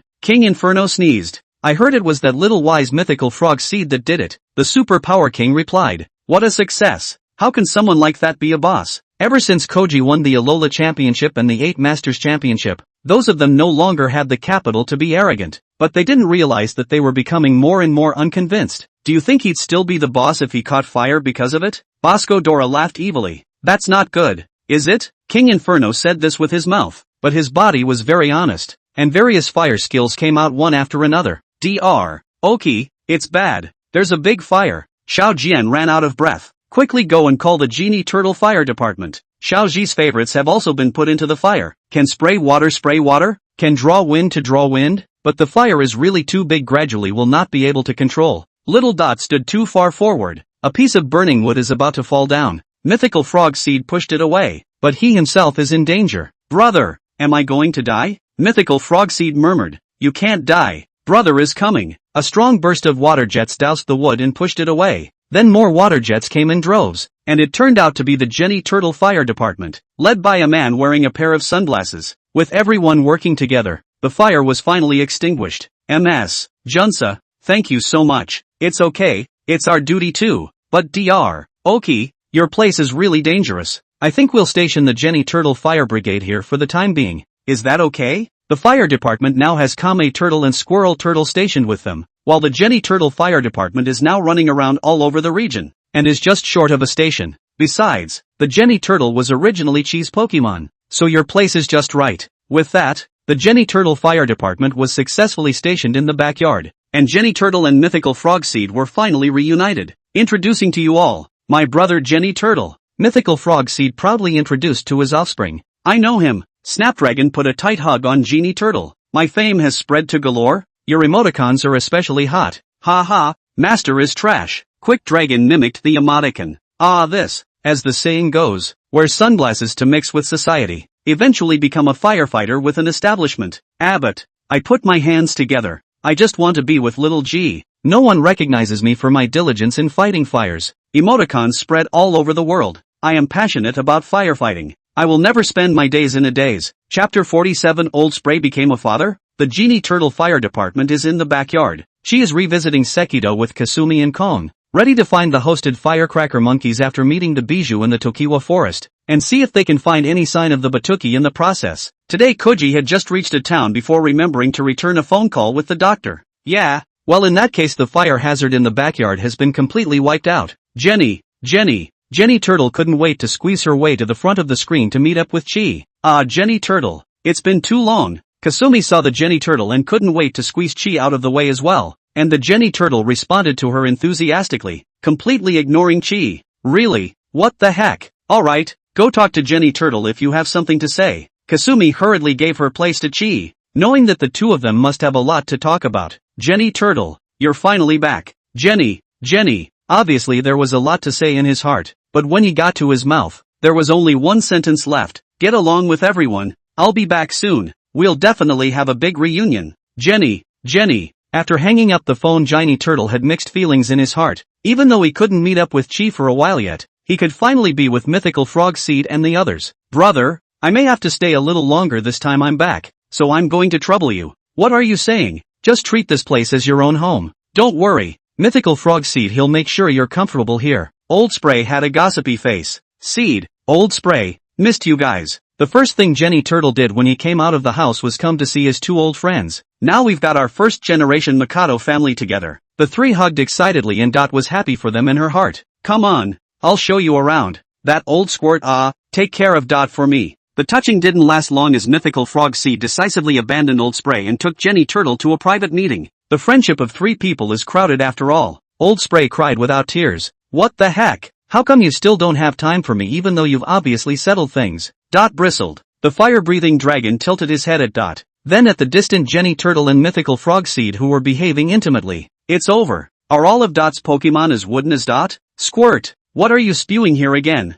Laurel Leaf, Vine Snake and other female Pokemon came to play with Dot. I'm afraid that of all the male Pokemon in this backyard, I'm the only one who knows what love means. Isn't there still the Lizard King? He even chased someone else, even though he failed, haha. Ever since learning about the Lizard King's black history, Laurel Leaf had hung on to this matter every day. No, Squirt, are you sure you know about love? Vine Snake felt incredulous. She felt that of the several major war powers in this backyard, Old Spray was the most unreliable. You're looking down on people. I'm the only male Pokemon with a wife in this backyard. Speaking of this, Fire-Breathing Dragon was quite a bit proud. In the Valley of the Fire-Breathing Dragon he had a double harvest of love and career. Not only had he become the strongest fire-breathing dragon in the valley, he had also chased down Jike's little Lisa. That's right.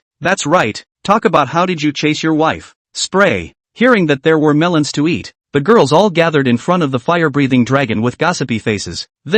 Of course she chased me. I was that valiant and invincible in the valley. She was charmed by me as soon as she came up. Was she? The voice came from the sky. Of course, my Old Spray never brags. Old Spray looked into the sky with the direction of the voice, and seeing the visitor scared him so much that he didn't dare to speak. Wife, why are you here? Wife! The crowd of favorites were greatly shocked. Upon hearing the news of Old Spray's wife's arrival, the great fires didn't dare to slow down and came to pay their respects to their sister-in-law. Old Spray, what's going on here? Sibling came without saying anything. Myriad Frog Seeds complained. I didn't know she was coming either. The fire-breathing dragon muttered in a small voice and turned his head to receive a heavy pan from Lisa. You bastard. You went out and didn't come back. Not even a letter. I thought you were dead. Let us mother and son how to live. Mother and son? I forgot to tell you guys. Lisa was already pregnant when I went to Hopewell. This is what my brother has to say about you. How can you forget such a big thing? The mythical Frogseed looked like he had been there before. Alright.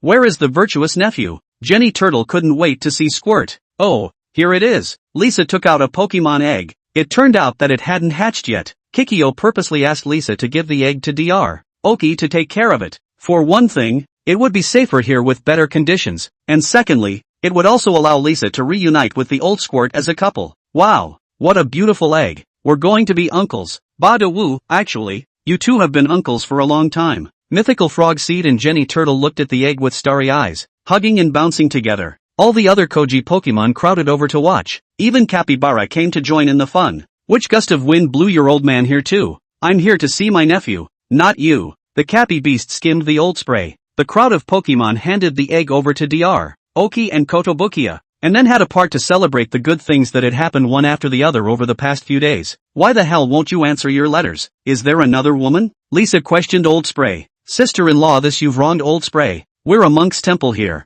Only a few girls are like Laurel Leaf. The Lizard King finally had a chance to strike back at Laurel Leaf. Right, where can the girls we have here compare to your dream girl? With this incident, both Yu Guiyi and the Lizard King had the upper hand in their fight. I know why. Old Spray aspires to be the world's #1 fire-breathing dragon. And now that Dandy's fire-breathing dragon is pressing down on him, he doesn't realize his dream and feels ashamed to see you. Mythical Frogseed told the truth. Nonsense. Xiaoji is now the world's #1, then I'm not the world's #1 fire-breathing dragon? Old Spray was still talking tough. You are really childish. Even if you are nothing, that is still the hero in my heart. Where there is you is home. Honey. The Old Spray and Lisa embraced each other, and the crowd of favorites stuffed their mouths full of dog food and tried to flee the scene. After that the part proceeded to the climax. Everyone was not formal, gathered in 2s and 3s, even if they were not in the same region of Pokemon, began to talk freely. Dot tried to find Mythical Frogseed to talk back to him, but realized that he had been hanging out with Jenny Turtle all day, so he had to stop and go hang out with some of the girls. Lisa-san,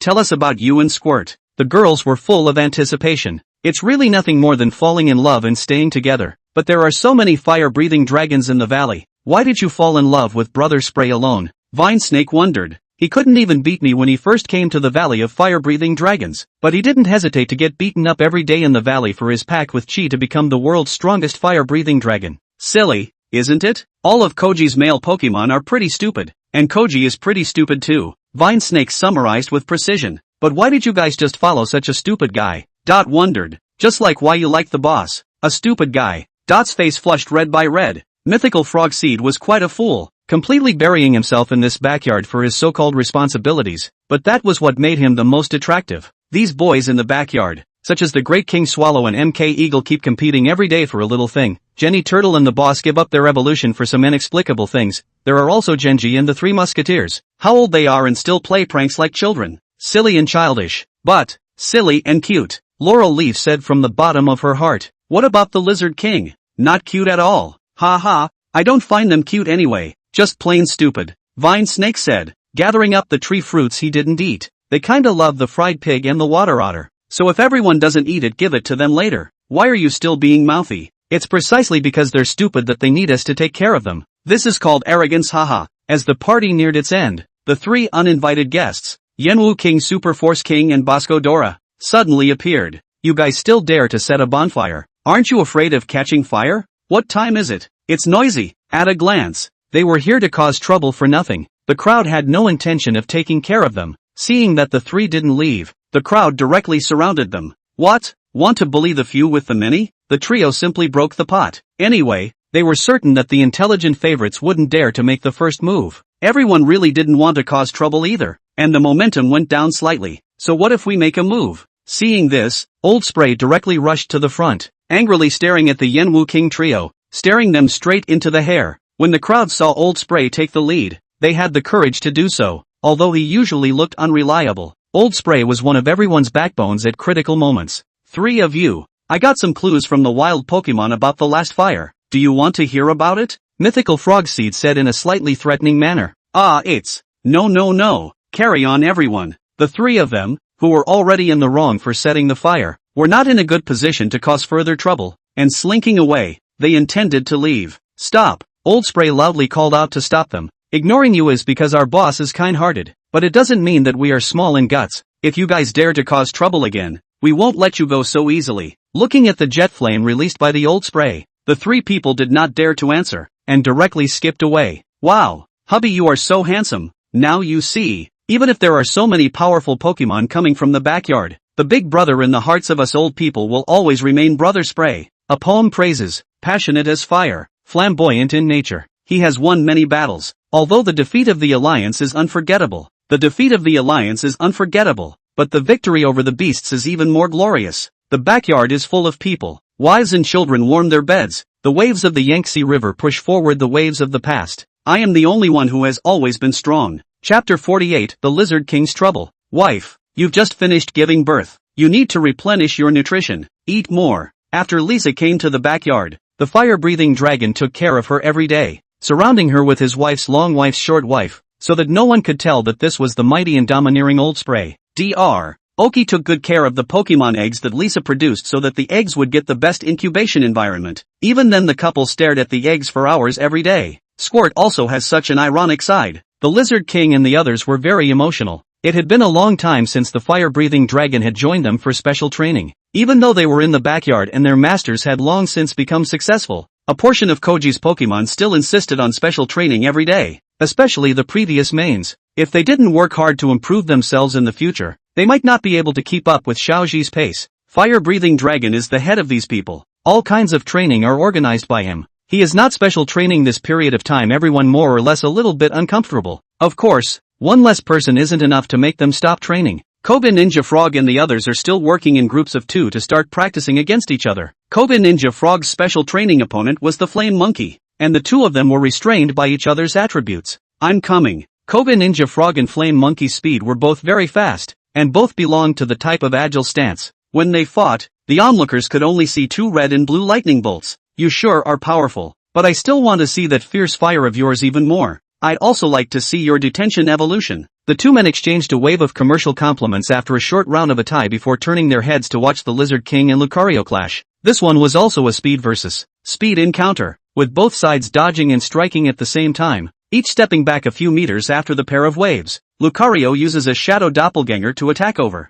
thinking that the Lizard King will be disrupted. Unexpectedly, the Lizard King can also use Shadow Split. Lucario froze slightly. The Lizard King took the opportunity to Blade Leaf slash over. Good thing Lucario instinctively make a bullet fist to resist. Why did you freeze just now? I know. Not having Koji to command for a while might not be too comfortable with this kind of sparring. I did the same thing when I went to cut down the tree in the beginning, Koga Ninja Frog explained for Lucario. After all, the two had fought before, and Lucario had even received guidance from Koga Ninja Frog. There's also a serious problem. Once the matchups get a little bad I keep thinking about Mega Evolution, but it's impossible for me to Mega Evolve without Koji. Me too, always thinking about Ultra Mega Evolution. Genji came over and said, "You guys can't just eat resources and see and not eat them for nothing." Gillfish Dragon and Onion Swimmer were filled with righteous indignation, thinking that the two of us don't still Blood Sea without a system? As for the fast dragons? Anyway, if we eat resources, we won't be able to fly. It's enough for us to be cute.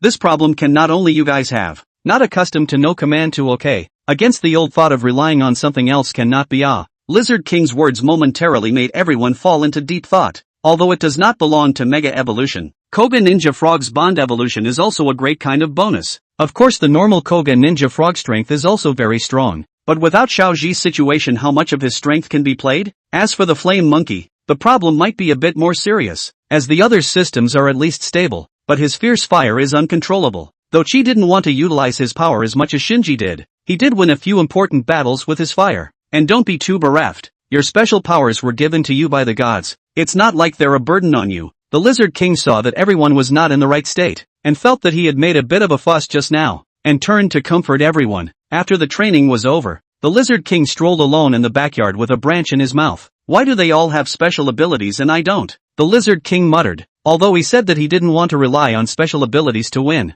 But super fierce fire detention evolution and all that sounded like a great idea. But don't think about it, wasn't he just a normal wood guardian to begin with? Who's this that's upset our great General Lizard King? The Lizard King looked up, and it was actually Cinnamon Leaf looking at him wistfully. Due to his black history leaking out he had been the underdog against Cinnamon Leaf lately. I don't have time to argue with you today. Say what you have to say quickly. Okay.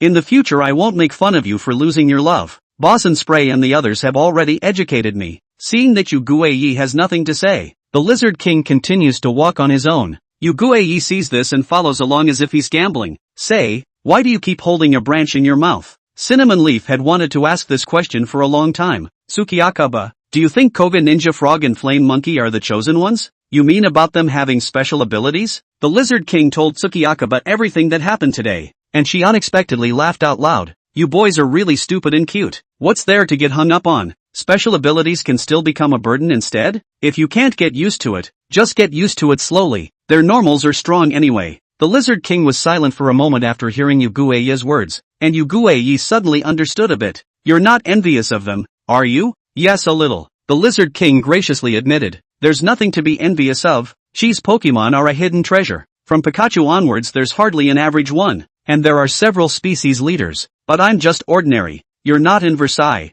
are you? The Lizard King took the branch off his mouth and wiped it slightly. This branch was taken from the old tree where I was born. The Lizard King reminisced about the past. When the old tree was about to die, the entire species had to move away, and he was the only one who still insisted on staying, and tried to think of all the ways he could bring him back to life. Wasn't it Koji who worked with you to bring the tree back to life next? Laurel's eyes were glowing at the mention of Koji. It wasn't saved, but the tree scattered the seeds and grew back into a new big tree. Thinking about me today, it's always time for me to retire and dedicate my power to these more talented descendants. The Lizard King was suddenly sentimental. He wasn't even a clan leader. He never had any special abilities. He was even disliked by the species for being stubborn. And he was able to get where he is today because he was able to meet Xiaoji, right? Ha ha ha ha ha. What are you laughing at? I'm laughing at how silly you are. With your old-fashioned look, why can't you be as spirited as Squirt and as hot-blooded as Flaming Monkey? Laurel Leaf finished laughing and suddenly became serious. Even if like you said you have ordinary qualifications and are paranoid and stubborn, but aren't you on par with those geniuses of theirs nowadays? The only person in the God's aura who was able to defeat Decry was also you. You're no worse than any of them. Yu Guiyi's words slightly shocked the Lizard King. After all, Yu Guiyi had been targeting the Lizard King all along, and had never expected her to praise herself. My image in your mind is not bad. Yu Guiyi looked at the branch in the Lizard King's hand. You're so nostalgic for old times and heavy feelings. Your character won't be bad. The great weapon late to the bloodbath battle. God-slaying hero out of Fong Yuan. The wind and lightning race is dreamy. He's as successful as an old man Spray. Just evolved and fell out of love. The past is sealed in the backyard. The blade of the leaf cuts down at the first word. The man who was a divine beast in the past is a turd. Chapter 49, Firestorm Monkey returns. Revisiting Sekido. Koji's group arrived at the outskirts of Asahi City, and many memories instantly flooded their minds. This is where we met Mr. Fanfight's Aberang back then, and Chiyu even had Pikachu fight him. Kasumi had a very good memory. She remembered every bit of the trip with Chi and Kong as if it were her own. Is it true that Aimi-san and the others are still here?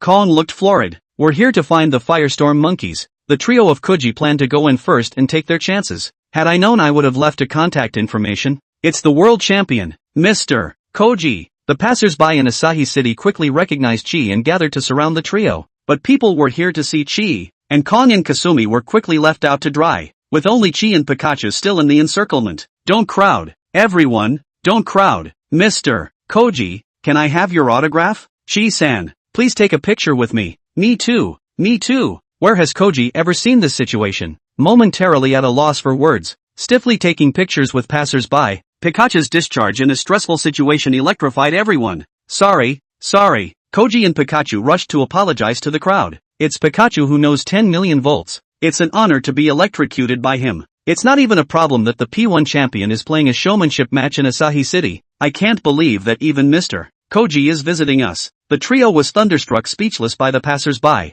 It seemed that the name of this world champion was really intimidating. Did they just say P1 champion? The P1 champion. The trio remembered that they would send Firestorm Monkey out precisely because they wanted him to go to the P1 championship. Xiaoji believed that this P1 champion was his own Firestorm Monkey, and the three of them asked passers-by for clarification and ran to the tournament site at fire speed. Firestorm Monkey, million-ton boxing. Firestorm Monkey's heavy punches rained down on the opposing Shavarang, who was on the defensive at the moment. After Firestorm Monkey's offense was slightly weakened, his opponent quickly launched a counterattack. His legwork was very good. Since Firestorm Monkey was the champion of the P1 tournament, his opponent would not lose if he lost, but would win if he won. In this situation, the weaker side would often overplay like chicken blood, which was why there were so many blowouts in sports competitions. It's really my Firestorm Monkey, Xiaoji almost shouted out in excitement. It seems to have fallen into a disadvantage. Between conversations, Firestorm Monkey quickly regained his advantage as he caught the break and managed to hit Shavarang in the chest the moment he threw his leg, his strength allowing him to remain calm even in unfavorable situations. Earth throw. Firestorm Monkey struck the final blow, the earth up throw directly killing Shavarang in seconds. Awesome! Along with Chi, there was Fando's daughter, Aimi, who yelled, but Chi's yell still allowed Firestorm Monkey to spot him. Having gained the victory, he didn't go to celebrate with the commander first but jumped into Koji's arms in a single leap. Firestorm Monkey, long time no see. Xiaoji also hugged Firestorm Monkey tightly. Although they didn't spend much time together, they still formed a very deep bond. Now one of the two was the champion of the World Championships, and the other had dominated the P1 tournament, so it could be considered a top meeting. It's Chi. Fando and Aimi came before the trio. Miss Aimi, Kuja's heart has been deeply, numbed by your Kong, who was about to show his love, was first blasted in the ass by the delinquent frog and then roughly dragged away by Kasumi. Mr. Fondo, Miss Aimi, actually, Kasumi had wanted the Firestorm Monkey back at first, but he hadn't been much involved in the growth of the Firestorm Monkey himself after all. It was only through the joint efforts of Fando and Firestorm Monkey that they became the champion of the P1 tournament. How can one open this mouth? Chi, take Firestorm Monkey away. Dad, I knew this day would definitely come. Firestorm Monkey was originally deposited with me, and now that our goal has been accomplished, there's no more reason to keep him. Fando is also very quick. Xiaoji is still a little surprised. He remembers that Fando is very obsessed with P1 matches. Wouldn't it be a shame to return Firestorm Monkey? Firestorm Monkey, are you willing to come with me? Koji was still like before, always respecting Pokemon's opinion the most. Firestorm Monkey nodded, no matter what he had achieved by following Fando. From the moment Xiaoji saved him despite the danger, he recognized Xiaoji as his master. Mr. World Champion, Firestorm Monkey will definitely be happier following you. Make sure to take care of him. Fando turned around and was about to leave. He didn't miss Firestorm Monkey either, but he wasn't really his master after all. Firestorm Monkey? Seeing the Firestorm Monkey who jumped in front of him and extended his fist, Fando understood that the Firestorm Monkey was going to spar one last time. Take care. Fando also extended his fist. After retrieving Firestorm Monkey and bidding farewell to Fando and Aimi, the three of them went to a Pokemon Center. Firestorm Monkey, for the time being, I'm going to put you in the Yuki Research Institute. I'll come find you guys when I'm done with everything. Firestorm Monkey nodded. After waiting for over 20 years, it wasn't too bad for a few days. Koji received the Firestorm Monkey into the Pokeball and contacted Dr. Oki to teleport the Firestorm Monkey there. Great! Firestorm Monkey is finally back. Kasumi and Kong were happy. I wonder if we'll be able to find the pachyderm this smoothly as well. The doctor quickly received Firestorm Monkey's baby ball and tapped the button to release him. Firestorm Monkey, this is your first time. Firestorm Monkey was a little uncomfortable coming into a completely new environment and didn't respond to Oki. Better leave it to the mythical frog seeds, they should recognize it. In the backyard, the mythical frog seed Jenny Turtle and the fire-breathing dragon had a rare gathering as the fire-breathing dragon spent most of his time with his wife.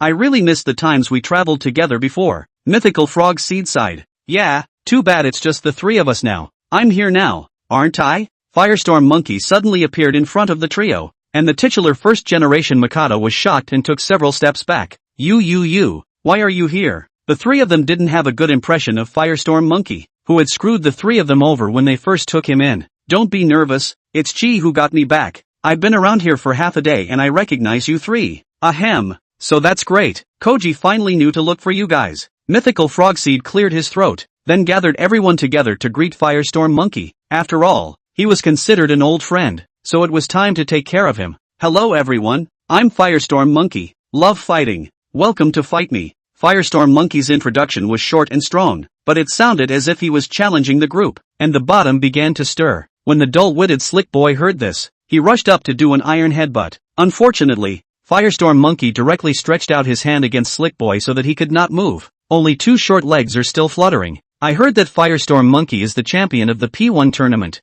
so it's really powerful. Mythical Frogseed used the Vine Whip to pull Slick Boy back and round it up. After all, Firestorm Monkey's intention was not to provoke. But if we don't defeat Firestorm Monkey today, won't everyone lose face? Round Land Shark wants to take revenge for his brother Slick Boy. Go up as a biting head. Eat the pain of the Firestorm Monkey scurrying around struggling to throw the Round Land Shark out. Ha ha, everyone is still really energetic. Let's call it a day and fight again later. Firestorm Monkey realized that he just seemed to be provoking some people to get off the stage, and wanted to hurry to muddle through. Don't let me meet you. Chapter 50, A Fierce Fire in the Heart. The crowd fixed their eyes to see. Speak actually as the Flaming Monkeys. To know. Although the Flame Monkey is extremely strong, people also hot-blooded, but to their own companions has always been polite. Never conflict with everyone. Flame Monkey usually treats people also more tolerant. Just came when facing the Lizard King is also try to tolerate. Never thought and he is higher. How is it that when the Firestorm Monkey came today, the Flame Monkey took the initiative to fight instead?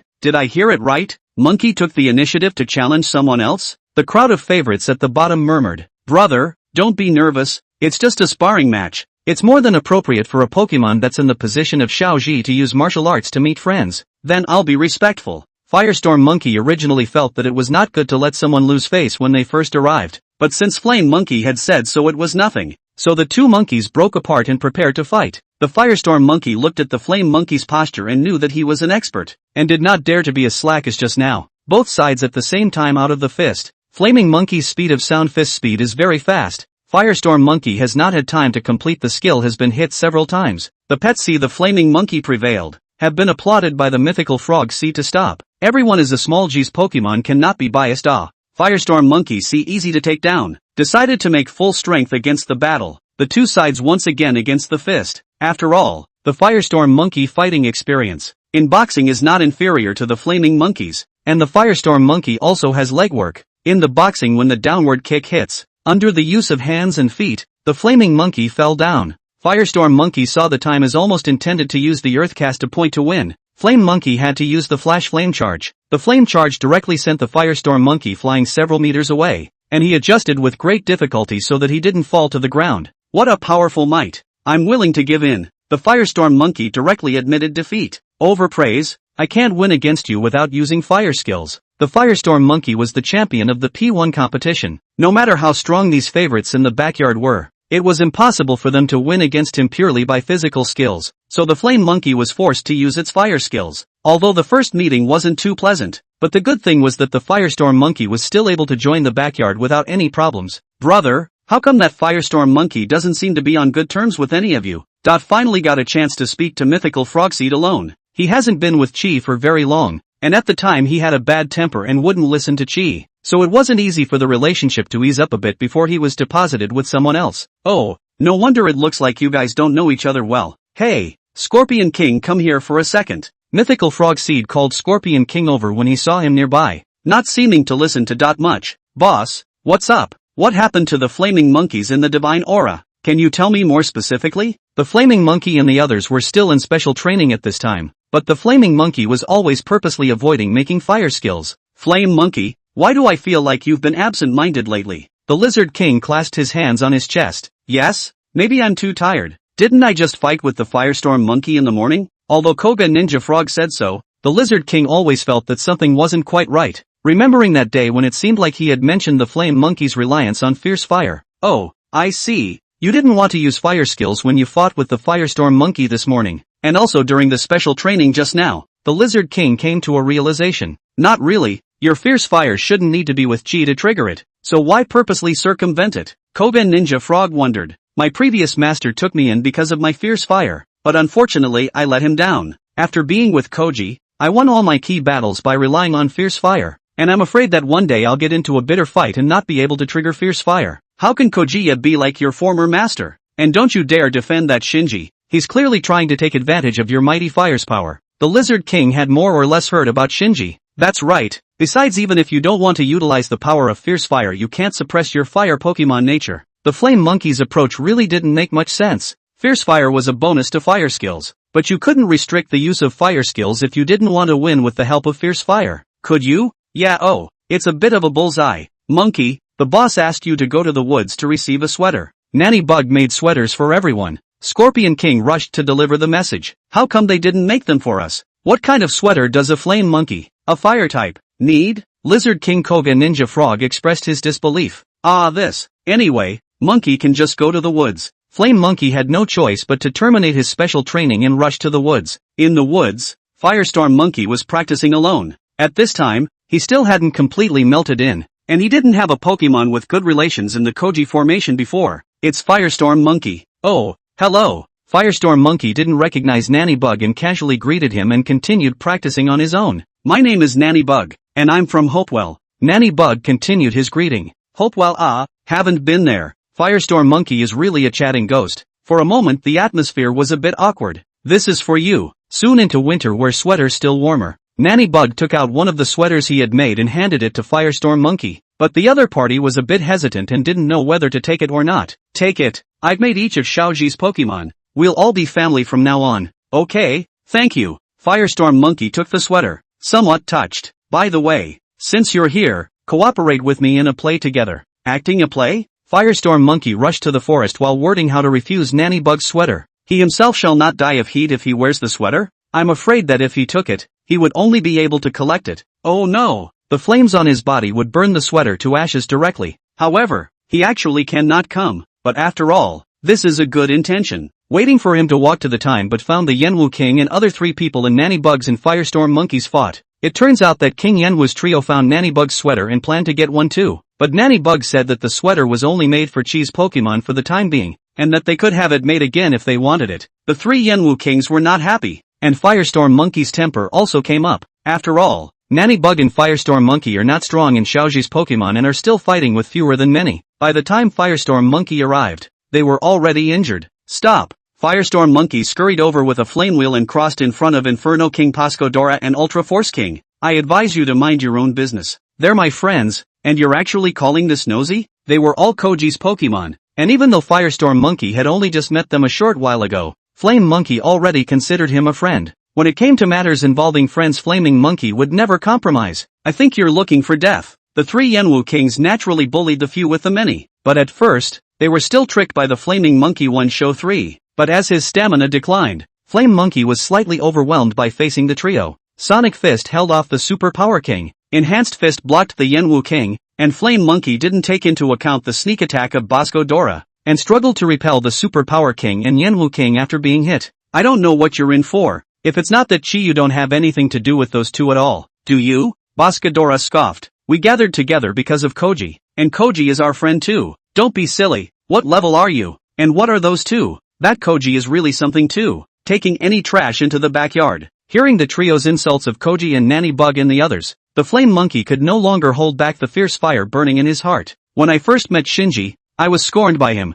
Afterwards, he met the Bright Master, the Phoenix Nirvana. He is not timid when he encounters strong enemies. Who is the father of the gods' oracles? The backyard's intellectual favorites are not divided. He is not afraid to ask who is the father of the god Ordinator. I'm willing to spill my blood for Chi. The fire in his heart will never go out. Chapter 51, The Bond. It's not too late to get lost. The flame monkey glared angrily at the three Yanwu kings. Blue flames wrapped around his body as the temperature around him rose dramatically. An unprecedented sense of oppression enveloped everyone present. Boss, come out quickly. Misunderstanding. Misunderstanding. Yanwu King's voice even trembled a bit, and Mythical Frog Seed hurriedly came out from the shadows. Thank you guys this time. Hurry up. Then the matter of the fire we set last time. Write it off. Yanwu King trio heard here before leaving with peace of mind. Flame monkeys saw the situation can also guess a rough, since it is being played a double act. What is the meaning of this play? Flaming monkey dispersed fierce fire. Obviously see a little angry, but who likes the feeling of being cheated, or being deceived by their trusted partner? Don't you understand by now when your fierce fire will appear? The flame monkey thought back carefully. The fierce fire only appeared every time he was in a desperate situation. It was only when he was besieged by the meerkat chopper and the others that he would let Shinji see it, but it hadn't even been triggered much at all in Shinji's place. The Scorpion King told me everything, but only you know what goes through your mind every time you trigger the fierce fire. Mythical Frogseed's words caused Flame Monkey to continue to be lost in thought. He had been worried that the fierce fire was unstable, but in the beginning when the fierce fire caused him to be confused was when he was able to stabilize his emotions with the help of Koji. And every time the matchups were at a stalemate. It was only when he remembered that he had to win the matchups for Koji that fierce fire triggered. I see. The fierce fire is burning for Koji. Although it had always been said that the fierce fire was unstable, the fierce fire had appeared during all of these key battles against Densher, Shinji, and Takeuchi. Thanks everyone. Flame Monkey unraveled. From the day he was abandoned by Shinji to follow Koji, mighty fire was destined to burn for Koji.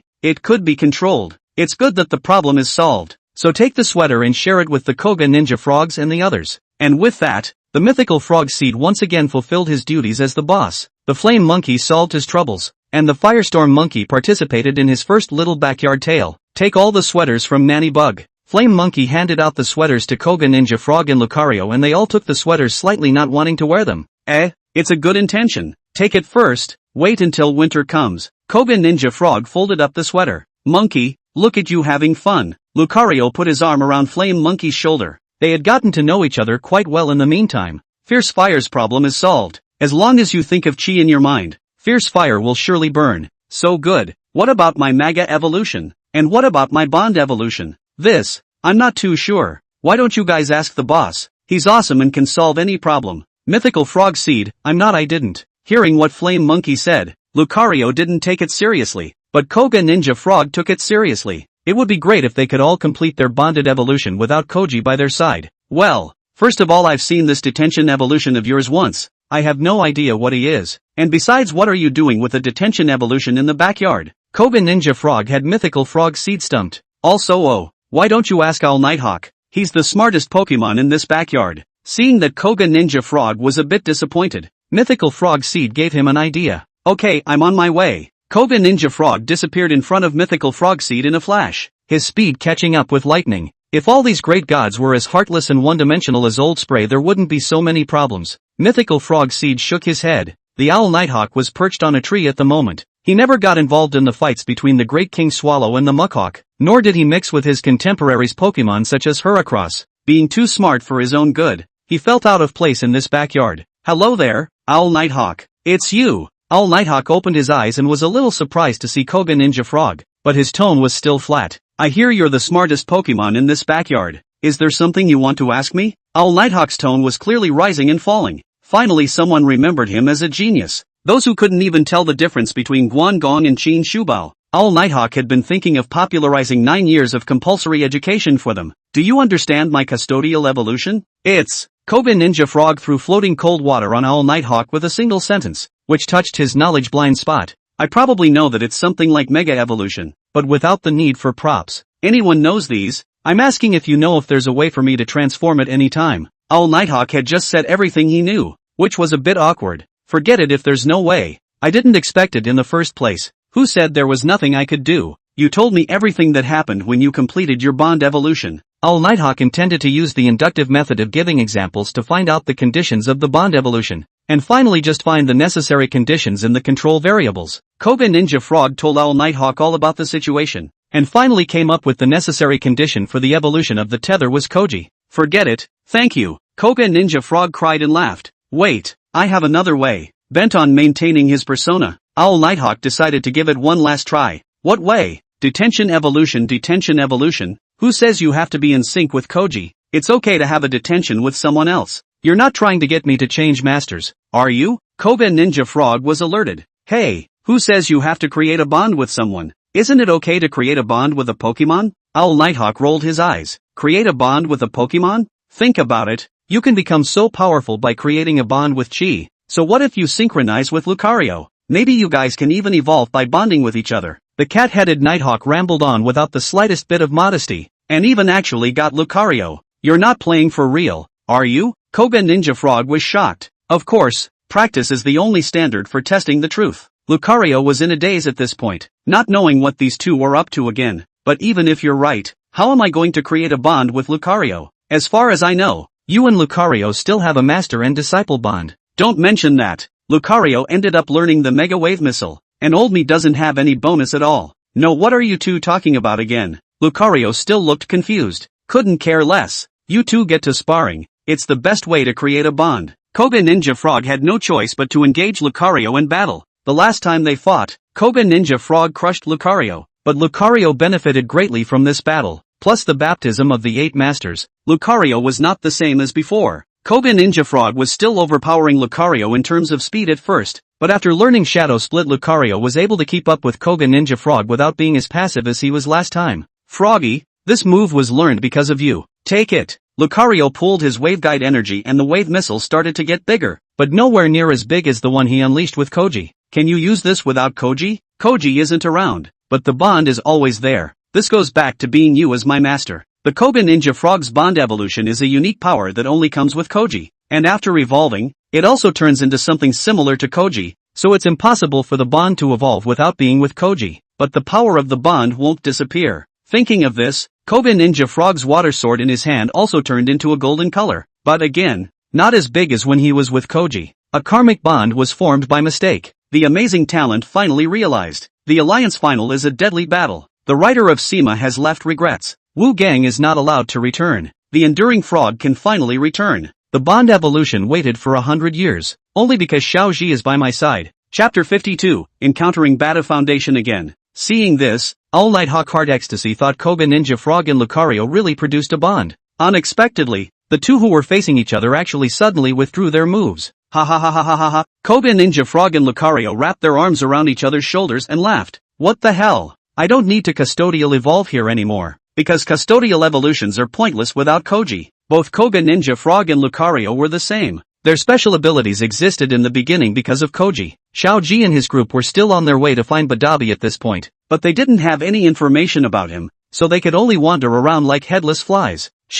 Take a break. The three of them had already been walking for a long time, but since they couldn't find any trace of Badabi, so Koji didn't have the slightest intention of stopping. Fine. Koji was disappointed. Now he at least knew that Bishujo was in Tokiwa Forest, Yukira was in Silver Mountain, and Sticky Melon Dragon was in Kalos. But where the heck were Batuki and the multiplying dragons? Why don't we go ask Dr. Oki? He's the most authoritative expert on Pokemon. Kasumi couldn't bear to see Chi disappointed and planned to beat a dead horse. Yeah, Dr. Oki should know the trajectory of the Baobab swarm. Kuga also reacted. Okay, now, Chi, who hadn't even rested for a few minutes, pulled up Kong and Kasumi and ran off to the nearest Pokemon Center. Chi, what's the matter? Doctor, I'd like to know about the Pachyderm swarm. The Patagonia swarm? We're searching for the once-released Barbaric Foundation by Chi, but there's not much of a clue yet, Kasumi added for the anxious Chi, who was unable to express himself clearly at this point. That's right, I've heard about the butterfly. Do you guys remember where you got separated from the butterfly?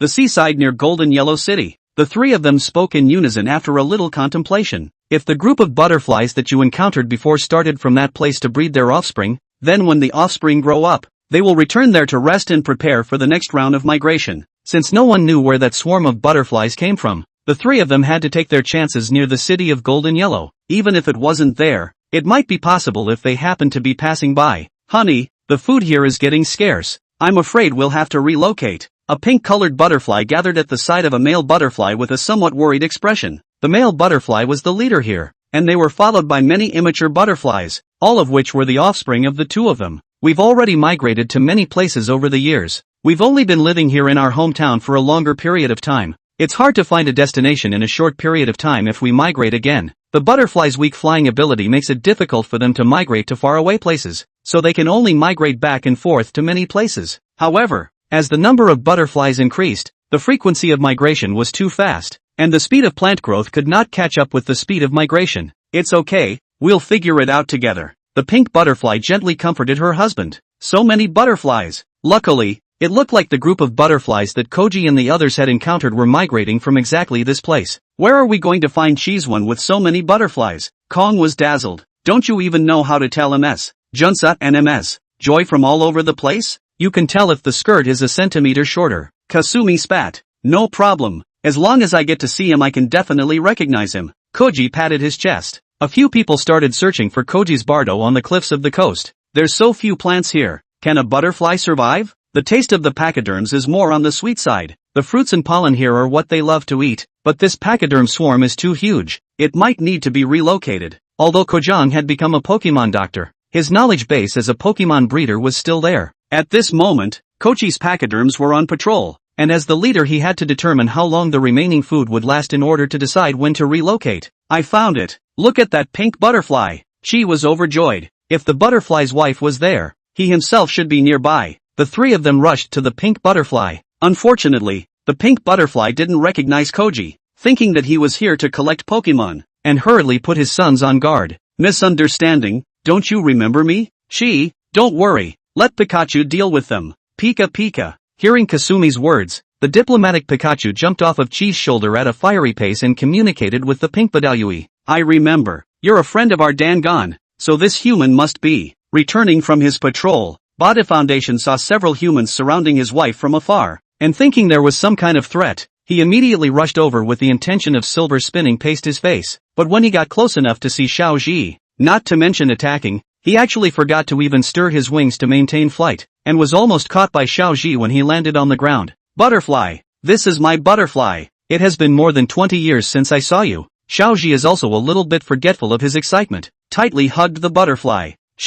You're about to suffocate him. Xiao Ji heard his companion's reminder, and only then did he let go of Badavi. Butterfly, even though I didn't win the quartz tournament, I'm now the world champion, said Koji, eager to tell Butterfly everything that had happened. The butterfly couldn't speak, but could only circle around Koji in excitement. The pink-colored butterfly was watching it all. Father of the child, follow your master. Wife, the children are grown. I know you've missed him every day over the years. We can take care of ourselves, but I'm the leader of the pack. It's a time of crisis. I have to take responsibility. Do you want to part with him again? But Tuji was silent. He didn't want to. 20 years ago he had already decided not to want his wife to continue to go with Chi. Not to mention that he was reunited again today. They seem to be arguing about something? I think it has something to do with Koji. Pikachu once again acted as a diplomat, this time doubling as a translator on the side. He described to Chi and the others in colorful detail the reality that the lack of food for the Badabi and the need to relocate couldn't be done without an alpha. Chi,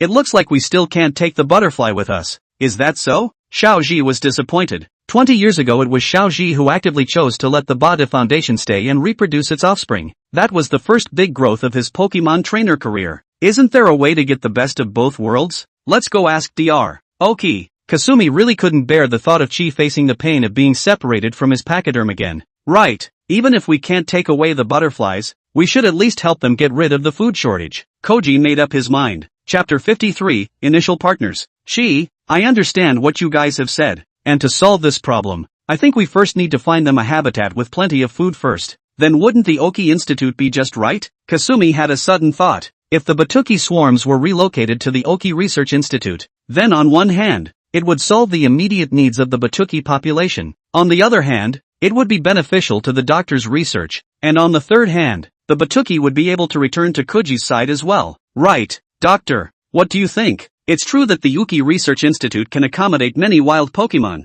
but according to what you guys said, the number of Bada Foundation populations should be so large that the institute shouldn't be enough to support them either. Once again, Koji was disappointed. Couldn't the problem be solved?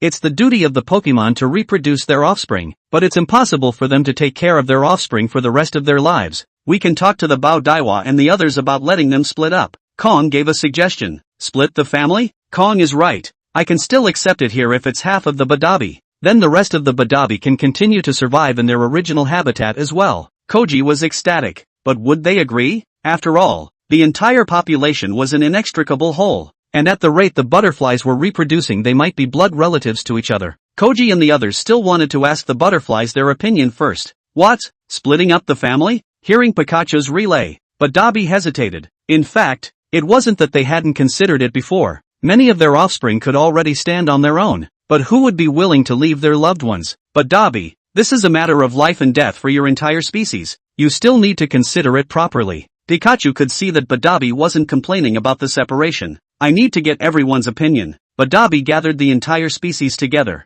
Pokemon were also a species that spoke of democracy. Matriarch, this family absolutely cannot be divided. We are all flesh and blood. How can we go our separate ways? This family must be divided. If it's not divided, the entire species will die out. The butterfly group was divided into two factions, not giving way to each other, but due to the pressure of survival, the family separation party still prevailed. Okay, even if we have to split the family, how? The Conservative Party made a compromise. I'll leave with the elderly and newborns, and the young and strong will stay. Ba-Dai was still very considerate, leaving the young adults to continue breeding the population, and the old people could take care of the newborns. Never, the young adults don't have the ability to survive on their own. If anything happens, the population will be finished. Some of the butterflies were still worried. The young adults were the future of the entire butterfly population. How could they be left to fend for themselves? We can survive on our own. The eldest son of the Bada Foundation stood out. Boss, Mom and Dad, you can't take care of us for the rest of our lives. Sooner or later we'll have to face the problem of survival on our own. So,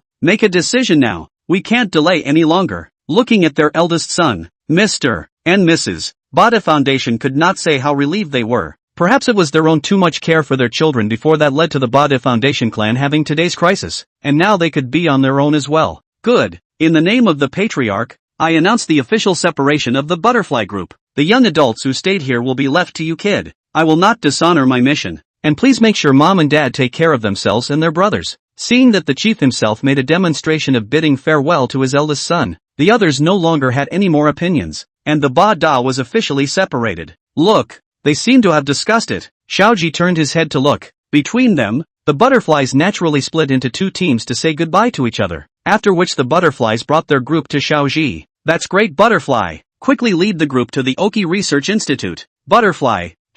How could a butterfly know about the Oki Institute? Besides, by the time they fly there they'll have starved to death. That's right, 2-0. What then? Use this. Kong took out the Pokeball. The three of them worked all afternoon to collect all of the Baodaiwa into the ball. More than 6 were automatically teleported back to the institute, and the rest went to the Pokemon Center to manually teleport them to complete the transfer. Okay, let's go back to the institute and check it out. Several people took the car and rushed back to the institute as fast as they could. It had to be said that humans were still awesome. Crap, what's with all the doppelgangers? Mythical Frog Seed saw Xiao Jian with a group that was preparing to go to the area where wild Pokemon live. Mythical Frog Seed. Bada Foundation immediately flew out from the group of seeds after hearing the familiar voice, and his wife flew out with him. Right, oh, you guys know each other. Xiao Jian left the Badabi couple behind and left with the other Badabi. Butterfly, but it's been too long. Mythical Frog Seed was very happy. There were just too many good things happening these days, but I didn't think that a butterfly could actually come to the backyard.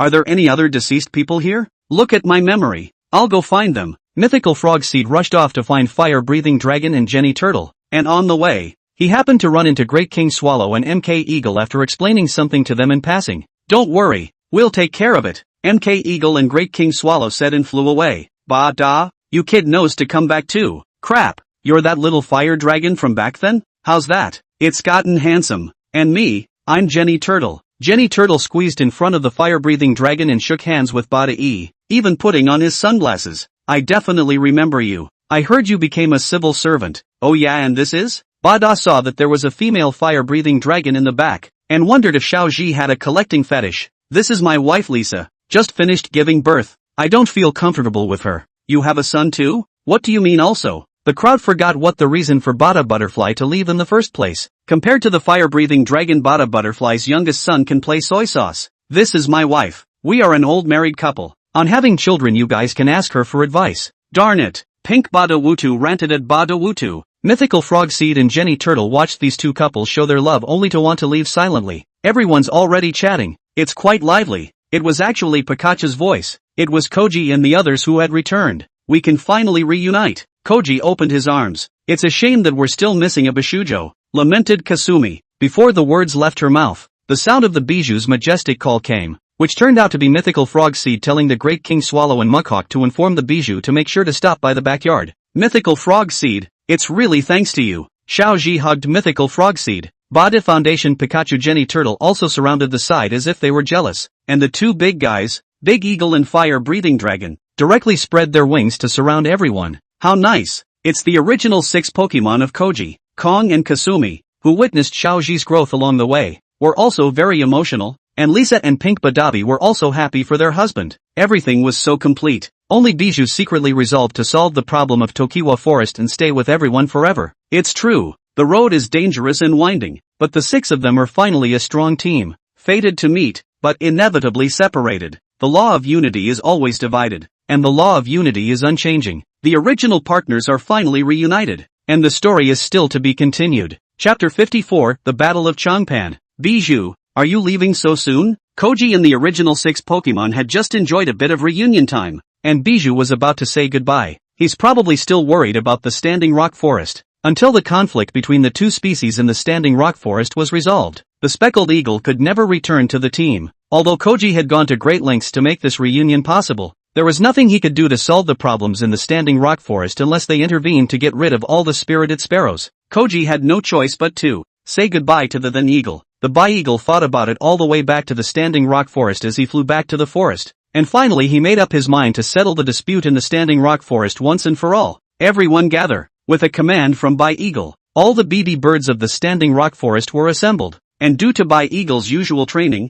the BB birds were very well organized. Chief, please command. Go and negotiate with the Great-billed Sparrow and the others. BB Eagle's deputy hesitated for a moment. Big brother, is this your stance to go and negotiate? You are clearly going to fight. Chief, Big Beak Sparrow, he's obstinate. You'd better not waste your breath. Besides, even if you want to negotiate, just send a messenger. There's no need for such a big gesture. If he doesn't agree, let's just go to war and drive him out. I don't believe the flaming sparrow flock doesn't want peace. Bidu naively thought that he could solve all the problems by driving away the large-billed finch. Chief, think twice. The flame sparrow flock looks up to the great-beaked sparrow. It's impossible for them to stand by and do nothing, and the consequences will be unimaginable if war breaks out at that time. The adjutant spoke bitterly. The deputy chief is just trying to raise other people's aspirations and destroy his own. Don't forget, they wanted to drive us to extinction in the first place. The captain of the BB bird flock and the deputy officer had an argument. Before the BB eagle came, they had a blood feud with the blazing sparrow flock, and after the BB eagle repelled the large-billed sparrow,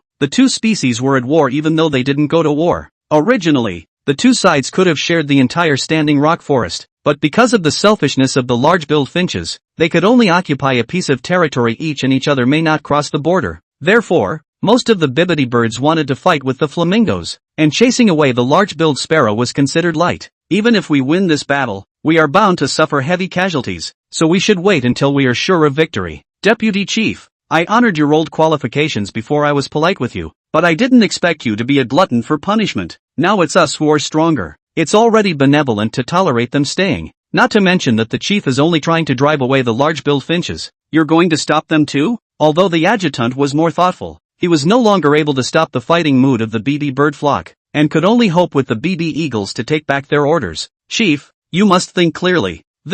On the first day he arrived in the Tokiwa forest, Bijou had begun to rigorously train the BB bird flock, in order that one day when he returned to Xiaoji's side, they would be able to face the great beaked sparrow on their own. It wouldn't have taken much longer to train the bee-birds to be strong enough if he continued to follow his plan, but he just couldn't wait any longer after this reunion with Koji and the others. The only thing standing between him and his companions was the toucan, so why waste time here? No, the deputy had a point. This kind of big event can't be a child's play. Then Eagle's mind repeatedly struggled. Finally reason prevailed. He decided to give up the attack. Start the war. Start the war. Start the war. Start the war. Start the war. Go to war. We don't want to compromise. The BB bird flock chanted when they saw that the BB eagle hesitated. Even if the BB eagle didn't start this, they would have wanted to act a long time ago. Good, but we just want to drive away the great beak sparrow this time. It's better if we can negotiate successfully. Don't make things difficult for the flamingo flock. The group was so excited that there was no way for the bi-eagle to ignore the petition of the BB bird flock, but at this point, he was still harboring illusions, hoping that the great beaked sparrow would compromise. Not good. It's not good. The beagle and the others are fighting over. What? The great-beaked sparrow hurriedly organized the flaming sparrow flock to meet the enemy. This day had come a little earlier than he had expected. Then eagle, haven't you always boasted of your love for peace? What is this today? Big-billed sparrow, I'm here to negotiate with you. As long as you agree to the two species living in harmony, I'll retreat. Ha ha ha ha ha ha ha. The large-billed finch laughed maniacally. What are you laughing at? Then eagle huffed. Then eagle, you bring this much army and tell me you're here to negotiate? I'll talk to you if you tell them to stand down and go single-handedly by themselves. Do you think our chief is a fool? Who doesn't know that you, big-mouthed bird, are tricky? If you have the ability to come to us to talk before waiting for Biddu to answer. Captain Biddu Bird snatched the question back. He was afraid that Biddu would really agree. That's why you guys are hypocrites. We can't see sincerity when you negotiate like this. Big-beaked sparrow, since you're not willing to negotiate, then I don't blame me for being ungracious. But I'm only charging at you this time. I can forget about the other martyr sparrows. Even at this point then the eagle was still unwilling to go to war. He told the group of martyr finches that he wouldn't take the previous conflict into account, thinking that he could keep them out of this matter. Swear to defend the boss to the death. Swear to defend the boss to the death. Not really how loyal the martyr sparrow flock was to the great-beaked sparrow. They simply didn't believe in Bidiao's empty promises. With the great-beaked sparrow in place they were at least able to fight against Bidiao, and chasing away the great-beaked sparrow in case Bidiao reversed his decision they would only be at the mercy of the others. Chief, it looks like we can only go to war. The adjutant who had always been against war whispered in Big Eagle's ear, because at this point, if they didn't fight, they wouldn't be able to end it. Biko slightly regretted that he had acted too hastily, but the truth was only in the range of the cannons, and if they didn't fight now, they would have to fight sooner or later. The Bada Foundation thing gave me some inspiration. I think the backyard of the Oki Institute can be expanded a bit more. The Oki Institute looked at the flying Badabi and thought, expand? For wild Pokemon, it's not a bad idea to protect them artificially, as long as you don't disturb their normal life. Then how far are you planning to expand? Dr. Connect to the Tokiwa Forest and create a Pokemon Nature Reserve. Dr. Oki had been anticipating this for a long time. Originally he had doubts about the feasibility, but seeing that the Baobab swarm was living well he felt that he could start the plan. Then Bibidi and the others can be better protected as well, so they won't have to worry about the harassment of the flamingos. Right, and the Baobabs can be managed by the pachyderms, with the mythical frog seeds managing the original pachyderms, and the BBs managing the pachyderms around the Tokiwa forest. With a new population they can then choose another leader. The doctor's bright idea was very good, but to implement it, there would first have to be more Pokemon moving in, and it could neither affect the survival of the original Pokemon nor cause a massive decrease in the species in the area where they were moving in. If it's feasible, wouldn't it be possible to move the sticky melon dragon by Kira and the multiplying dragon and all of them? Don't be too impulsive. This is still just an idea. And we also have to consider whether they are willing to leave their hometown and whether this place is suitable for them to survive. That's right 2-0. Kasumi's words brought Chi back to reality. The Pokemon he had released all had duties to fulfill. He couldn't arrange them easily. Doctor, something's happened in Tokiwa Forest. Chapter 55, 10 Years of Peace in One Battle. What's going on? Tell me. Xiaoji had lost his mind a bit when he heard that something had happened in the standing forest, but he still immediately handed Xiao Jian a cup of water when he saw that he was panting. Ahem. There's a war between the BB bird flock and the flaming sparrow flock. They found out about it just now by the great king swallow and the MK eagle. Xiao Jian took a sip of water to clear his throat. He managed to stop the great king swallows and muck eagles who were going to help, and then rushed here without stopping. It must be the great-billed sparrow causing trouble again. Kasumi said. No, it's definitely the BB flock that's stronger now. Maybe it's the B-hawk trying to get one over on them. Kong analyzed. My bishop eagle is peace-loving. Even if he wins the fight he won't do anything to the flamingo's flock.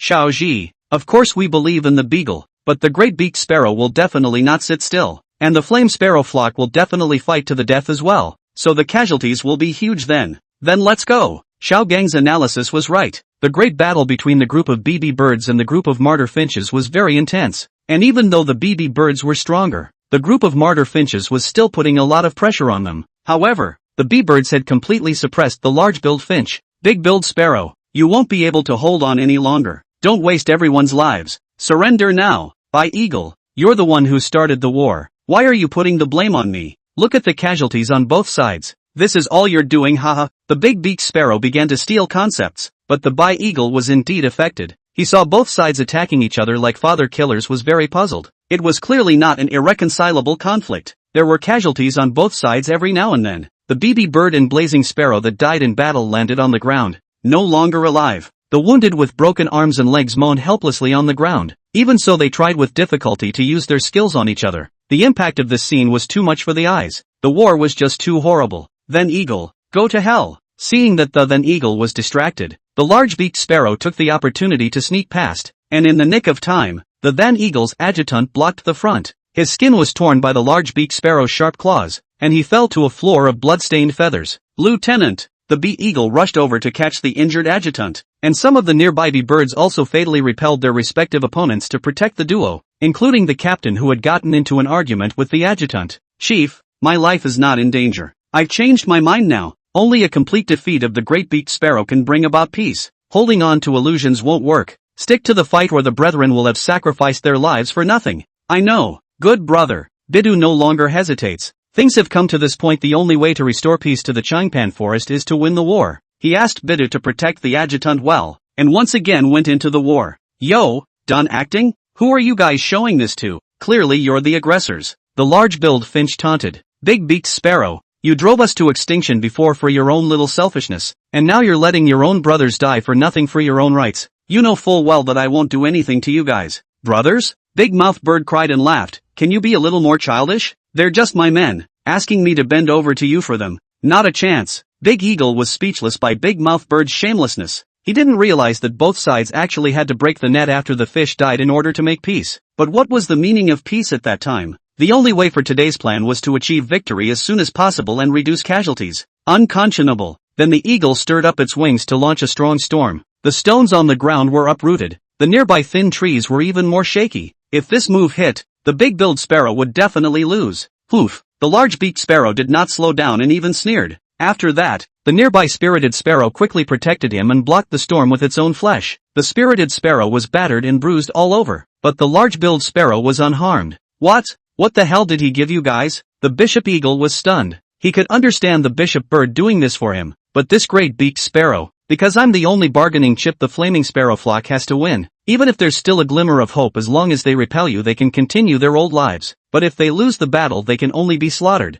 Guess what they choose? Both the large-billed sparrow and the flaming sparrow were betting. The flaming sparrow was betting on the 1% hope of winning, and the large-billed sparrow was betting on the fact that the beagle couldn't see that the casualties were too high and retreated. So they were united as one at this moment. Then Eagle, now you either retreat or we all die together. Today, even if we are all wiped out, we will have to drag you guys along for the ride. That depends on whether you have the ability. The voice didn't come from Big Eagle. It was actually the fire-breathing dragon with Koji and Pikachu, followed by the Great King Swallow and MK Eagle, each with Flame Monkey and Lizard King. Beagle, I'm too late. Koji's gaze was firm. So what if we've come to help? Can the few of you still take us all down? A flaming sparrow captain called out. They had seen the power of the MK Eagle and Great King Swallow, but originally they were one step behind the Bybirds. Even if the other party had a few more helpers, nothing would change. The Bybird flock would suffer heavy casualties as usual. Apparently he had overlooked the other three. When did it become your turn to speak, you little minion? The voice of the fire-breathing dragon was so powerful that many of the birds of prey jumped in fear even at the sound of the voice. But what was even more terrifying was the fire-breathing dragon's subsequent jet of flame that directly shot down dozens of birds of prey. What kind of power was this? Even the surrounding temperature seemed to have risen quite a bit. Flaming Monkey thought that this is related to whether Biddu and Shioji can be together forever. The fierce fire in his heart unconsciously burned. This time both sides of the ground resting on the injured already feel a little hot feet. But the Flaming Monkey was more of a deterrent and did not launch an attack. The Lizard King could not be so kind. The flaming sparrow flock protecting the large-billed sparrow only saw green residual shadows, and in return he had already slashed in front of the large-billed sparrow. With one slash, a feather in the middle of the large-billed finch's body was all gone, and a neat wound appeared on the skin, as precise as a scalpel. Who is all this? The flaming sparrow flock flinched. I remember. Some of the martyr finches pointed their wings at Xiaoji. He's the champion of the world championships, the strongest trainer in the world. The strongest trainer in the world? Wasn't he the owner of the speckled eagle? Then what's the point of fighting? Surrender. We surrender. Surrender. Don't kill me. Surrender, surrender, surrender. The flaming sparrow flock that was just about to fight to the death instantly lost their fighting spirit. Big-beaked sparrow, will you vote to surrender? You guys kill me. I admit it today. The big-billed sparrow closed its eyes. Big Eagle didn't expect Big-mouthed bird to be so stubborn. At this point in time it would rather die than surrender to whom? Forget it. Get out of Standing Rock Forest. Eagle still decided to let him off. Killing Pokemon like this is not something that Xiaoji and Xiaoji's Pokemon can do. The large-mouthed sparrow looked at Bijou with a complicated expression, still reluctant in his heart, but when he met the fire-breathing dragon's eyes he quickly slipped away. Big Eagle, you must properly handle things here. Koji understood that even though Spirited Sparrow had surrendered, Bijou still needed to stay in the standing forest for the time being to deal with the relationship between the two parties. But his return to the backyard was also on the cards, and it wouldn't be so bad for a few days.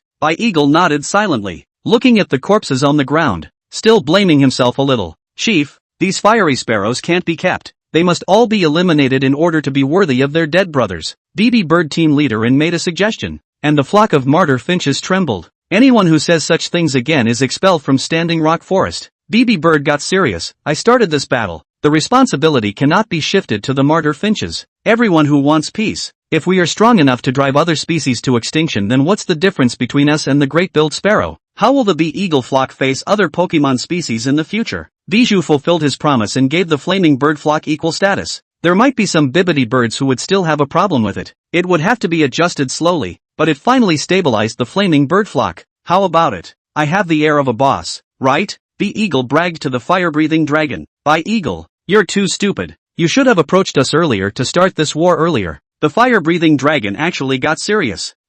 There's nothing wrong with you wanting to practice benevolent rule, but people simply don't obey you. And the dispute in the Standing Rock Forest can't be resolved in this lifetime like you did before. Bijou mused. So this is still the right war to fight? There's a saying, one war leads to 10 years of peace. Chapter 56, The Little Foundation. After settling the dispute in the Tokiwa Forest, the beaked sparrow could finally travel freely between the Uki Research Institute and the Tokiwa Forest. The treatment received by the flaming sparrow flock exceeded that of before, and everyone was free to move around the forest. No one had any desire to go back to the past, so even if the large-billed sparrow sneaked back in, it would be asking for trouble. Xiaoji, the matter of the speckled eagle has finally been resolved. Do you have any plans for the next? Everyone knew that Koji wouldn't be idly researching in Uki, going to Mount Silver. The purpose was clear. He was looking for the Yukira that was there in the first place. Even though Koji didn't take him in, why did Koji leave again? But 2G wondered. You're late. And this is kind of the longest Koji has ever stayed in the backyard. Mythical Frogseed said helplessly. If he had stayed here the whole time, then he wouldn't be Koji. Our master is the one who's going to become a Pokemon master. The reasoning was indeed as the fire-breathing dragon had said.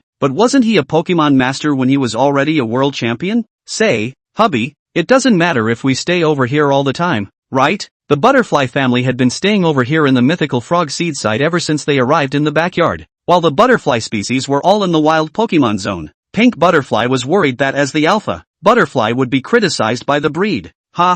Wife, we're not in the wild anymore. The entire backyard is under the management of the mythical frog seeds. And look at the Jenny Turtle who has released the fire department. So it's about time we had some private time. What do you mean by personal time? Dad, don't ask questions. Bada Foundation's wife and children have also been with Bada Foundation. And he knows that Xiaoji's side of the Pokemon is full of tigers and hidden dragons. So it's more favorable for them to be with them, so that when the family is separated again later, they can be more successful. That way, when they split up again in the future, they would be able to confidently hand over the Bada Foundation species to them. Don't worry, the child's education is in our hands. Jenny Turtle patted his chest. He could instantly see the intentions of the Bada Foundation. Bada Foundation, I'm not worried until I see you. Wow, the famous uncle emoji. The little butterfly circled around Jenny Turtle, occasionally stirring his bald head with their wings. I'm the captain of the fire department, not some emoji uncle. Yeah, Uncle Jenny Turtle led the Jenny Turtle Fire Brigade to extinguish fires many times to save people's and Pokemon's lives and properties.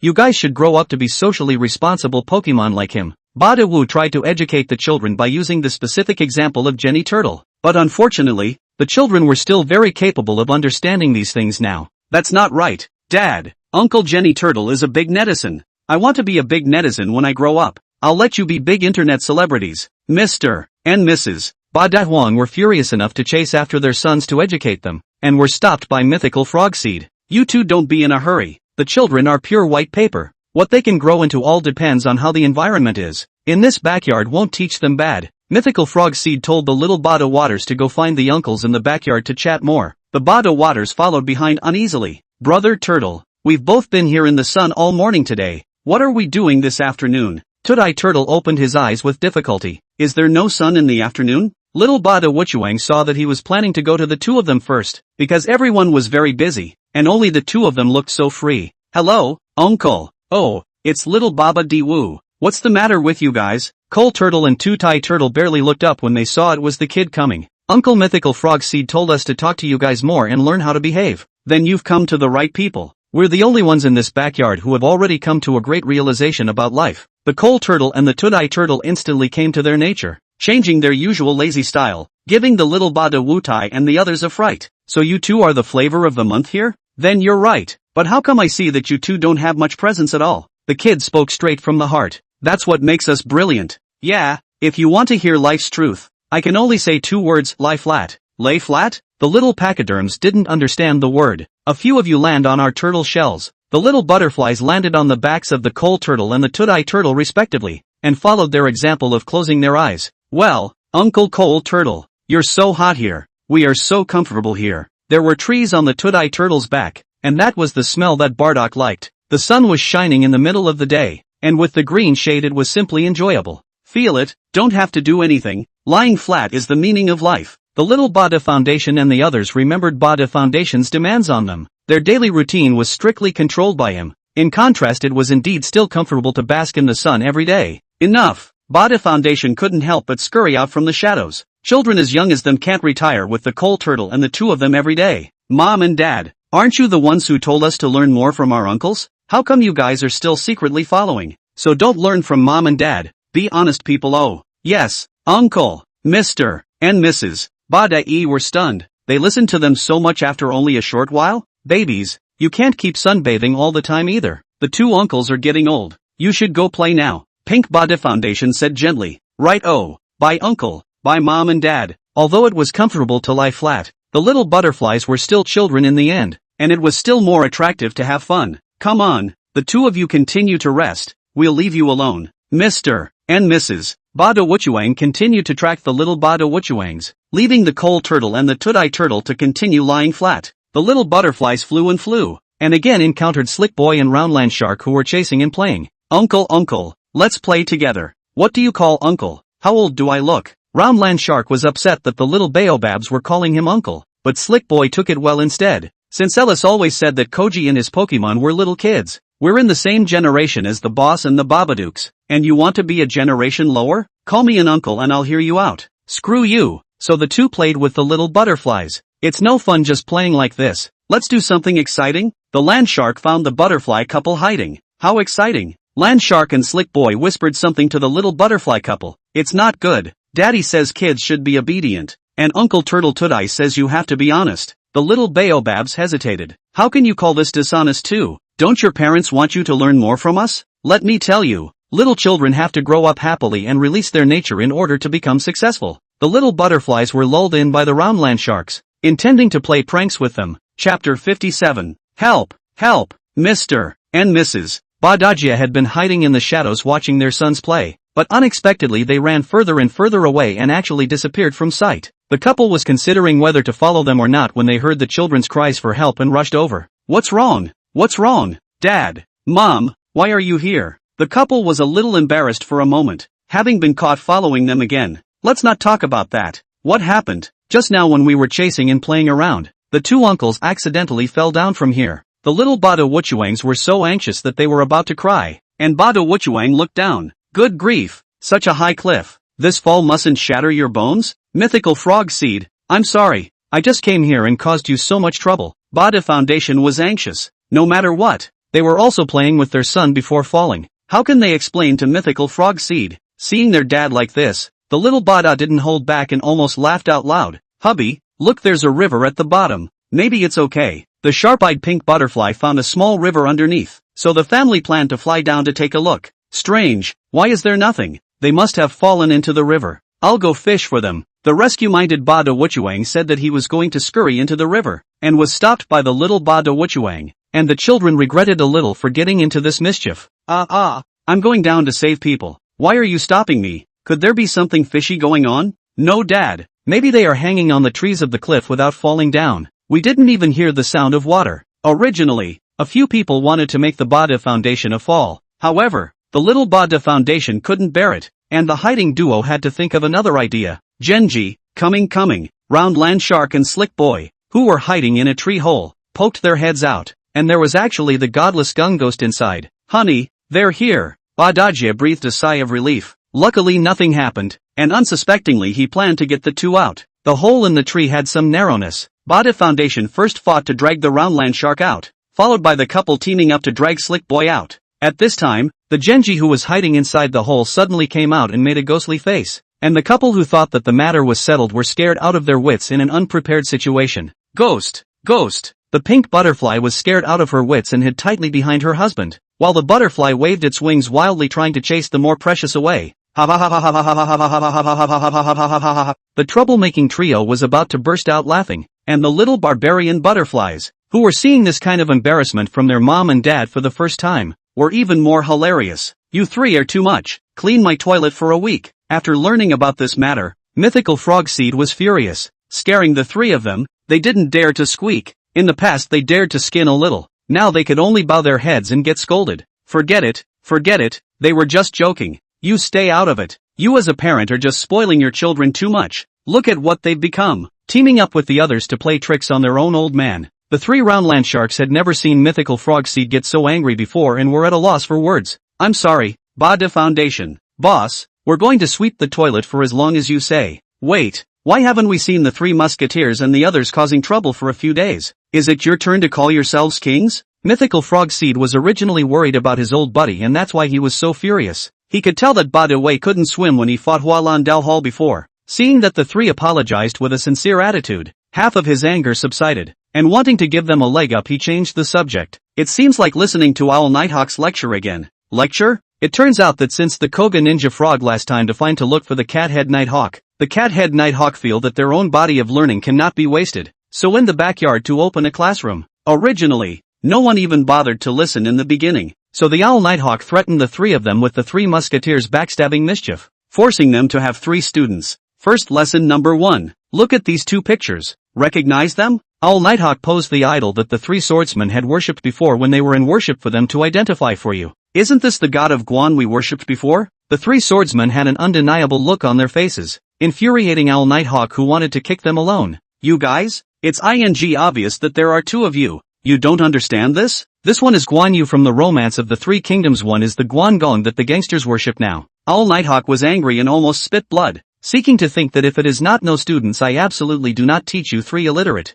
Owl Nighthawk, you come over for a moment. What's wrong, boss? You see that you do not have many students here. Bada Foundation several children to you to teach how? The Owl Nighthawk thought what he wanted, and it wasn't exactly the right time for him to show off his skills. Then, can the 3 of us stop learning? You think so? Go back to class. This was really a 1-2 punch. Owl Nighthawk could realize his ambition. Little Butterfly could get a free education. And even the 3 musketeers were trapped. Mythical Frog Seed was happy in his heart. Mr. and Mrs. Butterfly are not following the children this time. They believe in the arrangement of the seed. And the fire-breathing dragon couple was still tending to their Pokemon eggs at this time. I really don't know when the children will hatch. Lisa was a bit anxious. Sooner or later. This kind of thing can't be rushed. Look at how much trouble the Bada Foundation and the others have caused for the child. Poor parents. What do you think our son will do after he is born? Let him do whatever he wants to do. You can see that there is no worry about food and clothing here, and the living conditions are good. Besides, if he wants to be a human Pokemon,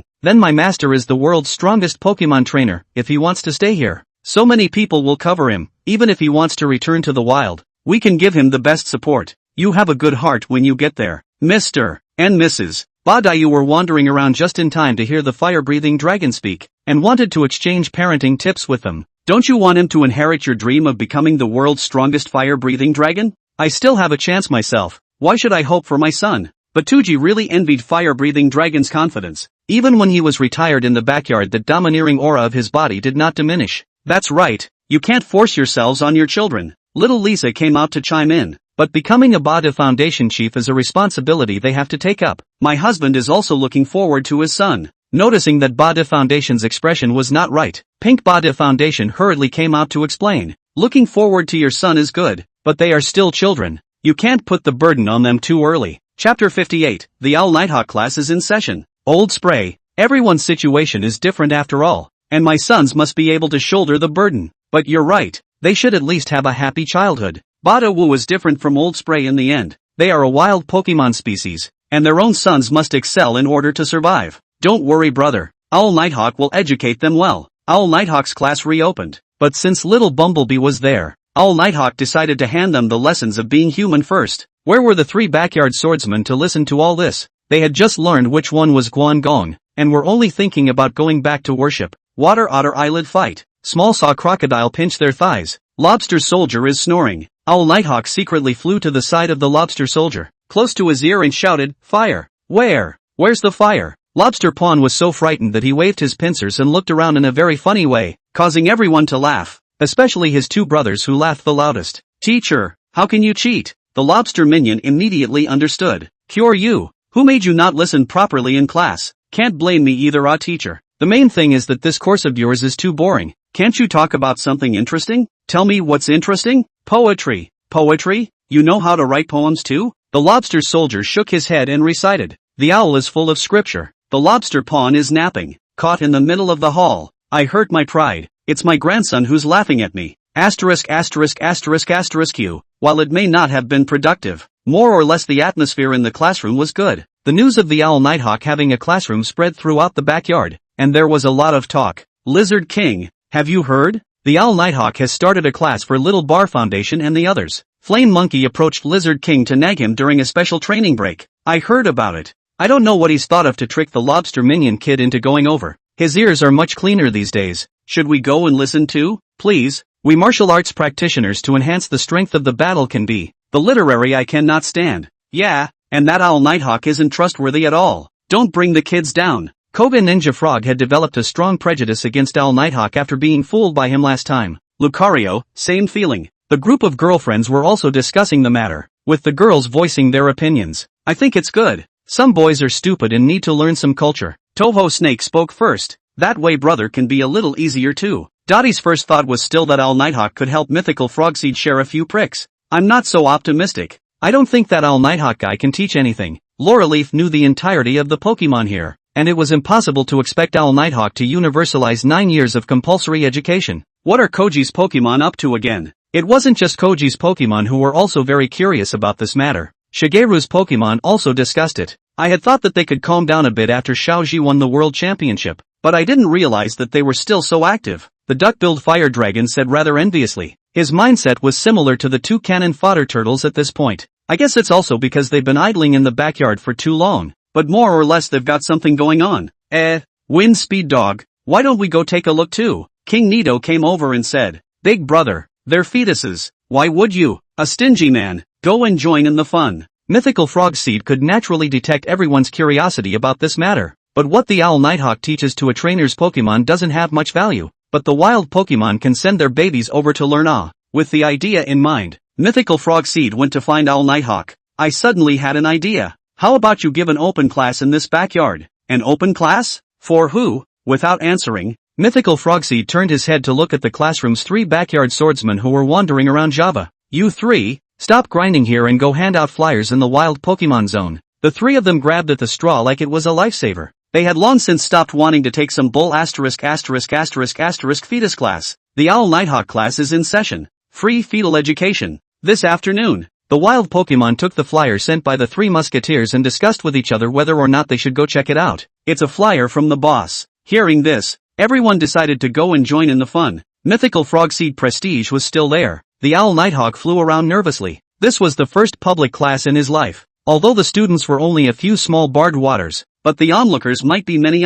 "Teacher, what are we going to teach in this class? Why don't you even prepare a lesson?" Little Bada Foundation asked curiously. "What I'm going to give you are just some principles of being a human being, so I don't need to specially prepare." Soon the neighborhood was already filled with Pokemon who had come to watch. Everyone was either curious or rushing to Mythical Frogseed's face. Almost no one was trying to come to the lesson. Mr. and Mrs. Batuki were also in the crowd. They wanted to see what the children could learn about dongs. Ahem. Class. Hello teacher. The little butterflies were very cooperative with the Owl Nighthawk. They were so over the last prank that they thought listening to the teacher would make mom and dad happy. Little pachyderms, I heard you had a lot of chats with the Pokemon here before you came to my class. Tell us what you've learned. The Owl Nighthawk didn't start his lecture straight away, but instead asked the Little Pawpaw Foundation to talk about their perceptions. "We went to sunbathe with Cole Turtle and Uncle Toadeye Turtle and the others, and they said that lying flat is the meaning of life. Ha ha ha ha ha." The wild Pokemon under the stage couldn't help but laugh. The cannon fodder turtle's reputation was something they had heard of long ago.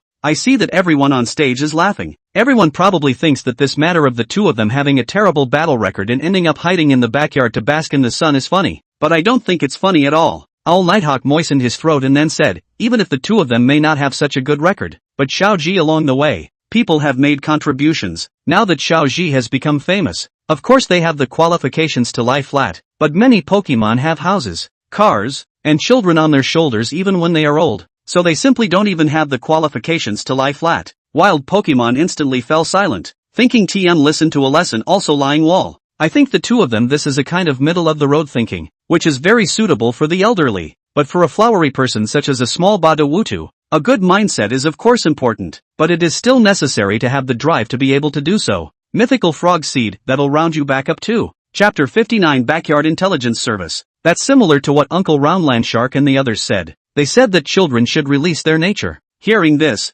the Owl Nighthawk suddenly glared sternly at the little Baba Waters. But you shouldn't tease your own parents. All good deeds come first. Teacher, we already know it's wrong. At that time, you stopped your own father from going into the water to look for someone shows that the children are still teachable. Owl Nighthawk's attitude eased up. As a teacher it was all about grace. Wild Pokemon pups are not the same as collected Pokemon. You have to take on more pressure to survive. Right now you guys don't think it's that serious because your parents are still around. But what about in the future when your parents can't be around? Especially you guys are still the descendants of the Alpha. Here you can still be born and enjoy your childhood without any worries, but sooner or later, you are going to have to take on your own responsibilities. The little Bardos seemed to understand, something they couldn't fully comprehend at the moment. That's why my burden is very heavy. I must train you all to become excellent Baodaiwa. In the next lesson I will teach you some basic life skills. The wild Pokemon were all quite impressed watching this lesson. It was impossible for them to live in the Yuki Research Institute for their entire lives for generations,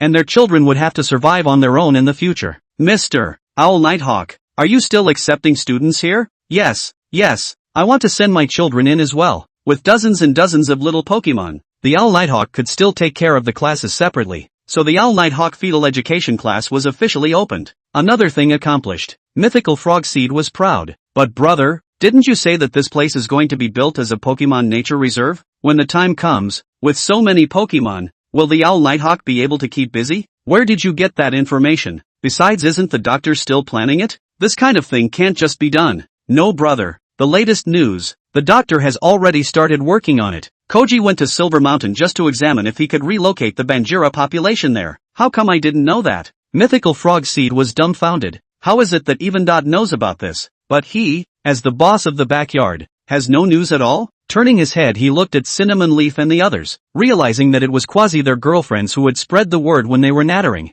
So, Dot, where do you guys get all your news from then? Mythical Frog Seed was rather embarrassed as it was the first time she had something to ask her sister for advice. You, how am I supposed to know that if you ask me? I heard it all from Cinnamon Leaf's sister and the others. Mythical Frog Seed turned her head to look at Cinnamon Leaf, who bristled a bit in disgust. And with this you're still the boss? Intelligence actually has to be pride from us girls. Come on, you say it. We've known each other for so long, you can't hide anything from me. Don't get close, or someone should get jealous. Yu Guiyi looked at Little Dot with a bad expression, and the other party's face actually blushed a little. Sister, what are you talking nonsense? You quickly tell brother. He is the manager of the backyard after all. Well, he hasn't been in a hurry. You're in a hurry first. The news are all gotten from the lobster minion. His intelligence is very accurate. In the past, every time a new favorite came where Xiaoji was coming back, Lobster Xiaobing always got the first news. At first everyone thought he was making it up, but every time his information was accurate, and over time everyone asked him about anything. But the strange thing is that even the water otter and the small saw crocodile don't know where his information comes from. The gossipy girls can only use the tree fruit to exchange information with him. As soon as you said lobster minion, I also wondered, where did this kid get so much gossip? The Lizard King joined the group chat. You don't even know what I can know? Aren't you guys super close? Don't slander me. Who's on good terms with him? Che, who doesn't know that you two wear the same pants? You've eaten a lot of the tree fruits that I exchanged information with him, right? The lobster soldier was afraid of someone stealing his business, so he often shared the tree fruits with others when he got them. The Lizard King couldn't ask him more about it as he was short-handed. When did you two talk so politely? Your relationship has gotten better? Not at all. Laurel Leaf shouted. Mythical Frog Seed saw that both of them were chatting with a much lower level of gunpowder flavor, and even quite a bit of the old married couple's conversation mode now. Mythical Frogseed decided to go to Lobster Pond and ask him where the hell he got his information from. What? This is the camp where I eat. It will never be leaked. Lobster Pond righteously rejected Mythical Frogseed. Is that so? I see you don't want to hang out in this backyard anymore. Holy, aren't you convincing people with virtue? Mythical Frogseed changed his face to that of a rogue, his vine whip swinging threateningly and hitting the ground around the lobster minion's feet, leaving clear marks. Okay, I'll say it. It's actually very simple to gather information. The first thing is to have contacts. Human connections? This backyard's in terms of connections who could compare to Mythical Frogseed. Wouldn't the wild domesticated ones all have to give him a few points? Boss, of course you are very well connected, but you didn't utilize it properly. Gathering intelligence is about having a network of intelligence, about connecting a line of connections. Cut the metaphysics here. Quickly elaborate. Mythical Frogseed was a little impatient when he saw Lobster Pond grinding, and made a gesture of storing up Sunlight Blaze. Ahem. I have accomplices in every Pokemon district. We'll inform each other if there's any breeze in each place, and form a complete intelligence based on our respective clues. Oh, so you kid got a backyard intelligence office behind our backs.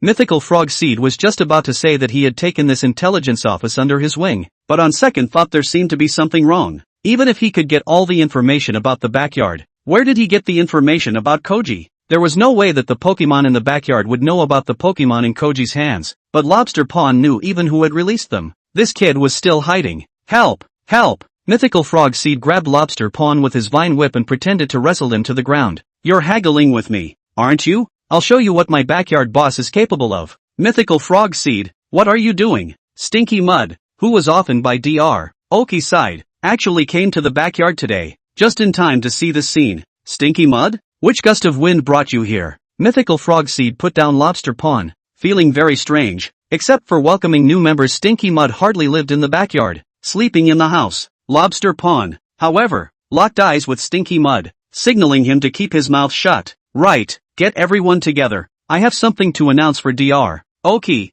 Stinky Mud ignored Lobster Pond's glare. I see. You're the one who told Lobster Pond all the information. You're the key player in this backyard intelligence service. Quickly tell me, how many favors did you receive from him? Mythical Frogseed came to a realization. What are you talking about? What intelligence service? I just tell the Lobster Pond what I know when I chat occasionally. Then why didn't you tell me? You didn't ask me either. Chapter 60 Invasion of Amato and Kozaburo. Forget it, I'll get everyone here first. Mythical Frogseed saw that Stinking Mud was in a bit of a hurry and guessed that something big must have happened, and couldn't care less about the backyard intelligence office. A few rounds of Sunlight Blaze came down, and all of Koji's Pokemon gathered, all wondering how Stinky Mud could be here. Everyone, Stinky Mud says he has important news to announce from the doctor. Mythical Frogseed finished signaling for Stinky Mud to speak. It's rumored that there's a Team Rocket out in the neighborhood, and the doctor has informed everyone to be on guard by all means. After Stinky Mud finished speaking with a grim expression on his face, everyone actually didn't have much of a reaction for a moment. That's it? What's so scary about Team Rocket? If Team Rocket dares to come, I'll make sure he doesn't come back. Koga Ninja Frog said in a domineering manner. Team Rocket was just 3 clowns in his eyes. Come on, we're the world champions. What are we afraid of Team Rocket for? Onion Swimmer was unimpressed. Most of everyone had this attitude, as they were able to hang Team Rocket when they were in their own region. Not to mention that it wasn't what it used to be. Only the Hopper's Pokemon were slightly worried. After all, the trio wasn't quite the same back then. It's not Meowth and the others La. It's Amato and Kojisan. It's Kojisaburo La. Whoever it is, Team Rocket has long been insufficient to be feared. I wanted to go with Koji to wipe out Team Rocket's headquarters before. The Lizard King clasped his hands to his chest. Even if we're stronger than Team Rocket, their goal is to capture Pokemon. As long as we let them capture one, we're a failure. Don't forget there are still wild Pokemon here. Mythical Frogseed was still very calm at this point. As the boss, he had to think things through. So let's hurry up and find a way to inform the wild Pokemon. Stinky Mud suggested. That's going to require the use of our Lobster Minions Intelligence Network. Mythical Frogseed stared wistfully at Lobster Pond. Promise to get the job done. Lobster Pond raised his pincers. This was a major matter concerning the security of the backyard. Lobster Pond was still obliged. The message was notified. The guard was quickly made, and Amato and Kozaburo, who were dressed as King Nito and Pouch Dragon, arrived in the backyard. What fools these Pokemon are, thinking that setting up a few dark outposts is foolproof? Amato said smugly. That's right, they won't recognize us at all when we're dressed like this. How can these 2 Pokemon speak human language? Go inform the boss quickly. The patrolling Fire Rock Rat was very resourceful, thinking that this is how you 2 got in last time. and hurriedly informed the nearby wild Pokemon to report the incident, breaking off his own back. "It's you again, evolved and still so obstructive." Team Rocket used their versatile high-tech camouflage to launch a large net to capture the Pokemon going for communication. Flames burned behind the fire rock rats back in a guard position. "How dare a tiny fire rock rat call our bluff?" Before Kozaburo could say anything, his tail was burned by the fire rock rat's jet flames. "What a useless thing," Amato said as he sprayed water to extinguish Kozaburo's fire, which scared the fire rock rat. "How about it? Do the flames still want to fight my water?" The fire rock rat was about to fight them, when he looked up and saw the blazing arrow sparrow in the sky intending to sneak attack. His eyes signaled him not to act rashly. "Quickly go and report. After all, the blazing arrow sparrow is also a fire system." The fiery arrow finch understood and accelerated its flight to report the news. The fire rock rat raised its hands to Team Rocket with confidence. "This is a French fire rock rat, right?" Amato didn't expect it to go so smoothly and used the net to catch the fire rock rat as well. "What? The fire rock rat got caught?" "Yeah, go save him. The opposite side will spray water. I can't even fight with the fire rock rat." Blazing Arrow Sparrow was panting. "Don't worry, wait for us to meet them." Koga Ninja Frog and Lizard King 2 Speedy followed the direction pointed by Blazing Arrow Sparrow to rush in a lightning fast speed. "You guys are really saving Grandpa from Hulu, sending them one by one." Amato and Kozaburo were slightly inflated, thinking that all of Koji's Pokemon were easy to deal with. But unfortunately, they didn't know what kind of great gods were coming. "Watch the move." Kozaburo went up and sprayed fire at the Lizard King, but unexpectedly the Lizard King was lightning fast, easily dodging the flames and slashing Kozaburo's disguise in a trio of strikes. Amato breaks out in a cold sweat and turns to the Koga Ninja Frog. "This one shouldn't be that strong. I picked the soft ones." How could Koga Ninja Frog be convinced when he heard that? The water shuriken went up and was thrown. The high-tech materials that Team Rocket was so proud of were simply unbeatable under his skills. "Retreat! Retreat!" Although the exterior was already tattered, the function of the jacket hadn't been completely lost, and Team Rocket actually dug a hole in the ground and escaped. Asterisk asterisk asterisk asterisk. It's a pity that Flaming Monkey isn't here. The Lizard King and Koga Shinobu Frog rushed to free the trapped fire rock rats and other Pokemon. By this time, Mythical Frog Seed and the others had almost arrived. "Where are the Team Rocket people?" "Dug a hole in the ground and escaped. They shouldn't dare to come back." Lizard King and Koga Shinobu Frog were full of confidence, thinking that being so strong should scare Team Rocket. "Nah, Great King Yanmuck Eagle. You guys quickly strengthen your aerial alert. Rogue Crocodile Round Land Shark. Dig a hole in the ground and go after them." Yes. After taking their positions, everyone went about their business and started tracking Team Rocket's trail. "Why are the Pokemon here so fierce now?" The two hiding in the bushes cautiously looked outward in a very lousy manner. "No matter how powerful they are, they can't be as powerful as our mecha. This time we must let them know how powerful Team Rocket is." Amato was planning to take out his final killing move, a sword and gun permeable, waterproof, fireproof, and electroshock-proof super mecha made by Team Rocket's headquarters. Unexpectedly, a group of Kentaros entered their sight. "I suddenly have a better idea." Kozaburo grinned wickedly. "Where's it hiding?" The Roundland Shark and the Rogue Crocodile scurried around the ground for a while without finding anyone, and decided to come out for a breath of fresh air. Maybe they really were scared off by the Lizard King and the Koga Ninja Frog. "Watch out." The Rogue Crocodile suddenly pulled the Roundland Sharks into the hole in the ground, saving them from being trampled by the rampaging swarm of Kentaros. Holy, this Team Rocket really has no bottom. It took the two of them a while before they dared to poke their heads out again. Kentaro's rampage had made the backyard chaotic, and it was very easy for Team Rocket to muddle through in this situation. "Wait for me to pull them both out and beat the crap out of them." Mythical Frog Seed hated them with a passion. "Boss, forget about Team Rocket for now. How do we get Kentaro to calm down?" Heracross couldn't care less about sucking nectar. The Kentaro swarm was 10,000 times scarier than Team Rocket. Lizard King, Koga Ninja Frog, Flame Monkey, Lucario, you strong fighters go over to stop them. "Right, where's Old Spray? Damn, I didn't inform Spray before." Chapter 61 Raging Fire-Breathing Dragon. "Everyone, go find Old Spray and don't let anything happen to the egg." Mythical Frogseed changed the scenario. "What about the Kentaro swarm?"